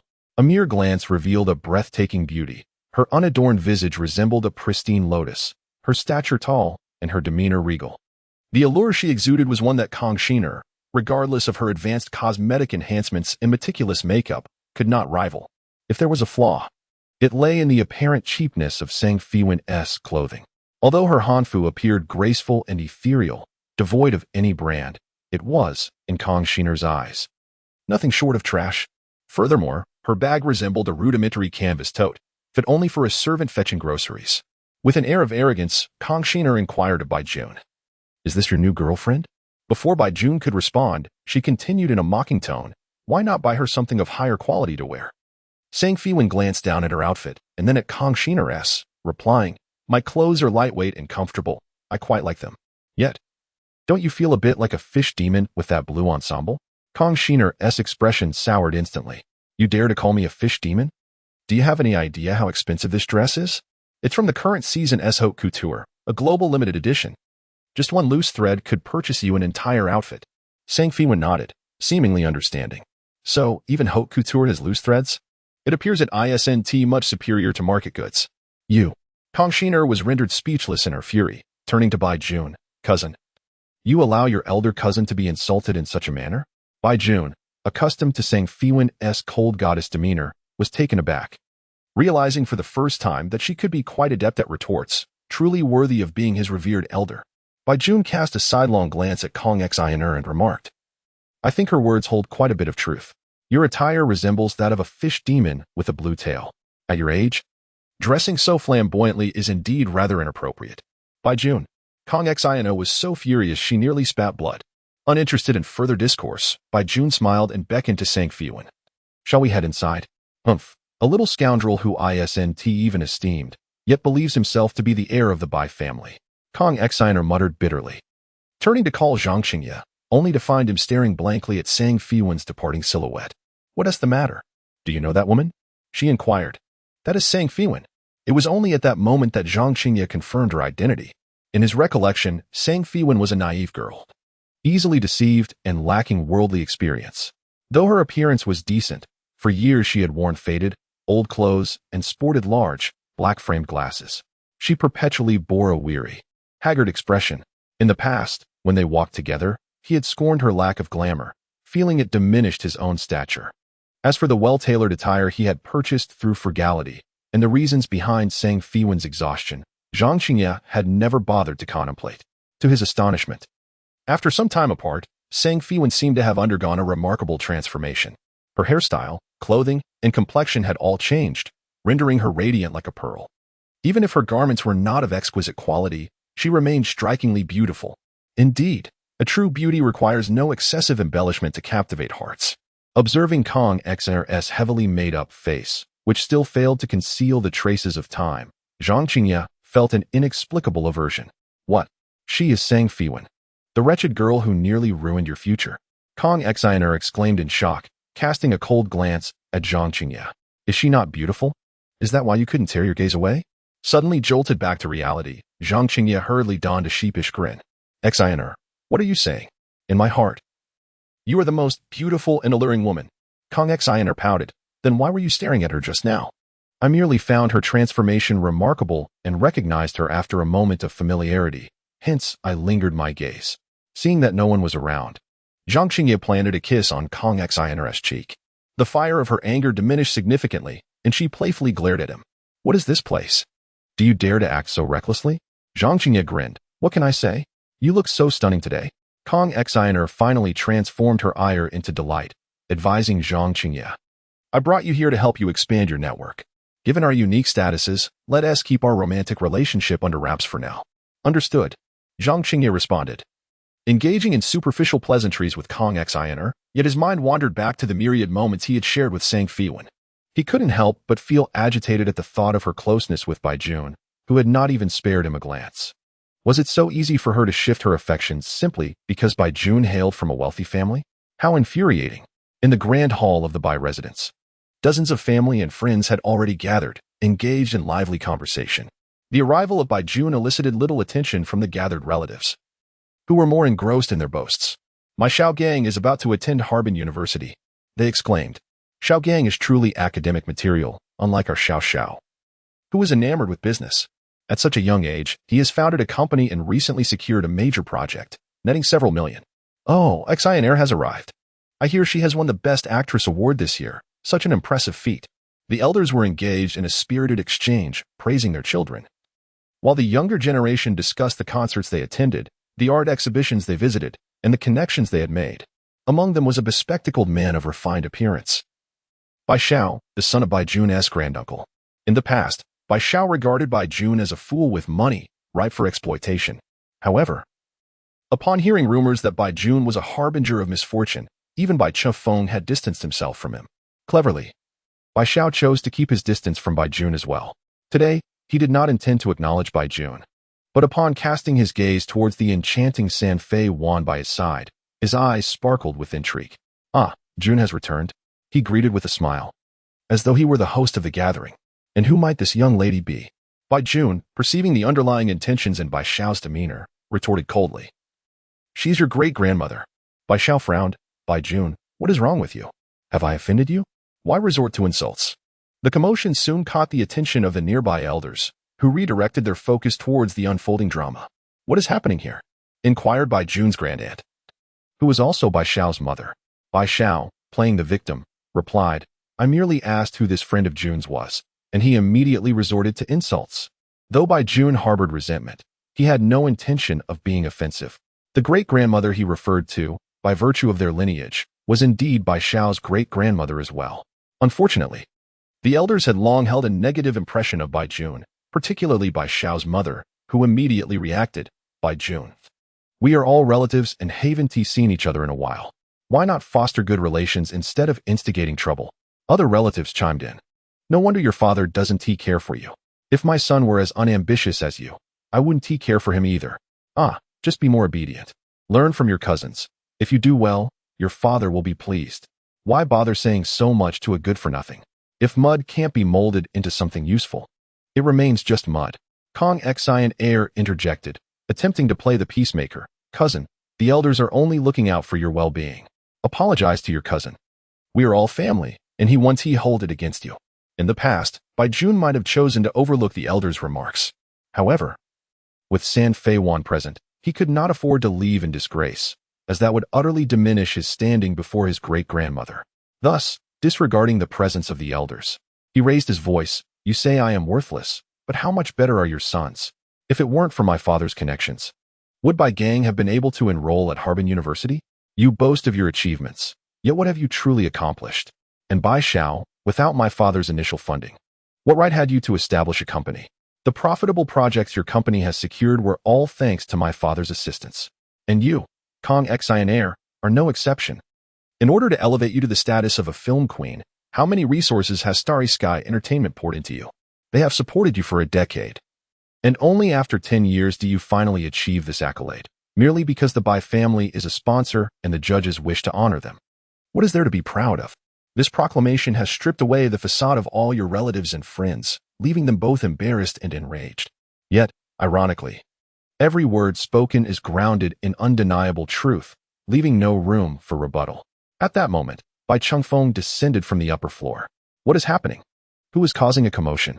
Auntie was the first to speak ill. Bai Jun has truly become increasingly outrageous, not even bothering to greet his aunt or uncle. Bai Xiao and Bai Gang were merely attempting to converse with him, and he resorts to cursing. The other relatives chimed in agreement. Kong Shiner, with a hint of sarcasm, urged Bai Chengfeng. Bai Jun is still young and does not understand. Uncle, please do not be angry. Bai Chengfeng snorted coldly. He is in his 20s, still young? Returning home only to cause chaos. It would have been better if he hadn't come back at all. Father, why do you only listen to their one-sided accounts? Have you not seen how they deliberately provoke me? Bai Jun, in his frustration, could no longer hold back and confronted Bai Chengfeng. Bai Chengfeng replied icily, if everyone is against you, should you not reflect on your own shortcomings? I have shortcomings. Then shall I simply leave? Bai Jun retorted angrily and attempted to walk away.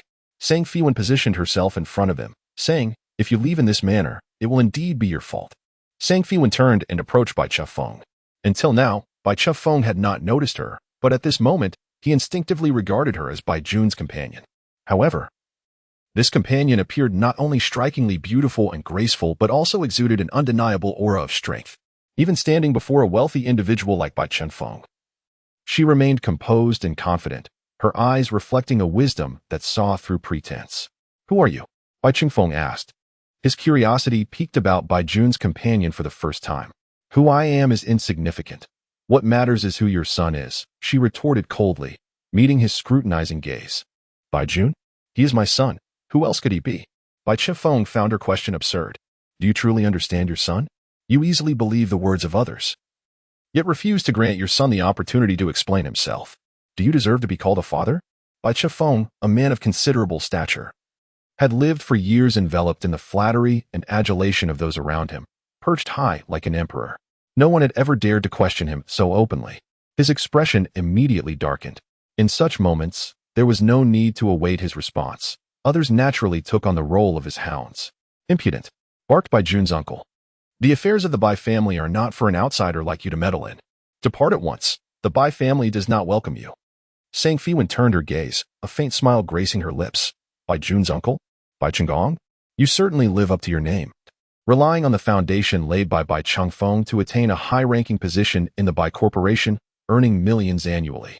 Yet, you lack gratitude, exploiting your power to embezzle project funds. The money you siphon off is funneled into your son Bai Xiao's company for laundering. Upon hearing this, Bai Jun's uncle felt a chill run down his spine. These actions had always been conducted in secrecy. How could this woman possibly know? You are spouting nonsense. He shouted at Sang Feiwan and then hurriedly explained to Bai Chengfeng. Third brother, you must not heed his nonsensical words. Third brother would not be so foolish as to be swayed by an outsider's provocations. Security, please escort this mad woman out. Bai Jun, the second uncle, also stepped forward to shout. Sang Feiwan's gaze fell upon the second uncle once more, and she smiled. Her smile was enchanting, yet for some inexplicable reason. The moment the second uncle met her gaze, he felt a chill in his heart. Bai Chengkai, you are no better. Every sum of money embezzled by Bai Chenggong also involved you. You privately registered a shell company named Lian Sai for money laundering. Such matters are easily uncovered. It's merely that Bai Chengfeng trusts these relatives too much and never scrutinizes their accounts. Bai Chenggong, Bai Chengkai, and their wives and children all stood together, denying Sang Feiwan's claims. Only Bai Jun believed in Sang Feiwan wholeheartedly and fervently urged Bai Chengfeng, Father, you should trust her. She never speaks falsely. Moreover, these matters can be easily verified. Deceit cannot last long. Bai Chengfeng had commanded respect for many years and was not truly foolish, just overly trusting. Seeing Sang Feiwan articulate her points with reason and even knowing the name of Bai Chengsai's shell company naturally aroused his suspicion. He calmly stated, I will investigate this matter. I will never allow outsiders to slander my family. On the surface, he still supported his brothers. But his two older siblings were quite troubled. How could they investigate such matters? Wouldn't it expose everything? They shot a furtive glare at Bai Jun. Where did this extravagant child find a woman who could unveil all their secrets? Bai Chengfeng ceased to say more and turned his attention to Bai Jun, glancing at his legs, and remarked, I heard you were feeling better? Bai Jun, who had always felt a tinge of fear towards his father, nodded earnestly and explained, the doctor misdiagnosed. It's just superficial injuries that heal quickly. Bai Chengfeng did not pursue the topic further but instead chatted with several of his nephews, inquiring about their studies and careers, seemingly unbothered by the earlier incident. Bai Chengkai and Bai Chenggong still harbored a flicker of hope. Could it be that third brother was not convinced at all? That when he spoke of an investigation, it was merely for show? After finishing his conversation with his nephews, Bai Chengfeng began to speak with Kong Shiner. Seizing the opportunity, Kong Shiner introduced Zhang Qingye to him, and Bai Chengfeng inquired about his career as well. Meanwhile, Bai Jun gradually found himself pushed to the periphery, feeling like an outsider. Such neglect could sometimes wound deeper than outright scolding. Bai Jun held back his tears and forced a smile at Sang Feiwan. I'm going to the restroom. If you find it stuffy here, feel free to stroll in the garden. Sang Feiwan nodded. I'll wait for you in the garden. Come find me after you've had your cry. Bai Jun thought to himself that he wished to hide away and shed tears to vent his emotions. But why couldn't he? Even these little thoughts remained concealed from the matriarch. Sang Feiwan had already assessed the Bai family relatives and Bai Chengfeng's demeanor at this moment. She had no desire to linger among such tedious individuals. As she reached the garden, she heard a voice call out from behind her, Wan Wan. As Sang Feiwan turned her head, she caught sight of Zhang Qingye traversing the flower bed, making his way towards her. It must be said that Zhang Qingye's appearance was indeed striking. His physique and facial features were exceptionally pleasing, and his aura exuded a certain purity. Alas, one cannot equate a person's exterior with their inner self. Is there something you wish to discuss? Sang Feiwan's tone was frigid and detached, akin to that of someone addressing a stranger seeking directions. Upon reaching her, Zhang Qingye's eyes shimmered with lingering affection, his voice tinged with sorrow. Must you speak to me in such a manner? Even though we have parted ways, we were together for a decade. Surely we can remain friends? Sang Feiwan chuckled. Do you dare to make such a statement publicly? How about you repeat it once more, and I shall record it. Feiwan, Zhang Qingye implored. I know you still harbor resentment towards me, but could you, for a moment, consider my perspective?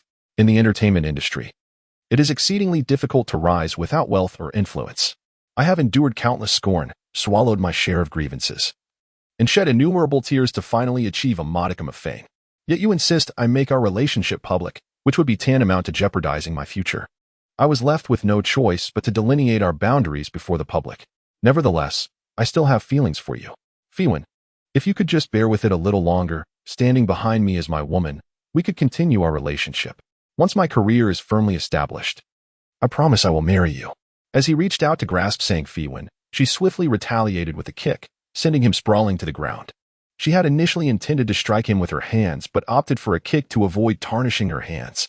You are truly repugnant, she declared.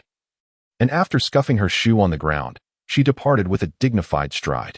Zhang Qingye, momentarily dazed by the kick, pondered her words. Repugnant? That cannot be right. She once adored me wholeheartedly, obeying my every whim. What has caused this sudden transformation? Is her indifference genuine? Or is she merely attempting to provoke my attention with a facade of rejection? Kong Shiner approached, witnessing Zhang Qingye sprawled on the ground, urgently inquiring, what happened? Catching a glimpse of Sang Feiwan's retreating figure from afar, she furrowed her brows. Did you come out specifically to find her? Zhang Qingye could not admit the truth. He hastily scrambled to his feet, asserting, I am not seeking her out. In fact, I am trying to avoid her. She approached me, seeking reconciliation. My heart belongs only to you, Shiner. I would never entangle myself with another woman. Not only did I refuse her, but I also scolded her harshly. Enraged and humiliated, she retaliated with a kick. I was unprepared for her sudden aggression and was caught off guard. Oh, that vixen can be quite ruthless. As an actor, one must concede that his performance at that moment was rather commendable. Kong Shiner, dismissing her doubts, retorted with disdain, what a charlatan. Pretending to be a master of mysticism online. She is nothing but a fickle wretch, and as if it weren't enough to latch onto my cousin, she now seeks to ensnare you, Qingye. Humph, just wait until my aunt arrives to deal with this wretch. By 4 o'clock in the afternoon, all the guests had arrived, and Bai Chengfeng was busy attending to his business associates. Not long after, Madame Bai returned, accompanied by a young man clad in a white suit, who upon seeing Bai Chengfeng exclaimed with a smile, Father. Bai Chengfeng's demeanor was cool and distant towards Bai Junshi. Yet his expression softened into a warm smile at the sight of his youngest son. You're back? Were you tired from the flight? Not at all. Father, happy birthday. Bai Hui spoke as he presented an exquisite brocade box, within which lay a luxurious diamond-studded watch. Bai Chengfeng's face lit up with joy as he immediately adorned his wrist with the timepiece. Meanwhile, Bai Jun held a small box in his hands, containing a pair of cufflinks he had personally designed. However, as he observed from a distance, his parents and younger brother engaged in cheerful conversation about trivial family matters. He found himself lacking the courage to join their merriment. For over 20 years, Bai Jun had been unable to comprehend why, despite being brothers, the treatment he received vastly differed from that of his sibling. In the presence of Bai Hui, Bai Chengfeng would patiently listen to his son's concerns, offering sagacious advice. During moments of adversity, he would provide encouragement and support. When Bai Hui achieved success, Bai Chengfeng would erupt in joyous laughter, his face radiating pride. On every significant occasion for Bai Hui, be it birthdays, graduation ceremonies, or even minor accolades, Bai Chengfeng would host lavish celebrations. In Bai Hui's eyes, Bai Chengfeng embodied the ideal mentor and a remarkable father. It was widely believed that to be born as Bai Chengfeng's son was a stroke of extraordinary fortune, akin to having saved the galaxy in a past life. Conversely, the narrative for Bai Jun was starkly different. Throughout his life, Bai Chengfeng seldom inquired about Bai Jun's achievements, showed little interest in his thoughts, and had never attended any pivotal moments in his life. He even forbade Bai Jun from residing with him, solely because Bai Jun had been labeled a disaster star since childhood, leading to such disparate treatment. At times, Bai Jun would question whether he truly was Bai Chengfeng's biological son. When he voiced his doubts to Madame Bai, she would chide him with a smile, asserting that even if their father did not dote on him, their mother loved him dearly. Yet, her affection often remained superficial, with her actions reflecting a similar neglect as Bai Chengfeng's, as she too directed her affection primarily towards the younger Bai Hui. Holding the gift, Bai Jun hesitated. Why not just present it? Suggested Sang Feiwan. In truth, whether I give it or not makes little difference, Bai Jun replied with a hollow chuckle, feigning indifference. Sang Feiwan encouraged him, saying, if you wish to give it, then do so. How the recipient reacts is a different matter entirely. Summoning his courage, Bai Jun tightened his grip on the gift box and stepped forward, calling out, Dad, Mom. Madame Bai turned around with a bright smile, saying, I just heard someone say you were back, wondering why you hadn't shown your face. Ah Jun, I heard you've recovered. Let me see. Oh dear. You're truly well? You frightened your mother to death. Though she spoke of fear. She had spent less than 2 days in the hospital before leaving without a backward glance, abandoning the still injured Bai Jun to the care of the nurses. Bai Jun said little, casting a timid glance at Bai Chengfeng before carefully presenting his gift. Dad, happy birthday. These are cufflinks I designed and crafted for you to complement your formal attire. Bai Chengfeng accepted the gift, glanced at it thoughtfully, then casually handed it to Madame Bai, instructing her to keep it, showing no intention of wearing them. As Bai Jun observed the prestigious watch on Bai Chengfeng's wrist, a tumult of emotions surged within him. Last year, he gifted Bai Chengfeng a luxurious watch. During that month, his allowance had yet to arrive, and in order to purchase the present, he reluctantly sold his cherished limited edition motorcycle. However, the exquisite timepiece he meticulously selected and invested a substantial sum in was merely glanced at by Bai Chengfeng before being set aside by Madame Bai. At that moment, he surmised that his father, accustomed to fine things, would not find it remarkable. Thus, this year, he contemplated designing and crafting a gift himself. Although it lacked the refinement of a renowned brand, the diamonds adorning it were procured at a considerable cost. To perfect the design of these cufflinks, he, lacking any prior knowledge, sought a tutor and spent several months learning jewelry design. Yet, once again, the reality proved that a son who is not favored, regardless of the effort or expense involved, will find his offerings trivialized. Bai Chengfeng noted the fleeting disappointment in his son's eyes, poised to speak, when Madame Bai interjected, reminding him that it was time to cut the cake. Consequently, she linked arms with her husband and youngest son, and the trio joyfully ascended the stage, popping champagne and slicing the cake amidst the well wishes of all the guests. In the midst of the cheerful commotion, Bai Jun stood bewildered among the crowd, feeling as if he were an outsider in this world. As someone approached his side, Bai Jun did not need to turn around to recognize who it was. He sniffled and sighed. "I suddenly feel quite pitiful," Sang Feiwan replied coolly. "Indeed, to some extent." Bai Jun offered a wry smile. "Just to some extent? Look at me now, my father shows no affection, and my mother's love is also limited. One might mistakenly think I am the illegitimate child of the Bai family," Sang Feiwan remarked. "In fact, your situation is even more tragic than that of an illegitimate child, as they would not have their fate usurped." The mention of fate reminded Bai Jun of his purpose for being there, prompting him to inquire of Sang Feiwan, "Great-grandmother, you have met all of our relatives. Have you discovered who has stolen my fate?" Sang Feiwan's sharp gaze fell upon the stage. There, Bai Chengfeng had concluded his words of gratitude and publicly announced that his youngest son, Bai Hui, would officially commence his role as the assistant to the president at Bai Enterprises starting tomorrow. While he was referred to as an assistant, everyone understood that this was merely Bai Chengfeng paving the way for his son to inherit the family business. In stark contrast, Bai Jun, the eldest son, having graduated several years ago, had yet to be allowed even a glimpse of the main company, let alone be involved with any subsidiaries. Even the title of Prince of the Bai family was a sarcastic label bestowed by those with ulterior motives. At this moment, Bai Xiao and Bai Gang, along with other relatives, cast scornful glances from a distance, and though he did not need to overhear their whispered comments, he could easily imagine how unflattering they were. "Are you envious of Bai Hui?" Sang Feiwan bluntly stated. Bai Jun sighed. "I know I am nothing but a slacker, incapable of bearing great responsibilities. And I never intended to compete with Bai Hui for anything. I simply cannot comprehend why, being both sons of the same father, there exists such a vast disparity between Bai Hui and myself. Is it possible that if I grow closer to my father, he will become tainted by my misfortune?" Sang Feiwan nodded. "Currently, that is indeed the case. If your father were to arrange for you to enter his company, even if it were a subsidiary, calamity would inevitably ensue." Bai Jun was left speechless, sighing once more. "Well, that is understandable. Yet, I still feel an overwhelming sense of jealousy towards my younger brother. What can I do about this tumultuous envy within me?" Replied, "There is no need for jealousy. You are not blood brothers." Bai Jun was taken aback. "What do you mean? Am I truly my father's illegitimate child?" Shook her head. "Bai Hui is not your father's biological son." Bai Jun, though he had little affection for Bai Hui, was utterly astonished at this revelation. He had never imagined that Bai Hui was not a descendant of the Bai family. But if Bai Hui was not a part of the Bai lineage, then whose child was he? His gaze shifted to Madame Bai, and suddenly a thought struck him. "So? My mother cheated on my father."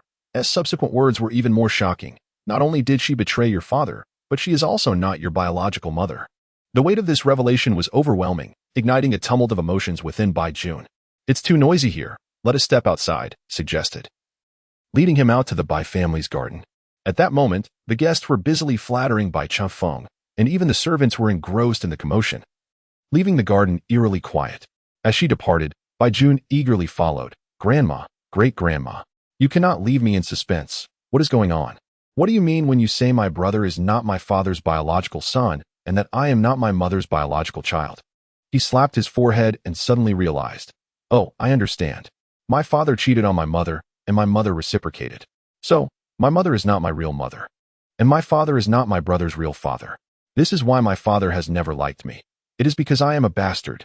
Oh no, I am indeed a bastard. Looked at him with sympathy, and despite his tears, Baijun, ever concerned about appearances, said, "You need not pity me. I had long suspected I was not my father's true son. I was somewhat prepared for this, though it is a bit distressing. I will be fine after a good cry." Remarked, "I do feel sympathy for you, but not due to your lineage. Rather, it is for your intellect. How can one be so foolish?" With tears still glistening in his eyes, Baijun asked, "What do you mean? Am I mistaken in my understanding?" Responded, "You are indeed Bai Chengfeng's biological son and his only true heir." Baijun was further perplexed. Then why am I not my mother's son? Seeing his utter confusion, took it upon herself to explain once more. The current Madame Bai is Bai Chengfeng's second wife, while his first wife is Baijun's biological mother. However, Baijun's birth mother had a short-lived fortune. She followed Bai Chengfeng during his impoverished days, but passed away shortly after his career began to flourish. At that time, Baijun was merely 6 months old, with no memories of her. Bai Chengfeng, preoccupied with work and unable to care for an infant, hired a young and beautiful nanny. She took meticulous care of the child, treating him as her own, for which Bai Chengfeng was immensely grateful. Eventually, this gratitude blossomed into a romantic affair, and the nanny became Madame Bai. Soon after, Madame Bai bore her own children, leading her to neglect Baijun, who had always regarded her as his true mother. Despite his affection, she pretended to care for him while remaining indifferent behind the scenes, sometimes even undermining him, resulting in his transformation into a frivolous, uneducated scion. The car accident that nearly claimed Baijun's life left him in a state of bewilderment, for it was evident that Madame Bai did not genuinely mourn. She merely made a routine visit to check on him before hastily departing abroad to attend her biological son's graduation ceremony. Upon hearing this, Baijun found himself at a crossroads of emotions, joyful for being the sole heir of the Bai family, yet sorrowful for the realization that his mother was not his biological parent. The notion was inconceivable to him. How could she not be his mother? He had called her mom for over 2 decades. How could that bond suddenly be invalidated? Feiwan sympathetically patted his shoulder, urging him not to despair, cautioning that what was to come would be even harder to bear. Baijun wiped away his tears, declaring that given the circumstances, there was little else he could not endure.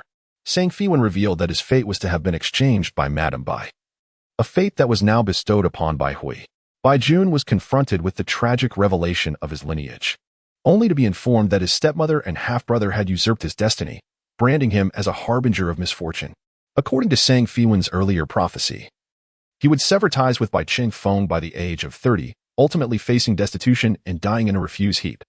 All of this calamity was wrought by his stepmother and half-brother. In that moment, Baijun truly grasped the concept of unbearable pain in life. While Madame Bai had never regarded him as her son, he had sincerely called her mom for over 20 years, believing wholeheartedly in that maternal bond. He recalled a childhood birthday when Bai Chengfeng was conspicuously absent, yet Madame Bai had promised to make time to celebrate with him. Regrettably, he found himself alone, guarding a cake adorned with lit candles, waiting endlessly for her arrival, only to discover that the candles extinguished without her presence. When a servant reached out to her, Madame Bai casually mentioned she was preoccupied with an engagement and instructed the servant to keep him company instead. Little Baijun wept, only to console himself with the thought that his mother's commitments kept her away, not from a lack of love. On another rare occasion, when Madame Bai had time to spare, she took Baijun and Bai Hui to an amusement park. Amidst the throngs of visitors, Baijun inadvertently lost her in the crowd. At merely 8 years old, he was already quite self-sufficient. He understood that in such situations, one must remain stationary and wait for their mother. Cartoons had taught him that mothers would always return, and to wander would only lead to worry. Yet, he waited and waited, as the crowd thinned and the park neared closure, but still no sign of his mother. With an indomitable spirit, he stood alone, rationalizing her absence. Perhaps she was suddenly detained, or perhaps Bai Hui had encountered an accident. Regardless, he resolved to be patient, believing that she would surely come for him. Ultimately, park staff discovered him, and, after notifying the authorities, a police officer returned him home. It was only then that Madame Bai, in a moment of belated realization, remarked, "Ah Jun, I almost forgot you were with me at the amusement park. I had thought I had only brought Bai Hui." She completely forgot about him, as she usually only took Bai Hui to the amusement park, forgetting that she had brought another child out today.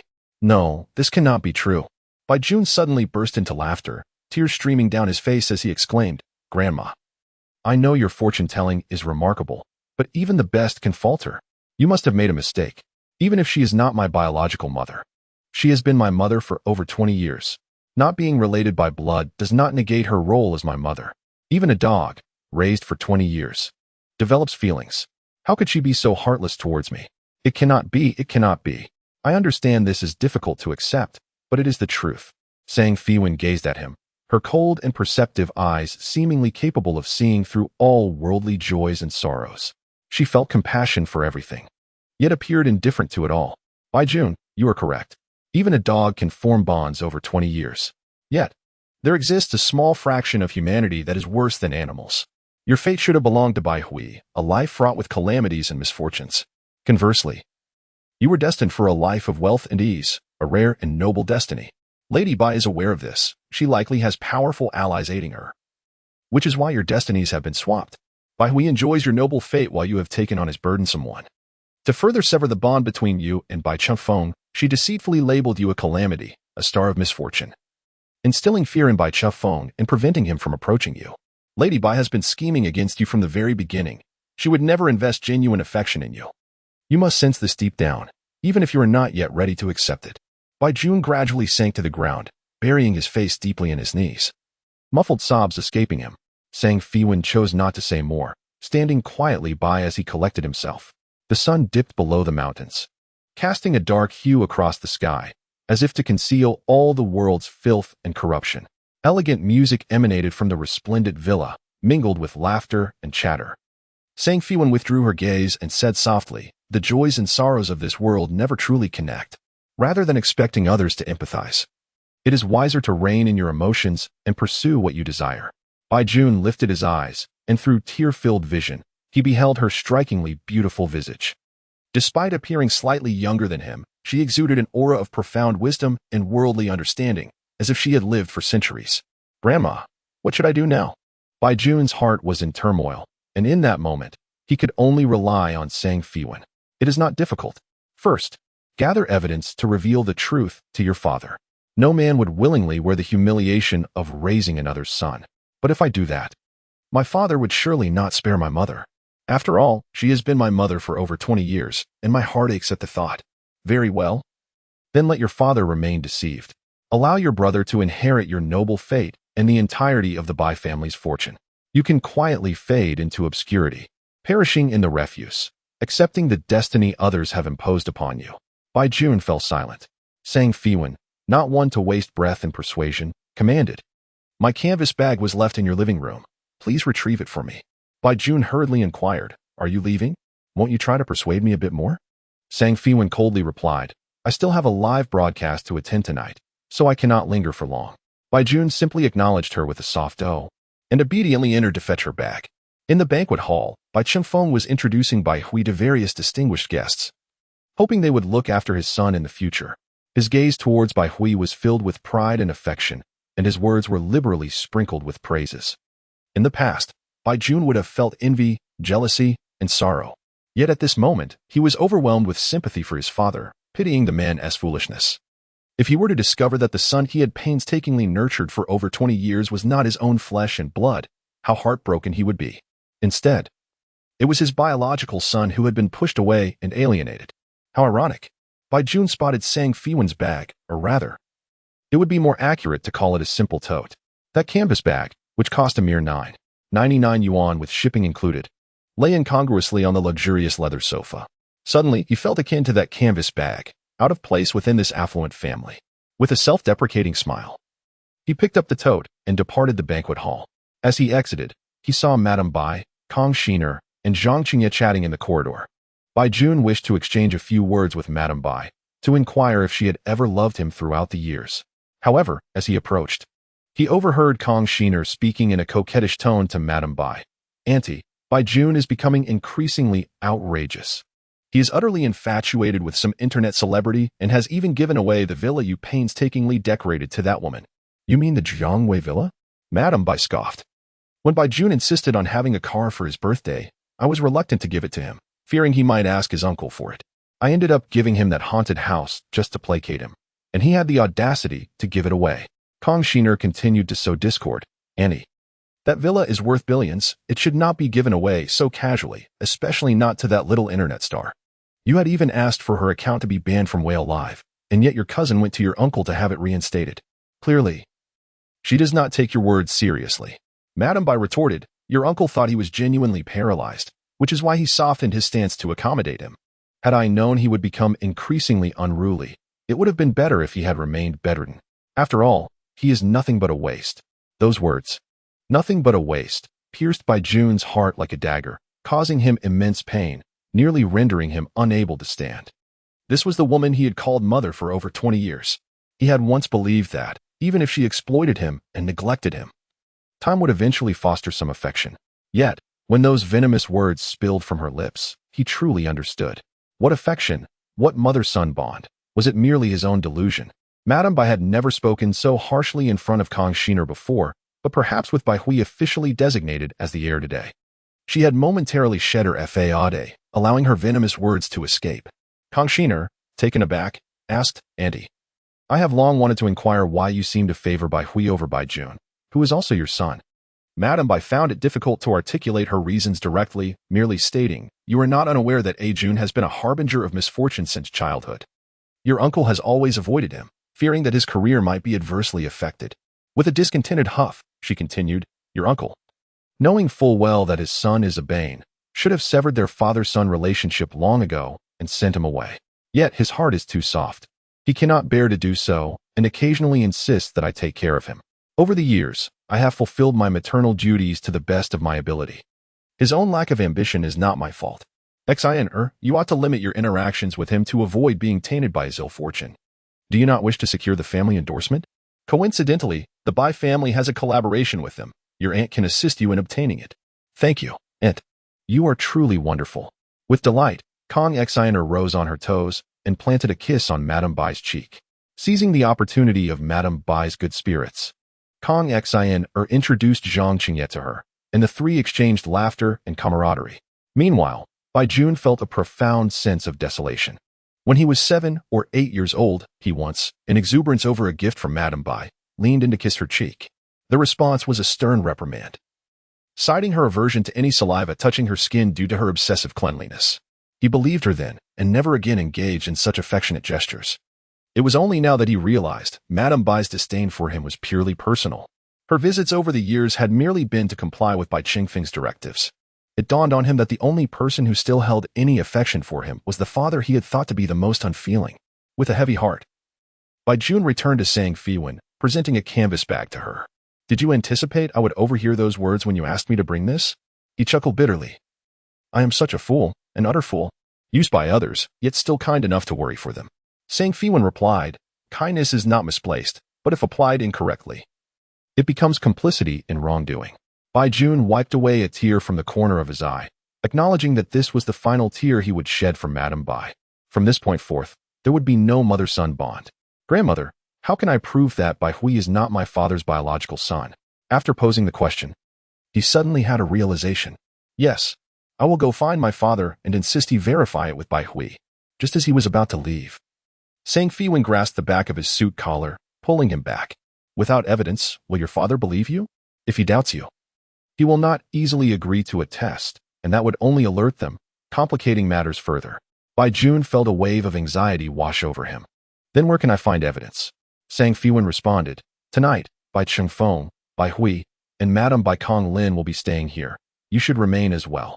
After they leave tomorrow, you can collect hair from their room. Hair can be tested, but ensure it contains the hair follicle. Upon hearing this, Bai Jun nodded vigorously, all right. Sang Feiwan added, until the report is out, do not let slip a word, not even to your father. I understand. After giving her instructions, Sang Feiwan departed from the Bai residence. Bai Jun waited until the banquet concluded and all the guests had departed before he steeled his emotions and entered the Bai villa. Madame Bai, Kong Lin, was seated on the sofa, engaging in cheerful conversation with her son and husband. Upon seeing Bai Jun arrive, she eagerly waved him over, maintaining her gentle and virtuous demeanor. Bai Jun found it utterly perplexing how one could be so adept at masquerade. Outwardly, she appeared to be a nurturing mother, while behind the fade lurked a malevolent stepmother who harbored a desire to see her stepson harmed. He approached, feeling despondent, and softly uttered, "Dad, Mom." Bai Chefeng did not respond, yet his gaze fell upon him.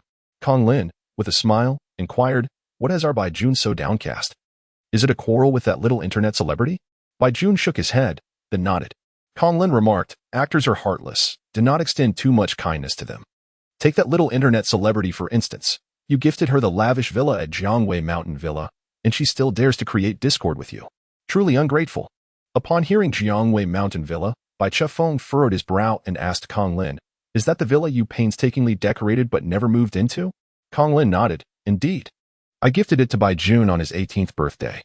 Who would have thought he would turn around and use it to curry favor with that little internet celebrity?" Bai Jun quickly clarified, it was not a gift, but a normal transaction. Kong Lin queried, "How much did you sell it for?" Bai Jun answered honestly, 10 million. Kong Lin scoffed, "A villa worth several hundred million, and you sold it for 10 million? What is the difference from giving it away?" Bai Jun explained, "The villa became haunted, which is why you all decided against living there. Even after hiring a master, the issues remained unresolved. Not only that villa, but the entire development has been vacant. No one dares to take it on. I was unaware at first, after hosting a party there with friends. I truly encountered something sinister, and I could never bring myself to stay again." "Your friend, a girl, dared to move in?" Bai Chefeng remarked dryly. Bai Jun replied, "She is a metaphysical streamer, possessing genuine skills. Living there can subdue evil spirits. Now, Jiangwei Mountain Villa is quite peaceful, and several families have heard of the tranquility and have gradually returned." Kong Lin expressed her displeasure. "If she can exorcise the spirits and cleanse the place, a token of appreciation would suffice. How could you just give away a villa? A transaction that defies market value is not a fair trade." Bai Jun, "Make it clear to her that she must return the house. Otherwise, we will sue her." Bai Jun's face turned pale with indignation. "The transaction is complete, and I agreed willingly. How can one demand its return for this reason? On what grounds?" Before Kong Lin could retort, Bai Chefeng waved his hand, saying, "Since you gave the house to Bai Jun back then, let him handle it himself." Kong Lin seethed internally but refrained from saying more in front of Bai Chefeng, lest it reflect poorly on her treatment of her stepson, making it difficult for Bai Chefeng to entrust Bai Jun's affairs to her in the future. Suppressing her frustration, Kong Lin smiled at Bai Jun and said, "Let us discuss the Jiangwei Mountain Villa matter later. It's getting late. I'll have the driver take you home to rest." Bai Jun turned to Bai Chefeng, "Dad, I would like to stay at home tonight." Fearing rejection, he quickly added, "I'll stay in the guest room on the first floor, far from the master bedroom. It won't disturb you. Just for one night. Since you moved into this house, I haven't stayed even once." Bai Chefeng lowered his gaze, remaining silent. Kong Lin smiled as she attempted to persuade Bai Jun, saying, "Jun, be obedient. Mother will take you out." Bai Jun stood motionless, his gaze fixed intently upon his father. Bai Chefeng did not engage him in conversation. Instead, he instructed the servant, "Prepare the guest room for the eldest young master." This was an acknowledgement of sorts. However, Bai Jun felt no joy, only a deep sense of sorrow. He pondered whether things would have been different had his biological mother still been alive. At the very least, he would possess a room that was entirely his own, akin to Bai Hui's, a space reserved for him regardless of his presence at home. Bai Hui was taken aback that his father would allow this calamity to enter their home. Once Bai Chefeng ascended the stairs, his expression fell, and he turned to Kong Lin, saying, "Mother, I shall stay out tonight. Tomorrow marks my first day at Bai's. I cannot afford to attract misfortune." Without Bai Hui at home, Bai Jun found it impossible to collect his hair. Thus, he provocatively remarked, "You are leaving? Planning to relinquish the suite on the third floor to me? If I settle in, I might just choose to stay." Kong Lin also detained Bai Hui, whispering, "Just one night is inconsequential.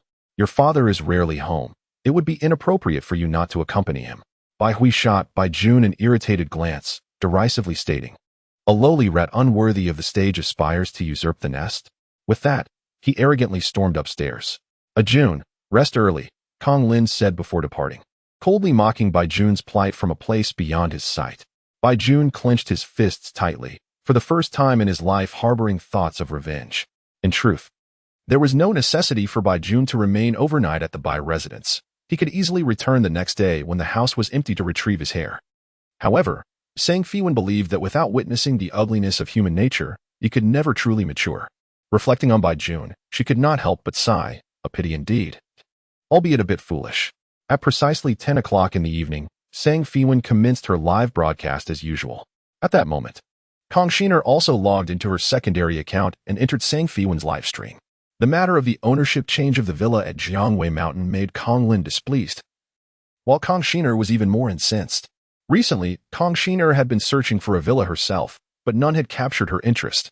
Either the locations were poor, or the properties too old or too small.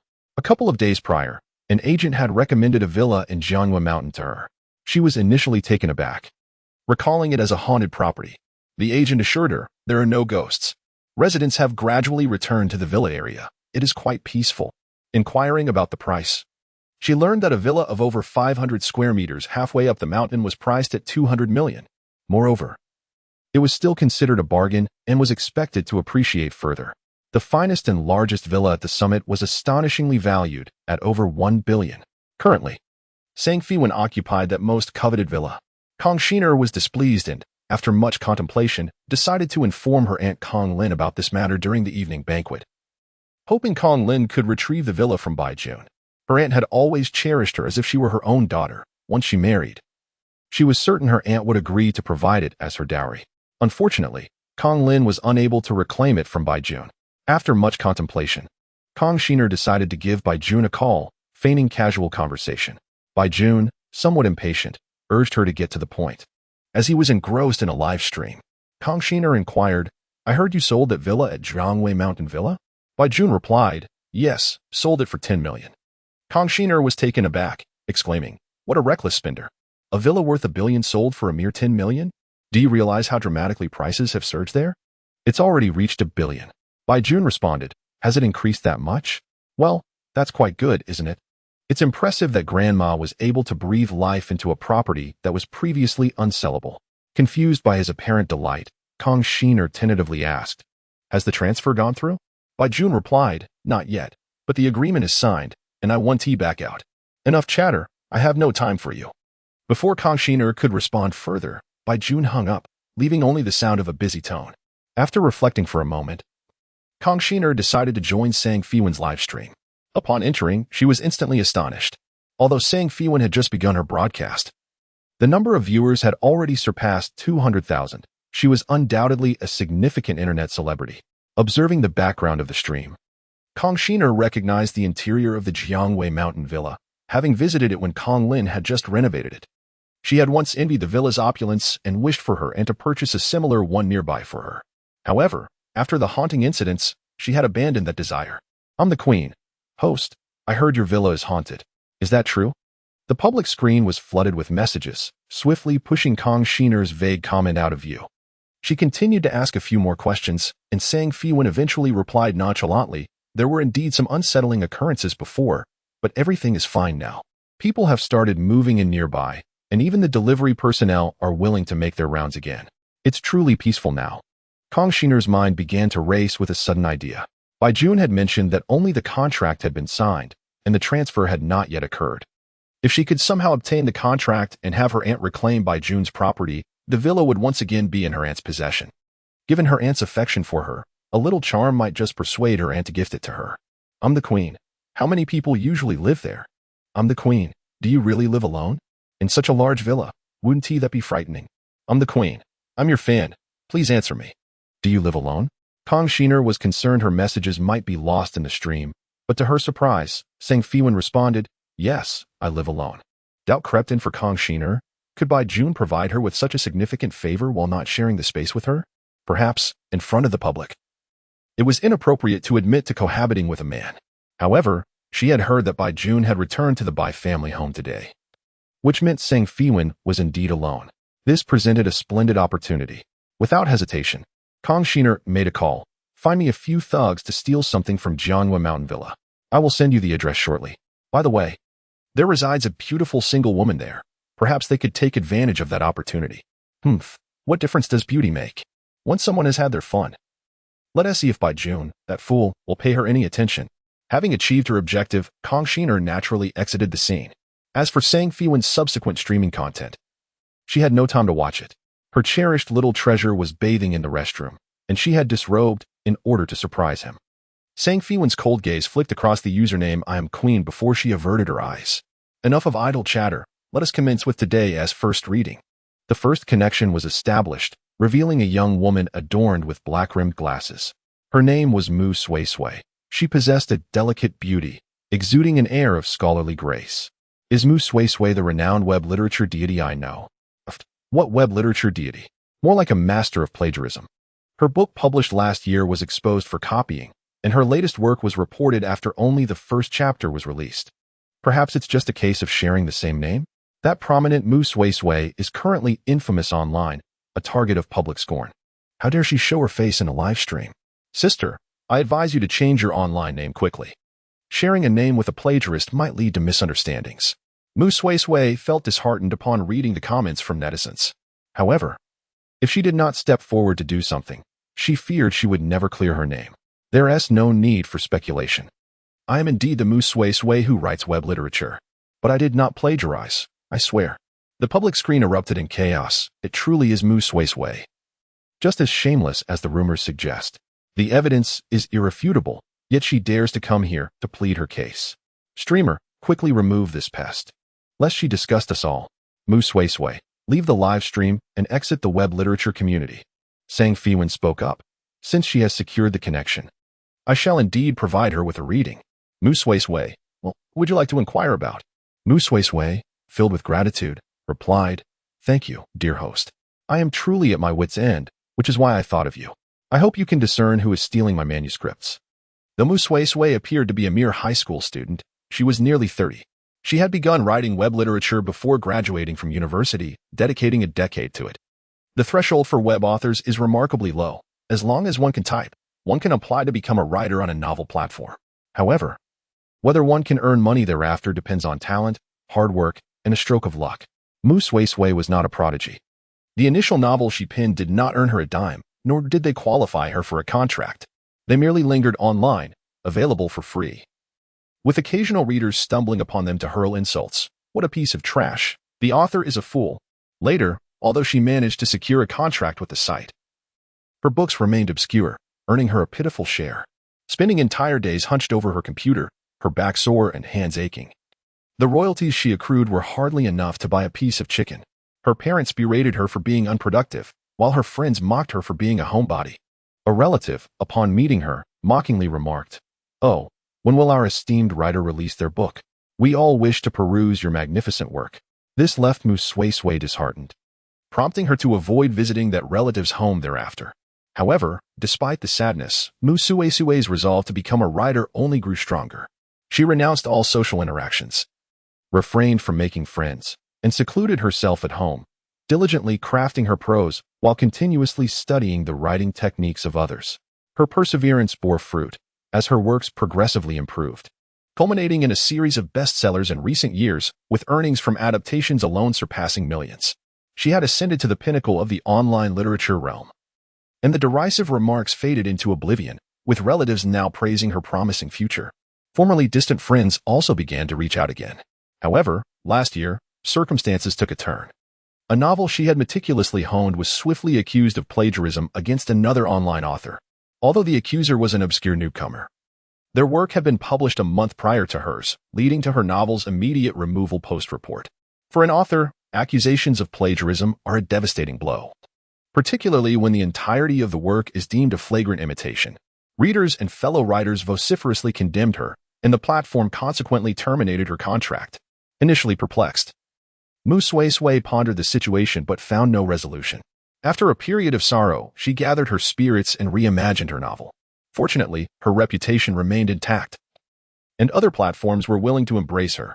Yet, just last month, after her new book had barely begun serialization, it was again reported for plagiarism.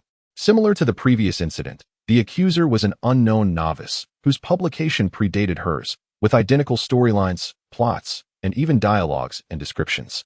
This second scandal thrust Mu Sui Sui back onto the pillar of shame. The vitriol she faced was intense, with accusations labeling her a plagiarism deity and a disgrace to the online literary community. Criticism proliferated not only on social media but also inundated the comment sections of her earlier works, with some even disparaging her family. Mu Sui Sui yearned to clarify her position, yet she lacked the evidence to substantiate her innocence. Mere words fell on deaf ears. The once ambitious and spirited girl found herself reluctant to venture outside. Spending her days staring blankly at her computer, she could not fathom why her painstakingly original words had morphed into alleged plagiaristic content. She refused to believe it was mere coincidence. Language is endlessly versatile, and even with similar plots, complete uniformity is implausible. In her most bewildered state, she stumbled upon a live stream by Sang Feiwan. After watching several sessions, she confirmed that Sang Feiwan indeed possessed the ability to discern such matters. Finally summoning her courage, she applied for a connection. Initially contemplating using a secondary account, she ultimately decided to utilize her primary one. To vindicate herself, she understood that she must confront the public fearlessly. As she mustered the courage to articulate her plight, tears welled at the corners of her eyes. Can you help me unravel the causes and consequences of this situation? Why has my original work been deemed as plagiarized? Do you believe me, dear host? Sang Feiwan glanced at her fate's trajectory and replied, I believe you. You have not plagiarized. This single affirmation shattered her composure, and she broke down in tears. For over a year, she had been feigning strength, countering all external doubts. Yet at this moment, her resilience crumbled with those words of belief. Her grievances and indignation transformed into a torrent of tears. Ah, she's crying now. Quite the performance. Does shedding a few tears absolve her of plagiarism? I heard Mu Sui Sui went live to clear her name. I came specifically to witness this shameless plagiarist. Who is this host? Unafraid of backlash, supporting Mu Sui Sui. Silly Mu Sui Sui. What a fool you are, resorting to mysticism to redeem yourself. Please, let us maintain civility in our comments. Our host is quite insightful and surely sees that Mu Sui Sui is wronged. Exactly, newcomers should refrain from speaking. Just observe. What mystical host? Clearly, she's accepted money from Mu Sui Sui to shamelessly assist in her defense. How disgraceful. Why don't you sell yourself for more money? The vitriol on the public screen escalated, and Sang Feiwan's fans could no longer tolerate it and began to voice their objections, only to provoke even fiercer attacks from detractors. Even Sang Feiwan herself faced harsh criticism. She cast a glance at the screen. Her expression remained indifferent, but her heart was beginning to feel discontent. Thank you for believing in me, dear host. But how can I prove my innocence? In this moment, Mu Sui Sui regarded Sang Feiwan as her sole lifeline. Sang Feiwan replied, I have already calculated the truth. However, you may not believe what I say. Thus, it is best for you to seek it out yourself. Mu Sui Sui eagerly asked, how will I uncover the truth? Sang Feiwan, while sending her a private message from backstage, said, I have sent you the specific method. In 1 hour, you shall witness the truth. As for what you decide to do afterward, that is up to you. Upon receiving the private message, Mu Sui Sui expressed her gratitude and prepared to offer a reward. Sang Feiwan halted her, saying, there is no rush to give a reward. Wait until you see the truth before you offer your payment. Mu Sui Sui thanked her and exited the live stream. She may have exited, but the cacophony of insults in the comments continued unabated, particularly from Mu Sui Sui's fans, who redirected their ire towards Sang Feiwan. What kind of fortune-telling is this? Just a charade. It cannot prove Mu Sui Sui's innocence. Mysticism is nothing but a deception. How does this host even have millions of followers? Surely, they were purchased. Purchased? Have you not seen how active everyone is? Mysticism ranks first. Do you think this is a joke? Allow me to clarify. Some client situations cannot be explained instantly. Thus, everyone should remain in the live stream for updates. Wow, this host is quite shameless, lacking talent, yet hoping to keep us engaged for better streaming metrics, right? How disgraceful. Haters, get lost. My host has our love, and that is enough. I trust her unconditionally. Once, I too doubted the host, questioned her motives, but after being proven wrong, I became a loyal supporter. At last, I shall begin to witness the moments when others are met with their comeuppance. Do not spare my feelings. The streamer and Mu Sui Sui are equally insufferable, toying with the public as if we are all fools, believing that mere words can absolve them? Bah, with such beauty, why not simply thrive as a visual streamer? Instead, they indulge in deceitful theatrics, and I shall promptly report them. Report 1. Unscrupulous streamer, deserving of universal condemnation. Sang Feiwan is unafraid of reports. Firstly, they possess no evidence, rendering their accusations void. Secondly, Bai Jun initially sought Bai Chengfeng's assistance to restore her account, and the higher-ups of the whale platform would not easily take action against her. Yet, the vitriol from these individuals is undeniably tiresome, especially given that many resort to crude insults. Many among them lack basic civility and seek validation as keyboard warriors. hastily forming opinions based on mere gossip, and then masquerading as champions of justice, wielding their keyboards as weapons to unleash slanderous and scathing remarks, heedless of the damage they inflict. In truth, most of these individuals are timid and cowardly in reality, daring not utter a word when faced with actual circumstances. Feiwan began to feel a sense of irritation. Since some refused to believe, why not propose a wager? She glanced at the clock. It was now 10:45 p.m. You may return in 1 hour, at 11:45 p.m. Mu Sui will join us once more to unveil the truth. If you discern the truth and recognize Mu Sui's innocence, then all who have hurled insults at me and Mu Sui on the public screen must henceforth refrain from any derogatory remarks online. What say you? Agreed. But if you lose, you must publicly apologize and cease streaming. Haha. In the interest of purging the streaming industry of its dross, I concur. I agree as well. If such a worthless streamer does not depart, we all share in the responsibility. The detractors readily accepted, as they perceived no personal loss. As for the stipulation against future insults, they thought, who could monitor their online expressions? No one would be watching over their shoulders. Very well. Should I fail to prove Mu Sui's innocence, I shall never stream again. If Mu Sui is indeed innocent, then you shall refrain from any further derogatory or personal attacks online. Feiwan reiterated the terms of the wager with an unprecedented gravity, affirming their agreement with the heavens as witness. Should there be a breach of contract, misfortune shall inevitably follow. As she uttered the final words, an invisible golden light radiated from her, intertwining with the myriad threads that connected her to the keyboard warriors who had tacitly accepted the wager. In the realm of cultivation, should a wager be sworn before the heavens, it would be subject to divine oversight. Thus, cultivators, regardless of their rank, would refrain from making frivolous bets, particularly those invoking the heavens, fearful of incurring divine retribution. Though the current world may be devoid of abundant spiritual energy, the heavens still endure. Yet, it seems few are aware of the proper methods to invoke divine testimony, with many treating oaths and wagers as mere trifles. The online detractors are no exception, believing that their absence would go unnoticed. However, in Feiwan's realm, such notions are utterly impractical. The spiritual energy here is indeed feeble. While the consequences of breach may not be severe, they will undoubtedly alter one's fortune. The ancients wisely remarked that calamity often arises from careless words, a sentiment not without merit. With the wager firmly established, Feiwan, wishing to preserve the harmony of the public screen, suggested to the detractors, you may temporarily withdraw and return at 11:45. Remaining here will only amplify the fervor of my live stream. Even your most scathing remarks contribute to my viewership metrics. Upon hearing this, the detractors were understandably displeased. Bah! I refuse to enhance your viewership. I shall withdraw out of respect. Brothers, let us retreat and return in an hour. We must not allow this host to gain undue traffic. The detractors departed entirely, and the public screen returned to normalcy. Finally, the detractors have vanished. Is it time for today's second divination? I remain curious about Mu Sui's situation. I trust the host's judgment, but if Mu Sui is innocent, why did others publish their articles before her? Must we wait an hour for the continuation? I am already anxiously restless. Host, please provide a spoiler. Viewing the live stream as a serial drama, who among us understands? I do. One simply must acclimate. Acclamation 1. Feiwan smiled. Indeed. A live stream devoid of detractors is remarkably serene. She then announced the commencement of the second connection for the evening. It was not until a new face appeared on screen that many viewers lamented, in our eagerness to gossip, we forgot to secure our connection.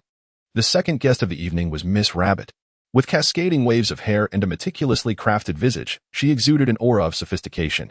Her appearance immediately captivated the audience. Wow, she is stunning, just my type. Pray, how old is this lady, and is she available? Might I still have a chance? What are you dreaming of?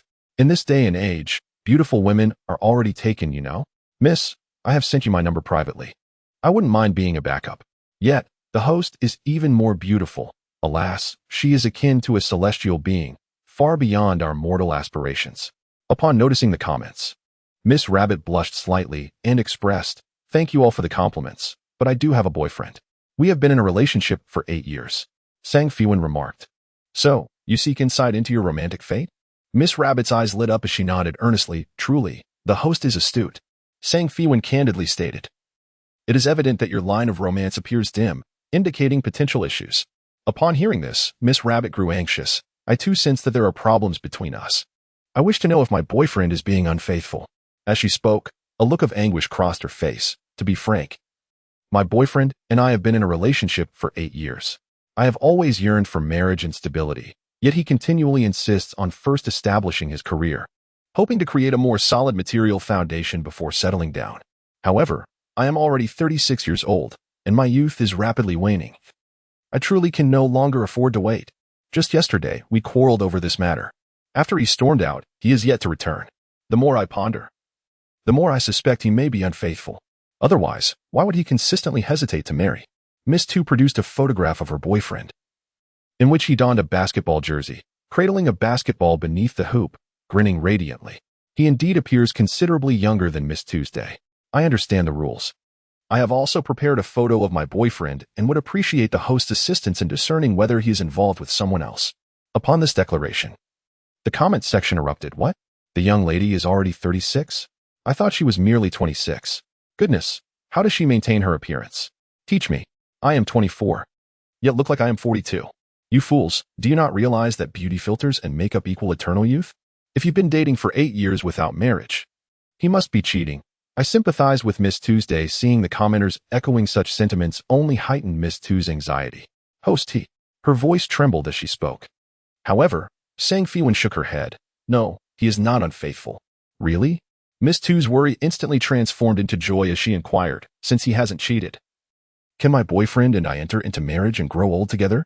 Again, Feiwan shook her head, though he is not unfaithful. The bond between you has grown so faint it is nearly imperceptible. Miss Tu was taken aback. What does that mean? Feiwan explained. It means that your connection has reached its conclusion. Miss Tu sprang to her feet. No, that cannot be. Did you not just say he is not unfaithful?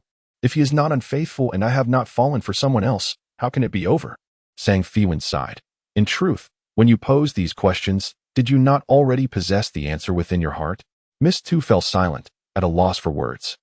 Perhaps the prolonged suppression of her emotions had ignited a desire to confide. Before long, she began recounting their shared history. They had first met when she was 28, serving as a sales supervisor, while he had just turned 20, a newly recruited intern. Despite his youth, the boy was exuberant and diligent, capturing the admiration of the female interns. Yet, he had chosen to pursue Miss Tu, bringing her breakfast and coffee each day. On one occasion, during a drinking gathering, Miss Tu was pressured to drink, and he gallantly stepped in to shield her from the alcohol, ultimately succumbing to gastric hemorrhage. She scolded him. What made you think you should shield me? I could handle 2 or 3 drinks at most. But with your interference, they deliberately targeted you, taking turns to force alcohol upon you. He, though pale, maintained a foolish grin.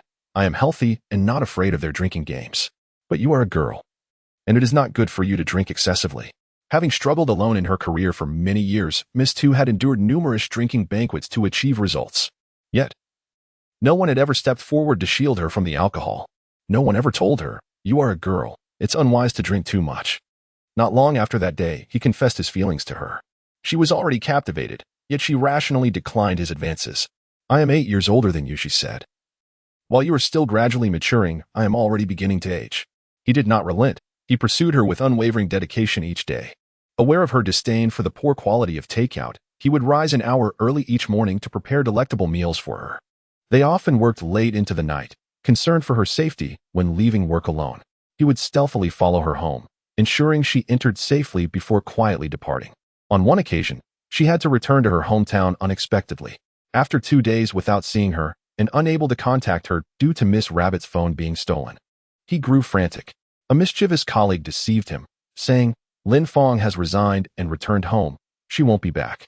His expression changed dramatically as he hurriedly purchased the nearest train ticket to pursue her. Time was of the essence, and he could only secure a standing ticket. For 8 long hours, he stood, his legs aching, until he finally reached her hometown. That evening, snow fell heavily, the air biting as if it wished to freeze everything in its path. As Miss Rabbit stepped outside, she spotted him. He stood alone at the gate of her home, pacing restlessly. Without any luggage and chilled to the bone, a thick layer of snow had accumulated on his shoulders and head. His teeth chattered from the cold. Yet he mustered a smile. Lin Fong, I heard you resigned. I came to ask if you plan to stay in your hometown. May I accompany you? The youthful love was pure and fervent, warming her heart on that frigid winter night. They embraced beneath the snowy sky, flakes cascading down upon them. She gazed up and thought of a saying, "If today we share the snow, then in this life, we shall grow old together." In the initial years, they were genuinely happy. They returned to the city and shared a rented apartment. He took on all household chores, cooking, laundry, even washing her blood-stained underwear during her menstrual cycle. She preferred lean meat over fatty cuts, to which he cheerfully replied, "How fortuitous, for I absolutely adore fatty meat." We are truly a match made in heaven. She enjoyed films, and they would hold hands every week for a romantic movie date. He urged her to keep the tickets safe, believing that once they had seen 100 films, they would have saved enough money to marry. The tickets piled up in her box, long surpassing 100. He transitioned from an intern to a vital asset in the company, having saved enough for their wedding expenses. Yet, his enthusiasm began to wane. He ceased to mention marriage, focusing on work during the day and either socializing at night or playing video games at home.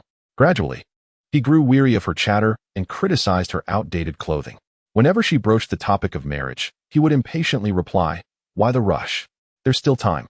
To him, there was still time. After 8 years of dating, he was merely 28. But what about her? She was 36, having already surpassed her prime years for childbearing. When did their feelings begin to change? Perhaps it was when wrinkles quietly crept into the corners of her eyes. Or perhaps it was through the countless arguments they endured. Miss Rabbit confided to Sang Feiwan, "Host, I am acutely aware that our journey may not reach its conclusion. Yet, I find myself unable to relinquish my feelings for him. I have cherished him for so many years. Why does my affection for him deepen, while his feelings seem to fade away so effortlessly? Where has that boy, who stood for 8 hours on a train just to be before me, disappeared to?" For the first time, Sang Feiwan found herself at a loss for words. Emotions are indeed an extraordinarily intricate phenomenon. One might claim they are insubstantial, yet in moments of fervor, they can consume everything, even to the point of sacrificing one's life for another. Conversely, when love wanes, it can inflict profound heartache, often without the offender's awareness. Vows once sworn have turned into mere empty promises, and hands once held with the intention of never letting go now feel burdensome and tiresome, leading to an inevitable release. There is no right or wrong. It is simply that affection has dulled, hearts have shifted, and thus, people become increasingly unfamiliar to one another. It is as if all that once was has become a fleeting illusion, beautiful yet absurd. Oh, I want to cry. I see myself in my husband. He was so devoted once. A single tear from me could stir his heart for hours. But now, even if I weep through the night, he remains indifferent and finds me bothersome. I wish to express that romantic relationships between older and younger partners are far from the idyllic portrayals in novels and television. The girl invested 8 years nurturing the boy's growth, only for him to lose interest. Poor sister, 8 years of devotion. Truly, it feels utterly unworthy.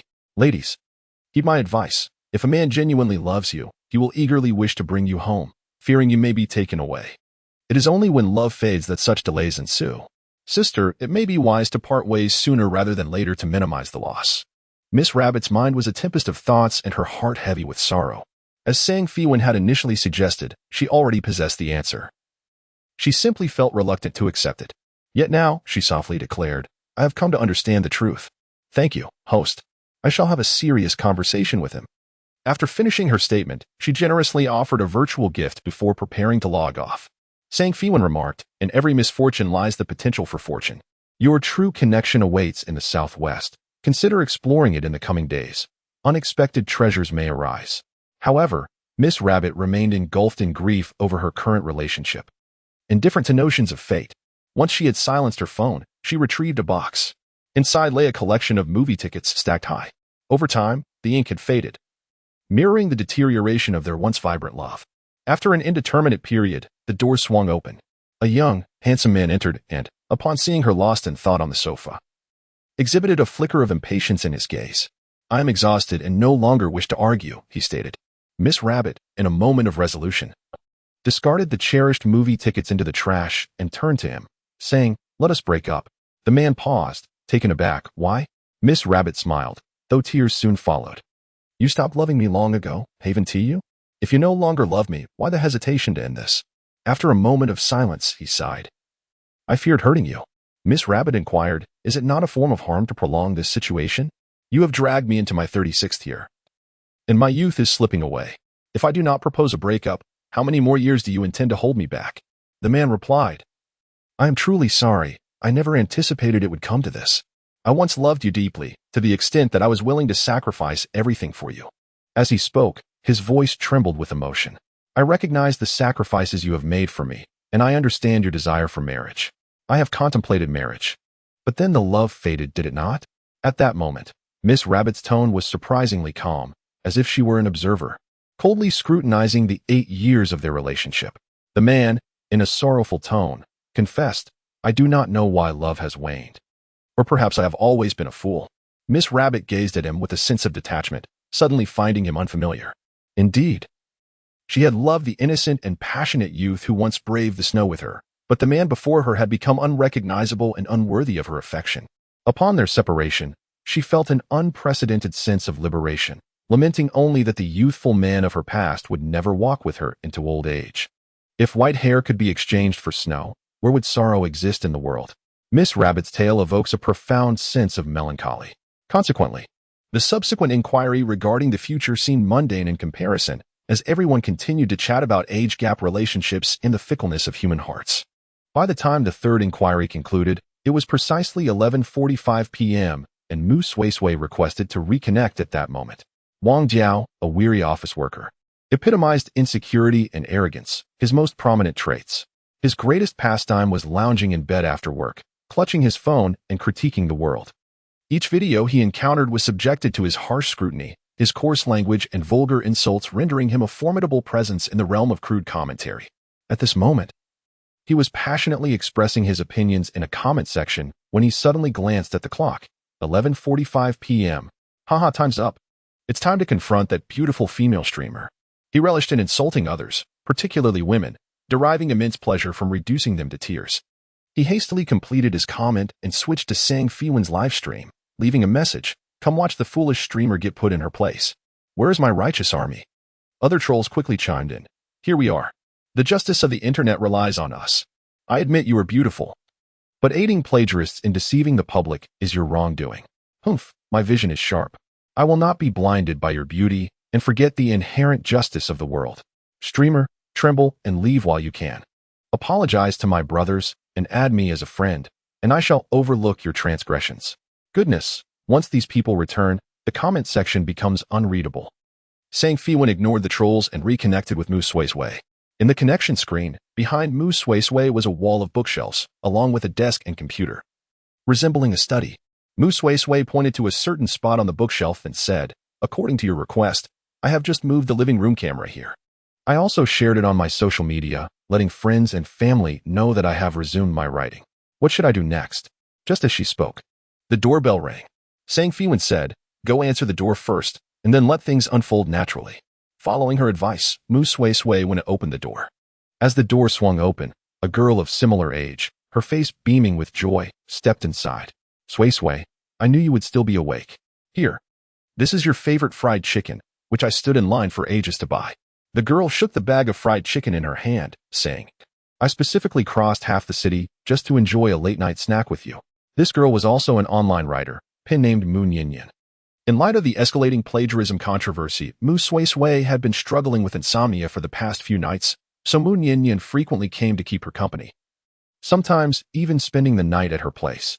Mu Suisui reassured her, I'm fine now. I did not plagiarize, so I'm not afraid of what they say. I've written several chapters these past few days, preparing to serialize them. I refuse to believe I will overlap with anyone else's content. Mu Nianyan replied, I am truly happy to see you regain your spirits. Oh, by the way, I left a bottle of red wine in the car. Could you please grab it for me? She casually tossed the car keys to Mu Suisui. All right, wait for me a moment. The connection on her phone was still active. With a flurry of comments from online viewers scrolling rapidly. Is she your best friend? Why does she have Suisui fetch her things? Host. Is she the one who plagiarized? I remember when I read Mu Suisui's book, she mentioned having a good best friend named Mu Nianyan. Could this be her? I'm suddenly finding her quite suspicious. Stop being paranoid. Just because someone shows up, does that make them a thief? Suisui. Could this be your way of clearing your name? You foolish host, do you think we're idiots? You think you can clear your name by staging a little friend reunion? I can't wait to see how long you can keep this up. Mu Suisui initially did not see any issue, but upon noticing the suspicions directed towards her friend, an unsettling premonition arose within her. Yet emotionally, she unconditionally chose to trust her best friend and even defended her. Nian Nian is my best friend. We used to co-rent and have a very close relationship. During this plagiarism turmoil, I have been feeling quite down, and it's Nian Nian who has come to support me. Please do not speak ill of her. She is truly a kind-hearted and wonderful girl. As her words faded, her phone chimed with a notification. Someone had entered the range of the study's camera. Inside the study, Mu Nian skillfully opened the computer. Knowing the password was Mu Sue's birthday, she easily accessed it. The reason she had come tonight was that she had seen Mu Sue's social media post. Initially, she had thought that after the revelation of the second plagiarism incident, Mu Sui would be utterly demoralized. To her surprise, Mu Sui remained remarkably resilient. Despite being vilified online, she continued to write with tenacity. This was indeed a silver lining. The more content she produced, the more Mu Nian could revel in the fruits of her labor. Indeed, the previous manuscripts were pilfered by Mu Nian, who then hastily disseminated them online. To conceal her actions, she refrained from using her own pen name. After all, on novel platforms, anonymity is easily maintained. A new account can be created, allowing her to masquerade as a novice, unbeknownst to anyone regarding her connection with Mu Sui. Thus, Mu Nian adeptly capitalized on the temporal gap, successfully transforming the original creator into a plagiarist. She skillfully extracted the disk and copied the documents from Mu Sui's computer. However, at that very moment, Mu Sui unexpectedly appeared and forcefully removed the disk from the computer. Holding it aloft, she demanded, "What is this? Nian, what are you doing?" Mu Sui epitomized the archetype of a homebody, disinterested in social engagements and averse to venturing outside. Apart from her parents, her closest bond was with Mu Nian. She had always believed that true friendship does not hinge on quantity. A single steadfast confidant is worth more than a multitude of fair-weather friends. When the plagiarism scandal erupted, she contemplated countless scenarios, yet never imagined the betrayal would stem from her dearest friend. In truth, had she not witnessed the act with her own eyes, even if saying Feiwan had directly revealed the truth, she would have been reluctant to accept that her friend could commit such an act. Caught off guard, Mu Nian's expression faltered as she stammered, I just wanted to download a movie. Why are you so anxious?" Mu Sui forcefully pushed her aside, revealing the obstructed computer screen. "You wish to download a movie, yet you access my writing document? Why did you open the latest chapter one wrote?" Nian.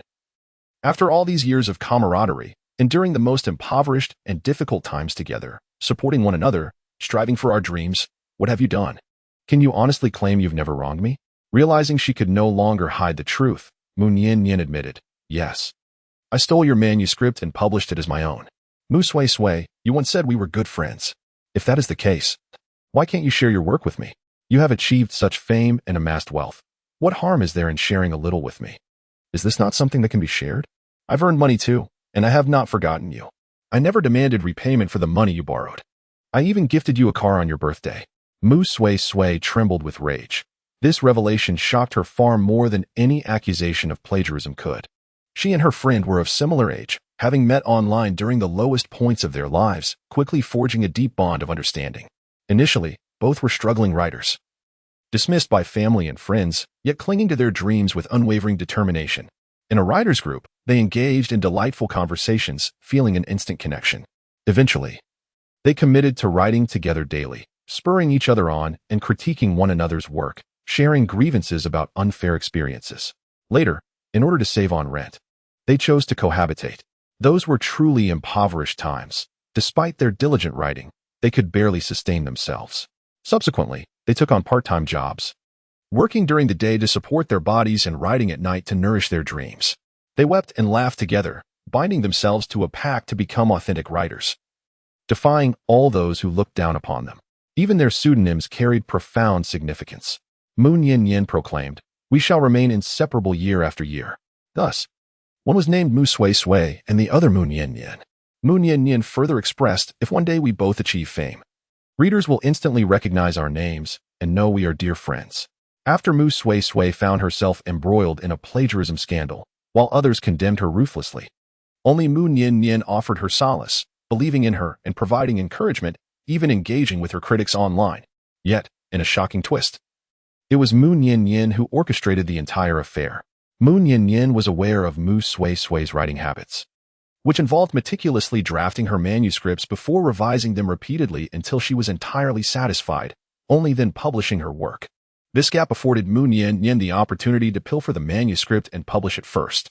The online community, oblivious to the truth, hastily judged based on publication dates, mercilessly vilifying Mu Sui Sui. Mu Sui Sui lamented, "Have I not treated you well all these years, Mu Nian? Why would you betray me thus?" With a scoff, Mu Nian retorted, "Why? I too wish to understand why.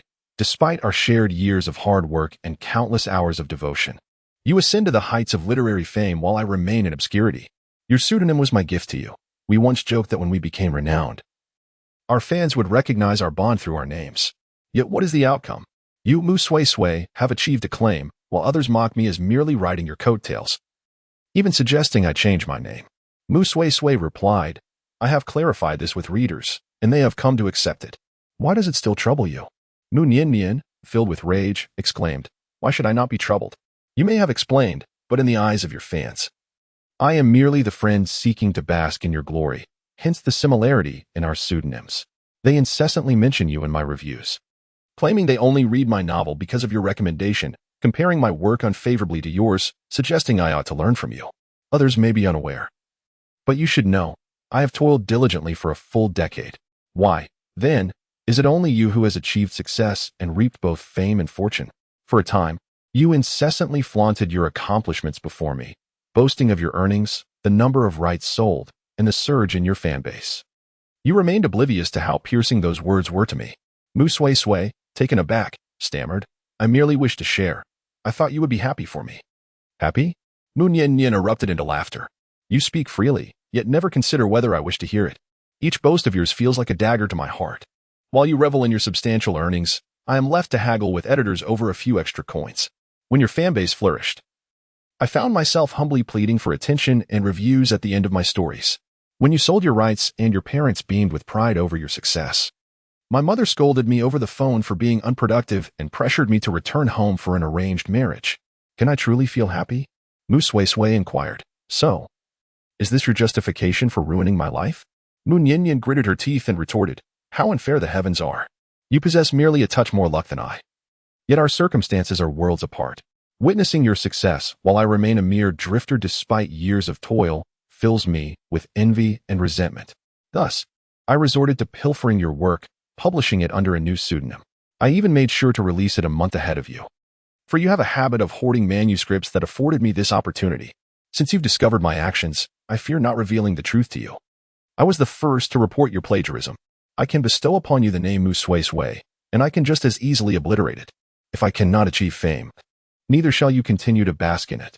Initially, Mu Sui Sui felt a twinge of sympathy for her, but at this moment, she was so enraged she trembled. "Are you not afraid of your actions being uncovered and exposed online?" Mu Nian laughed derisively. "Who could possibly discover it? What evidence do you possess to prove my involvement?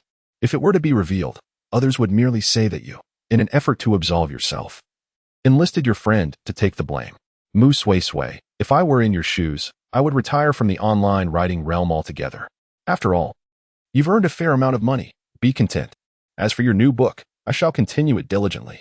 The readers are quite incensed about my being plagiarized and have expressed their unwavering support in the comment section. My popularity is soaring. Perhaps I shall soon sell the film rights as well. You shall not succeed." Mu Sui Sui illuminated her phone screen for her. Upon seeing it, Mu Nian realized that the live stream was still ongoing, with over 30,000 viewers currently present. The comments on the public screen were overwhelmingly condemning her as shameless. "Mu Nian, you have truly sullied the term best friend. I am utterly appalled. Human nature can be so vile. You can share in my struggles, but you cannot prosper first, otherwise. It is your fault. If I had a literary genius as a best friend, I would be overjoyed. How could I possibly wish her harm?" Sui Sui, "I am deeply sorry. We have all misunderstood you. We have now seen the truth. You are the victim. Sui Sui, I will be a witness. I will help you clarify this online. I apologize for my previous outburst. Please dismiss it as mere wind." Mu Nian's face turned ashen. "Mu Sui Sui, have you plotted against me?" Mu Sui Sui replied, "If you had not harmed me first, would we be in this predicament today?" Mu Nian, "Do you realize that your actions have not only harmed me but also yourself? We are both individuals who cherish writing as our lifelong passion and vocation. yet you have tarnished it. Moon Yin Yin, does stolen success truly bring you joy? Moon Yin Yin fell silent for a moment, then glared at Mu Sui Sui with hatred. It is too late to say anything now. Everyone knows I am the thief, while you, Mu Sui Sui, are the victim. You can continue to be your literary deity, enjoying all the fame and fortune while I am left with nothing. At that moment, her phone rang. It was an editor from years past. Is this Moon Yin Yin? I bring you delightful news. The novel you penned 5 years ago has recently secured an adaptation for film and television. When shall we convene to discuss this in detail? Moon Yin Yin was taken aback. Is that truly the case? Indeed, it is, came the reply. But wait.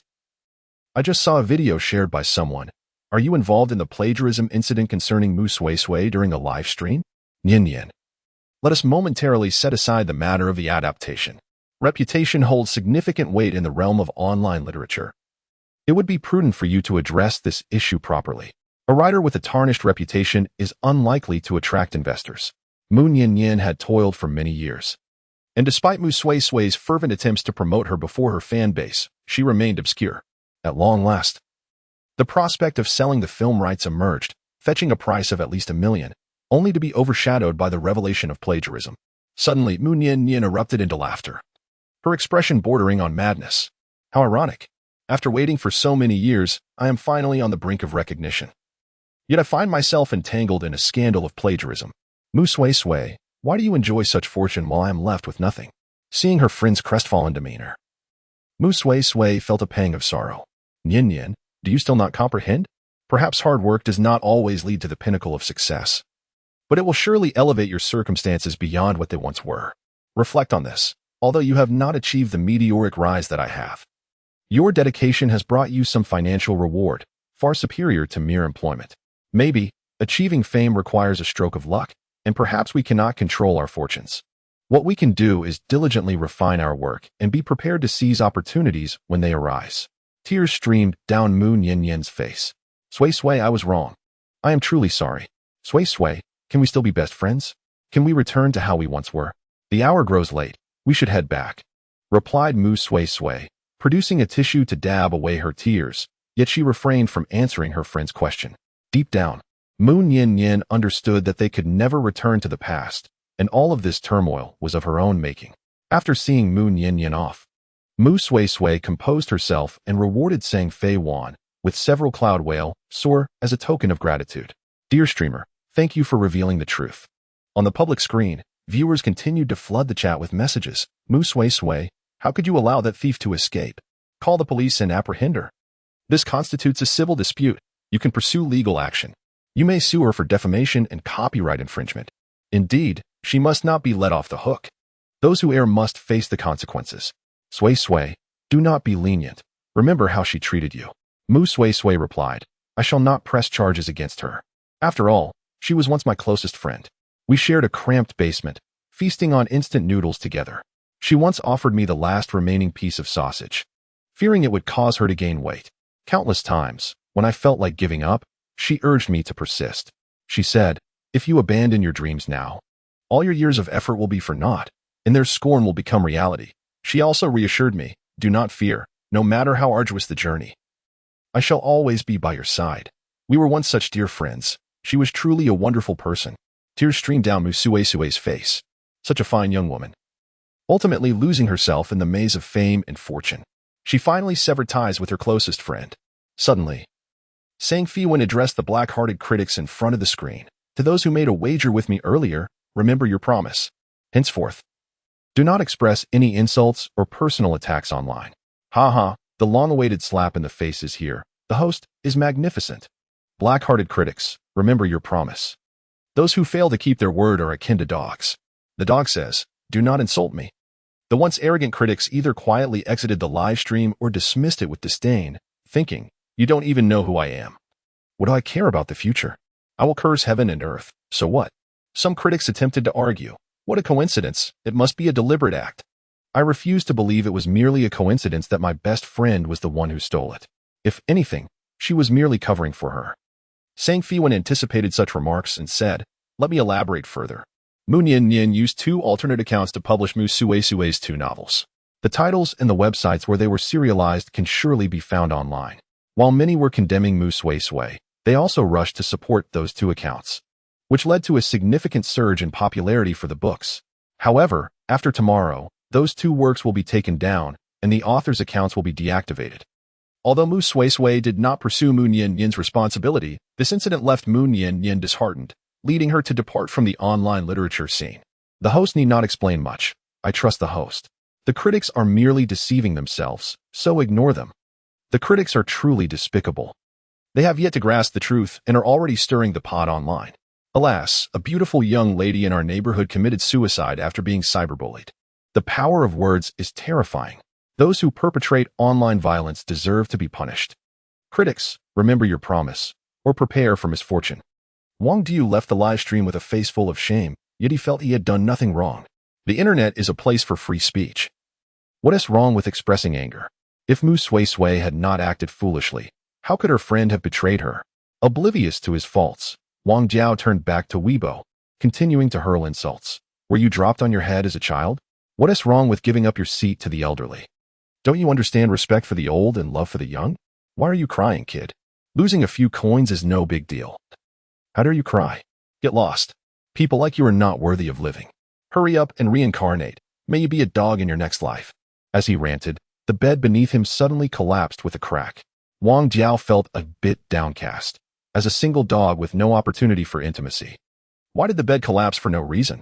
Ouch, my hand was pricked by a nail and is bleeding. How painful. Struggling to get up.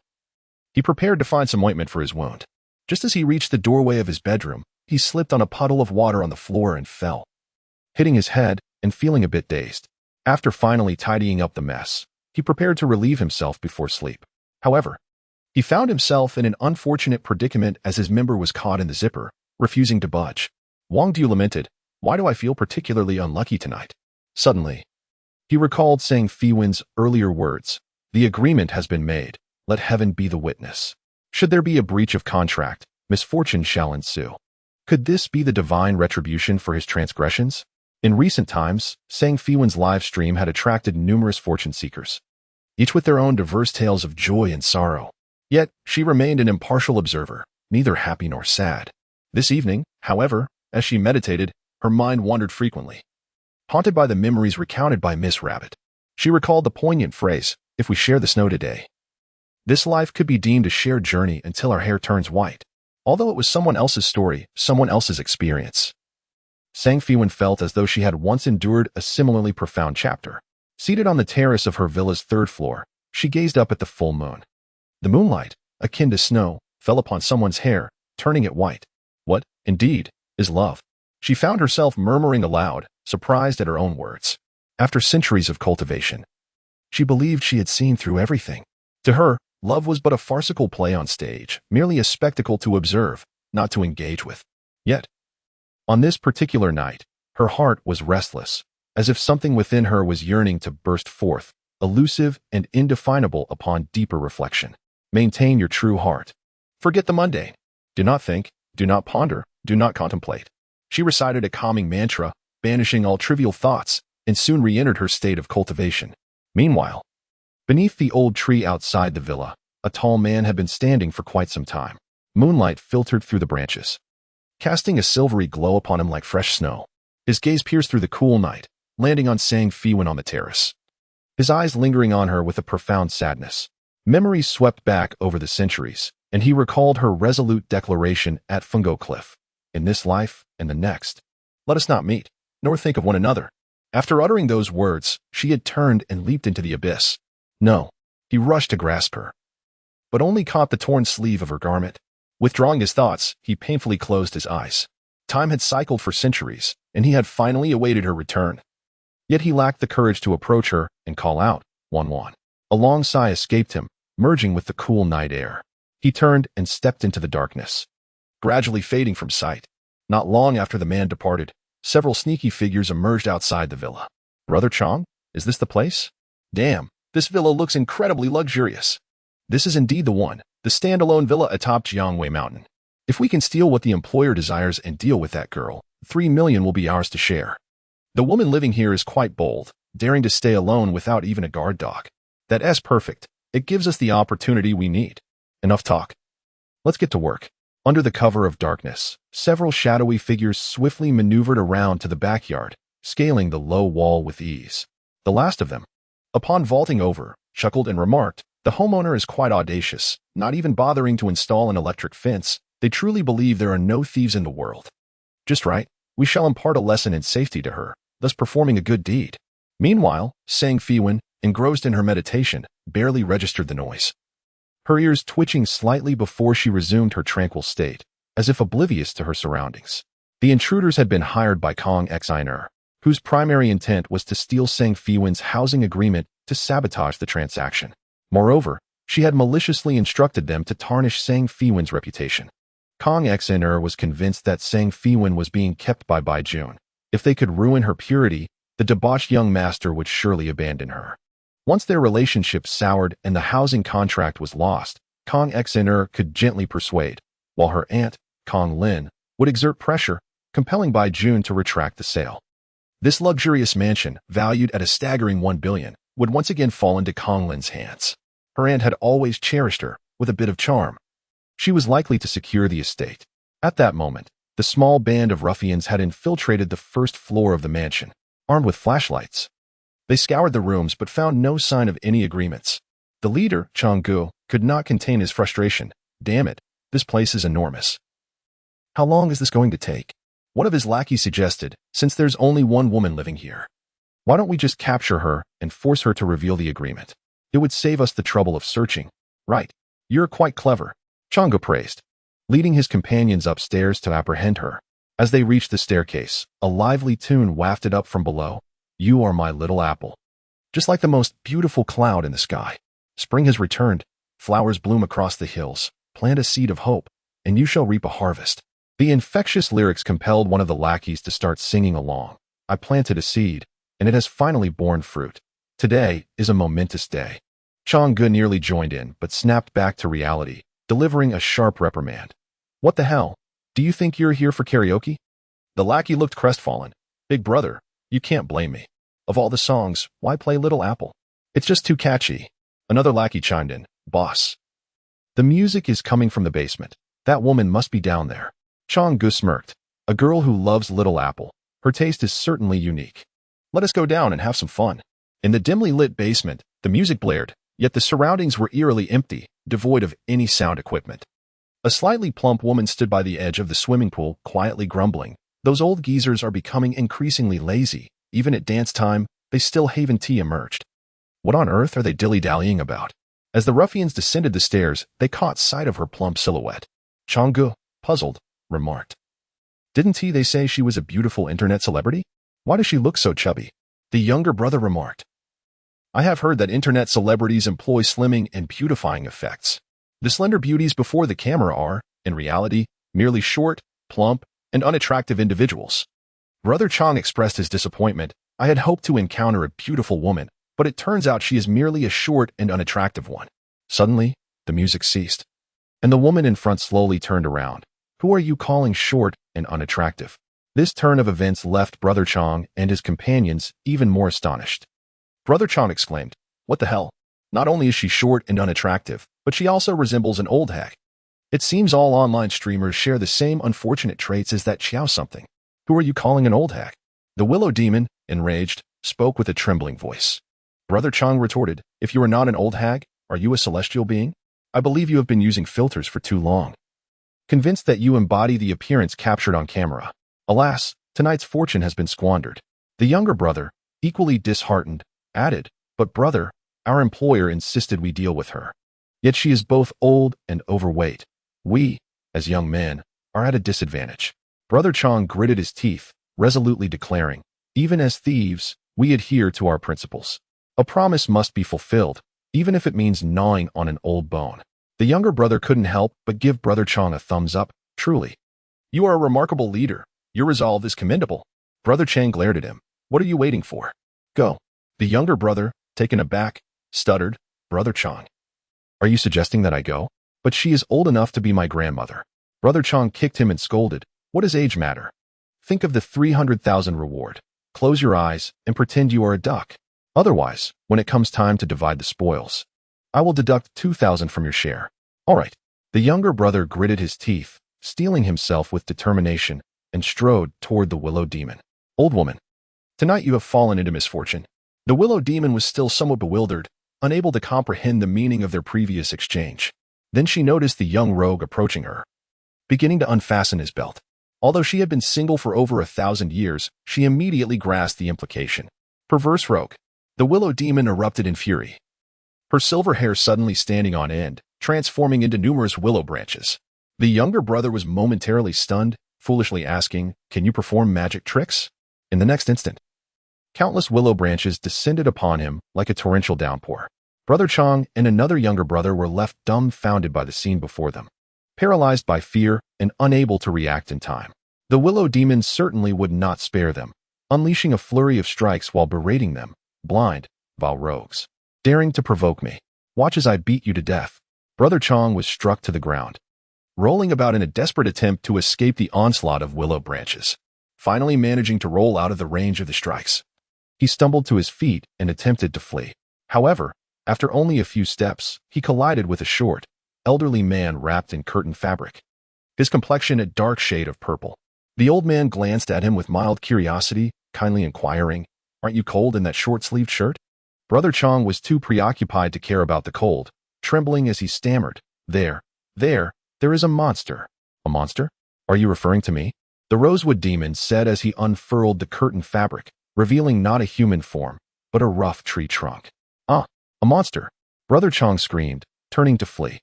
Before taking more than a few steps, I was ensnared by a curtain that flew towards me, wrapping me up like a rice dumpling. The Zetan tree spirit, with a concerned expression, inquired, "Are you cold? Why are you running? Allow me to lend you a garment. No need for thanks." At that moment, several other voices chimed in. "Oh, how did an outsider enter? Is it the grandson of the great immortal again? Did not the immortal say that she only took in one grandson? Those who come uninvited must be nefarious. Sister Willow, why are you so furious?" The willow spirit, having gathered her branches, rushed into the embrace of the peach tree spirit, weeping, "Sister Peach, those scoundrels harassed me. They even called me old and ugly." Changgu observed that these individuals appeared relatively normal, pointing out the monsters, only to suddenly realize they were not standing on the ground but floating 10 centimeters above it. Changgu, the Zetan tree spirit's already dark countenance grew even more somber. "How outrageous! Sister Willow is so tender and beautiful. How dare you call her old and ugly?" Enraged, he kicked the small ruffians into the swimming pool as if they were mere playthings. Then, he approached the willow spirit with a warm demeanor. "Do not be upset, dear sister. Your elder brother has avenged you." The cypress spirit, noticing that the individuals in the pool were beginning to sink, expressed concern. This might lead to dire consequences. "The immortal has decreed that we must not cause any fatalities. Indeed, we must avoid taking lives." The apricot tree spirit promptly extended a long branch to rescue the 3 ruffians from the depths.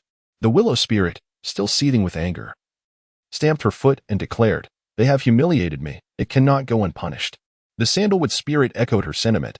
"Yes, they must not get off easy. Sister Willow, allow me to assist you in seeking retribution." Thus, the entire night unfolded with the 3 ruffians being suspended upside down above the swimming pool by the sandalwood spirit, plunged into the water every 10 minutes, only to be pulled out just before they nearly drowned. As the sandalwood spirit gleefully continued this torment, he inquired with feigned concern, "Are you cold? Are you cold?" The cheerful melody of Little Apple once again filled the air, as several elderly gentlemen and ladies danced gracefully to the rhythm beside the pool. When Feiwan finished her meditation and descended to the basement, she found the 3 ruffians barely clinging to life, resembling dead fish as they hung from the branches of the sandalwood spirit. The sandalwood spirit approached her with a joyful bounce, exclaiming, "Immortal, I heeded your advice and did not let them die. Look, they still have a breath left." Feiwan instructed them to lower the ruffians, then employed a spell to erase part of their memories to avoid future troubles. Once this was done, she cautioned the tree spirits, "The police will be arriving shortly. You must hide well and avoid being discovered." The tree spirits nodded in unison. Before long, the police, having received a report, arrived and apprehended the suspects. Feiwan explained, "Last night, these ruffians attempted to break in, but accidentally fell into the pool. Fortunately, I rescued them in time, preventing a tragedy." The police, upon hearing her account, felt a wave of relief. It is fortunate they merely fell into the swimming pool. Had they ventured upstairs, this young lady could have faced grave danger. The police kindly advised, "Young lady, your home is quite large, and living alone is unsafe. It would be best to have your family come stay with you." Sang Feiwan candidly confessed, "I have no family." The police officer regarded her with sympathy and suggested, "You could install a security monitoring system at home for added safety. I notice your yard is quite spacious. Perhaps you could consider having a dog as well." Sang Feiwan graciously thanked the officer for his kind advice. "There is no need for a dog. I have planted a few trees." The officer appeared somewhat puzzled. The young woman was quite beautiful, yet her thought process seemed rather peculiar. What purpose would trees serve in guarding a home? However, he refrained from probing further and, after a friendly reminder, departed. Once the police officer had left, the tree spirits began to emerge, one by one, peering curiously. The willow spirit expressed indignation. "Are we just going to let them go? If the police take them in, they'll be released in 2 years at most. That is far too lenient. They ought to be punished severely." Sang Feiwan replied, "The laws of this world are established by humans, known as legal statutes. Therefore, it is best to leave such matters to the police. If you take matters into your own hands, it could lead to unnecessary trouble." The willow spirit pouted and fell silent. The apricot tree spirit, beaming with pride, chimed in, "Master, we performed admirably this time, didn't we? We promptly apprehended the little thieves." Indeed, they had done well. Sang Feiwan presented them with a set of cultivation techniques, specially tailored for those of the wood element. "Follow these guidelines diligently. Not only will it enhance your cultivation, but it will also stabilize your forms, allowing you to roam freely under the sun without fear."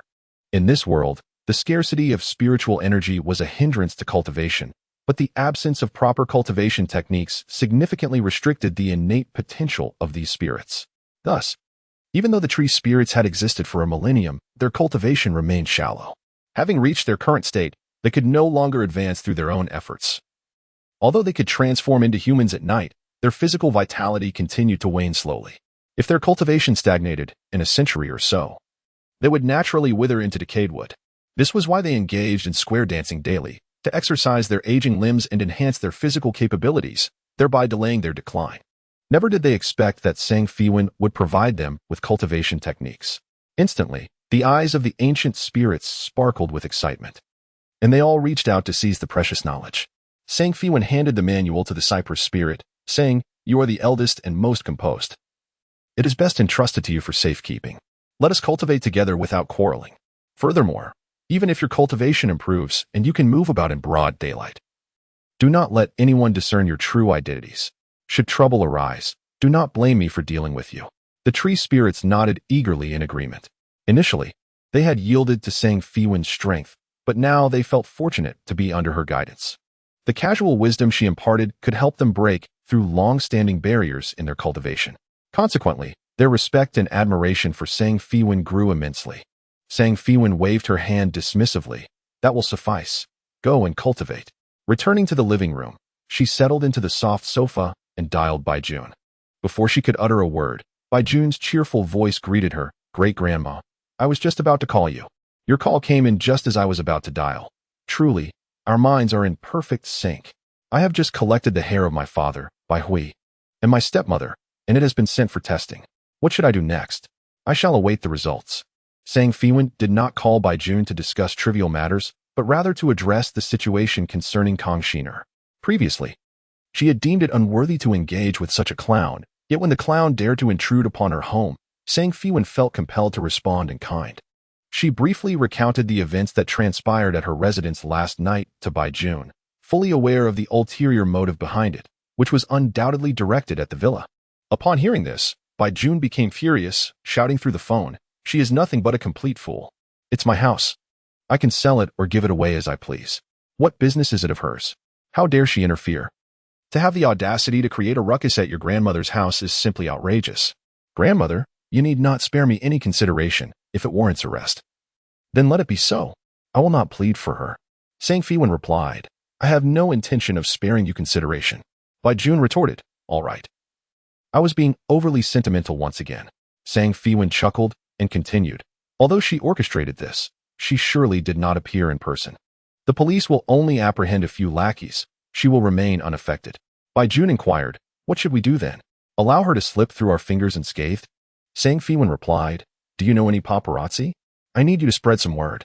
Baijun, still reeling from this sudden shift in conversation, questioned, Weren't we discussing Kang Shiner? Why are we suddenly talking about paparazzi? Sang Feiwan sighed. The child is too foolish. What can be done if she cannot be guided? I am waiting online. It is quite urgent. Miss Tu gathered her belongings and departed from the cozy nest she had shared with her boyfriend for several years, embarking on her journey back to her hometown.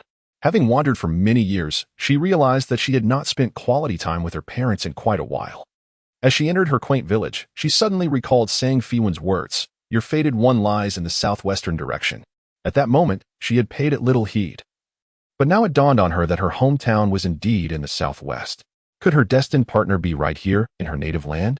As this thought took flight, a rugged vehicle sped past her, its tires splashing muddy water upon her. The vehicle came to a screeching halt, and a tall man dressed in casual attire emerged. Apologizing profusely, "I am so sorry. I did not realize there was a puddle by the roadside." "Oh, are you Lin Fong?" Miss Tu recognized him as a former classmate from high school. Their reunion brought joy to both, and they reminisced about their youthful days. The man chuckled, declaring, "Lin Fong, I harbored a secret crush on you back then. Unfortunately, I was too shy to confess, and I regretted it for a long time." "Is that so?" Miss Tu replied, somewhat surprised. The man, with utmost seriousness, continued, "Indeed. Lin Fong, are you married?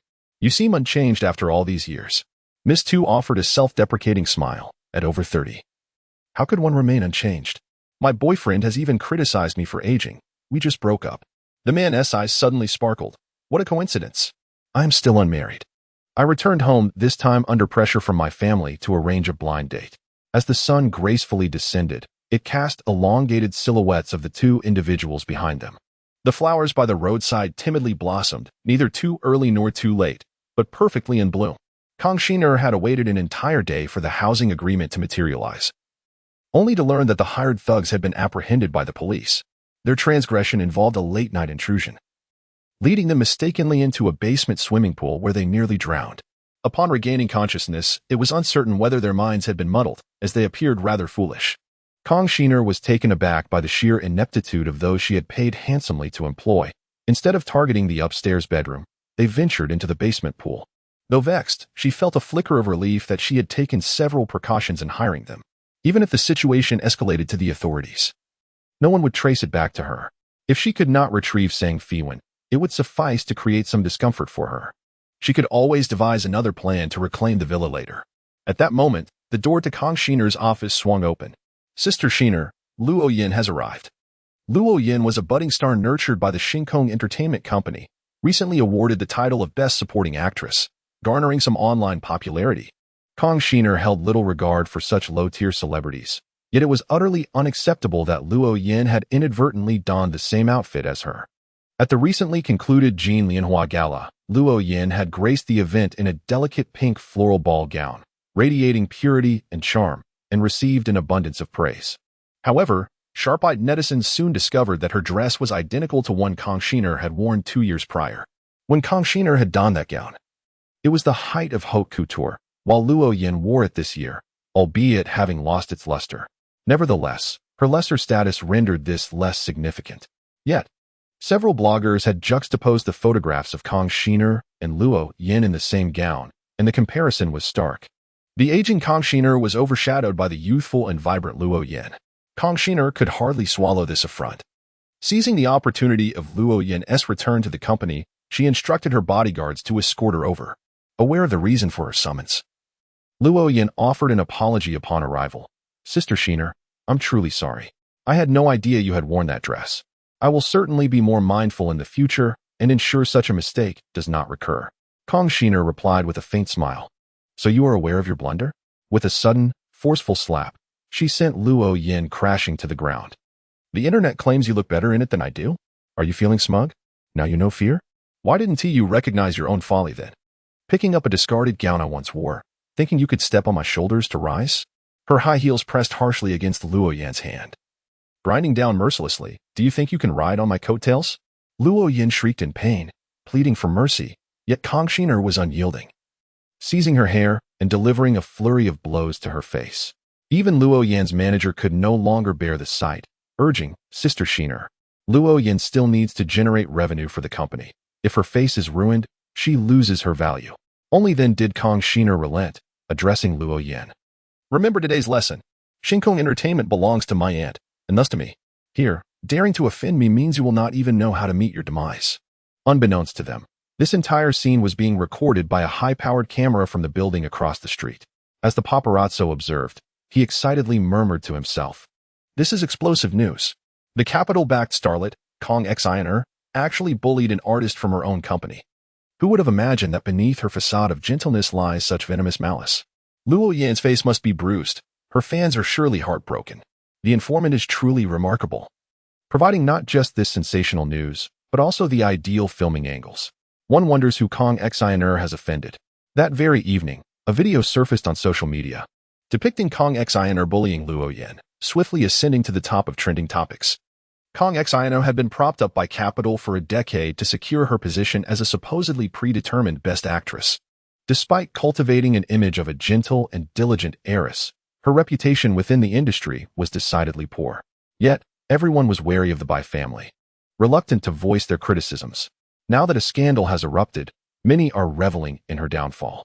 In the video, Kong Xiner looms over Luo Yan with a grotesque expression, viciously trampling on Luo Yan's hand, as if stepping onto a minefield of public outrage. Kong Xiner lacks both talent and beauty. Her repulsiveness is compounded by her malevolence. Kong Xiner should exit the entertainment industry. We do not need a venomous best actress. What best actress? She might as well be the queen of malice. She was merely propped up by capital, thinking herself to be extraordinary. Oh, my poor Luo Yan, a promising young star. Yet she is so brutally bullied by her own company's princess. Ah, I see Luo Yan's hand is bleeding. I wish I could crush Kong Xiner's repugnant face. I used to be a fan of Kong Xiner. I believed her hard work could compensate for her lack of talent. But alas, I have unfollowed her. Kong Xiner's reputation online was already tarnished, and now she faced an onslaught of negative reviews. A multitude of fans initiated a boycott against her, even venting their frustrations beneath her endorsements. Most of her endorsements were secured through the resources of the Bai family, and the brands had never held her in high regard.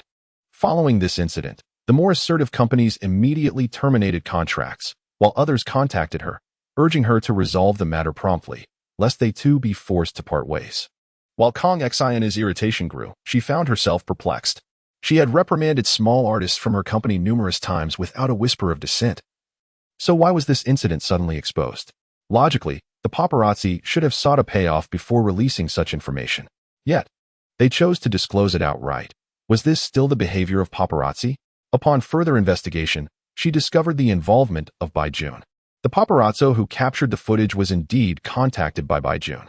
To her astonishment, that spendthrift had even provided the paparazzi with a sum of money, instructing him to release the footage immediately after filming. Kong Xiner quickly surmised that this must have been orchestrated by Feiwan, given Bai Jun's usual temperament. Even if Kong Xiner had offended him, he would typically resort to a more subtle form of confrontation. For the sake of her Aunt Kong Lin, she decided to let the matter go without harboring resentment. The only one who truly sought to sabotage her future with cunning tactics was Feiwan. Upon realizing that Feiwan was scheming against her, Kong Xiner promptly called Kong Lin to report the incident. Kong Lin, infuriated by this revelation, immediately contacted Bai Jun, unleashing a torrent of reprimands. Bai Jun listened in silence, then replied, "If your intention in calling me was merely to scold, then let me assure you, this will be the last time I tolerate such remarks." Without waiting for her to respond, he abruptly ended the call. As the busy tone echoed through the receiver, Kong Lin found herself momentarily bewildered. Why did Bai Jun seem to have changed? How dared he hang up on me? At that moment, Bai Jun sat in the living room of Feiwan's villa, holding the recently obtained paternity test report. The results confirmed everything she had predicted. His tone carried a hint of self-mockery, tinged with melancholy. Uncertain whether to feel joy or sorrow, he pondered.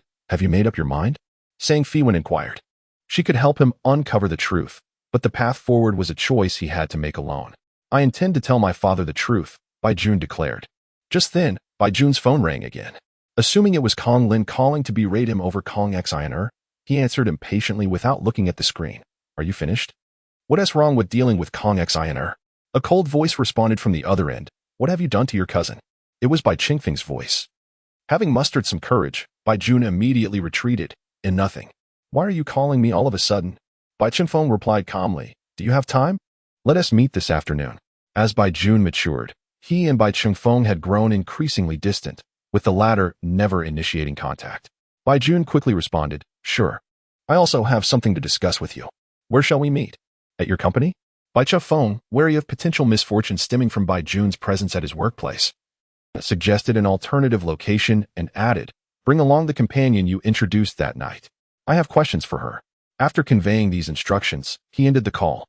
Bai Jun conveyed Bai Chengfeng's request to Sang Feiwan, feeling somewhat puzzled. "What on earth does he want to see you for?" Sang Feiwan replied, "You will know once you go." The meeting location was a private room in a high-end CAF.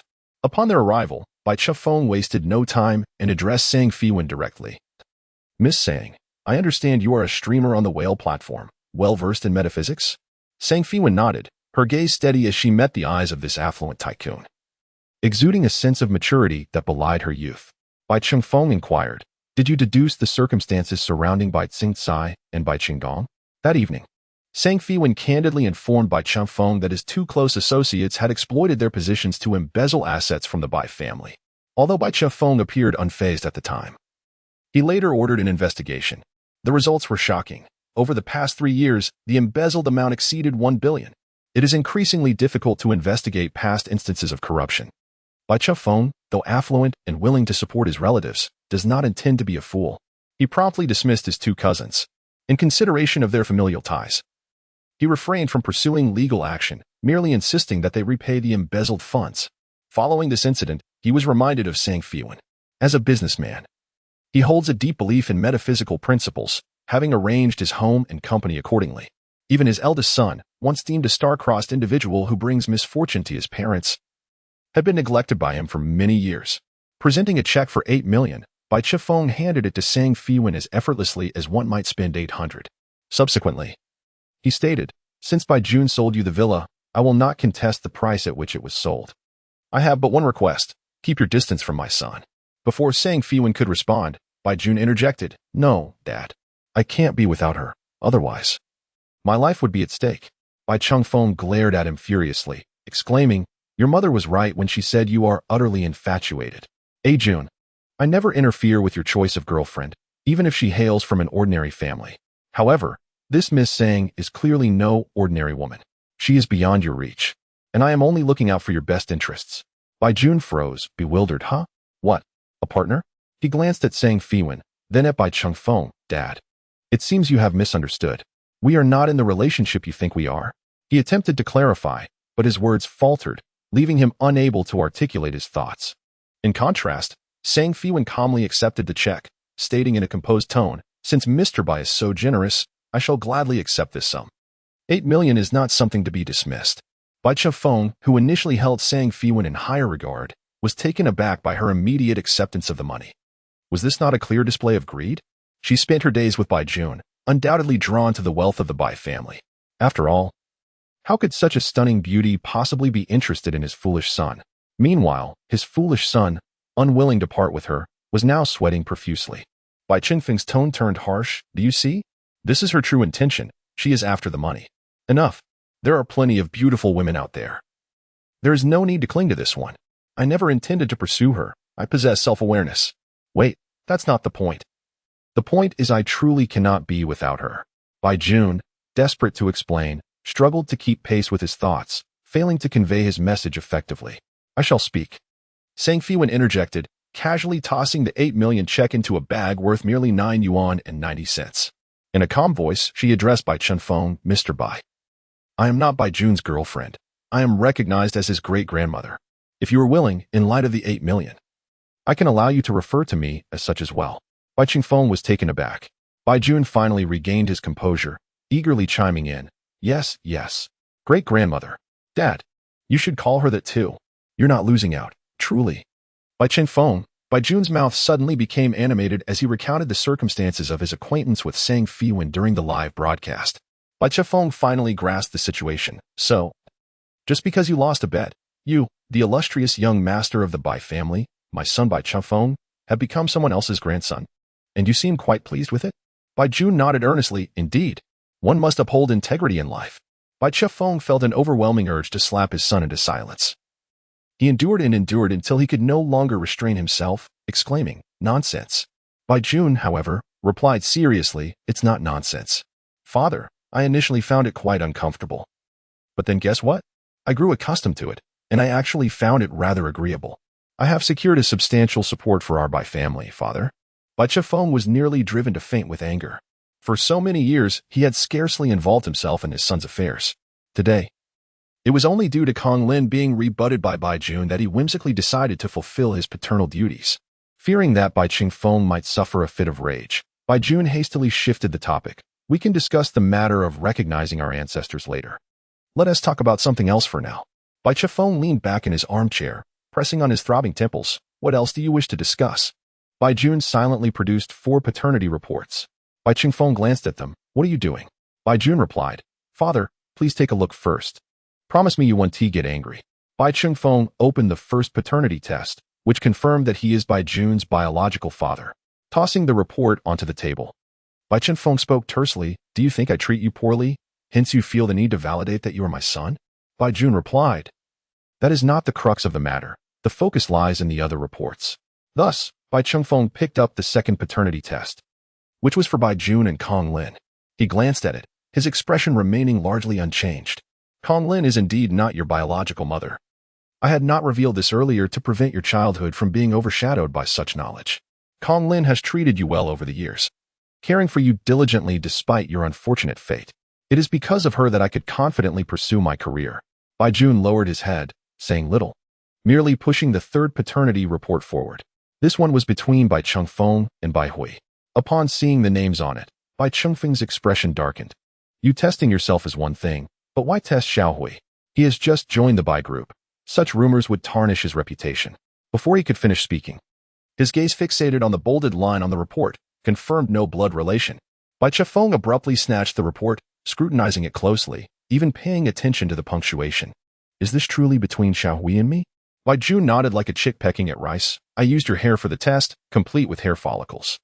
There is no mistake. If you doubt it, Father, you can have it tested again." Bai Chifeng was stunned for quite a while, muttering to himself. Could it be that the hospital mixed up the babies back then?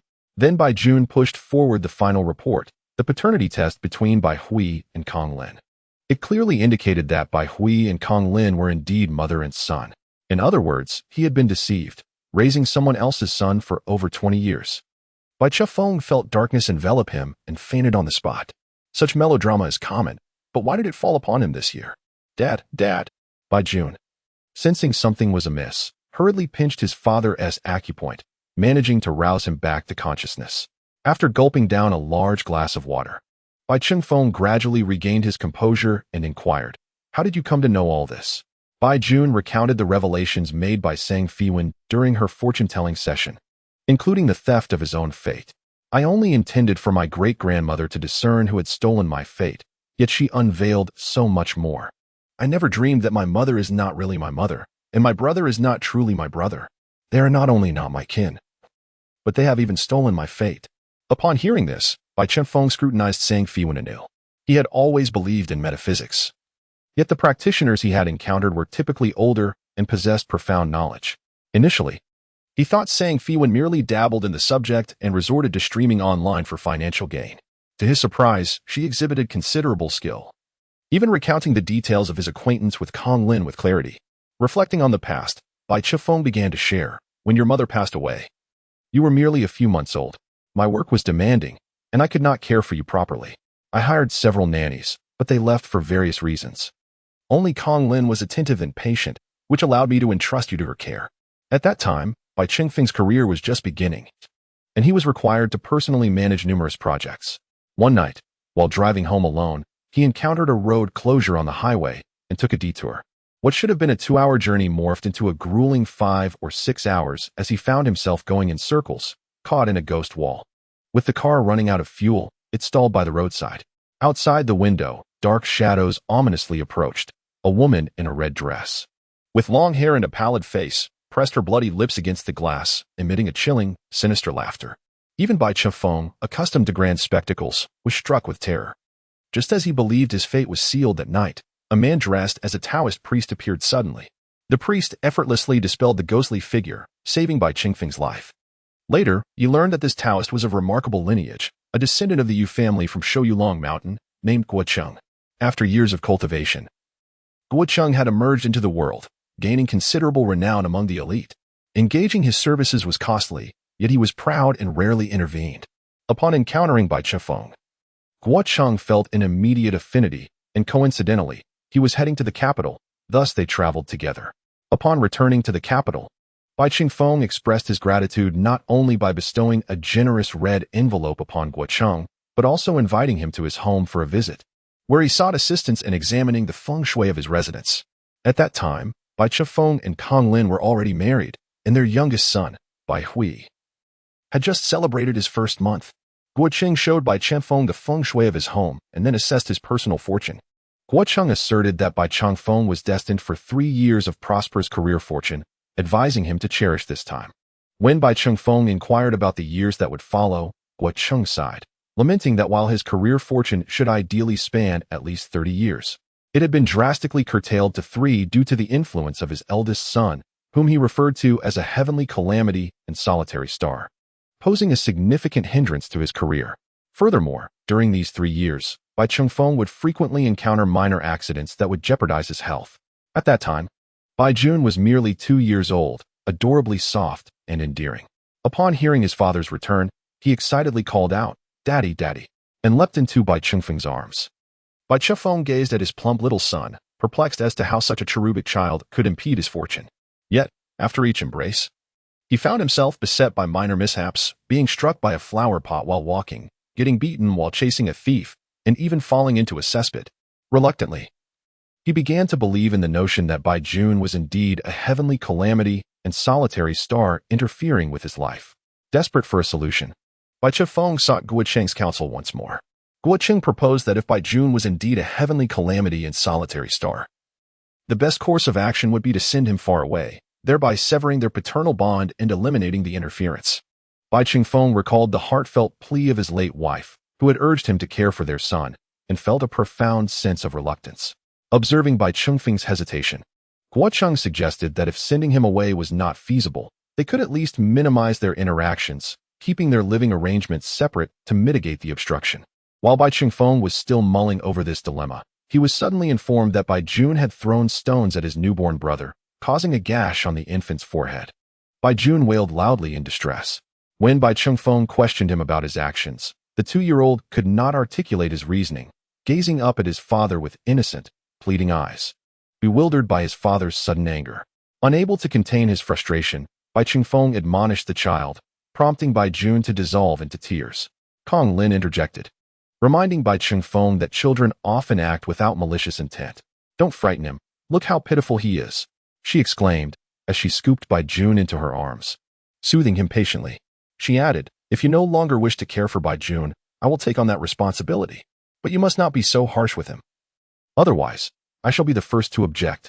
Guocheng sighed, remarking that the child had already begun to impede his younger brother, fearing that if this continued, the younger sibling might not thrive under such circumstances. Bai Chifeng's heart sank at the implication. He loved Bai Jun dearly, just as he cherished his newly born son. How could he allow his momentary reluctance to precipitate a tragedy that might lead to the disintegration of their family? Thus, on that fateful day, Bai Chifeng resolved to take action. He arranged for Bai Jun to reside elsewhere and hired a nanny to care for him. Initially, Kong Lin visited frequently, striving to fulfill her maternal duties. Observing her affection for Bai Jun, often surpassing her care for Bai Hui, Bai Chifeng felt reassured and trusting Bai Jun's upbringing and education to Kong Lin. To avoid the misfortunes associated with Bai Jun, one must keep a distance. Time has swiftly passed for over 20 years. During this period, Bai Chifeng's career flourished, aligning with Guocheng's prophecy, elevating him to the ranks of the wealthiest elite. Initially, he felt a tinge of guilt towards his son Bai Jun and would observe him from afar. However, as time wore on, their father-son bond inevitably diminished. Gradually, the visits became less frequent, the expressions of care dwindled, and even their occasional encounters were marked by scant conversation. Particularly, as Bai Jun matured into a worthless wastrel, Bai Chifeng's disappointment grew, feeling that his eldest son could not rise to prominence. In contrast, his younger son Bai Hui, nurtured under his watchful eye, excelled in both emotional and academic pursuits, far surpassing Bai Jun. Consequently, all his hopes and attention were directed towards Bai Hui. to the extent that he arranged for Bai Hui's immediate placement within the Bai family enterprise upon graduation, preparing him for succession. He intended to bequeath the empire he had labored for all his life to Bai Hui. Yet now, he was confronted with the revelation that Bai Hui was not his biological son, while his true son had been robbed of his destiny and rendered a failure. "Where is Guocheng now?" Sang Feiwan inquired. At that moment, her mind drifted back to the day she had met the self-proclaimed disciple of the Lord of Shouyulong Mountain, Master Chiu, at the residence of the acclaimed actress Lin Ran. What connection could Master Chiu possibly have with Guocheng? And who, pray tell, was the enigmatic assistant accompanying Master Chiu? Bai Chifeng replied, "Guocheng's movements are shrouded in mystery. I cannot reach him. Over the years, he has rarely made an appearance. The last time I saw him was when Kong Lin invited him to address the haunting at Jiangyue Villa. After his inspection, he declared the feng shui to be unfavorable for habitation. As for why he did not exorcise the spirits, I am unaware." Bai Jun scoffed dismissively. "What a so-called expert. He's merely a charlatan. He didn't exorcise any spirits because he doesn't even realize that the villa is devoid of ghosts, only inhabited by monsters." After uttering this, he realized he had inadvertently let slip a secret. Sang Feiwan had previously cautioned him against revealing the existence of the tree spirit. Bai Chifeng was visibly taken aback by this revelation. Is it true that there are indeed monsters in this world? Sang Feiwan did not chastise Bai Jun but instead remarked that Guocheng likely possesses only rudimentary skills in exorcism, incapable of dealing with supernatural entities. Naturally, he would hesitate to disclose his limitations and instead used poor feng shui as an excuse. As for the matter of Bai Jun's fate being stolen, it is certain he was involved. Even if he possesses only basic exorcism skills, individuals like him are still deemed somewhat capable in today's world, earning the trust of figures like Bai Chifeng. However, in my eyes, he is not sufficiently impressive. If the inhabitants of Shouyulong Mountain are of such caliber, their reputation is merely superficial. At this moment, Bai Chifeng began to grasp the implications. If the matter of the swapped destinies is true, then Kong Lin and Guocheng must have been acquainted long before.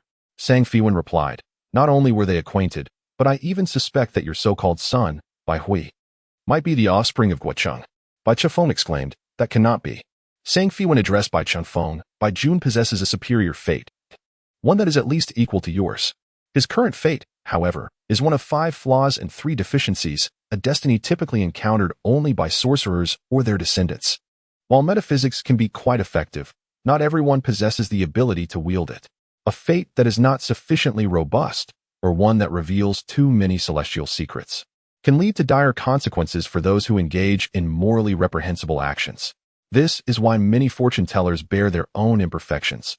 Guocheng, inverting truth and falsehood, has malignantly labeled Bai Jun's superior destiny as that of a calamity-stricken solitary star, to the benefit of no one but Kong Lin and Bai Hui. Beyond the fact that Bai Hui is his biological son, there seems to be no other explanation for such a betrayal." Bai Chifeng sat in silence on the sofa, at a loss for words. Being a shrewd individual, he never anticipated falling prey to such schemes.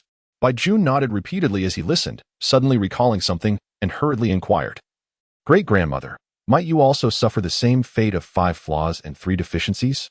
He could not help but envision a sorrowful scene of Sang Feiwan, blind and reduced to fortune-telling on the street. Sang Feiwan shot him a glare. "Cease your foolish thoughts. I am but a step away from ascension. How could I possibly be impeded by such trivial matters?"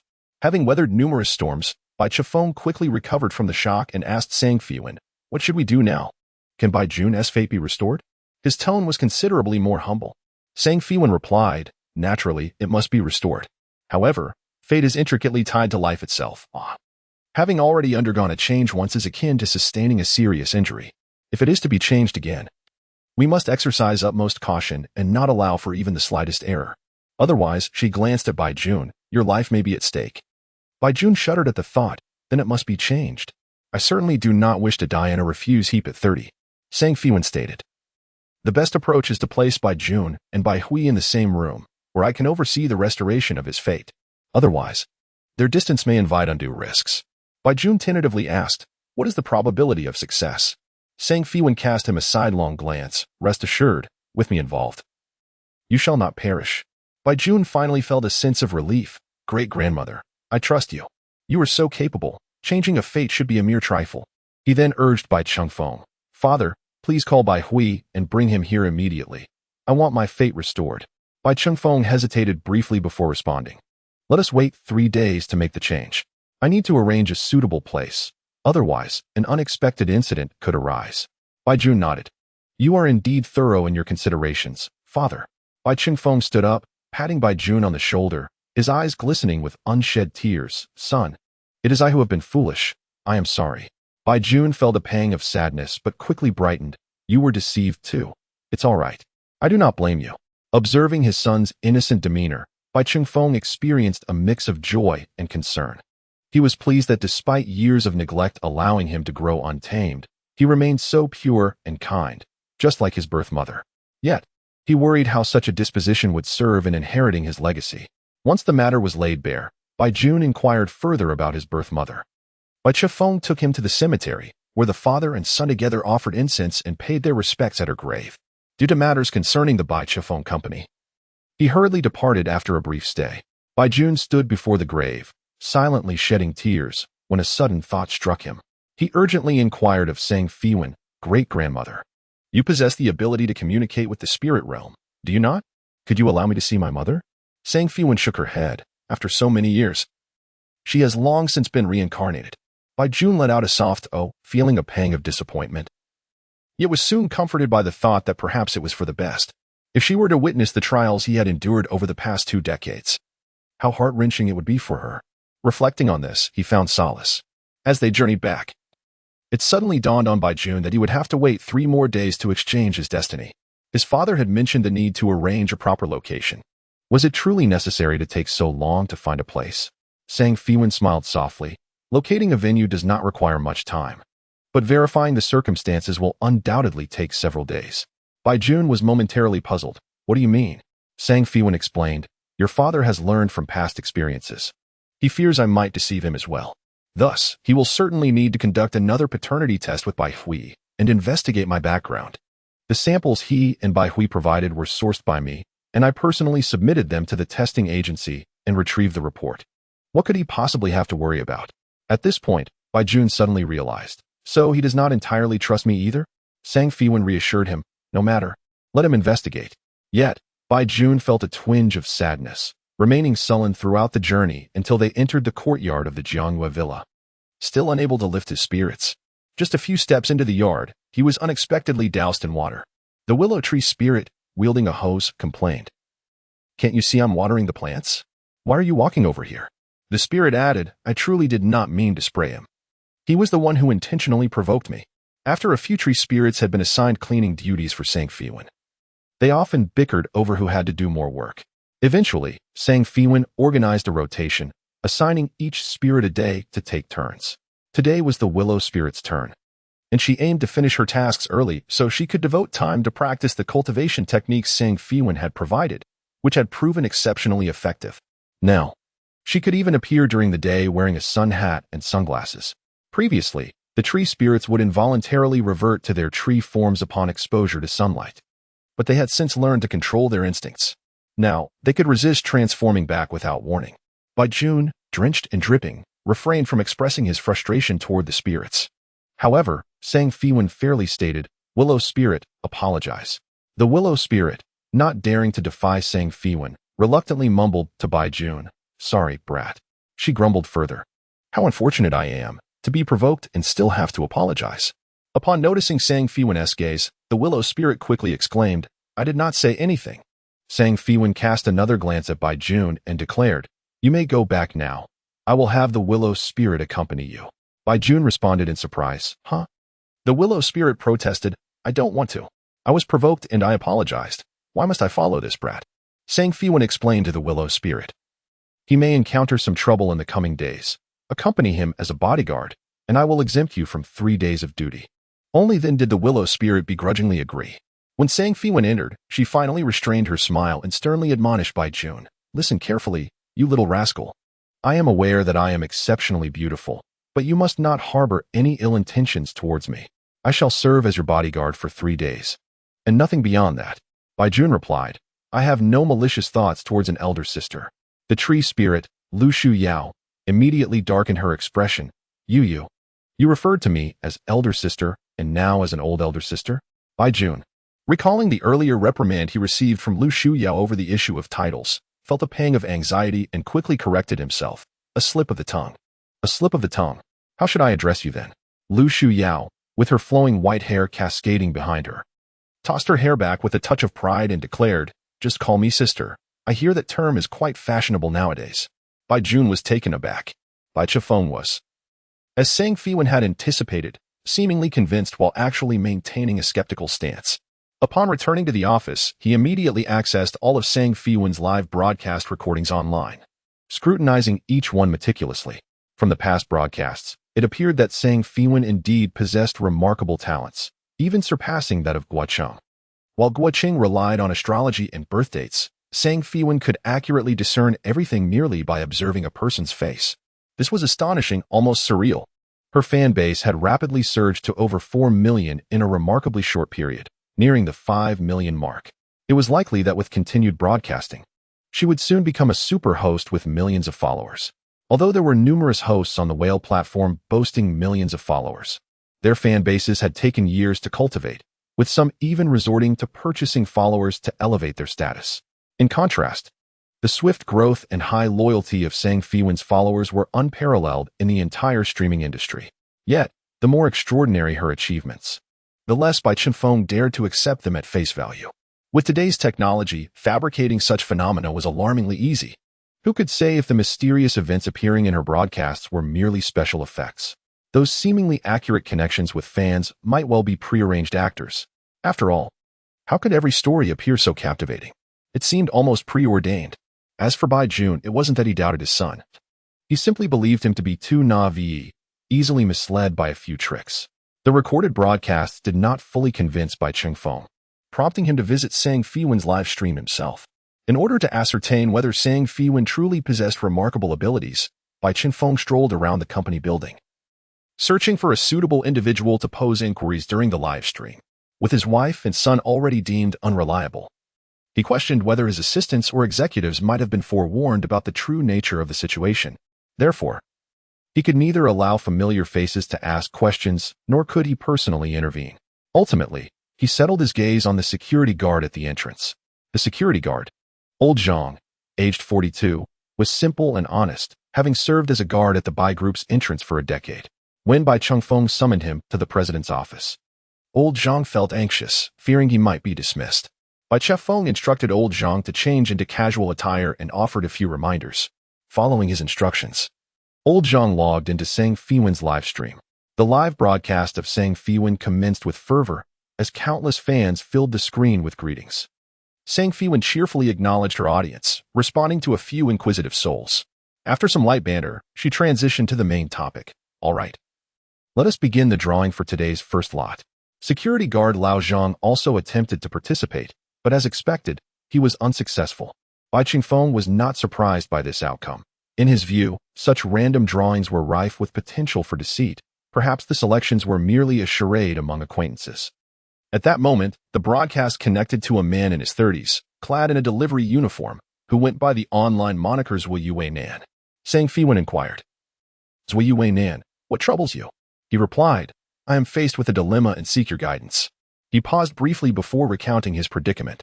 Zui Wei Nan had an elder brother, 3 years his senior, who, a few years prior, had been diagnosed with kidney issues. Recently, his condition had escalated to severe uremia, necessitating a kidney transplant to avert the threat of death.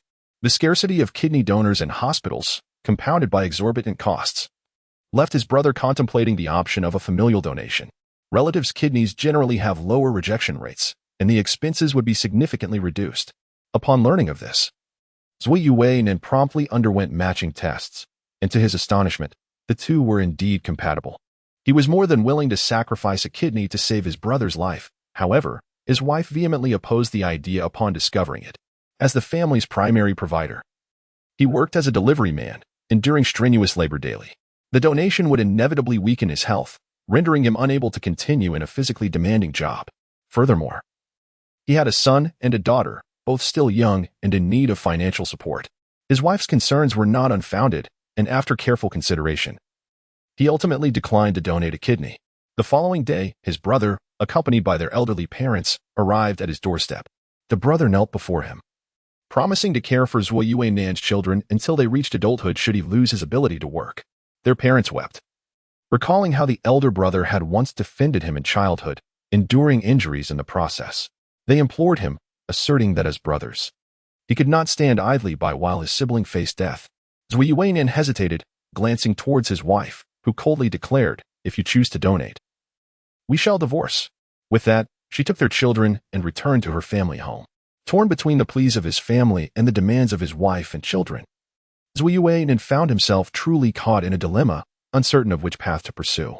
As he deliberated, his mother sent several voice messages. "My son, I understand your predicament. Your wife is an outsider. Can she truly bear to witness such suffering? But you and your brother share blood. You cannot disregard his life. Do not worry about your wife. She has borne you 2 children, and she relies on you for support. Your brother has promised to assist you and offer compensation. The ancestral home will remain yours. Please, just help your brother this once, will you? If you do not save your brother, your parents will no longer recognize you as their son." Upon receiving no response from him, the elder even resorted to harsh words. What kind of parents are these? Pressuring the younger son to save the elder just to ensure his survival? Listen to me, brother. A kidney is not like blood. It can regenerate after donation. Losing one kidney not only incapacitates you from performing physical labor, but also requires lifelong medication, which can be quite expensive. Moreover, what if your remaining kidney encounters problems in the future? Who will donate to you then? You all are too heartless. Is a life of a biological brother not worth a single kidney? Donate it. Otherwise, what will happen to your brother? To the commenter above, I believe you would be more suited to donate a kidney.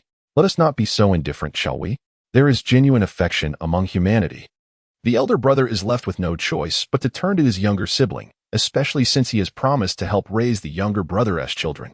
If it were my husband needing to donate a kidney, I would firmly send him away. I was raised by my sister. If she were in need, I would give her my life, let alone a kidney. At this moment, the onlookers split into 2 factions, arguing vehemently. Security guard Old Zhang found himself in a dilemma, muttering, "Oh dear, this situation is too difficult to navigate. If he donates a kidney, his wife wants a divorce. If he doesn't, his brother will die. And the parents are also unsupportive. How distressing." Bai Chifeng observed this and could not help but think of his own brothers. After achieving success, he had purchased homes for all his cousins, providing them with various forms of support in their careers and finances, even arranging for his 2 closest cousins to join the Bai group, earning millions annually in salary. Yet, instead of gratitude, these individuals secretly encroached upon his company's assets, which was truly disheartening. Thus, if he were faced with such a dilemma, he would certainly refuse to donate. A heart once wounded would never soften again. Lost in thought, he suddenly regained focus. Wait a minute. I was watching the live stream to discern whether Feiwan was merely putting on a show or if she genuinely had talent. How did I become so emotionally invested? He then reprimanded Old Zhang. I summoned you to conduct a thorough investigation into that streamer's background. How could you get swept up in the performance? Old Zhang hurriedly replied, "My apologies, Mr. Bai. I initially came to assist you in debunking the falsehoods. But before I knew it, I was captivated by what I was watching. This live stream is quite fascinating. The plot is far more engaging than any television drama." Taking advantage of Bai Chengfeng's distraction, Old Zhang discreetly followed the channel. Meanwhile, Bai Chengfeng finally understood. No wonder Feiwan was able to amass such a following in a short period. It was due to the controversial and thrilling narratives that compelled fans to treat her streams like a drama. Caught in a quandary, he noticed the comments on the screen. But everyone held differing opinions, making it impossible to derive any guidance. "Streamer, I truly do not know what to do, so I seek your insight." In a moment of resolve, he declared, "Streamer, whether I should donate my kidney or not, I leave the decision to you. If you say I can donate, I will go to the hospital tomorrow. If you say I cannot, I will go and bring my wife and children back." However, in matters such as these, Feiwan cannot make decisions on his behalf. She stated, "In this world, many situations lack absolute right or wrong. The choice lies with you, not your wife, parents, brothers, and certainly not with me." Caught in a dilemma, he lamented, "So, my inquiry was in vain?" Feiwan casually took some yellow paper and vermilion, while swiftly drawing talismans. She remarked, "I shall provide you with a foresight talisman. Place it beneath your pillow before sleep, contemplating this matter, and you shall glimpse the future in your dreams." Foresight talisman. I desire one as well. How much do you sell them for, host? The host is remarkable. I humbly bow in reverence. Additionally, I wish to purchase a foresight talisman. Want one? 2. 100,000. Sang Feiwan smiled slightly. Please refrain from flooding the chat. This talisman is not for casual sale. Sometimes, knowing too much is not a blessing. For instance, if you were to learn that you would die in a year, an unavoidable calamity, each of those remaining 365 days would be filled with anxiety. Conversely, if you discovered that your son was destined for greatness, you might become complacent in his upbringing, potentially leading to his downfall. The future's trajectory depends entirely on one's choices and efforts today. Knowing too much could inadvertently alter the path that lies ahead. The host's response exudes wisdom. Host, I yearn to know what it feels like to perceive the fates of all passers-by from a divine perspective. Sang Feiwan replied, unless absolutely necessary, I seldom pry into others' destinies. Sometimes, the allure of the unknown adds spice to life. Is it not the surprises born of uncertainty that make life truly remarkable? Indeed, pleasant surprises are delightful, while unfortunate events are merely frightening. Calamities are downright terrifying. Regardless, I still desire the foresight talisman. I long to know where my future wife is. Why, after more than 30 years, have I yet to find her? Want one? 2. 100,000. Sang Feiwan said, since so many of you wish for one, tonight I shall offer 10 small foresight talismans in a lucky draw. As a token of my gratitude for your continued support, these small foresight talismans can only predict events of the coming year, designed to mitigate the negative impacts of peering into the future. The viewers expressed their thanks and eagerly joined the rush for the lucky draw. With 500,000 viewers in the live stream, the host's 10 talismans represented a mere 1 in 50,000 chance. How could one not seize the opportunity? Security guard Lao Zhang hurriedly joined the fray, but was left empty-handed. He lamented, alas, my luck is abysmal. Why was I unable to secure one? My son is taking the college entrance exam next year, and I wish to know if he will succeed. Bai Chingfeng found himself somewhat speechless. Had he recruited a ringer for himself, or had he simply found a devoted fan for Sang Feiwan? Sang Feiwan limited the number of talismans precisely to prevent misuse. 10 was not an excessive number, and it posed little problem. Caught in a dilemma was the first to receive a foresight talisman, and he expressed boundless gratitude, immediately bestowing a cloud whale soaring and repeatedly thanking Sang Feiwan. He is currently working in the capital city, and Sang Feiwan has arranged for a local express delivery, which will arrive tonight. The suspense of the moment has concluded, leaving netizens curious about his ultimate choice. Sang Feiwan remarked, regardless of the decision made, it is all justifiable. Now, it is time to connect with the second segment of today's show. As anticipated, old Zhang was also unsuccessful in the selection. He appeared quite frustrated, repeatedly lamenting, why is my luck so poor? Why is my luck so poor? Bai Chengfeng shouted, speak Mandarin. Old Zhang was startled and then recalled that he was helping his boss in the competition. Even if he succeeded, he could not inquire indiscriminately. Bai Chengfeng pressed his throbbing temples and then called the manager of the technical department at the whale platform. I need to secure a connection. Whatever means your technical department employs, make it happen. The technical manager hesitated. Mr. Bai, this is quite challenging. Challenging or not, it must be done. Resolve it within half an hour, or prepare for a change in management. For tonight's event, Bai Chengfeng had specifically instructed the entire technical team to remain on standby at the office. He surmised that all connections were determined by Sang Feiwan herself, and indeed, failing to secure a connection twice further validated his suspicion. The second connection soon appeared, featuring a young lady with heavy makeup. Her expression serious as she gazed at the screen. Upon seeing her own face, she erupted in joy, exclaiming, is it really me? It's truly me. How wonderful. I've secured a connection. Sang Feiwan routinely inquired, Jelly Li, what would you like to ask? Jelly Li glanced towards the window, lowered her voice, and mysteriously stated, there are ghosts in my house. What a sudden twist. I was just pondering whether to donate a kidney. And now the live stream is veering into the realm of the supernatural? The young lady on the connection is a talent streamer. I've seen your singing videos. It's my darling Lily. I just came from your stream. I didn't expect you'd come here right after you went offline. Thank you, everyone. I am indeed a streamer, primarily focused on singing and dancing. For those who enjoy my content, please follow me, perhaps out of habit. She still took the moment to garner followers. Sang Feiwan urged, Jelly Li, get to the point. Jelly Li continued, I purchased this apartment just last year. And since it's on the first floor, the price was quite reasonable. At the time, I was drawn to the exquisite decor and prime location, puzzling over why it was so affordable. The previous owner explained that they had to relocate for work and were in a hurry to sell. Jelly Lee thought she had made a remarkable bargain, failing to conduct thorough research before acquiring the property. Little did she know that shortly after moving in, peculiar occurrences began to unfold. Firstly, every night around 11 or midnight, when she went to bed, she would hear a scratching sound at the window, reminiscent of nails scraping against glass, sharp and piercing. Yet, when she turned on the light and ventured outside to investigate, there was nothing there. The following day, she discovered scratch marks on the floor-to-ceiling glass in her bedroom. Consequently, she sought assistance from the property management. However, the property management did little to alleviate her fears, merely stating that they would increase the patrols at night. Yet, as night fell, the unsettling sound of nails scraping against glass echoed once more, leaving her too terrified to sleep. The situation escalated further when, during a late-night visit to the bathroom, she discovered a pool of blood-red water in the sink. Additionally, the lights in her home would sporadically flicker off. Just yesterday, she learned from a neighbor that a tragic incident had occurred in the community 2 years prior, where a resident had jumped to their death, and it was a gruesome scene, with reports of brain matter scattered about. This incident had also adversely affected property values in the neighborhood.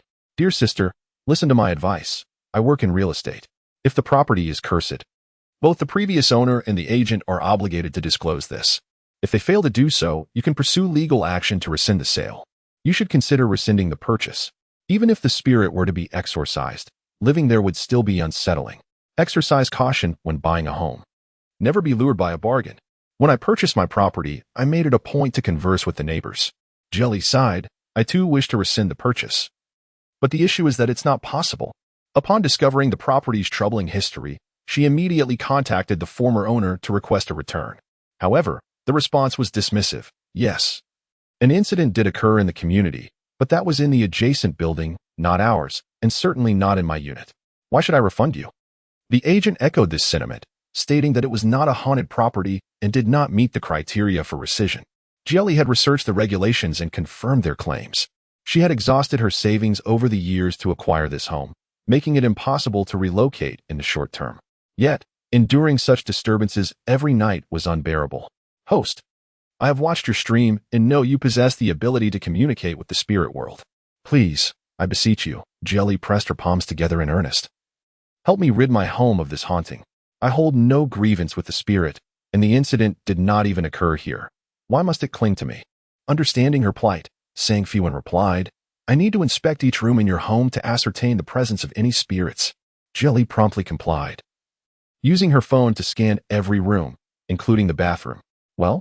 Feiwan inquired. I have examined thoroughly. Your home is immaculate, devoid of any trace of negative energy. What? Jelly exclaimed in disbelief. But those strange occurrences were undeniably real.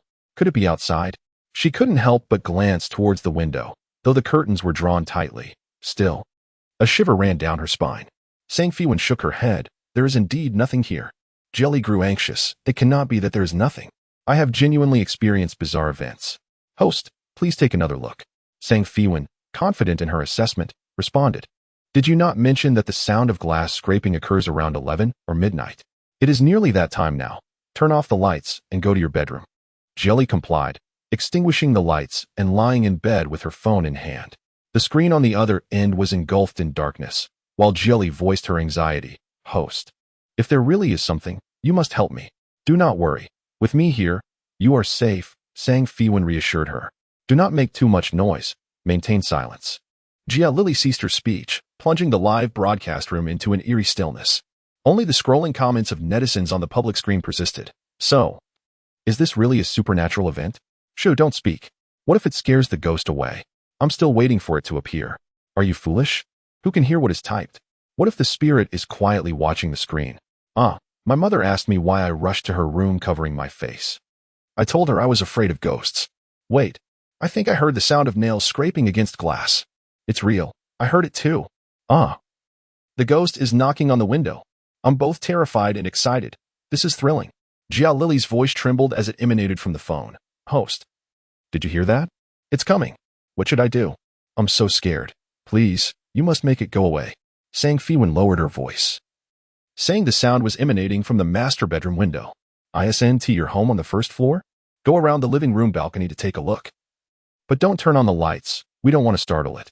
Jia Lily replied, "No, I'm too frightened." Sang Feiwan reassured her softly, "Do not fear. If there truly is a ghost, I will help you deal with it. Listen to the host and hurry. Hundreds of thousands of fans are here with you." "Ah, I'm so curious. I've never seen a ghost. What could it look like? Is the host scared as well?" "You must not falter." Outside the broadcast room, Bai Qingfeng secretly wiped away a bead of cold sweat. This act is quite thrilling, but it could very well be a performance. However, security guard Lao Zhang held a differing opinion. "Don't speak carelessly. I find this host rather enigmatic. Perhaps she can indeed see spirits." Bai Qingfeng retorted, "Just watch quietly. No need to voice your thoughts." Lao Zhang shrank his neck, momentarily entranced, forgetting his superior's presence. Despite her overwhelming fear, Jia Lily followed Sang Feiwan's instructions, maneuvering around the balcony and advancing toward the bedroom. Sang Feiwan advised her to cover the screen's light with her hand, only using the camera to face forward. Outside, the thick greenery rendered the absence of streetlights, allowing only the moonlight to faintly outline the surrounding scenery. As she turned the corner, she approached the bedroom window, where she spotted a dark figure standing there. The eerie sound grew clearer and more chilling. The netizens in the broadcast room were already in a frenzy of panic. Sang Feiwan commanded, "Activate the flashlight function. Illuminate her." Jia Lily, though terrified, complied. The light instantly revealed the shadow at the window, which instinctively recoiled. Yet, Jia Lily had already discerned her identity. Aunt Wang from 102. Realizing she had been recognized, Aunt Wang ceased her pretense. Turning around with displeasure, "Why are you running around with a flashlight at this hour instead of sleeping? You nearly scared me to death." "You're the one who frightened me," Jia Lily exclaimed in exasperation. "I thought there was a genuine haunting, and it turns out to be you playing tricks. How can you even ask me why I'm not sleeping? Every night, you scrape the glass outside my window, making it impossible for me to sleep. Please clarify why you frighten me so consistently. Do you not realize that scaring others can have grave consequences?" Aunt Wang, who seems even more infuriated than I, retorts, "How dare you accuse me? What about you? You constantly broadcast live from home, disturbing our sleep. I have approached you multiple times, yet you refuse to change. What can I do? I, an elderly woman, cannot sleep, so I will ensure you do not either." Jelly Lee is a talented streamer who sings every evening in her live broadcasts. Aunt Wang, her neighbor, like many seniors, prefers to retire early, typically around 8 or 9 o'clock. However, this time coincides with peak streaming hours, and many streamers, including Jelly, choose to broadcast during this lucrative window. Aunt Wang, being advanced in age, has sensitive nerves, and the noise from next door is particularly disruptive. She tosses and turns for an extended period before finally drifting off to sleep. Just when she manages to doze off, she is jolted awake by Jelly's booming voice. "Thank you to my #1 supporter for the donation. Let us see those gifts rolling in. Everyone. Little Guan, don't forget to drop a few coins." Aunt Wang, unable to tolerate the disturbance, has approached Jelly several times.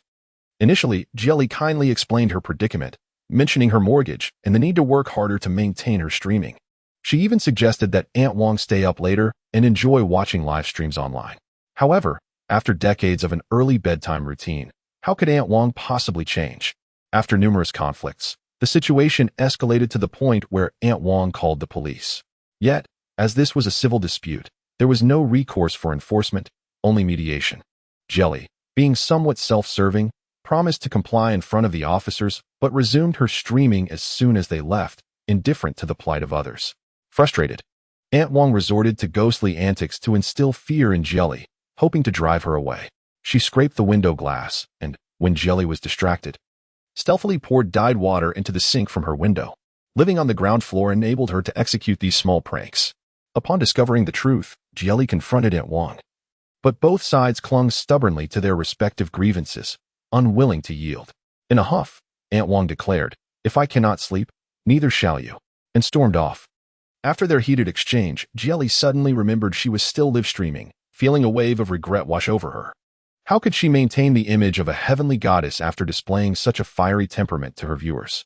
Unsurprisingly, many online commenters expressed their dissatisfaction with her disruptive behavior. The elderly struggle to sleep, and you disturb them every day. How can you argue with her? I'm unfollowing you. No matter how beautifully you sing, it's just noise to those next door. My previous neighbor streamed too, and thankfully moved out after a few complaints. To be fair, disturbing the peace is wrong. But Aunt Wang's ghostly antics, forcing someone to move, is also inappropriate. What if someone with a weak heart gets scared to death? Ultimately, Jelly was at fault from the beginning. Aunt Wong had no choice but to act this way. I truly do not wish to disturb anyone. Live streaming is my profession, and the peak viewing time is at 8 in the evening. I too wish to earn a living, and I find myself in a predicament. Furthermore, I have made adjustments, moving my original sign-off time from 11 to 10 o'clock. Yet, Aunt Wong remains unsatisfied, insisting that I cease streaming before 9. Such a request is simply untenable. Jia Lily feels a pang of regret. Had she known that the rumors of ghosts were unfounded, she would not have attempted to connect with her audience. Now, the entire internet is aware of her disruptive streaming habits. In response, netizens have offered their insights. If you wish to stream, consider doing so from an office building. Broadcasting from a residential area is simply uncouth. Perhaps you should follow the example of my favorite streamer and purchase a villa, where you can make as much noise as you please without disturbing the neighbors. If you must stream from home, it would be wise to construct a soundproof room, akin to a private booth, where sound cannot escape when the door is closed. Addressing noise issues is one matter, but maintaining amicable relations with neighbors is equally crucial. Feiwan remarked, Jia Lily, the vast community of netizens has proposed numerous solutions. You may select the one that suits you best. All right, thank you all for your suggestions. I will seek out someone to soundproof a room tomorrow, and I will also apologize to Aunt Wong to mend our neighborly discord. Jia Lily exclaimed eagerly. In truth, she had previously contemplated constructing a soundproof space specifically for her streams, but deemed it too troublesome and costly, resulting in procrastination. Nevertheless, if she fails to resolve this issue promptly, it seems unlikely that the netizens will let her off the hook. After losing a chance to connect, Jia Lily hastily logged off, anxious that lingering even a moment longer might subject her to harsh criticism from viewers. Bai Chifeng observed that the second round of calculations had concluded, with only the final round remaining. If he failed to seize this opportunity, the night would be wasted. In a state of urgency, he made several calls, inquiring with the technical department for any potential methods of manipulation. The skilled professionals in the technical department swiftly identified a loophole, successfully enabling security guard Lao Zhang to secure the last calculation of the evening. Lao Zhang felt a twinge of anxiety. This streamer possesses considerable talent. Will they discern the deceit? Feiwan, however, maintained a composed demeanor, inquiring as usual, Lao Zhang, what would you like to calculate? Lao Zhang's gaze involuntarily strayed to the side. Bai Chingfeng was already jotting down the forthcoming dialogue on the whiteboard. Following the script, Lao Zhang began, This is my first time entering your stream, and I am uncertain of your abilities. Perhaps you could first describe my home life. If your insights prove accurate, I shall disclose my query. Feiwan nodded and proceeded. Your early life was fraught with challenges. At the age of 8, your father passed away due to illness, leaving you and your mother to rely on one another until you turned 16, when you ventured out to work. By the age of 26, you had saved some money and returned home to marry. After marriage, you worked alongside your wife, but a few years later, she tragically died in a car accident, leaving you with a 6-year-old son and profound sorrow. Subsequently, you entrusted your son to your mother's care and came to the capital to work as a security guard. You find satisfaction in your current job. Although it is merely that of a guard, your salary is double that of your peers, and thus you value this position greatly, arriving earliest and leaving latest, diligently performing your duties as a commendable employee. This year, you had initially intended to bring your mother to the capital to witness the grandeur of Tiananmen. However, a few months ago, your mother unexpectedly fell ill and passed away. Now, it is just you and your son, who is in high school, relying on each other for companionship. A few simple words encapsulated the poignant past of this middle-aged man, and the security guard, Lao Zhang, could not help but shed tears. You are not mistaken. I believe you. Thoughts of my father, who was also a pitiable soul, surfaced in my mind. He single-handedly raised me with great toil. Misfortunes often strike the delicate. I hope that Lao Zhang finds happiness in the latter half of his life. Lao Zhang's thoughts were consumed with the hope that his son would be able to gain admission to his desired university next year. Yet this was a question he could not voice. The verification of such a matter would take too long. What Bai Chingfeng sought to ask were immediate concerns that could yield instant results. Bai Chingfeng had already inscribed the query on the whiteboard, and upon seeing it, Lao Zhang was momentarily taken aback, a sense of foreboding rising within him. Nevertheless, he felt compelled to heed his boss's words and mustered the courage to inquire, I would like to know if I will be unemployed today. This question posed by Bai Chingfeng was rather intricate. If Feiwan were to say that Lao Zhang would not be unemployed today, he would immediately notify the Human Resources Department to terminate Lao Zhang's employment. Conversely, if she declared that Lao Zhang would indeed be unemployed today, Bai Qingfeng would refrain from dismissing him. In essence, regardless of how Sang Feiwan calculated, Bai Qingfeng could easily counter her conclusions, rendering them contradictory to reality. Lao Zhang was no fool. He understood the implications of his boss's intentions. Thus, after posing his question, he became increasingly anxious. At over 40 years of age, he had, through diligent labor, become the longest-serving security guard at the Bai Group, which was affluent and compensated generously. With this salary, he had raised his son, who was now on the brink of his college entrance examinations, an endeavor that would require even more financial resources. Should he lose this job, it was likely that his income would significantly diminish. Sang Feiwan's gaze, penetrating through the lens, fell upon Lao Zhang, leaving him with an uncomfortable sensation of being seen through. The air conditioning in the office was cool, yet his back was drenched with cold sweat. Sang Feiwan asked Lao Zhang, "Do you really need this job?" He nodded in earnest affirmation. "Good." Sang Feiwan replied with a soft smile, "The result I have calculated is that you will be unemployed." Her smile transformed her previously cool demeanor into one of striking warmth, and Lao Zhang even perceived a divine compassion emanating from her visage. "Thank you," he sighed in relief. Genuinely grateful. However, the viewers in the live stream were bewildered. Did Lao Zhang misunderstand? The host said he would be unemployed, yet he appears so pleased. Don't you find Lao Zhang's question peculiar? If one were to inquire about their future, they wouldn't ask if they would be unemployed tonight. Given the time, losing a job would be a matter for tomorrow, wouldn't it? Lao Zhang is a pitiable individual. I hope the host remains as infallible as before. Yet I do not wish for Lao Zhang to lose his job. Oh, what a dilemma. Just then, Lao Zhang's phone rang. It was a call from the Human Resources Department of the Bai Group, having just received the boss's directive. Old Zhang, following Bai Qingfen's suggestion, switched to speakerphone and connected the call before a vast audience of netizens. Old Zhang, in light of your arduous contributions to the company over the past decade, we have decided to promote you to the position of security team leader with a monthly salary increase of 2,000 yuan. Furthermore, we will be signing a 10-year labor contract with you. Overjoyed, Old Zhang expressed his gratitude repeatedly on the call. However, after hanging up, he recalled the earlier fortune-telling and felt a pang of guilt towards Sang Feiwan. Alas, why must the boss make things difficult for that young girl? Has the host just experienced a mishap? It's all right, host. An occasional slip is inevitable. Regardless, I still support you. With this miscalculation, who knows if there will be another one next time? I wonder if the fee for the fortune-telling will be refunded for inaccuracies? I initially intended to grab another fortune tomorrow, but now I think I'll wait and see. Hidden behind Old Zhang, Bai Qingfeng smirked inwardly. He truly believed that Sang Feiwan possessed some extraordinary abilities, yet it was merely a simple ruse that led to her downfall. It serves her right, as it reveals the unpredictability of life and the notion that human plans are often no match for divine will. Observing that this blunder had significantly shattered the trust of Sang Feiwan's previously amassed fan base, she remained composed, exuding an air of tranquility. She even took a leisurely sip of water before smiling enigmatically. I recall announcing my Weibo account during a previous live stream. Those who haven't followed can do so now. For those who have, feel free to check out my latest update. After Kong Shiner urged Kong Lin to block Sang Feiwan's live stream, she registered a Weibo account to prevent losing contact with her fans. Though she seldom posted, her Weibo following had swelled to over 1 million. Her most recent post read, Old Zhang's fortune-telling revelation. 2 minutes after inquiring, Old Zhang will receive notification of his promotion to security team leader.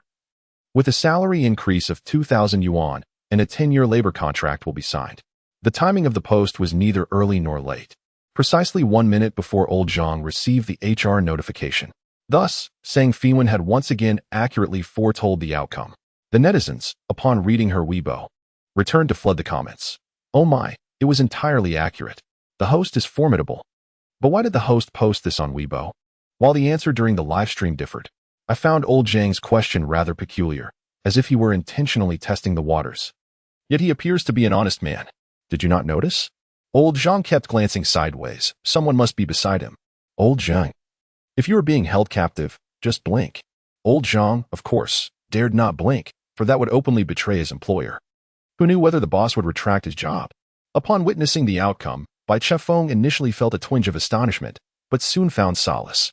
In truth, he had believed in Sang Feiwan's capabilities the moment she recounted Old Zhang's past experiences. Perhaps there truly exist prodigious talents in this world, capable of discerning the secrets of fate merely through a fleeting encounter, without the need for birth dates or astrological charts. Yet, Feiwan could not suppress his desire to further test her, thus presenting Sang Feiwan with a perplexing dilemma. To his astonishment, Sang Feiwan responded with remarkable ingenuity. Not only did she foresee the outcome, but she also managed to secure old Zhang's employment. This incident revealed her to be a person of profound benevolence. With the results of the trial laid bare, Feiwan found himself entirely convinced. He gestured for old Zhang to sever the connection. Old Zhang, having rewarded her with a token of gratitude, was about to disconnect when Sang Feiwan suddenly remarked, "Old Zhang, your son's academic prospects are promising. He will surely gain admission to a reputable university." Old Zhang was momentarily taken aback, then realized with a jolt that she had discerned the question he had struggled to voice all night. Furthermore, she generously offered clarity at the end, showing no resentment for his earlier indiscretion. In that instant, old Zhang's eyes glistened with emotion, and he bowed repeatedly before the camera, expressing his gratitude. "Thank you, dear host. You are truly a benevolent soul, a reincarnation of the goddess of mercy." Feiwan observed in confusion. What was going on with old Zhang? He had merely been brought in to assist, yet he appeared utterly captivated, comparing her to a divine figure. Even when offered a promotion and raise, he hadn't shown such fervor. After the connection was severed, Feiwan did not press old Zhang further and generously stated, "I will reimburse you for the token. Would you prefer Alipay or WeChat?" In his excitement, old Zhang reverted to his regional dialect. "Reimburse for what? I asked the oracle myself. The expense should come from me." Feiwan remarked, "Sang Feiwan has successfully completed her 3 divinations tonight." No sooner had the broadcast concluded than Baiju's call came through. "Grandma, I just watched your live stream, and that old Zhang is clearly a hired gun. Someone must be deliberately causing you trouble. Such treachery, posing a binary choice to ensnare you.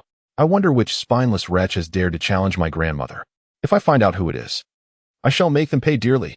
Sang Feiwan cautioned him. "Mind your language." Baijun, still seething, retorted, "I reserve my civility for the virtuous. I shall not hesitate to curse the ancestors of any unscrupulous scoundrel who crosses my path." Sang Feiwan replied, "I fear that were you to confront them in anger, you might find yourself stripped of your name." Baijun was momentarily perplexed. "What do you mean?" However, Sang Feiwan preferred not to dwell on the matter and inquired about the willow spirit's behavior. "Is the willow spirit behaving herself on your end?" Baijun instinctively glanced at the willow spirit beside him and stammered, "She has been all right, though I worry that when the time comes to return her, you might scold me." Sang Feiwan, sensing the unusual tone in his voice, calculated briefly and sighed, advising, "Be discreet." After hanging up, Baijun cast a conflicted glance at the willow spirit beside him, feeling a profound sense of regret. He wished to maintain a low profile. Yet this young lady was adamant against it. After bringing the willow spirit out that afternoon, Baijun noticed her tattered clothing and kindly took her to a mall to purchase new attire. To his surprise, she was quite unreserved, selecting over a dozen high-end outfits in one go. Not only that, but she also had her hair done, indulged in manicures, and pampered herself with beauty treatments. Initially, she had contemplated curling her eyelashes, but was ultimately dissuaded by Baijun. This escapade had completely exhausted Baijun's allowance for the month. Yet the willow spirit returned with an insatiable desire for more. At this moment, the willow spirit was no longer the simple old woman she once was. She adorned herself in the latest high-end ensemble, her feet elegantly encased in red stilettos, her once gray hair now transformed into a chic coffee hue, and her face adorned with exquisite makeup. At first glance, she bore a striking resemblance to a young lady, though the only flaw lay in the excessive wrinkles on her face and a slightly fuller waist. Noticing Baijun's gaze upon her, the willow spirit let out a light huff. "Young man, I am aware of my beauty, but do not entertain any improper thoughts." Baijun quickly replied, "I wouldn't dare." Just then, a voice echoed from outside. "Baijun, come out here." Baijun, aware of Kong Xinr's intentions, was disinclined to respond and was about to head upstairs when Kong Xinr bypassed the code and entered. Baijun confronted her. "How did you know the password to my house?" He then chuckled self-deprecatingly. "It was Kong Lin who told you, wasn't he it? She really is quite kind to you." Kong Xinr, hands on her hips, chastised Baijun. "How dare you assist that wretched person, allowing the paparazzi to capture my disgrace? After all the kindness I've shown you, while other relatives ignored you, I was the one who spoke with you at every gathering. You ungrateful scoundrel. How could you betray me like this?" Baijun's expression turned cold. You shall not speak ill of her, or I will not hold back. Not hold back? Kong Xiner clapped her hands, and 4 burly bodyguards emerged from outside. She felt that she had been too lenient with Baijun previously, which had emboldened him to act recklessly in her presence. This time, she was determined to teach him a lesson. Prior to this, she had also probed Kong Lin, who was then resentful of Baijun's sudden disrespect, and had deliberately remarked to Kong Xiner, "In the past, I was too soft-hearted, indulging him without bounds. It's time to teach that scoundrel a lesson." Receiving her cue, Kong Xiner stormed into Baijun's home with her entourage. In his youth, Baijun had often been bullied by other boys, and after each beating, Kong Lin would gently comfort him, advising him not to mention it to Bai Chefeng, lest their father think he was at odds with his peers and forbid him from family gatherings in the future.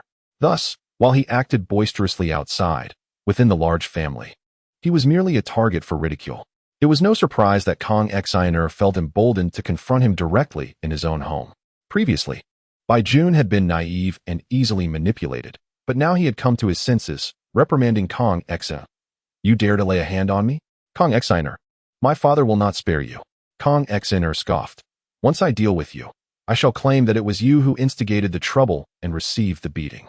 In any case, my aunt will believe me and speak on my behalf. So, throughout your life, every beating has been for nothing."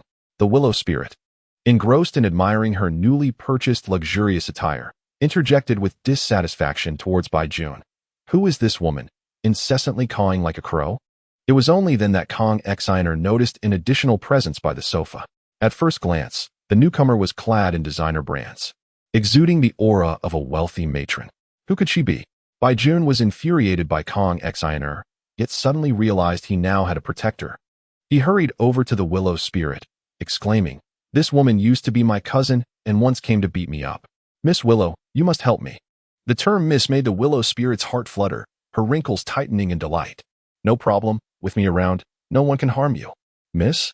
Kong Xner's eyes widened as she noticed the pile of luxury goods on the sofa, realizing, "Baijun, how shameless can you be? This old hag is even older than my aunt, and you actually fancy her? You bought her so many gifts? Are you trying to infuriate my aunt?" The smile on the willow spirit's face vanished, her gaze turning icy. "Who are you calling an old hag?" A quarter of an hour later, Kong Xiner and her 4 bodyguards were unceremoniously thrown out, bruised and battered. The willow spirit patted her hands, a hint of regret evident. "The great sage instructed me not to reveal my true form. Otherwise, I would have given them 9,999 lashes." For the first time in his life, Baijun felt protected just as he was about to be beaten. Touched, he couldn't help but admire the willow spirit. "Sister Willow, you are truly magnificent. How can there be someone as beautiful and formidable as you in this world? You are the epitome of beauty and grace." The willow spirit blushed, smiling shyly. "Oh, you flatter me so well." At 12:30 a.m., a city courier delivered the foresight talisman into the hands of a man torn between choices. After waiting impatiently, he followed Sang Feiwan's earlier instructions and placed the talisman under his pillow. As he lay down, he was still conflicted about whether to donate a kidney to save his brother or to heed his wife's wishes and refrain. Before long, he succumbed to sleep, snoring softly, while a luminescent glow emerged from beneath his pillow, entering his dreams. In the dream, he could not resist the repeated pleas of his parents and brother. And despite his wife's objections, he went to the hospital to undergo the kidney donation surgery. He had only one brother, there was no second chance in this life. But he had 2 kidneys, saving a beloved was a worthy bargain. After the surgery, his sister-in-law was deeply grateful and took him back to their home, where the brothers recuperated together. A year later, his brother had successfully passed the rejection phase and was stable in health. Meanwhile, the man felt slightly weakened but otherwise well. He resigned from his physically demanding job as a courier and became a security guard. Although his income decreased significantly, he managed to get by.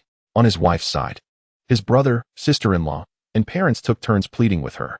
Seeing the situation was irreversible and considering their 2 children could not grow up without a father, she reconciled with him. However, she stipulated a requirement.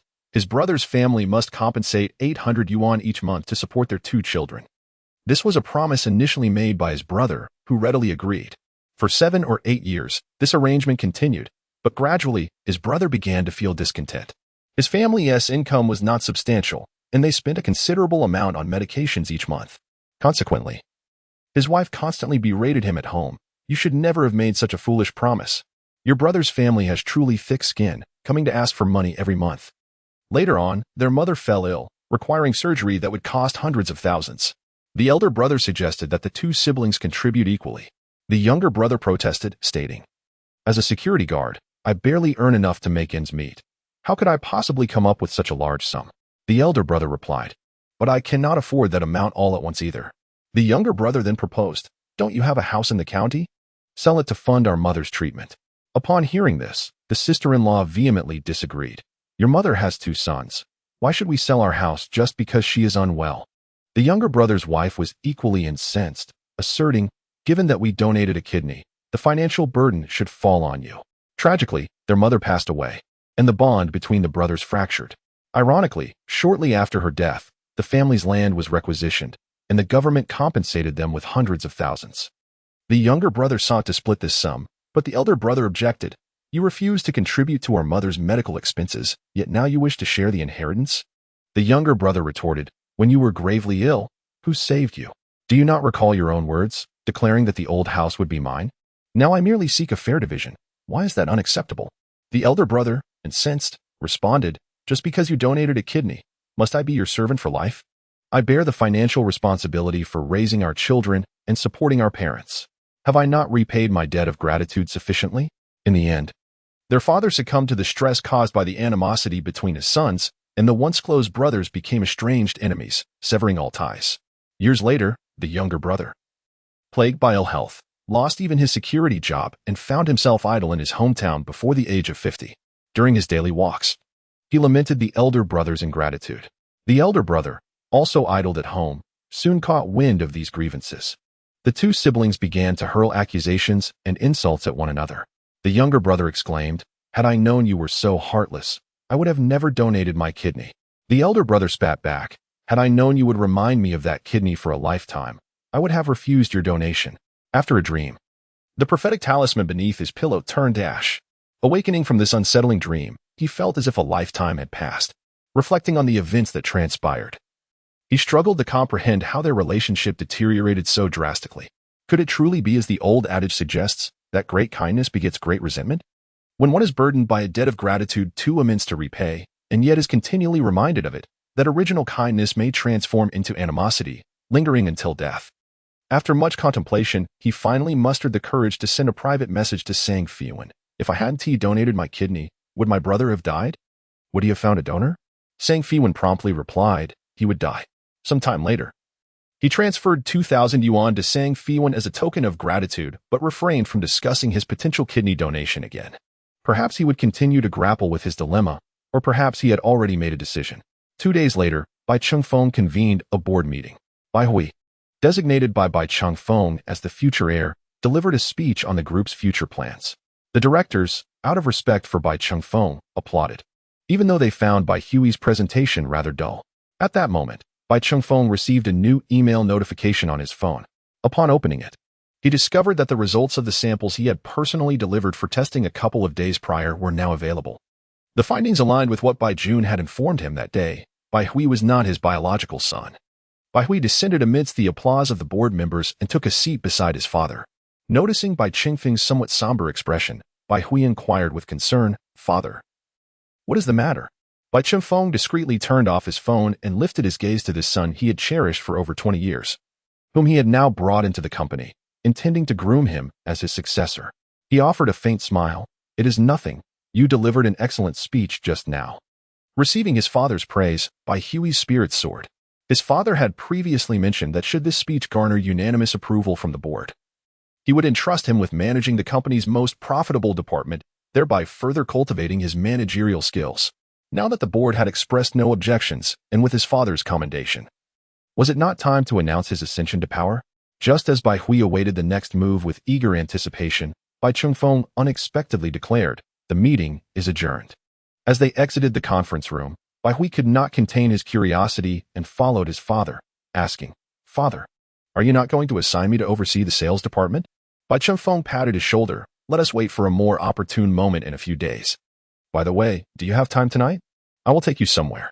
Bai Hui quickly nodded. "I am free." "Where are you taking me, father? Is it for a social engagement?" "You will find out when we get there. Bai Chifeng replied, having already arranged the location for a change of destiny. Given Bai Jun's elemental affinity for metal, the ideal place for such a change was in the west. Bai Chifeng owned a modest apartment in the west of the city. So he decided to hold the meeting there, agreeing with Sang Fei and Bai Jun to meet at 6 in the evening, where he would promptly escort Bai Hui. Meanwhile, Kong Lin was at home enjoying a cup of coffee when she received a sudden phone call. "Madam, this is Xiao Sunday. A couple of days ago at the company, young master accidentally cut his hand. Is he all right now?" Kong Lin was taken aback. Bai Hui had been injured? Xiao Sun was Bai Qingfeng's secretary, and also Kong Lin's informant placed beside Bai Changfeng to prevent any extramarital entanglements. Upon further inquiry, she learned that a staple protruding from a document Bai Changfeng had shown Bai Hui had pricked him. Afterward, Xiao Sun had intended to help clean up the mess, but the bloodied staple had been taken by Bai Changfeng. Finding this peculiar, Xiao Sun had called to ask about it. Kong Lin, slightly perplexed, proceeded to investigate Bai Changfeng's whereabouts that day and discovered that he had personally visited the hospital's appraisal center. The combination of these details caused Kong Lin's hand to tremble, spilling coffee at her feet. He knows. In a hurry, Kong Lin attempted to call Bai Hui, but his phone was unreachable. Upon questioning Xiao Sun, she learned that Bai Chifeng had taken Bai Hui away around 5 in the afternoon. As for their destination, that remained unknown. If Bai Changfeng was out for a social engagement, his secretary would certainly be aware of it. If Xiao Sun was unaware, it implied that Bai Chifeng was deliberately concealing something. In a state of anxiety, Kong Lin dialed a number she had not contacted in a long time. After a series of beeping tones, the call connected, and a low, husky voice emerged. "You finally decided to call me." Kong Lin cut to the chase. "Your son is in trouble. Will you save him or not?" "What happened?" Kong Lin briefly recounted the events. Originally, the matter of exchanging destinies was foolproof. Since this year marked Bai Jun's zodiac year, his misfortune would deepen, and soon Bai Changfeng would undoubtedly sever their father-son relationship. Consequently, my little Hui would become the sole heir of the Bai family.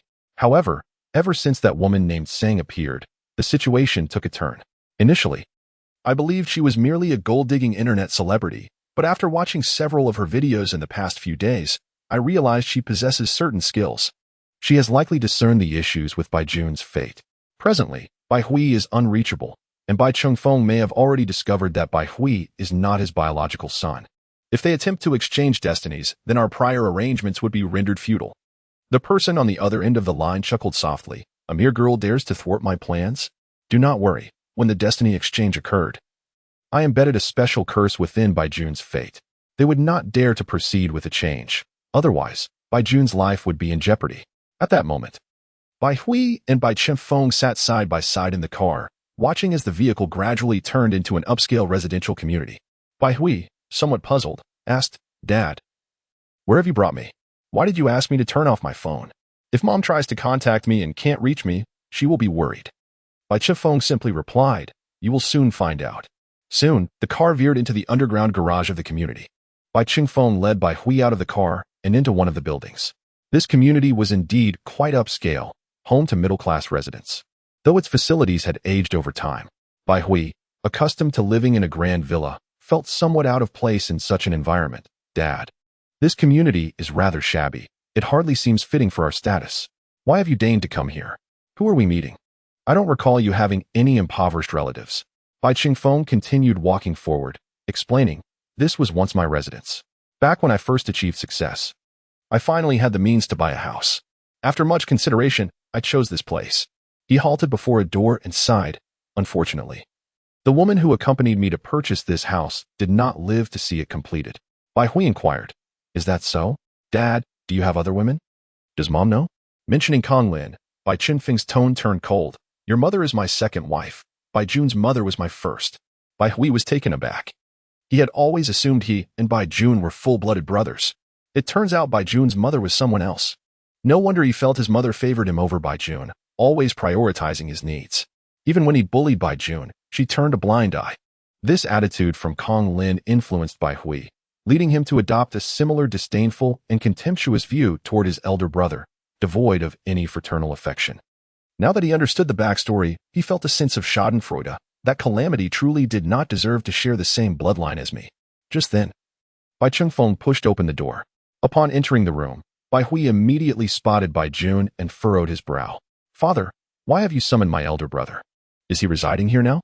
Contemplating this, Bai Hui felt disinclined to step inside. He grasped Bai Qingfeng's arm and urged, "Father, perhaps we should refrain from entering, lest we invite misfortune. You have an important business meeting tomorrow, and it is imperative that you remain unaffected by him." In the past, Bai Qingfeng would avoid Bai Jun at all costs, yet today, instead of retreating, he pushed Bai Hui inside and closed the door behind them. Bai Jun, indifferent to Bai Hui, merely exchanged a casual greeting with Bai Qingfeng. The once aloof Bai Qingfeng, upon seeing Bai Jun now, exhibited a paternal warmth that had long been absent. "Ah Jun, have you eaten?"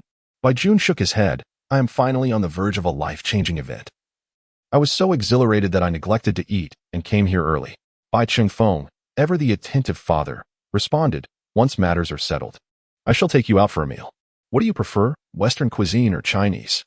It was only then that he realized he had forgotten his son's culinary preferences over the years. Guilt and remorse surged within him. Bai Hui observed Bai Qingfeng's transformation with increasing perplexity. "Father, have you forgotten? Eldest brother is an ill-fated star. Drawing closer to him could jeopardize your career. Why would you dine with him? Father, do you recall that mid-autumn festival when you kindly invited him to our home for dinner, and the crystal chandelier nearly fell and injured someone? You ended up sending him to the kitchen to dine with the servants, allowing us to enjoy a peaceful family reunion." Silence. Bai Qingfeng suddenly erupted in anger. It was the first time Bai Hui had experienced such a fierce reprimand, leaving him astonished and momentarily speechless. Bai Jun, equally infuriated, retorted, "Damn it, my misfortune stems from you." Just as he was about to explode, Bai Qingfeng instructed him, "Prepare a cup of tea for your brother. The tea leaves are on the third shelf of the cabinet." Bai Hui, observing Bai Jun's begrudging compliance in brewing tea, felt a rush of superiority. Indeed, father still favors me most. Bai Jun is only worthy of serving tea. After preparing the tea, Bai Jun slammed it down onto the coffee table and bitterly declared, "Drink." Bai Qingfeng, with a calm demeanor, replied, "Go ahead, it's new tea." Just then, Bai Hui, feeling parched, took several sips before asking Bai Qingfeng, "Father, why have you suddenly brought me here?" Abruptly, his head began to spin, and he reclined on the sofa, closing his eyes. Even the dull-witted Bai Jun discerned the underlying issue. "Is there something wrong with this tea?" Bai Qingfeng responded nonchalantly, "Otherwise, how would we change fate?" Bai Jun pressed, "Are you not going to disclose the truth to him? Just swap it out?" Bai Qingfeng countered, "When they changed your fate, did they inform you?" "No." Thus, Bai Qingfeng deemed it unnecessary to elaborate further, for he had never been one to show undue mercy. After Bai Hui succumbed to unconsciousness, Feiwan emerged from the inner room. Bai Jun hurriedly approached, inquiring, "How is it? Is the orientation of this room suitable?" Feiwan nodded slightly. "We may commence. Bai Jun, please take your place beside Bai Hui. The process may induce some discomfort. Bear with it." Bai Jun complied, harboring a subtle anticipation within. Once he reclaimed his fate, he would no longer be a harbinger of misfortune, nor would he encounter those ill-fated events again. Feiwan settled onto the sofa opposite Bai Jun and Bai Hui, silently reciting incantations to summon her spiritual energy. The act of altering one's fate was a means of deceiving the heavenly order.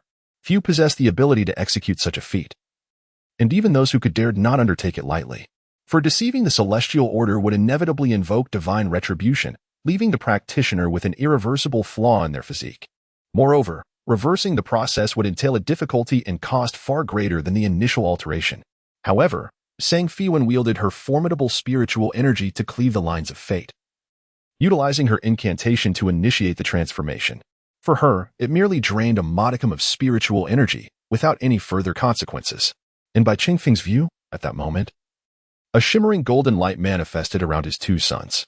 The two beams of golden light converged and then intertwined. Bai Qingfeng surmised that this must be the so-called fate, intimately linked to one's life fortunes and destiny. Just as the two destinies were on the brink of exchange, Bai Jun, who had been gritting his teeth through excruciating pain akin to having his bones extracted, suddenly cried out in agony. Bai Hui, jolted from his stupor by the intense pain, began to wail. Feiwan furrowed her brow and abruptly withdrew her spiritual energy, causing the fates that had begun to emerge to retract back into their respective bodies. Bai Jun slumped onto the sofa, gasping for breath, drenched in cold sweat, as if he had narrowly escaped the gates of hell. Bai Hui, on the other hand, fell back into unconsciousness, appearing utterly disheveled. "What is happening?" Bai Qingfeng, Witnessing the unexpected turn of events, grew anxious. Sang Feiwan rose. Her demeanor calm yet serious. Konglin's benefactor is truly insidious. When the fates were altered years ago, a curse was deliberately placed to prevent the fates from being reverted. If I were to force the change, the side effects would be too severe. Bai Jun urgently inquired, what are the side effects? Sang Feiwan replied, if forced, the fates would self-destruct. Bai Jun pressed, self-destruct? Whose would be destroyed? Sang Feiwan clarified, yours and Bai Hui's. This curse of mutual destruction is quite potent. Even I cannot easily dispel it. Should other practitioners of metaphysics attempt to force a change, they would not only be unable to alter the fates, but also suffer a significant backlash. Fortunately, Sang Feiwan had detected the issue in time and retracted her efforts. Bai Jun uttered a curse in frustration, unwilling to accept. So, is that it? Must I endure Bai Hui's cursed fate for a lifetime, facing calamity every day? Bai Chenfeng, equally distressed, implored, you must have other solutions, right, Miss Sang? Sang Feiwan nodded slightly. Indeed. What is the method? This curse is malevolent, requiring the caster's own life as a sacrifice to activate. Thus, eliminating the one who cast the spell would resolve everything. Perhaps Guo Cheng, in his arrogance, believed no one could counter him, which led him to employ such a nefarious and treacherous method. Yet for Sang Feiwan, it posed no challenge. Kill someone? Bai Jun was taken aback. Murder is illegal, right? The police would arrest you. Even if the other party is guilty of numerous offenses, without direct evidence of a crime, the law is powerless to bring them to justice. Even when incriminating evidence is obtained, it must be handed over to the police, as taking matters into one's own hands, regardless of the motive, is contrary to the law.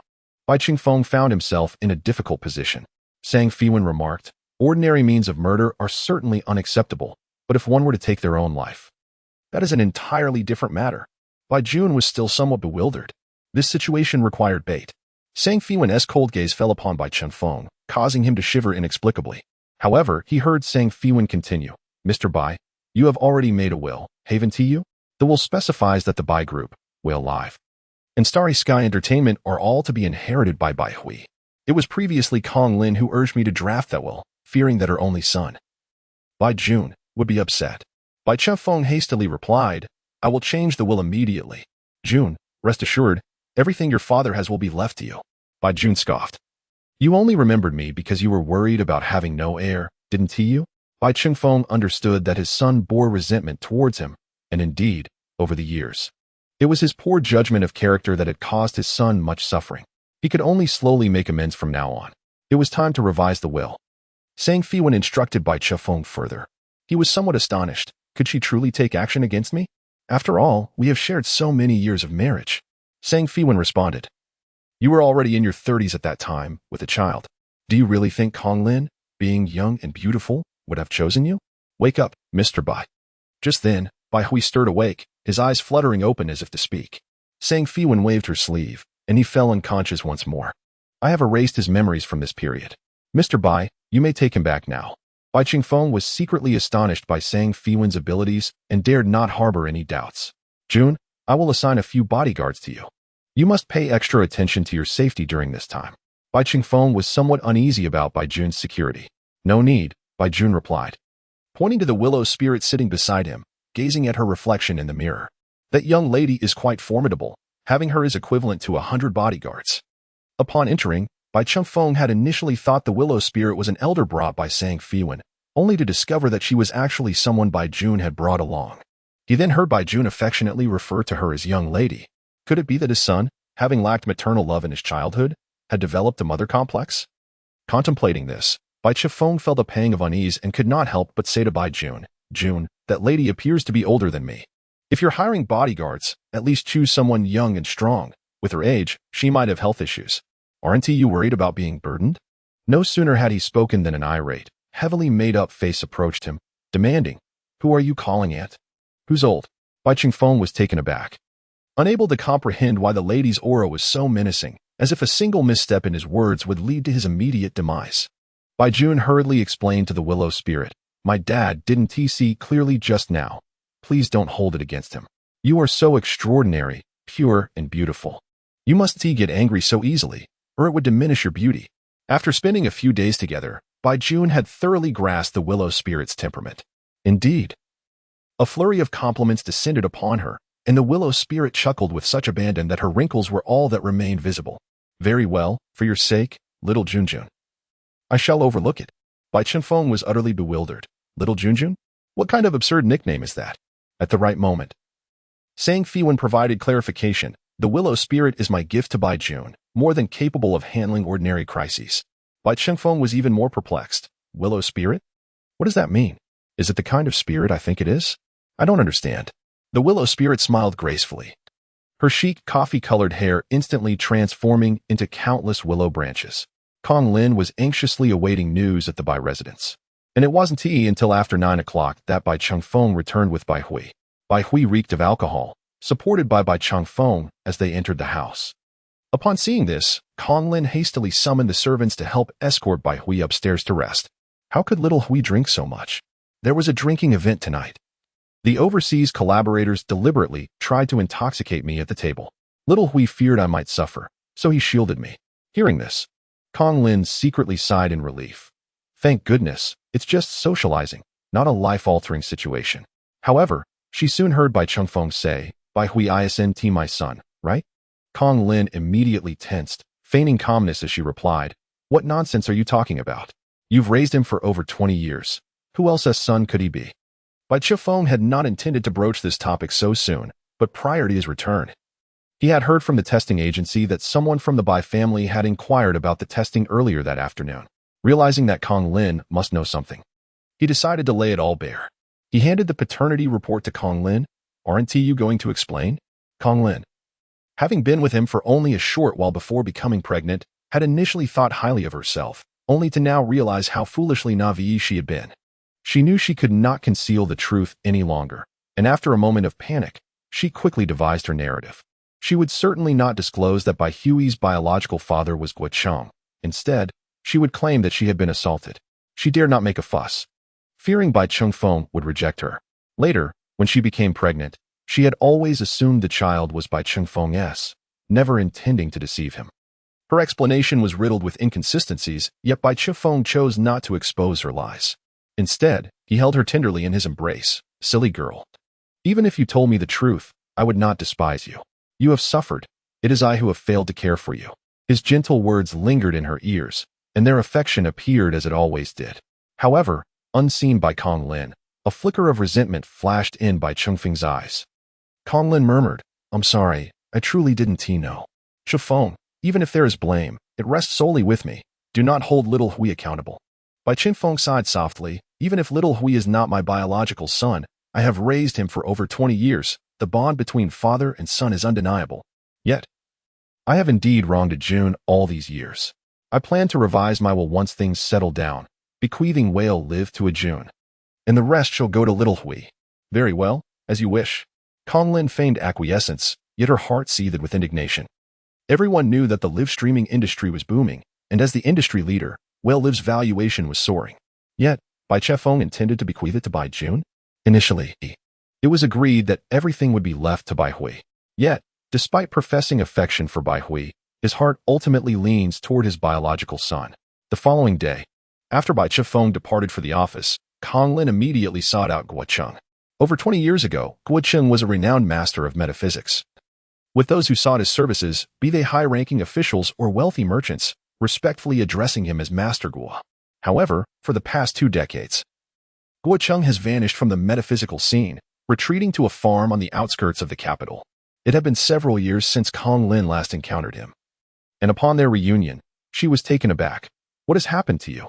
Once a formidable figure capable of wielding influence, Guo Cheng, now significantly older than Kong Lin, appeared frail, his hair and beard entirely white, reduced to skin and bones, confined to a wheelchair as though his time was drawing near.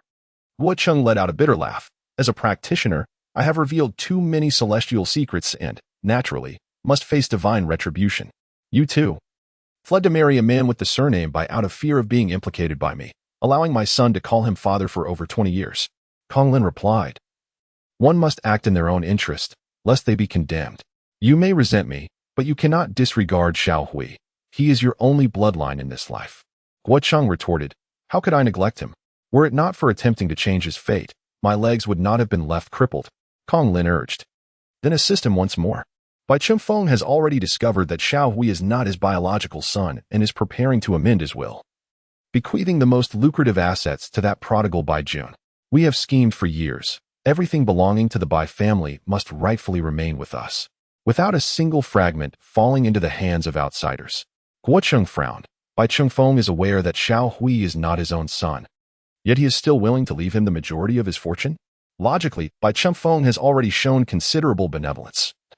But Kong Lin is not the type to be easily satisfied. She expressed her discontent. I have devoted over 20 years to him, tirelessly caring for his 2 sons. Even if Xiao Hui is not his biological child, he has called him father for so many years. He ought to bequeath all his wealth to Xiao Hui. As for Bai Jun, he is nothing more than a good-for-nothing wastrel. Giving him the whale platform will only lead to its inevitable demise. Kong Lin was never a virtuous woman. In her teens, she had been with Guo Qing, enjoying a period of prominence. However, upon realizing that Guo Qing would face divine punishment, she immediately sought to sever ties with him. On one occasion, while they coincidentally witnessed Bai Chengfeng during a media street interview, Guo Cheng pointed at him and remarked, "This man is destined for wealth. Within 10 years, he will become a leading tycoon in the country." At that moment, Kong Lin's interest was piqued, prompting her to seek an opportunity to leave Guo Cheng. Through various means, she learned that the Bai family was looking for a nanny to care for their children. Kong Lin, therefore, entered the Bai household under the guise of a caregiver. A young and beautiful woman, with intentions both calculated and uncalculated, found herself entangled with a middle-aged widower whose emotional void was ripe for fulfillment. Thus, a passionate affair ignited, leading them to quickly become entwined. Not long after their marriage, Guo Cheng came knocking at their door. As Kong Lin diligently supported Bai Chengfeng as a devoted wife, she found herself entangled in the complexities of dealing with Guo Qing, leaving her overwhelmed. Eventually, she gave birth to Bai Hui, who, due to the retribution from his biological father, was born with a fate riddled with misfortunes. Heartbroken, Kong Lin contemplated the unthinkable act of ending Bai Hui's life. It was Guo Cheng who intervened, promising her that if she could secure a legacy for him, he would fulfill her dream of becoming a wealthy matron. In pursuit of this, he was even willing to endure personal sacrifice to alter Bai Hui's destiny, to ensure a brighter future for his son. He conspired with Kong Lin to fabricate a narrative that Bai Jun was a harbinger of doom, thus alienating Bai Chengfeng from his only biological son. Now that Bai Hui's origins had been unveiled, Kong Lin's foremost concern revolved around the acquisition of Bai Chengfeng's entire fortune. Guo Qing then took out paper and pen, meticulously calculating, only to suddenly change countenance and exclaim, "This is dire." Kong Lin hurriedly inquired, "What is it?" Guo Qing explained, "I have just deduced that Bai Chengfeng's karmic bond with Bai Hui has reached its end. In such circumstances, he will not be swayed by paternal affection, nor will he relinquish his wealth." Kong Lin, taken aback, questioned, "What do you mean? Is he truly planning to bequeath all his assets to that foolish Bai Jun? On what grounds?" Guo Qing replied, "Though Bai Chengfeng presents himself as a cultured businessman, he is, in truth, cunning and ruthless. Even his own son, should he pose a threat to his enterprise, would be swiftly discarded."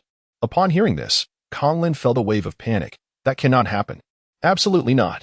After all these years, I cannot let my efforts amount to nothing."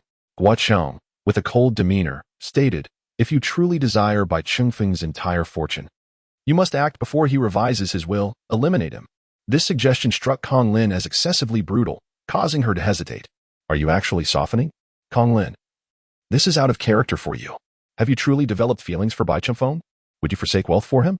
It is implausible to claim that years of marriage bore no emotional connection. Reflecting on Bai Chengfeng's past kindness towards her, Kong Lin's eyes welled with tears as she resolutely declared, "Very well, assist me in eliminating Bai Chengfeng." In the face of wealth, emotions are utterly trivial. At midnight, Bai Chengfeng abruptly awoke from a deep slumber, feeling an inexplicable surge of anxiety. He reached for the light switch, yet despite multiple attempts, the light refused to illuminate. "Kong Lin," he instinctively called out to his wife, only to discover that she had vanished without a trace. The window was ajar, and a chilling wind rushed in, causing the curtains to flutter wildly. In an instant, as the curtains billowed open, he was confronted by a ghastly, pallid face peering in. Startled, Bai Chengfeng hurriedly sought to escape, but when he finally stumbled to the door, it remained obstinately locked. A sharp, sinister laugh echoed from behind as something sinister entered through the window. In a frantic moment, He retrieved a talisman from within his clothing. Recalling the ominous words of Sang Feiwan, Kong Lin is an insatiable woman who will not rest until Bai Jun claims the fortune. The most effective way to prevent your will from being altered is to take your life. At that moment, Bai Chefeng found it hard to believe the gravity of the situation unfolding before him. After all, the facade of a virtuous wife and devoted mother that Kong Lin has crafted over the years is so convincing that he can scarcely believe she could possess such a cruel heart. 20 years of marital affection, and she would resort to murder over a mere inheritance. Yet, at the same time, he is curious to discover just how vicious human nature can truly be. Sang Feiwan further asserts that Bai Qingfeng's encounter with Guo Qing was no mere coincidence. Thus, the ghostly occurrences he experienced must have been orchestrated by human hands. It is likely that Guo Qing possesses the art of controlling spirits. This forbidden technique, while immensely powerful, invites severe divine retribution. The Bai family security is formidable, making it exceedingly difficult for an ordinary assassin to eliminate Bai Chefeng. However, spirits are different. They can appear silently and carry out their deadly work without a trace. To avert unforeseen circumstances, Sang Feiwan provided Bai Chefeng with a talisman, instructing him to affix it to the ghost's forehead when it draws near. Bai Chefeng, unable to escape, stumbled to the vanity mirror, gasping for breath in terror. At that moment, he felt an icy grip around his neck, as if a ghostly hand was choking him. Summoning his courage, he gazed into the mirror. The curtains were partially drawn, allowing a sliver of light to illuminate the reflection of a ghostly figure in a flowing red dress standing behind him. The long, spectral hand reached out, tightening around his neck, and Bai Qingfeng's eyes widened in terror, choking sensations overwhelming him, both from the constriction and sheer fright. Yet, despite his fear, he dared not close his eyes, scrutinizing the ghost's movements through the reflection. The specter drew ever closer, its mouth agape, poised to devour him upon his demise. The moment arrived. Bai Chefeng abruptly raised his hand and forcefully pressed the talisman onto the ghost's forehead. In that instant, flames erupted, consuming the specter. Amidst its anguished wails, the ghost transformed into a wisp of blue smoke, vanishing into the void. Meanwhile, far away, Guo Qing suddenly spat blood, his face contorted in disbelief. Who could have slain my red-dressed specter? The severity of Guo Qing's divine punishment stemmed not only from his earlier unscrupulous revelations for monetary gain, but also from his nurturing of malevolent spirits. The process of taming spirits for one's own ends is fraught with insidious and cruel methods. The moon emerged from behind the clouds, casting a clear light upon the earth. Sang Feiwan stepped out from the shadows, her path illuminated by the radiant moonlight as she entered Guo Qing's estate. Did he think that hiding here would keep him safe? Guo Qing, seated in his wheelchair, glowered through the floor-to-ceiling glass at the striking young woman outside. Who are you? Why do you insist on pursuing me? As for my identity, it is unnecessary for you to know. What you must understand is that all misdeeds eventually face retribution. She smiled sweetly, and I am your reckoning. Realizing the impending danger, Guo Qing frantically maneuvered his wheelchair in a bid to escape. With a flick of her sleeve, the large glass shattered into a cascade of shards. In the next moment, she stood before Guo Qing, asking, "How do you wish to meet your demise?" Though her appearance belied her youthfulness, even possessing a hint of innocence, the subtly smiling gaze that she cast upon Guo Qing resembled that of one surveying a corpse. Guo Qing inquired, "Was it Bai Chefeng who hired you? How much did he pay you?" "I can offer double, no, 10 times that amount. Just spare my life." Having endured a life of hardship since childhood, Guo Qing fell prey to the allure of worldly pleasures upon stepping into the outside world, fervently pursuing material wealth. In a mere few years, through unscrupulous means, he amassed an astounding fortune. For the first 20 years of his life, he lived in opulence, earning the respect of those around him. However, as middle age approached, divine retribution began to loom, a punishment that no amount of wealth could mitigate. Now, faced with the threat to his very existence, he was willing to lavish his riches in a desperate bid for survival. Sang Feiwan let out a laugh. "Do you truly believe that money can buy everything? Tonight, I seek only your life, nothing more." The notion that she desired only his life, rather than his wealth, was far more chilling. In his past misdeeds, Guo Qing had disregarded the law, yet now he urgently sought its protection, exclaiming, "Murder is illegal.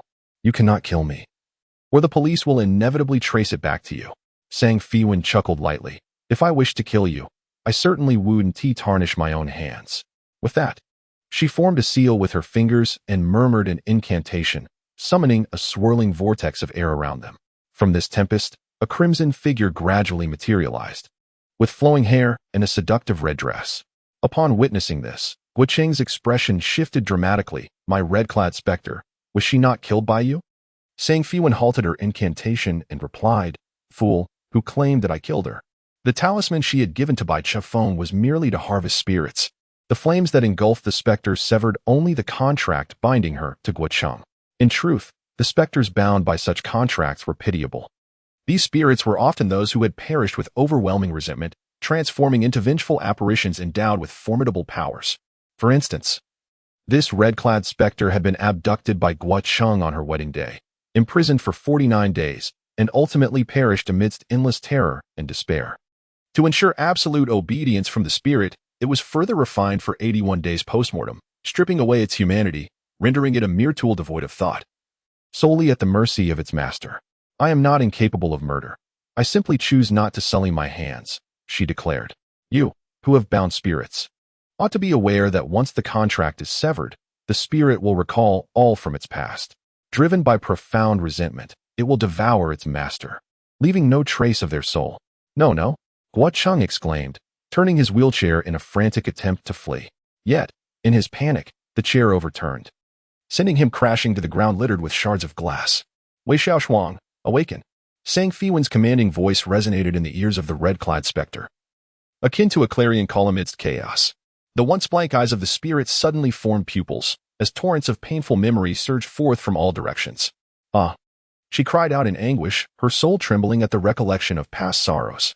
That night, which was meant to be her wedding night, she had awaited her beloved's arrival, filled with anticipation and a hint of shyness. The door creaked open, and she looked up with joy, only to be met by the sight of a stranger. Her husband was being dragged into their new home by the man, his hair clutched in a brutal grip, leaving a trail of blood behind him. In his final moments, her husband pleaded in despair, Please spare my wife, I beg of you. The man responded with a chilling smile, and before her very eyes, he slashed her husband's throat, torrents of blood gushing forth and staining their wedding chamber crimson. Yet, this was merely the beginning of her tragedy. For the next 49 days, he tormented and humiliated her by various means, ensuring that every moment of her existence was a living hell. His cruelty knew no bounds, as he even denied her the peace of death. You are cursed, he declared, with a pure and in nature, perfect for my dark rituals. I have sought you for a long time. Hate me, for the deeper your hatred, the greater your future power will be. He added menacingly, I will make you live in eternal torment, never to be reborn. After the pact was sealed, she transformed into a vengeful spirit, compelled to commit heinous acts. At times, in pursuit of wealth, he would send her to haunt unsuspecting victims, creating chaos in their homes, only to return later to collect exorbitant fees while feigning to exorcise the spirits. On other occasions, powerful figures wishing to eliminate rivals, yet unable to act directly, would pay a handsome sum for Guoqiang's services to discreetly carry out their dark desires. Since the divine retribution began, Guoqiang had secluded himself, refraining from causing harm. However, this time, for the sake of his only bloodline, he sought to kill Bai Chefeng once more. Unexpectedly, he found himself in a precarious situation. Wei Xiaoshuang emerged from her haunting memories, her chilling gaze fixed on Guoqiang, brimming with profound hatred. Guoqiang, you must die? The shadow surged forth, her fingers elongating into razor-sharp claws, poised to pierce Guoqiang's flesh. Suddenly, a golden light erupted from Guoqiang, sending Wei Xiaoshuang flying. It was at that moment he remembered the talisman of life he possessed. He hastily retrieved it, grinning wickedly, You wish to kill me? It won't be that simple. Guoqiang will not die so easily, absolutely not. The audacity with which Guoqiang engaged in his malevolent deeds stemmed from the confidence granted by this talisman. He had initially planned to wait for the divine punishment to subside before using this artifact to rejuvenate himself, restoring his body to its youthful state. This would not only deceive the heavenly order but also grant him a second chance at life. Little did he anticipate that an unexpected turn of events would force him to utilize this talisman prematurely. Sang Feiwan furrowed her brow, sensing a surge of spiritual energy. Upon observing the object in Guoqiang's hand, she recognized it as a gilded fluorite, rich in the essence of heaven and earth. This gilded fluorite was a highly coveted life-preserving artifact in the realm of cultivation, capable of withstanding attacks from those at the golden core level. Coincidentally, Sang Feiwan had just ascended to the early stages of the golden core realm. While she could potentially shatter the protective barrier of the gilded fluorite with all her strength, Doing so would severely deplete her energy, causing her cultivation to regress back to the foundation establishment stage. Every day, she toiled diligently in her live broadcasts. And after much effort, she had finally reached the golden core stage. She was reluctant to carelessly lose her rank. Otherwise, should she kill again? Wei Xiaoshuang discovered, to her dismay, that she was still unable to vanquish Guo Cheng. Consumed by rage and sorrow, she gazed skyward and lamented. Why must such a fiend remain unscathed? Why is there no retribution for the distinctions between good and evil? Reflecting on the tragic demise of her husband and the torment she endured day after day, a torrent of resentment surged within her, causing blood to flow from her orifices as she cried out in anguish and fury. Wei Xiaoshuang, if you wish to be reborn, you must swiftly regain your composure and resist the urge to be dominated by your grievances, lest you obliterate your humanity. Initially, her humanity was rekindled by Sang Feiwan's guidance. If she were to transform once more into a vengeful spirit, devoid of humanity, there would be no hope for salvation. Only the path to eternal disintegration awaited her. Regrettably, Wei Xiaoshuang could no longer heed her words. Her dark pupils began to fade. Wu Qing, confident in his invincibility, chuckled coldly. Wei Xiaoshuang, even without a contract, what does it matter? You still cannot kill me or avenge yourself. Hate me if you must. Let your hatred consume you, turning you into a vengeful spirit, doomed to wander eternally without rebirth. And you? He glared venomously at Sang Feiwan. Aren't you the virtuous one? Don't you wish to save Wei Xiaoshuang? Ha! Not only will you fail to rescue her, but you will also be forced to witness her transformation into a vengeful spirit once more. Even without my influence, the vengeful will instinctively slay those they encounter. He raised the gilded luminous pearl, his face radiating triumph. With this treasure in my possession, you cannot defeat me. I will have you arrested for burglary, Sang Feiwan. You are merely a small streamer. What right do you have to contend with me? Sang Feiwan sighed. Very well, if I must lose my cultivation, so be it. Just as she prepared to act, a deep, aged voice suddenly resonated. Gilded brilliance, eradicate evil and preserve virtue. The luminous stone possesses spirit. Hasten to return to its rightful master. As the words fell, the gilded luminous stone broke free from Guo Cheng's grasp and swiftly flew outside the courtyard, landing in the hands of an elderly man. Sang Feiwan focused her gaze and recognized him. His hair and beard were as white as snow, exuding an ethereal quality indeed. It was Master Chiu, the one who had previously assisted the renowned actress Lin Ran in subduing the ghostly infant, following Master Chiu as his assistant, shadowing him silently like a specter. However, ever since his appearance, Sang Feiwan could not help but scrutinize him further. He remained as enigmatic as when she had first encountered him, his true form enveloped in a mist of mystery. As Guo Cheng sensed the luminous stone slip from his fingers, his expression changed abruptly, morphing into one of trepidation upon recognizing the newcomer. Master Chiu stepped forward, reprimanding. Wretched being, how long do you intend to persist in your malevolence? Guo Cheng fell to the ground, resembling a dying dog, pitifully pleading, Master, I acknowledge my misdeeds. I beseech you, for the sake of our past bond, spare my life. They were master and disciple? Sang Feiwan raised an eyebrow, observing the unfolding drama with keen interest. Master Chiu appeared to be a decade or more older than Guo Cheng, yet in terms of strength, Guo Cheng should have far surpassed him. It was surprising to learn that he was indeed Master Chiu's disciple. Master Chiu retorted, 30 years ago, we severed our master-disciple relationship. Do not call me master. I cannot afford to lose face. Sang Feiwan scoffed lightly. Is this a shameful question? You, who have come out from Longshan, have committed countless misdeeds outside. And as a master, you have turned a blind eye for so many years? Master Chiu's face flushed red at her words. He solemnly returned a salute to Sang Feiwan, admitting, it is indeed embarrassing. Although I have diligently cultivated for over 60 or 70 years, my progress has been minimal. However, one of my disciples, whom I adopted back then, possessed remarkable talent, even surpassing me. As he spoke, he shot a glare at Guo Cheng, adding, unfortunately, this wretched child, discontent with the austere life in the mountains, secretly learned the forbidden art of ghost control. Upon discovering this, I expelled him from the mountain. To my astonishment, this scoundrel even stole my gilded fluorite on his way out. Over the years, I have searched for him everywhere, but the gilded fluorite aids in concealing one's whereabouts, allowing this rebel to roam freely for 30 years. At this moment, Wei Xiaoshuang, filled with hatred for Guo Cheng, lunged at him, intent on devouring him alive now that he had lost his protection. Master Chiu promptly produced a gourd for capturing ghosts, preparing to take her in. Saying Feiwan hurriedly intervened. Your disciple has harmed her to this extent. Do you truly wish to send her soul into oblivion as her master? Master Chiu, somewhat begrudgingly, replied, I merely wished to prevent her from harming others. I had no intention of sending her soul into the void. I will personally bring Guocheng back to the mountain gate for punishment according to our rules. Sang Feiwan sneered. So, despite claiming to sever the master-disciple relationship, in the end, you are still protecting him? How do you intend to handle him? The voice of the assistant was soft and melodious, like a clear spring. Guocheng was certainly doomed. Sang Feiwan could not afford to be polite.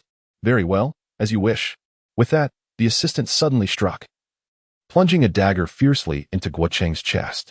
The excruciating pain made Guocheng tremble violently.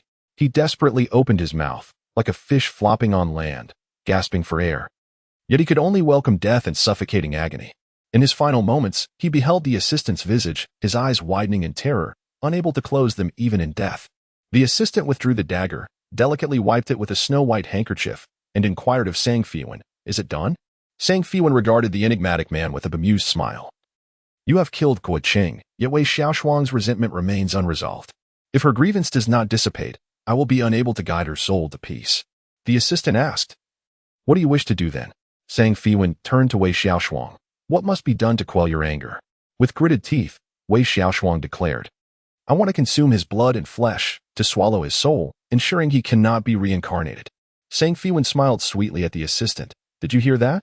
Master Chiu's face turned pale. No, he is dead. To consume his soul would be exceedingly cruel. After all, he was a child I raised with my own hands. We were once as close as father and son, relying on each other for many years. No father could bear to see his child meet a fate where even his soul is devoured after death. Sang Feiwan merely smiled faintly at the assistant, seeking to discern where his limits lay. The true visage of the little assistant remained shrouded in a veil of mist. Yet Sang Feiwan could sense his emotions were remarkably stable, seemingly unaffected by the excessive demand that, while reasonable for the victim, was rather excessive for Guocheng's sect. Master Chiu intended to say more, but the little assistant had already assented, stating, I can.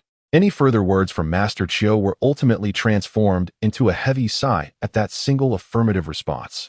Unable to bear the sight of the cruel scene, Master Chiu whisked away. Meanwhile, the little assistant lingered, standing 2 meters away from Sang Feiwan, and quietly inquired, Are you satisfied? Satisfied. Wei Xiaoshuang, what are you waiting for? Wei Xiaoshuang emitted a sharp, ghostly wail and lunged at the corpse on the ground, frantically tearing at it, venting years of pent-up resentment. Meanwhile, Guocheng's soul struggled in torment, still tethered to his body, slowly being devoured by Wei Xiaoshuang. The entire tableau was undeniably eerie and sanguinary. Yet, amidst this bizarre and bloody scene, Sang Feiwan and the little assistant exchanged a tranquil gaze, as if the actions of Wei Xiaoshuang were merely a backdrop, accentuating their ethereal detachment from the gruesome reality. Who are you, and why do you conceal your true self? Sang Feiwan inquired. Do you wish to see my true form? His voice, for reasons unknown, carried a hint of trepidation. Sang Feiwan pondered whether he was exceptionally unattractive and thus reluctant to reveal himself. However, during her previous encounter at Lin Rant's residence, she had glimpsed his eyes, which had astonished her at first sight. A person with such captivating eyes could hardly possess an unsightly face. Sang Feiwan remarked, though I find it somewhat abrupt. I am genuinely curious about your appearance and true identity. Do not claim to be merely a little assistant. I shall not believe it. Very well. He acquiesced once more to her excessive curiosity. This only heightened Sang Feiwan's intrigue. You are surprisingly agreeable. He chose not to respond to that query, but instead removed a lanyard from around his neck, from which hung a piece of golden-hued fluorite of even purer quality and higher grade. If Guocheng's fluorite could conceal one's presence and withstand a full-force strike from a golden core cultivator, then this one before her was tenfold more potent. Even a nascent soul cultivator would struggle to breach his protective barrier. No wonder he could conceal his true form, for he possessed such a treasure. It was rumored that the Lord of Shouyulong Mountain had quelled the demons during the tumultuous times of war, allowing future generations to enjoy peace. It seemed the tales were not mere fabrications. Yet, one could not help but wonder who that mountain lord truly was, possessing such extraordinary abilities. Could he, like her, also hail from another world? There are 2 protective fluorites at Shouyulong Mountain. One was stolen by Guocheng, and the other is with me. My fate is peculiar. making me susceptible to the encroachments of demons since childhood. Thus, I require this fluorite for protection.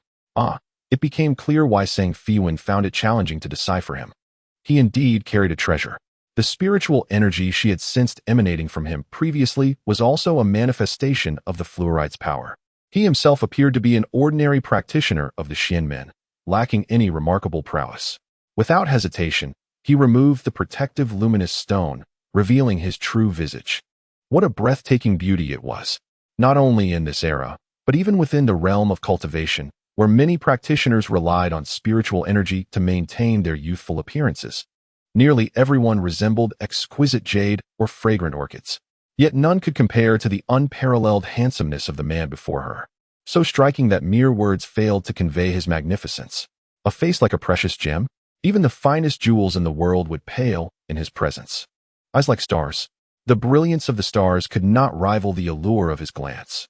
In that fleeting moment when she beheld his true form, a wave of familiarity washed over her. Her usually tranquil emotions stirred with an inexplicable sensation, as though some hidden past was beckoning to be unveiled. Yet, when she attempted to delve deeper, she found nothing to grasp. As he unveiled his true identity, his gaze burned with intensity as he looked at her. Sensing the confusion in her eyes, he felt a tumult of excitement and contradiction within himself, yearning for her recognition while dreading her recollection of everything.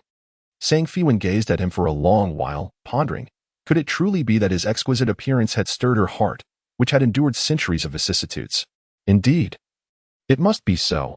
Otherwise, she could not fathom the source of her peculiar feelings. With this realization, she felt a sense of relief, and her gaze toward him became more composed. The man noticed the shift in her emotions and felt a pang of disappointment, realizing that she had completely forgotten him. With her heart now at ease, Feiwan spoke more casually. What a handsome young man. No wonder you concealed your true appearance. With looks like yours, I fear the young ladies on the street would be utterly captivated. She swore her praise was sincere, yet he seemed somewhat bashful, with the tips of his ears turning a shade of red, making her feel like a mischievous tease. He appeared to be playing the role of a shy maiden, in stark contrast to the ruthlessness he had displayed earlier. Recalling his earlier act of violence, Feiwan inquired, "You don't seem like a novice at killing. Aren't you concerned about the consequences?" He parted his lips slightly, offering a gentle smile akin to the moonlight and a refreshing breeze. Yet his words were laced with irritation. Though it was I who ended their lives, I merely acted in accordance with your wishes. Thus, in truth, you are the instigator. Feiwan felt a jolt of realization, as if she were about to be ensnared for the first time. His smile widened, and he added, "It was merely a jest. Those of us from Shoyulong Mountain possess certain privileges. We will handle matters discreetly and ensure you encounter no trouble." Feiwan scoffed. "Do you think I would be intimidated?" He sobered, extending his hand in earnest. "You Baiming, the current master of Shoyulong Mountain." Indeed, his origins were extraordinary. However, Feiwan did not anticipate that the enigmatic and formidable master of Shoyulong Mountain, who commanded respect even from the powerful, would appear to be a youth in his 20s. Feiwan, she replied, graciously offering her hand for a shake. In the fleeting moment their fingertips intertwined, his palm trembled ever so slightly, as if grasping not merely her hand, but the very fate that bound them together. Feiwan, however, remained oblivious to the fluctuations of his emotions, her curiosity drawn instead to the gilded fluorite. During her time in the realm of immortals, she had crafted many such pieces of fluorite, and in moments of tedium, she would launch them into the night sky, relishing the spectacular sight of their self-detonation resembling meteors. Alas, what she once regarded as trivial trinkets now demanded an exorbitant effort to recreate, making it impossible for her to carelessly shatter one for amusement.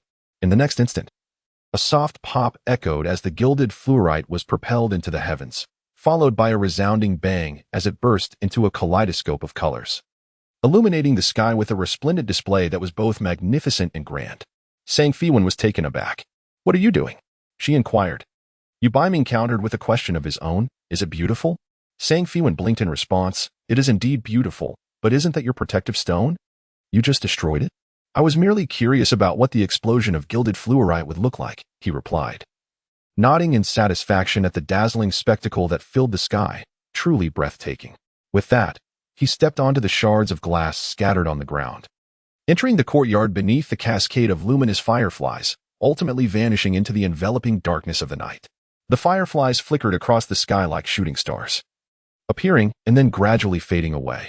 Sang Feiwan gazed upward, reminiscing about her time in the realm of immortals, where, despite the absence of troubles, the interminable stretch of time often felt monotonous. So much so that she had, in her ennui, taken to using the precious gilded fluorite as makeshift fireworks. Each time she witnessed the eruption of the fluorite, an inexplicable emotion would well up within her. An unnameable joy that seemed to infuse her otherwise drab existence with vibrant hues. As her cultivation reached its zenith, she often mused about what ascension would entail. Would it be more exhilarating than her current state? However, her aspirations were thwarted when her ascension failed, leading her to this world. Although the path of cultivation was fraught with greater challenges here, her experiences had become increasingly intriguing. Even the spectacle of the firefly's explosion appeared to be more exquisite than in the realm of immortals. At that moment, Wei Xiaoshuang had completed her revenge. Standing solemnly amidst a pool of blood, bowing respectfully to Sang Feiwan. "Thank you." Sang Feiwan asked her, "Do you still wish to be reincarnated?" Wei Xiaoshuang responded, somewhat astonished. "With all the sins I bear, can I still be reborn?" Having been transformed into a vengeful spirit through torment, she had accumulated countless transgressions over the decades. To achieve liberation, her resentment must first dissipate, followed by the cleansing of her sins, allowing her to reincarnate with purity. If her sins could not be washed away, even in the underworld, she would suffer immense torment and remain bound to her current form. The process of purification would require Sang Feiwan to expend a significant amount of spiritual energy, leaving her weakened for several days, akin to the aftermath of a severe illness. Though Sang Feiwan had prepared to pay this price, a new opportunity now presented itself. "Wei Xiaoshuang, you must go outside, while the fireflies linger. I shall assist you in your transcendence." The gilded firefly stone, a creation of those with profound cultivation, is infused with substantial spiritual power, thus facilitating the process of transcendence without exhausting Sang Feiwan's own energy. As the incantation for rebirth gently unfolds, a golden radiance envelopes the scene, drawing down the myriad fireflies that cascade around Wei Xiaoshuang, gradually cleansing her past transgressions. The vibrant red of her dress dances wildly before it slowly fades to pure white. Beneath the golden glow, she waves goodbye to Sang Feiwan. In that moment, the multitude of fireflies vanishes entirely, and the night sky returns to its former tranquility. At the stroke of midnight, all is silent, save for the enduring light of the Bai family. Bai Chengfeng, still shaken from the fright of the red-clad specter, has since regained his composure but dares not sleep again. He and Bai Jun sit together on the sofa, awaiting news from Sang Feiwan. Having grown distant from his father since childhood, Bai Jun finds little to discuss in this rare moment of togetherness. After a prolonged silence, Bai Chengfeng breaks the stillness. "Jun, what flavors do you enjoy in your meals? Once this is all settled, you should come back home. I shall instruct the kitchen to prepare dishes to your liking each day." Bai Jun replies, "Flavors? I favor spicy foods, particularly spicy skewers, hot pot, and spicy crayfish. Those are my favorites." Given that the culinary preferences in Jing City lean towards Shandong cuisine, emphasizing the inherent flavors of the ingredients and favoring a salty sweet taste, Bai Chengfeng is somewhat surprised. "Is your palate truly so bold?" Bai Jun explains, "The aunt who cared for me in my youth hailed from Sichuan. She would always use copious amounts of chili in her cooking. Initially, I couldn't handle it. I would weep and runny-nosed from the heat. However, I had no choice but to eat, as she wouldn't cook for me otherwise. Eventually, I grew accustomed to it, and even came to enjoy it. By the way, Dad, are you hungry? Shall we order some spicy crayfish?" "No need for that," Bai Chengfeng thinks, feeling an increasing sense of guilt. A child without parental care is indeed vulnerable, even to the whims of a caregiver. "Jun, I promise to treat you well from now on and to make amends for my past shortcomings." "It's all right. The past is behind us," Bai Jun reassures him. After a brief exchange, the conversation dwindles once more. Bai Jun occupies himself with his phone, where he stumbles upon a short video. The screen displays a breathtaking meteor shower, with people in the background exclaiming in awe. Some netizens express confusion as to why this year's meteor shower was not anticipated, unlike previous years.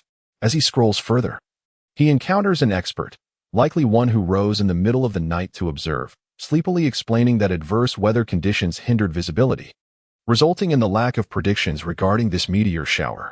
Bai Jun hastily rushes to the yard, but finds no trace of the meteors. He smacks his thigh in regret. "I stayed up all night and didn't think to step outside to gaze at the night sky, thus missing the meteor shower entirely." This was no ordinary meteor shower. Sang Feiwan emerges from the night, her smoke-purple skirt accentuating her tall and graceful figure. Great-grandmother, Bai Jun exclaims joyfully as he approaches. Did you see the meteors? How beautiful were they?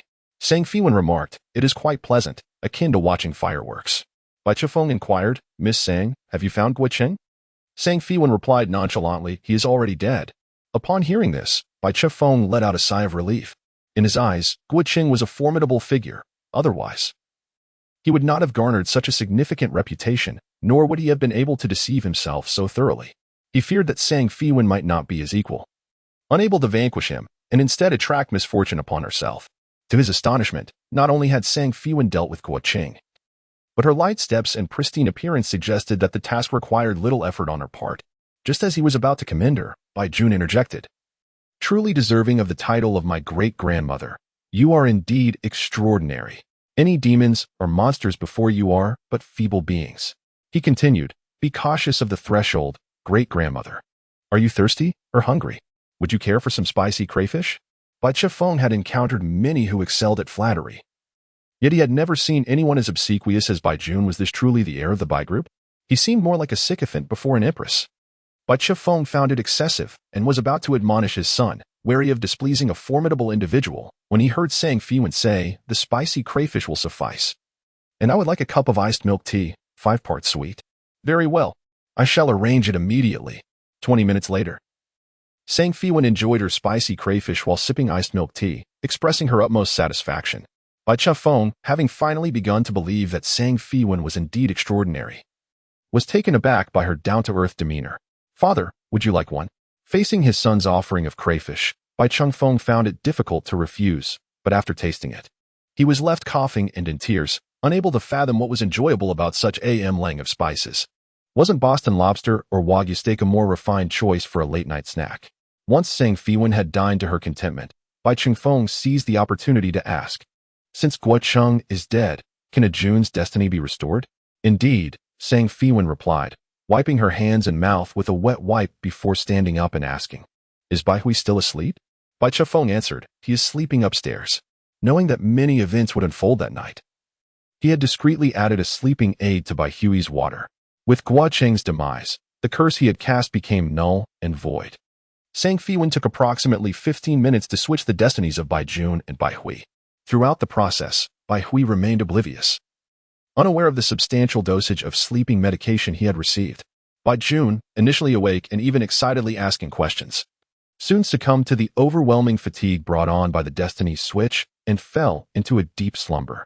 Once the task was completed, Sang Feiwan informed Bai Chifeng, the destinies have been exchanged. However, for the individuals involved, it will deplete some of their vitality. A day of rest will suffice. Bai Chifeng expressed his gratitude profusely, preparing to offer a red envelope as thanks when escorting Sang Feiwan out. She declined, saying, I am not assisting for free. The matter I needed to attend to is known to Bai Jun. I am no longer in want of money. What I lack is the fan loyalty necessary for my cultivation, even though her live streaming fan base has surpassed 5 million. The influence she wields in that realm remains limited. To amass a greater following and credibility, she requires a more expansive platform. The entertainment industry presents itself as the most promising avenue for her development. However, there exists a certain barrier between the entertainment and streaming worlds, one that can only be transcended with the robust support of a talent agency. Shinkong Entertainment is the agency she has set her sights on. Only when Bai Jun firmly establishes himself as the heir of the Bai family can Sang Feiwan leverage his position to unlock the door to the entertainment industry. Last night, Kong Lin had learned of Guocheng's intention to eliminate Bai Chifeng, undoubtedly employing inhumane methods. She wished to harness Guocheng's capabilities while simultaneously abhorring the macabre nature of his tactics. Thus, she chose to retreat last night. The following day, she anticipated receiving news of Bai Chifeng's misfortune. However, as time dragged on, silence prevailed and no news surfaced. Approaching noon, she called Bai Hui, but her call went unanswered. She then reached out to the household servants, only to encounter the same lack of response. Consequently, she dialed Bai Chifeng's assistant, who finally answered, Mr. Bai did not come to the office today. It is worth noting that Bai Chifeng is a workaholic, rarely taking leave even for a mild cold. Why then would he suddenly be absent, and why did the assistant seem utterly uninformed? A cold, Fierce smile crept across Kong Lin's lips. Bai Chefeng must indeed be dead. I knew Guicheng would not falter. While a twinge of regret stirred within her, she felt no remorse for Bai Chefeng, especially since he insisted on bequeathing his fortune to that wastrel. Once Bai Chefeng is gone, the irrevocable will would gain legal validity, and all of the Bai family's assets would rightfully transfer to Bai Hui. Upon returning to the Bai residence, Kong Lin composed herself at the entrance, striving to appear mournful. After all, they had been married for over 2 decades, and a few tears were only fitting. Yet, when she pushed open the door and beheld Bai Chefeng seated on the sofa, her expression shifted dramatically. Chefeng? You, how are you? Bai Chefeng smiled grimly. Surprised to see I'm not dead, are you? Kong Lin forced a smile. What do you mean by that? By the way, why aren't you at work today? Bai Chefeng tossed a divorce agreement onto the table. Sign it.